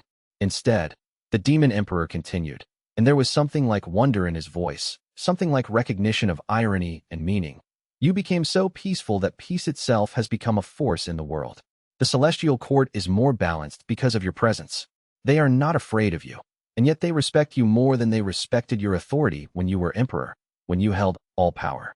Demon realms are integrated into governance in ways that would have seemed impossible 3 years ago, would have been rejected outright as impossible. Conflicts are being mediated before they escalate into violence. You wanted to be nothing. You became everything, but you became it by refusing to try." Wei Changqing was quiet for a long moment, considering this assessment, feeling its truth in his bones. "I did not choose to become a force. I chose to stop seeking force. Somehow that was more powerful than all my emperor days. It was not intention. It was simply what happened when I finally stopped trying." "Yes," the Demon Emperor said, and there was something like awe in his voice, something like reverence. "That is the deepest magic. That is what I am learning too. For 300 years, I kept the demon realms through strength, through terror, through the absolute clarity of my power. Everyone obeyed because they feared me, because they understood that crossing me meant consequences. Now I am learning that perhaps I could do more by doing less. Perhaps I could ask for consent rather than impose dominance. Perhaps people will respect genuine agreement more than they respected fear. But it is hard to learn. The old ways are comfortable. The new ways require vulnerability. It takes long time to unlearn that kind of power. Wei Chongqing said gently, speaking from his own experience of centuries learning and then unlearning, of changing and then changing again. You must forgive yourself for how slowly it comes. Forgive yourself for the moments when you slip back into old patterns. This is the work of a lifetime. The longest time, the Demon Emperor agreed. But watching you has made it possible. You prove that it works. That transformation from seeking power to accepting peace is not weakness. That is enough for me. That is enough to keep trying.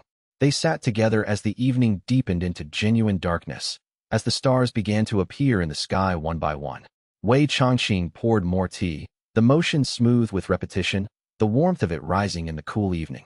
The Demon Emperor held his cup and did not speak, communicating through presence rather than words, through the willingness to sit together without needing to fill the silence. Outside, the first stars appeared, small points of light in an infinite dark, each one burning alone but part of a larger constellation. The world continued its slow rotation toward winter, toward the season of rest, toward the eternal cycle that both of them had spent centuries trying to control and had finally learned to accept. Tell me something, the Demon Emperor said, without preamble, his voice carrying a vulnerability that only appeared in this room with this person, in this private space where honesty was safe. Do you miss it? The power? The throne? The certainty of being obeyed? The knowledge that you could make anyone do anything, that your will was absolute? Wei Chongqing considered this with genuine care, not answering quickly, but taking time to feel the truth of the question, letting it settle into his body before responding. Sometimes I remember the feeling, he said finally. The weight of the throne. The pressure of having everyone depend on my decisions. The terrible clarity of absolute authority. But I do not miss it as one misses a lost thing. I remember it as one remembers a dream, with clarity, but also with the understanding that the dream was never as satisfying as it felt while it was happening. The power was always empty. The throne was always hollow. The authority was always lonely.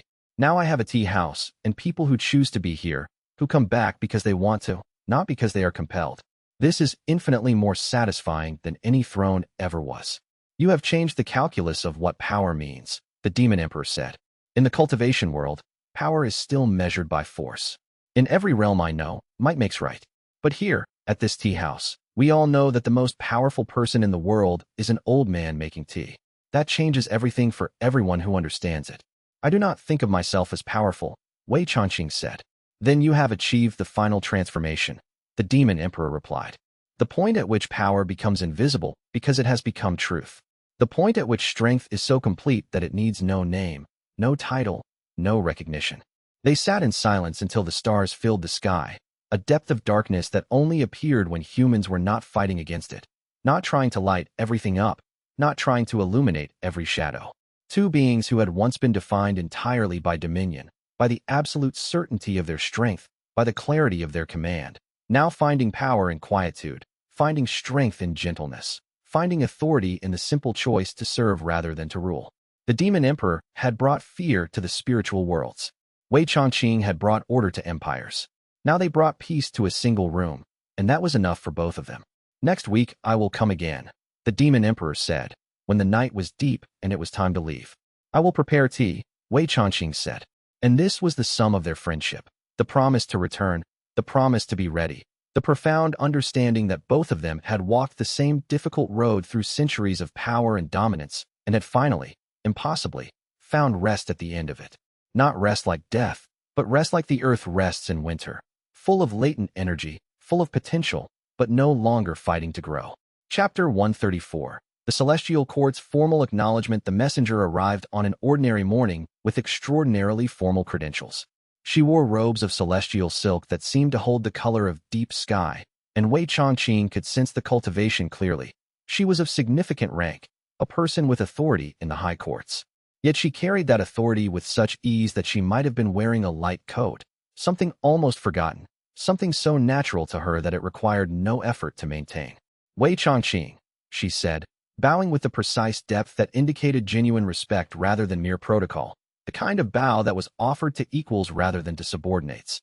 The Celestial Court has voted to formally recognize One Cup as a cultural and spiritual heritage site. This recognition comes with designation as Keeper of the Tea House Peace, an honorific title granted to individuals who have demonstrated exceptional cultivation of harmony and wisdom in ways that positively influence the broader spiritual world. Wei Changqing listened without particular expression, his face calm, his attention complete, his presence full. The title, the messenger continued, reading from a formal scroll written in golden script, comes with the unusual caveat that it confers absolutely no political authority, no administrative responsibility, and no requirement of service to the Celestial Court beyond the understanding that you continue to be who you are. You are recognized and honored, but you are not required to do anything. The court understands that your influence comes from your refusal to accept influence or authority. To attempt to give you responsibility would undermine the very thing we are honoring. Wei Changqing accepted this with a slight nod, a small acknowledgement that he had heard and understood. I see, he said. And why has the Celestial Court made this decision? The messenger smiled slightly, as though she had been hoping he would ask, as though his question showed he was listening with genuine interest. Because you have become so peaceful that the Celestial Court itself has been forced to become more peaceful. Your influence has reached the highest levels of governance. The hierarchy recognizes this and honors it, with the understanding that the source of your influence is precisely your refusal to accept influence or responsibility. We are honoring you by asking nothing of you. Wei Changqing accepted the formal scroll of recognition with the same calm politeness he might have used to accept the delivery of tea leaves. The paper was fine, expensive, written in a hand that represented hours of careful work. He held it with respect, but without the sense that it changed anything. He did not seem particularly moved. He did not seem particularly interested in the honor itself, though he was interested in the mechanism by which it had come to exist, the way that cultures formalize their recognition of important things. He thanked the messenger and asked if she would like tea before she left. She accepted, and they sat for 20 minutes in companionable silence, the messenger sipping tea that she visibly appreciated, Wei Changqing's presence confirming that he was genuinely present with her rather than merely performing courtesy. After she left, he held the scroll thoughtfully, turning it over in his hands, reading the elegant calligraphy. It was a remarkable document. It represented the highest judgment of the Celestial Court. It acknowledged his existence and his influence. It was, by any measure, a thing of significance.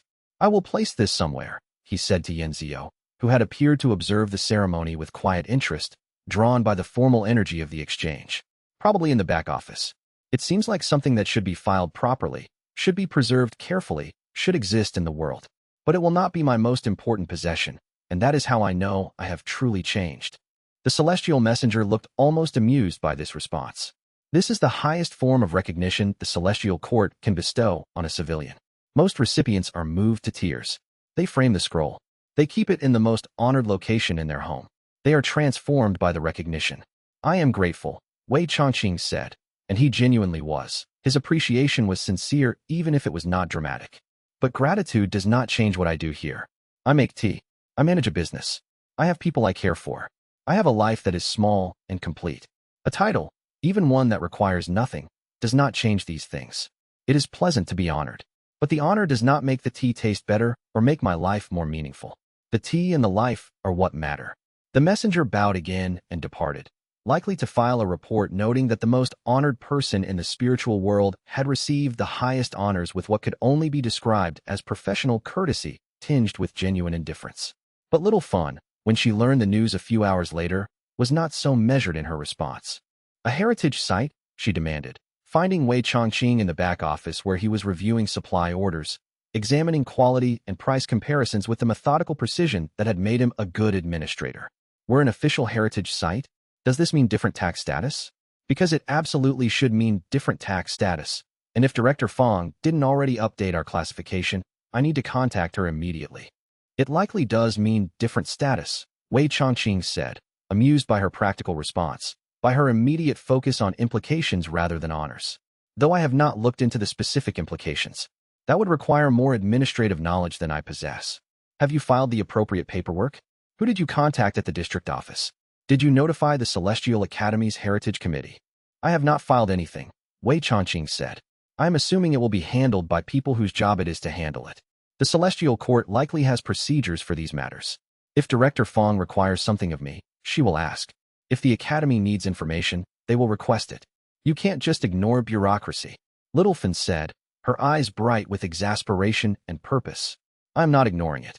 I am assuming it will be handled by people who understand it better than I do. If I try to manage all of this, I would only complicate matters. Better to let the proper channels work.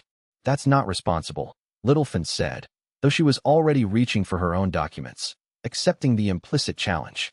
Fine. I'll handle the heritage site tax filing myself. Give me the Celestial Court documentation. She spent the entire evening in Wei Changqing's back office, carefully reviewing the official documents, cross-referencing them with heritage site regulations that she hunted down through her own research, and preparing a comprehensive filing that would, she was certain, save them significant money while also establishing the tea house's status in perpetuity. She created multiple copies. She wrote a cover letter explaining the reasoning behind each claim. She organized everything in the order that she thought would most efficiently process through the bureaucratic system. She included supporting documentation and precedent cases. She made the filing airtight. When she presented the completed filing to Wei Changqing the next morning, his approval was warm and absolute. You are remarkable, he told her. I know, Littlefinger said, accepting this as truth rather than flattery. This inheritance tax benefit alone will allow us to expand the back gardens. And the heritage status means any improvements we make are documented as cultural preservation, which has different zoning implications and actually encourages development aligned with historical preservation principles. She was right, and the filing she had prepared was so thorough and so clearly reasoned that when Feng Xiaomei reviewed it, she approved it in a single pass without requiring any corrections or additional information. By spring, the official heritage site status had been fully implemented. The tea house appeared in cultural records maintained by the Celestial Academy. Scholars cited it in their research. The location became protected not through force or political power, but through the simple recognition that some places matter to the world in ways that transcend ordinary commerce. It became a place that people understood had value beyond calculation. Wei Changqing, the highest honored individual in the spiritual world, continued to make tea for anyone who came through the door. He continued to serve meals and answer questions and listen to people's troubles. The title meant nothing. The work was everything. Chapter 135, Almost Finishing Tea. Wei Changqing had been at the tea house for 3 years, 6 months, and 12 days. He had made tea every single morning without exception, the consistency of the ritual becoming the foundation of his peace. He had reached for his cup to finish it, and he had been interrupted every single day without exception, the interruptions becoming as much a part of his day as the tea itself.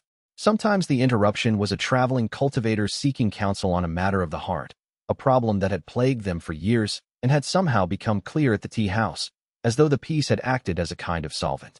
Sometimes it was Littlefinger asking a business question that could not wait, something about inventory or suppliers or a decision about the gardens that required his perspective. Sometimes it was Yin Zio coming to report on the tea plants or ask about a preservation method or discuss the upcoming season. Sometimes it was the Demon Emperor arriving early for his weekly visit, bringing news from the demon realms or simply needing presents. Sometimes it was the ancient heavenly beast requesting conversation, its consciousness reaching out to touch Wei Changqing's mind with something to share or simply with a desire for presence. He had stopped seeing these interruptions as frustration 3 years, 4 months, and 7 days ago. He had recognized them, instead, as the essential texture of his chosen life, the proof that he had made the right choice in this place, that his commitment to being available was being honored by the universe with constant opportunities to practice it. On this particular autumn day, the interruptions were 5 in total, and Wei Changqing found himself quietly amused by the pattern, by the universe's insistence that his completion would always be delayed, that the pursuit of finishing was the opposite of peace. The first interruption came before he had even taken a single sip. Littlefinger appeared from the storefront with a supplier issue. The tea merchant from the northern districts wanted to increase prices by 20%. The merchant claimed his costs had increased due to new taxation and expanded labor demands, that he could not maintain current prices without operating at a loss. Would Wei Changqing prefer to negotiate with this merchant, find a new supplier, or accept the price increase? Negotiate, Wei Changqing said immediately, setting down his cup. But be fair. If his costs have genuinely increased, that is his reality, not his failure. Find out what his actual expenses are. Then decide what we can reasonably offer. If we can afford the increase, we pay it. If we cannot, we negotiate to a point that allows both of us to continue our relationship. You're not worried about profit margins? Littlefinger asked, though she probably already knew the answer from the months of observing how Wei Changqing made decisions. We have enough, Wei Changqing said. More is luxury. Sustainability for everyone involved is peace. Little Fan nodded and disappeared. Wei Changqing raised his cup, steam still rising from it in delicate spirals that caught the light. The second interruption came as he was about to take his first real sip.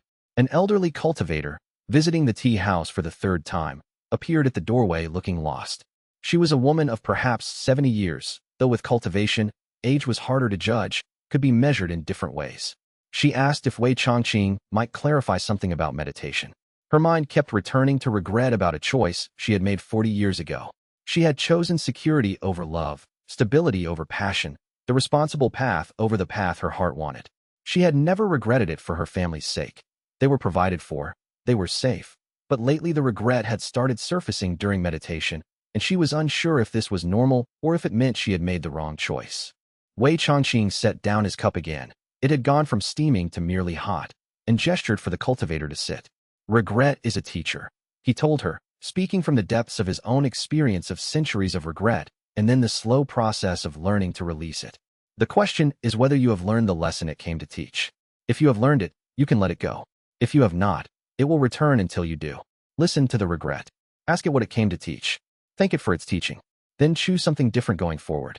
The past you cannot change, but the present and the future belong to you still.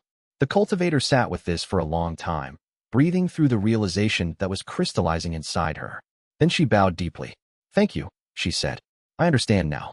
The regret isn't telling me I made the wrong choice. It's telling me to live more fully in the choice I did make.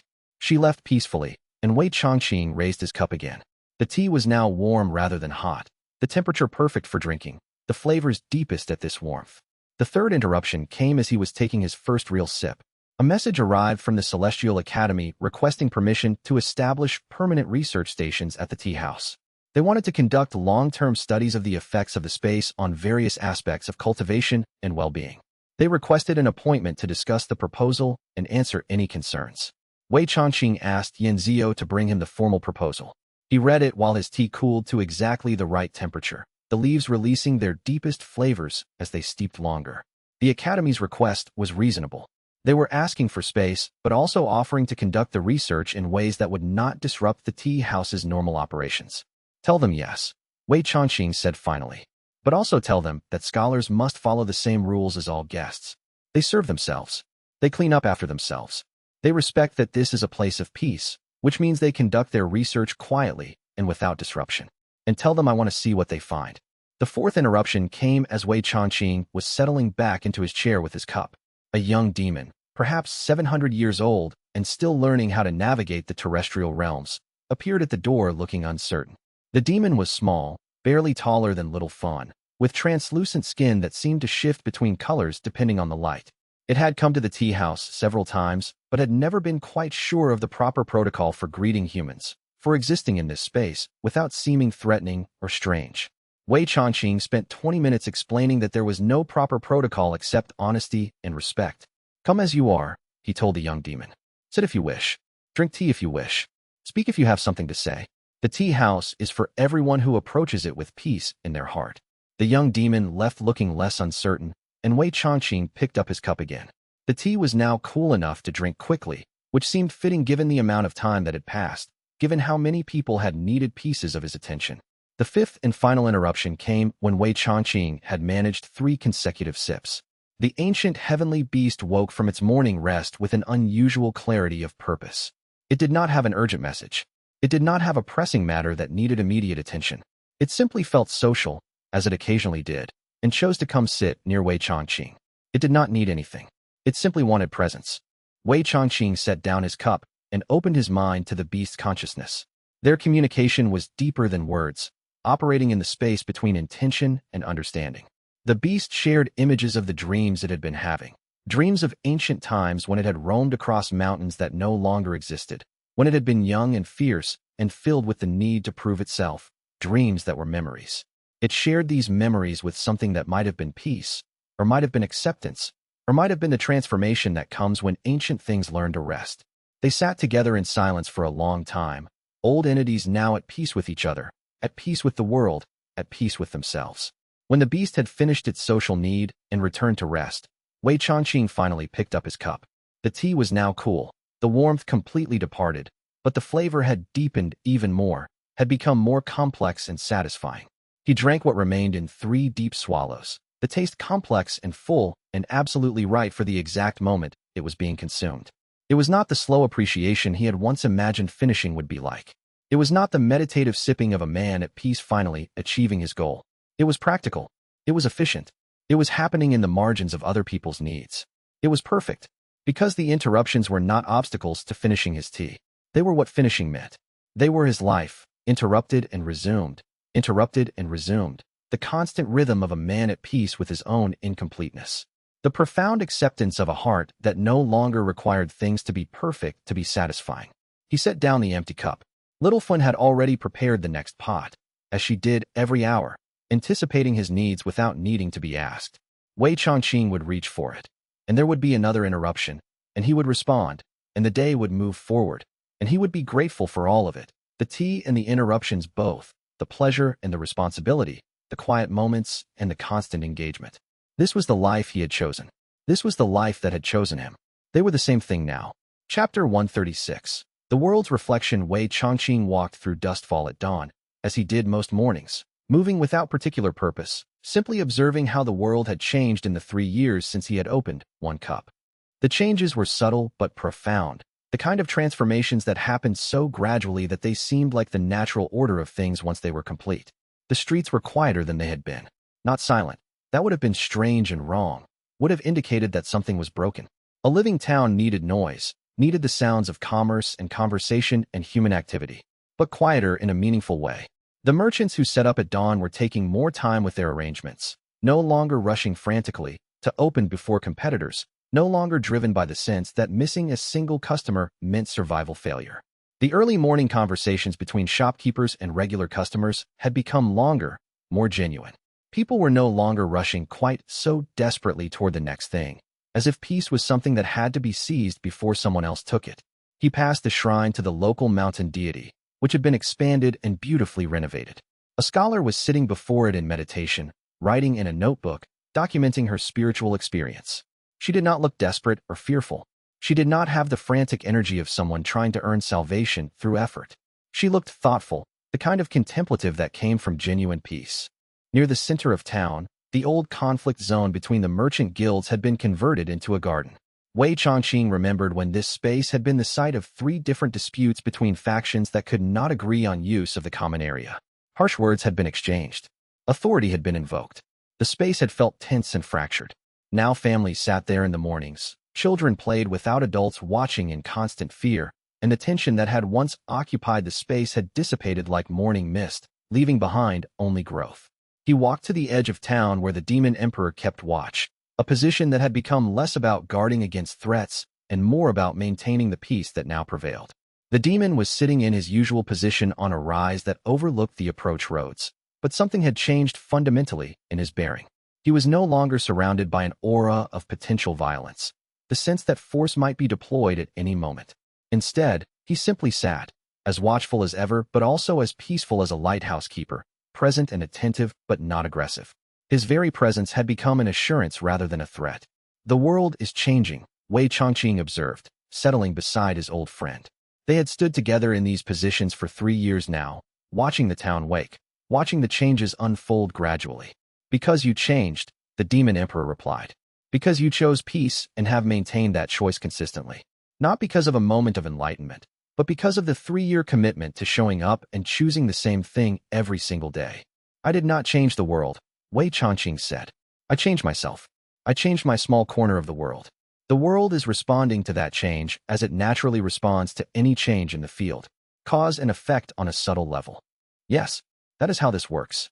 One person choosing truth, one person modeling a different way of being, changes the entire field, not through power or coercion, but through the simple fact of existing as a different possibility. Others see that what you're doing is possible, and that permission is enough to begin their own transformation.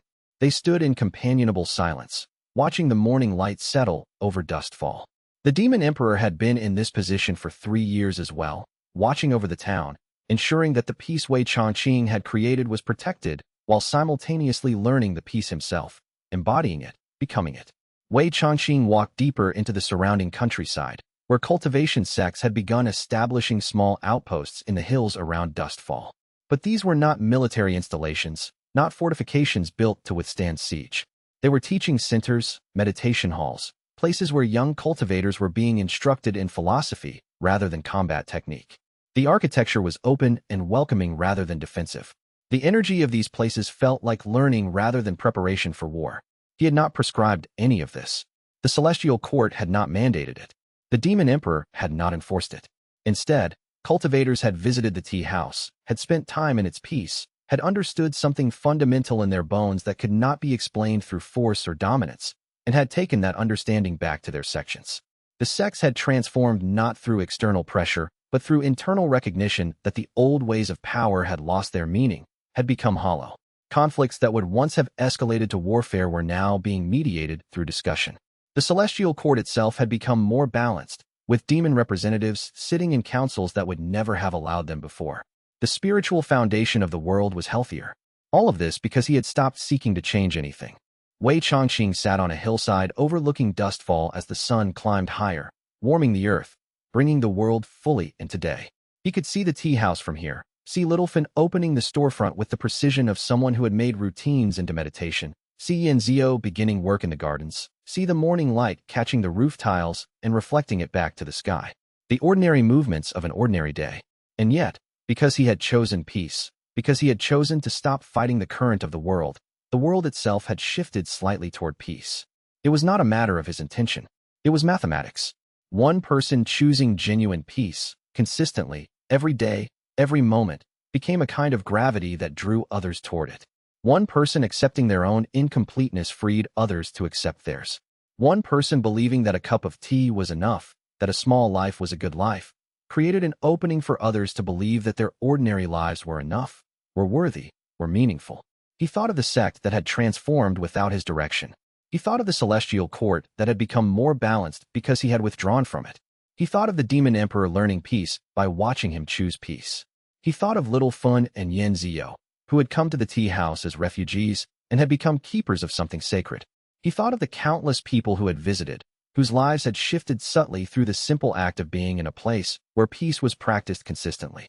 He had spent centuries trying to move mountains. He had spent 3 years making tea. The mountains had been more easily moved by the tea than by all his imperial power combined. The cultivation world had shifted more fundamentally in response to his abdication than in response to all his decrees as emperor. This was the irony he had learned to accept. This was the cost of empire. Understanding, only after you had given it up, that empire was the least efficient use of power that could be imagined. And this was the gift of peace. Discovering that the smallest action, when done with complete integrity, rippled farther than the greatest force. That consistency in small things mattered more than occasional grand gestures. That showing up every day to make tea was more powerful than making one grand declaration. The morning was perfect. The light was perfect. The knowledge that he had done the right thing was perfect. The understanding that he would never fully know the extent of his influence, but that the extent did not matter because he had stopped measuring, was perfect. Wei Changqing stood and walked back toward the tea house. There would be guests arriving soon. There would be tea to prepare.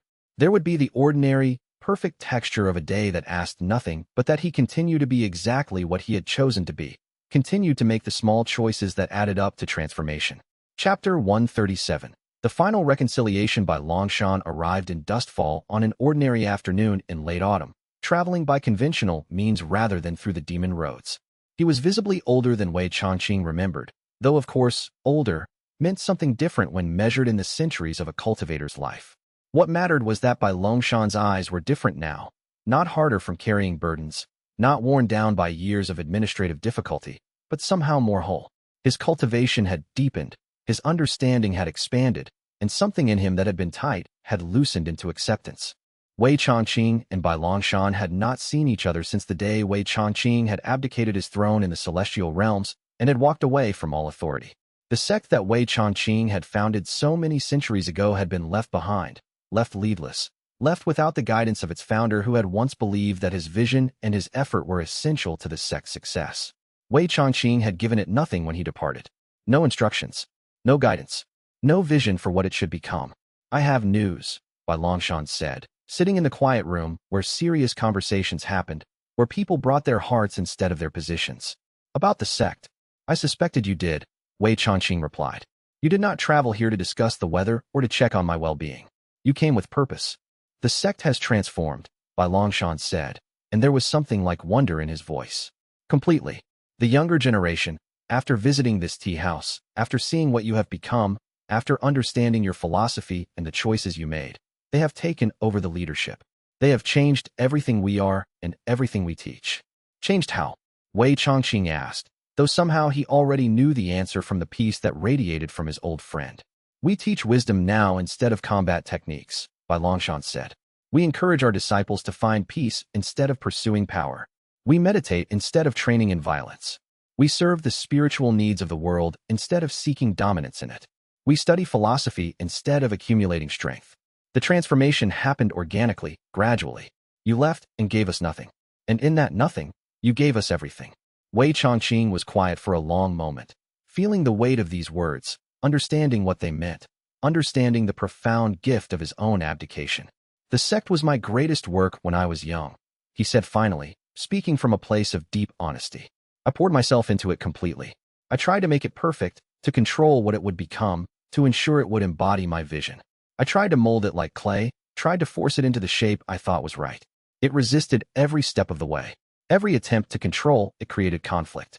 Every effort to impose my will generated resistance. Yes, Bai Longshan said. I remember your frustration. You were frustrated constantly, confused that what you built did not behave as you had designed it. Then I left without guidance. Wei Changqing continued. I left without instruction. I left without trying to control anything, without expecting anything. I left because I was tired of trying to control, and I wanted to simply make tea. And the sect became exactly what I could never make it be while I was trying. It became itself. It became what it needed to become, without my interference. It became wise. Wei Changqing looked at his old friend, seeing clearly the years of service, the burden that had been carried. Did you help guide this transformation? I tried not to, Bai Longshan said honestly. I tried to step out of the way, to let the younger generation lead completely. But yes, I helped clear obstacles. I helped create the space where change could happen. I protected the transformational process from external pressure. That was the last service I gave. After that, the younger generation did everything themselves. They discovered what the sect should be without needing an old master telling them. That is the right way, Wei Changqing said quietly, with absolute conviction. That is the only way anything truly becomes what it should be. Not through the will of the founder, but through the will of those who come after, freed from the burden of fulfilling someone else's vision, released from the need to honor a master's expectations. You have changed completely, Bai Longshan observed. I remember you as someone who needed to control everything. I remember your fear that if you did not shape events directly, they would go wrong. Now you are someone who seems content to let events unfold as they will. No, Wei Changqing said. I have not changed. I have stopped changing. I have arrived at who I actually am, beneath all the seeking and striving and attempting to be something more than what I was. I am simply an old man who makes tea. Everything else was the journey to understanding that was enough. They sat together in silence, the old sect leader and the young emperor, who had become neither, who had instead become something the cultivation world had never quite encountered before. A person who was satisfied with being nothing in particular, who had discovered that this satisfaction was the deepest power that could be cultivated. The sect wanted me to ask something, Bai Longshan said finally, his voice carrying both hope and the acceptance of whatever answer might come. We would like to establish a formal connection. A sister sect, teaching from the philosophy established here. Would you be willing to serve as nominal founder? Just a title, just a way of honoring the philosophical lineage. No, Wei Changqing said immediately, decisively, but without unkindness. The sect should have no nominal founder. It should have no connection to me except the accident of history. Its wisdom should be its own. The moment it becomes about my teaching, about honoring my vision, it becomes corrupted by the need to honor the teacher rather than to pursue the truth. Let it be free. Let it develop according to what its current leaders understand to be right. That freedom is the greatest honor you could give me. Bai Longshan smiled, a smile of recognition. That is exactly what the younger generation said you would say. And that is exactly why they know you are right about everything. Before leaving, Bai Longshan placed his hands together in a gesture of profound respect. It was not the formal bow of a student to a master, the kind of obeisance that acknowledged hierarchy. It was the gesture of one old cultivator honoring another who had found the path to actual peace, who had discovered the truth through decades of seeking and then through years of accepting. Wei Changqing returned the gesture with equal warmth, with the deep feeling of seeing an old friend and knowing they had both found the peace they were seeking, albeit by different paths. After Bai Longshan departed, Wei Changqing walked to the tea hillside and stood among the plants that had been tended for 3 years. The cultivation that had happened here was not about power or dominance. It was about growth according to nature, about receiving what could be received, about offering what could be offered, about allowing things to become themselves according to their own nature.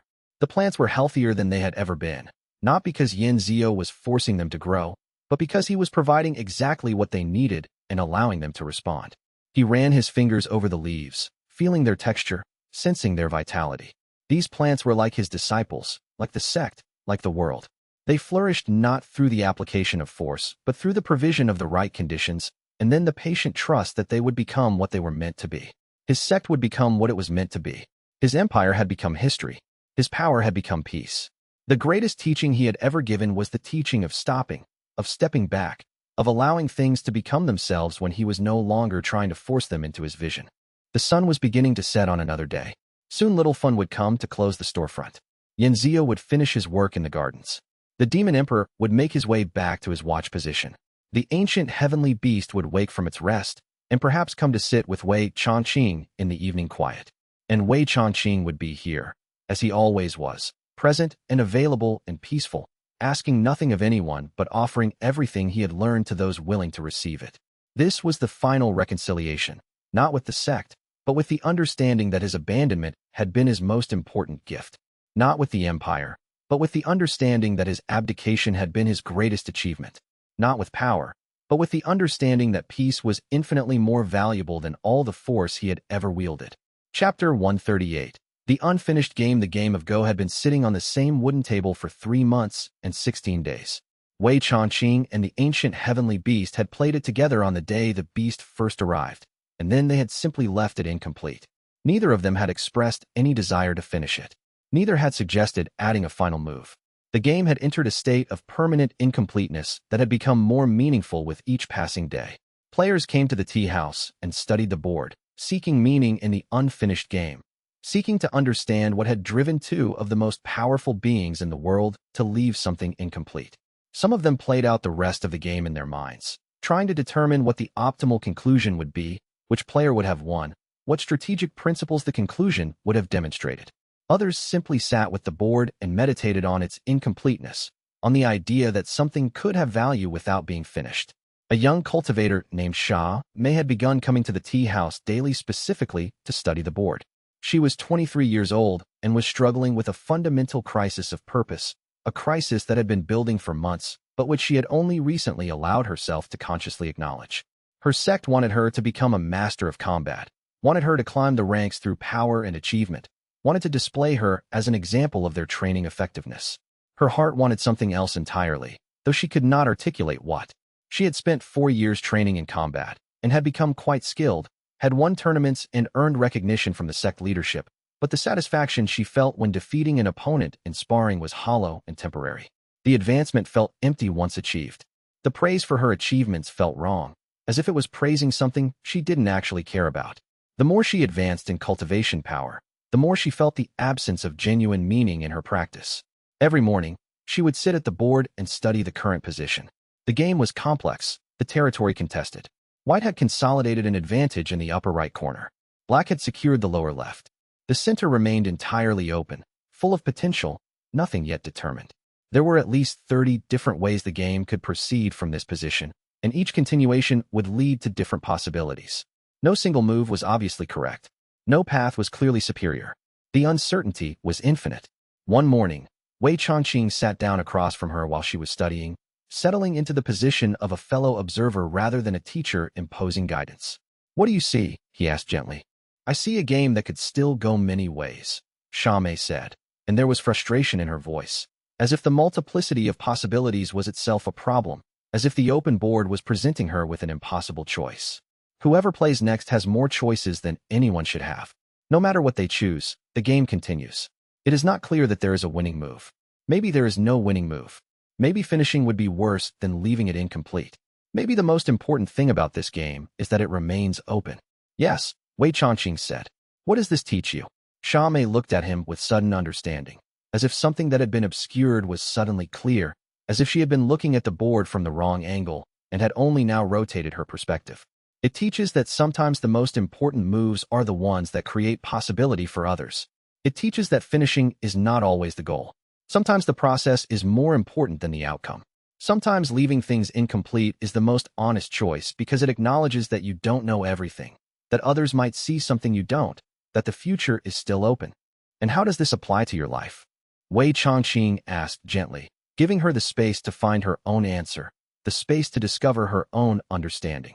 Xia Mei was quiet for a long moment, breathing through the realization that was crystallizing inside her, feeling it move from intellectual concept into lived truth.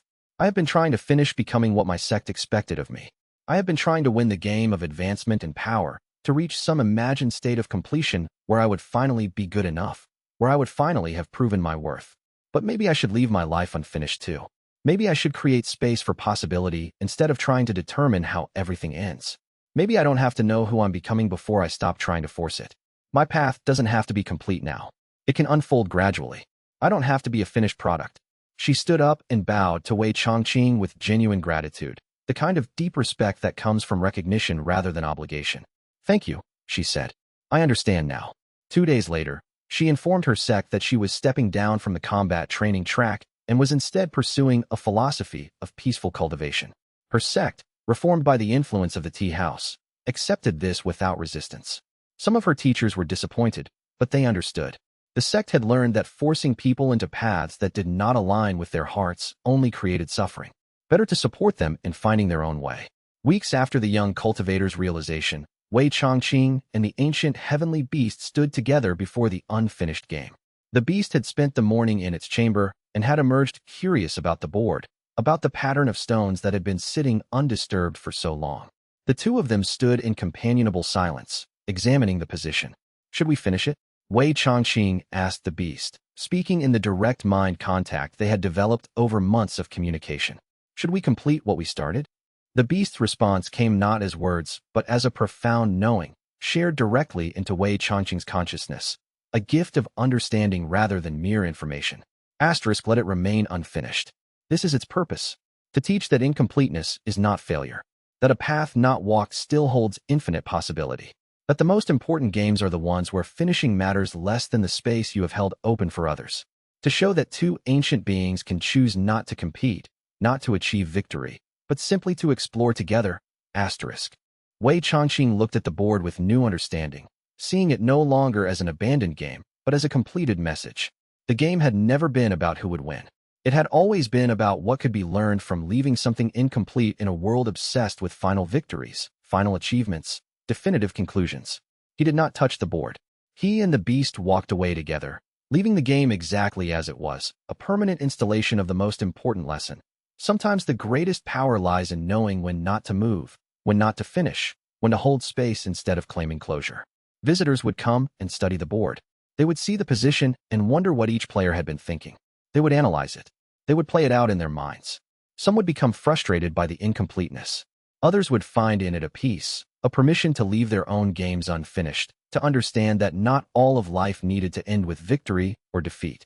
The unfinished game would teach more than any completed game could teach. It would teach that the worth of something was not measured by its conclusion. It would teach that beauty could exist in potential.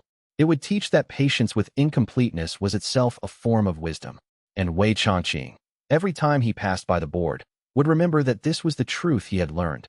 The game was not about winning. The game was about the moves made, the positions considered, the possibilities held open. The game was about the space created for others to discover their own understanding.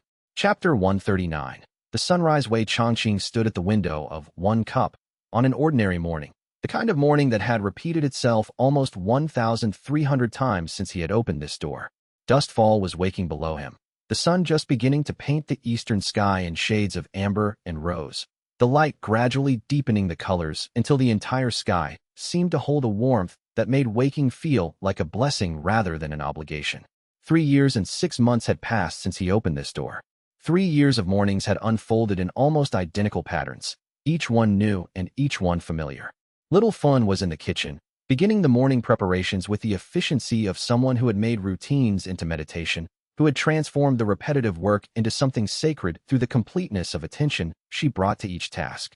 Wei Changqing could hear her moving through the space, the small sounds of care and attention that made the tea house function, the scraping of utensils, the opening of cupboards, the careful arrangement of preparation stations. She had transformed from a skeptical girl of 16 into a woman of 19 with a complete understanding of every aspect of their business, every seasonal variation, every supplier relationship, every customer preference. She was remarkable, and she had grown remarkable not through straining, but through simply showing up and paying attention consistently. Yan Zhou was in the tea hillside gardens, even at this early hour, tending the plants that had grown fuller and more vital with each season. He had become more than a keeper of the gardens. He had become a steward of something sacred, a person who understood that the tea plants were not merely commodities to be harvested, but living beings to be honored and supported in their growth. His hands moved through the plants with gentleness and precision. At the town's edge, visible through the clear morning light, the Demon Emperor kept watch. He had begun to relax into his role over the months, had begun to understand that protection did not require aggression, that watchfulness could be peaceful, that the greatest security came from preventing conflict rather than from winning battles. He was changing too, slowly, learning the same lessons that everyone learned in this place, that peace was not weakness but a different kind of strength. In the rear chamber, the ancient heavenly beast was stirring from sleep with the gradual awakening of something vast, its consciousness already reaching out toward Wei Changqing with the familiar warmth of their morning greeting, a connection that had become as natural as breathing. The beast had chosen peace, and peace had given it a life it never expected to have, a life of rest and meaning and genuine connection. It had been ancient when empires were young. Now it was ancient and at peace, which was rarer and more valuable than mere age. Wei Changqing held his hand up to the morning light. The tea house window caught the sun in a particular way, creating a pattern of gold and shadow across his palm, a pattern that would only last for a few minutes before the sun's angle changed and the light shifted elsewhere. He had spent so long seeking something, always reaching beyond the present moment towards something just out of reach, some imagined perfection that would make his life complete. And now, finally, after centuries of seeking and 3 years of genuine practice, he understood that the present moment was the only thing that had ever truly mattered. That this moment, right now, with the light falling on his hand in exactly this way, was worth all the centuries of seeking. He turned to the tea preparation, moving through the morning ritual with the care of someone performing it for the 10,000th time. The water was heated to exactly the right temperature through practice rather than measurement, his hands now knowing what his mind had once needed to calculate. The leaves were measured out with precise attention, the same leaves from the same hillside where Yan Zhou tended them with devotion. The pot was warmed before the water was poured, the procedure refined through countless repetitions into something that was practical but also meditative. Everything was as it always was, which meant everything was perfect. Little Fun emerged from the kitchen just as he was finishing the first preparation, drawn by the subtle signal that the morning work was beginning. She looked at him with the affection of someone who had watched a wounded thing slowly heal itself back into wholeness, who had been present for the transformation from exile to peace. The warmth between them had grown with familiarity until it felt like family, the kind of bond that came from choosing to show up every day and do the work of caring. "Good morning, old man," she said, using the nickname she had chosen 3 years ago and had never relinquished, the name that was both affectionate and slightly bossy, that contained the humor of their relationship. "Ready for another day?" "Always," Wei Changqing said, and meant it with every part of himself. The sun climbed higher. The first guests began to arrive. A scholar seeking clarity about a philosophical problem that had frustrated her for weeks, an old cultivator grateful for the peace they had found in this place and wanting to deepen their understanding, a young demon learning how to navigate the terrestrial world and feeling uncertain about the future. They came as they always did, and Wei Changqing received them as he always did, with full attention and genuine care, treating each person as though they were the only person who mattered in that moment. By noon, the tea house was filled with the warm atmosphere of community, the sense that this place had become a gathering point for people searching for something true. People sat at tables, speaking quietly with each other, sharing burdens and joys in a way that felt safe. Some studied philosophy in silence. Some played games and found that the games themselves were teaching them something. Some simply existed in the presence of peace, allowing it to reshape them slowly from the inside out. Wei Changqing moved through the space, checking on guests, ensuring that everything they needed was provided, serving tea when it was wanted, sitting in silence when that was preferred. He was the custodian of this place, but he was also a guest in it, allowing it to shape him as it shaped everyone else. This was not a position of superiority, but of service. This was the deepest form of power, the power to hold space for others. He had come to Dustfall wanting to be small and ordinary. He had become exactly that. And in becoming that, he had become something far larger. A living embodiment of the possibility that peace was not resignation, that choosing to be ordinary was the most radical choice anyone could make, that the simple act of making tea with genuine attention was enough to transform not just one person's life, but the lives of everyone who encountered it. As the afternoon light began its slow descent toward evening, Wei Changqing paused in his work to simply observe. Little Fun was managing a table with customers. Her practical efficiency, mixed with genuine warmth, her ability to handle multiple needs simultaneously matched by her ability to make each person feel heard. Yan Zio had come in from the gardens and was discussing the upcoming autumn planting with an agricultural scholar, sharing knowledge that had been accumulated through seasons of observation. The Demon Emperor had entered quietly and was sitting in his usual place, no longer looking like he was standing guard, but rather participating in the rhythm of the place as a guardian who understood that the best protection was creating conditions where conflict would never arise. The ancient heavenly beast had settled in its chamber, visible to anyone who looked, no longer requiring explanation or justification for its presence. It was simply part of the tea house now, as much a fixture as the wooden tables or the go board or the hillside that produced their finest leaves. Its breathing was slow and peaceful, its consciousness gentle and approachable. Wei Changqing had arrived at where he was always trying to go, not through great effort or monumental transformation, not through enlightenment or transcendence or any of the grand concepts he had once believed in. He had arrived through the simple act of stopping, of choosing a small thing, tea in a tea house, and committing to that choice completely, with integrity, with presence, with genuine care. Everything else had unfolded from that single choice. And now, at last, he could say with absolute certainty, it was enough. More than enough. Everything. Chapter 140. 1 cup. The morning was perfect in the way that only 3 years of practice could make it perfect, the kind of perfect that was not achieved through effort, but through the accumulated weight of repetition and care.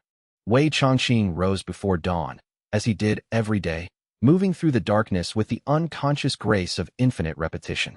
He moved through the kitchen with the ease of someone who had made this journey thousands of times, who knew the location of every object without needing to think about it.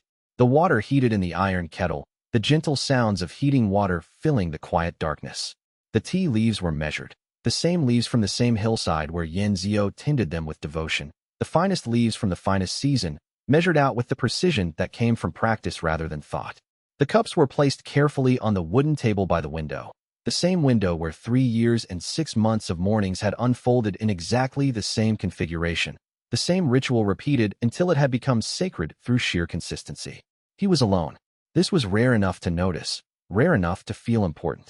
Littlefin had not yet arrived to begin her preparations. Yan Zio was still in his quarters, the gardens not yet ready for the day's work. The Demon Emperor had not yet come from his watch position at the town's edge. The ancient heavenly beast was deep in its morning rest, its vast consciousness still sleeping, not yet awakened to the new day. The tea house was empty except for Wei Changqing in the morning, the space holding only him and his intention. He carried the pot to his favorite window and sat, settling into the chair with the ease of someone who had sat in this exact spot thousands of times, who had made this position his own through countless mornings of practice. The first light was just beginning to touch the eastern edge of the sky, the darkness giving way gradually to deepening blues and purples, and then to the gold that would eventually become sunlight. The streets of Dustfall were still asleep, still quiet with the profound quiet that only happens in the moments before a new day is truly born. The pot was warm in his hands, the familiar weight of it carrying the warmth of the water inside. He lifted it carefully and poured the tea into the waiting cup, the motion smooth from countless repetitions. The steam rose in small coils, carrying with it the subtle fragrance of 3 summers of growth, 3 autumns of harvest, 3 springs of new leaves, the patient work of hands tending plants for the simple purpose of creating something beautiful. He raised the cup. No one interrupted him. No cultivator arrived seeking counsel for a problem that had plagued them for years. No crisis required his immediate attention. No urgent message called him away from this moment. The Demon Emperor did not arrive early with news that could not wait. The ancient heavenly beast did not wake seeking conversation or connection. Littlefin did not burst through the door with a business matter that could not wait. No customer arrived hoping for wisdom. No scholar came with questions about cultivation. No young demon appeared uncertain about how to navigate the world. The morning was simply his. Completely, entirely his. He drank the tea. It was warm. It was perfect. It was exactly what he had been reaching for 3 years, every single morning since he opened this door, reaching for, and always being interrupted before completion. Now, finally, he tasted it completely. The flavor was subtle and full, the complexity of it unfolding on his tongue like a story he had been waiting to hear. The warmth spread through his chest like the arrival of something he had been expecting for a lifetime, like the answer to a question he had stopped asking because he had learned to live without answers. The tea tasted like all 3 years compressed into a single sip, like the effort and the rest, the simplicity and the depth, the peace and the engagement, the quiet and the responsibility, the solitude and the community. It tasted like every morning he had chosen to show up and try again. It tasted like the people he had come to love. It tasted like the choice to be small and ordinary and to find that smallness was everything. He drank the entire cup slowly, without rushing, allowing the experience to unfold exactly as it needed to unfold. No one interrupted. No one called. No one needed. Time seemed to slow, or perhaps he was simply aware of its passage in a way that made each moment feel eternal. He sat with the taste of the tea, with the warmth of it, with the perfect rightness of this moment. When the cup was empty, he sat for a long moment, holding it in both hands as if it were something sacred, something precious, something that had taken him a lifetime to understand was worth holding gently. Finally, he whispered to the empty room, and a smile crossed his face, barely visible, a private expression of something that had taken 3 years to understand and arrive at, a smile that contained no effort or strain but only the quiet satisfaction of genuine arrival. He sat as the sun climbed higher. He did not rush to refill the cup. He did not immediately return to work. He simply sat, in the peace he had chosen, in the life he had built, in the extraordinary ordinariness of a moment that contained everything he had ever been searching for. The moment held all his centuries of seeking. The moment held all his years of empire and all his recent years of choosing peace. The moment held the answer to every question he had ever asked. The cup was empty. His heart was full. The game was unfinished. His life was complete. In the stillness before the day truly began, before Littlefin arrived to open the storefront, before Yenzio came to tend the gardens, before the first guest walked through the door seeking tea and counsel and peace. In that perfect stillness, Wei Changqing simply sat in the knowledge that he had finally, impossibly, arrived at the place where he was always trying to go. The work of being human was never finished. The cultivation of peace was never complete. The challenges of the world would return with the sunrise. But for this moment, in this simple room, with an empty cup in his hands and the entire morning ahead, Wei Changqing had finally finished the one thing he had come to Dustfall to do. He had drunk a cup of tea in complete peace. And as the world began to wake around him, as Littlefun's voice carried from the kitchen and Yin Zio's footsteps sounded in the garden and the first customers began to arrive at the door, Wei Changqing remembered something the Demon Emperor had once said. The most powerful person in the world was an old man making tea. He understood now that this was true, not in the way the cultivation world measured power, not in terms of dominion or force or the ability to compel others to do his will, but in a deeper sense, in the sense that mattered most. The power to change the world not through decree, but through example. The power to transform the spiritual foundation of reality not through conquest, but through the simple, consistent choice to be at peace. He had spent so long seeking power, had held so much of it, had wielded it with what he had believed was wisdom. And it had been empty. All of it had been empty. The power to force others to obey meant nothing. The power to command armies meant nothing. The power to rule empires meant nothing when compared to the simple power of sitting with a cup of tea and choosing peace. He stood, picked up the empty cup, and moved to begin again. Because the work of peace was not about finishing. It was about beginning again, every morning, with the same attention, the same care, the same genuine belief that this moment, this cup, this ordinary day, was worth everything. It was about recommitting to the choice, over and over again, moment by moment, never expecting perfection but always returning to presence. The cup would need to be filled again. The water would need to be heated. The guests would need to be served. The business would need to be managed. The gardens would need to be tended. The peace would need to be maintained. And none of it would be burden anymore, because he had finally learned that this was all that life ever was, all it ever needed to be. If Wei Changqing's journey has stayed with you, If the peace he found in a single cup of tea, in choosing quiet over power, has moved you in any way, subscribe to the channel and ring the notification bell. There are more stories waiting. We'll see you for the next cup.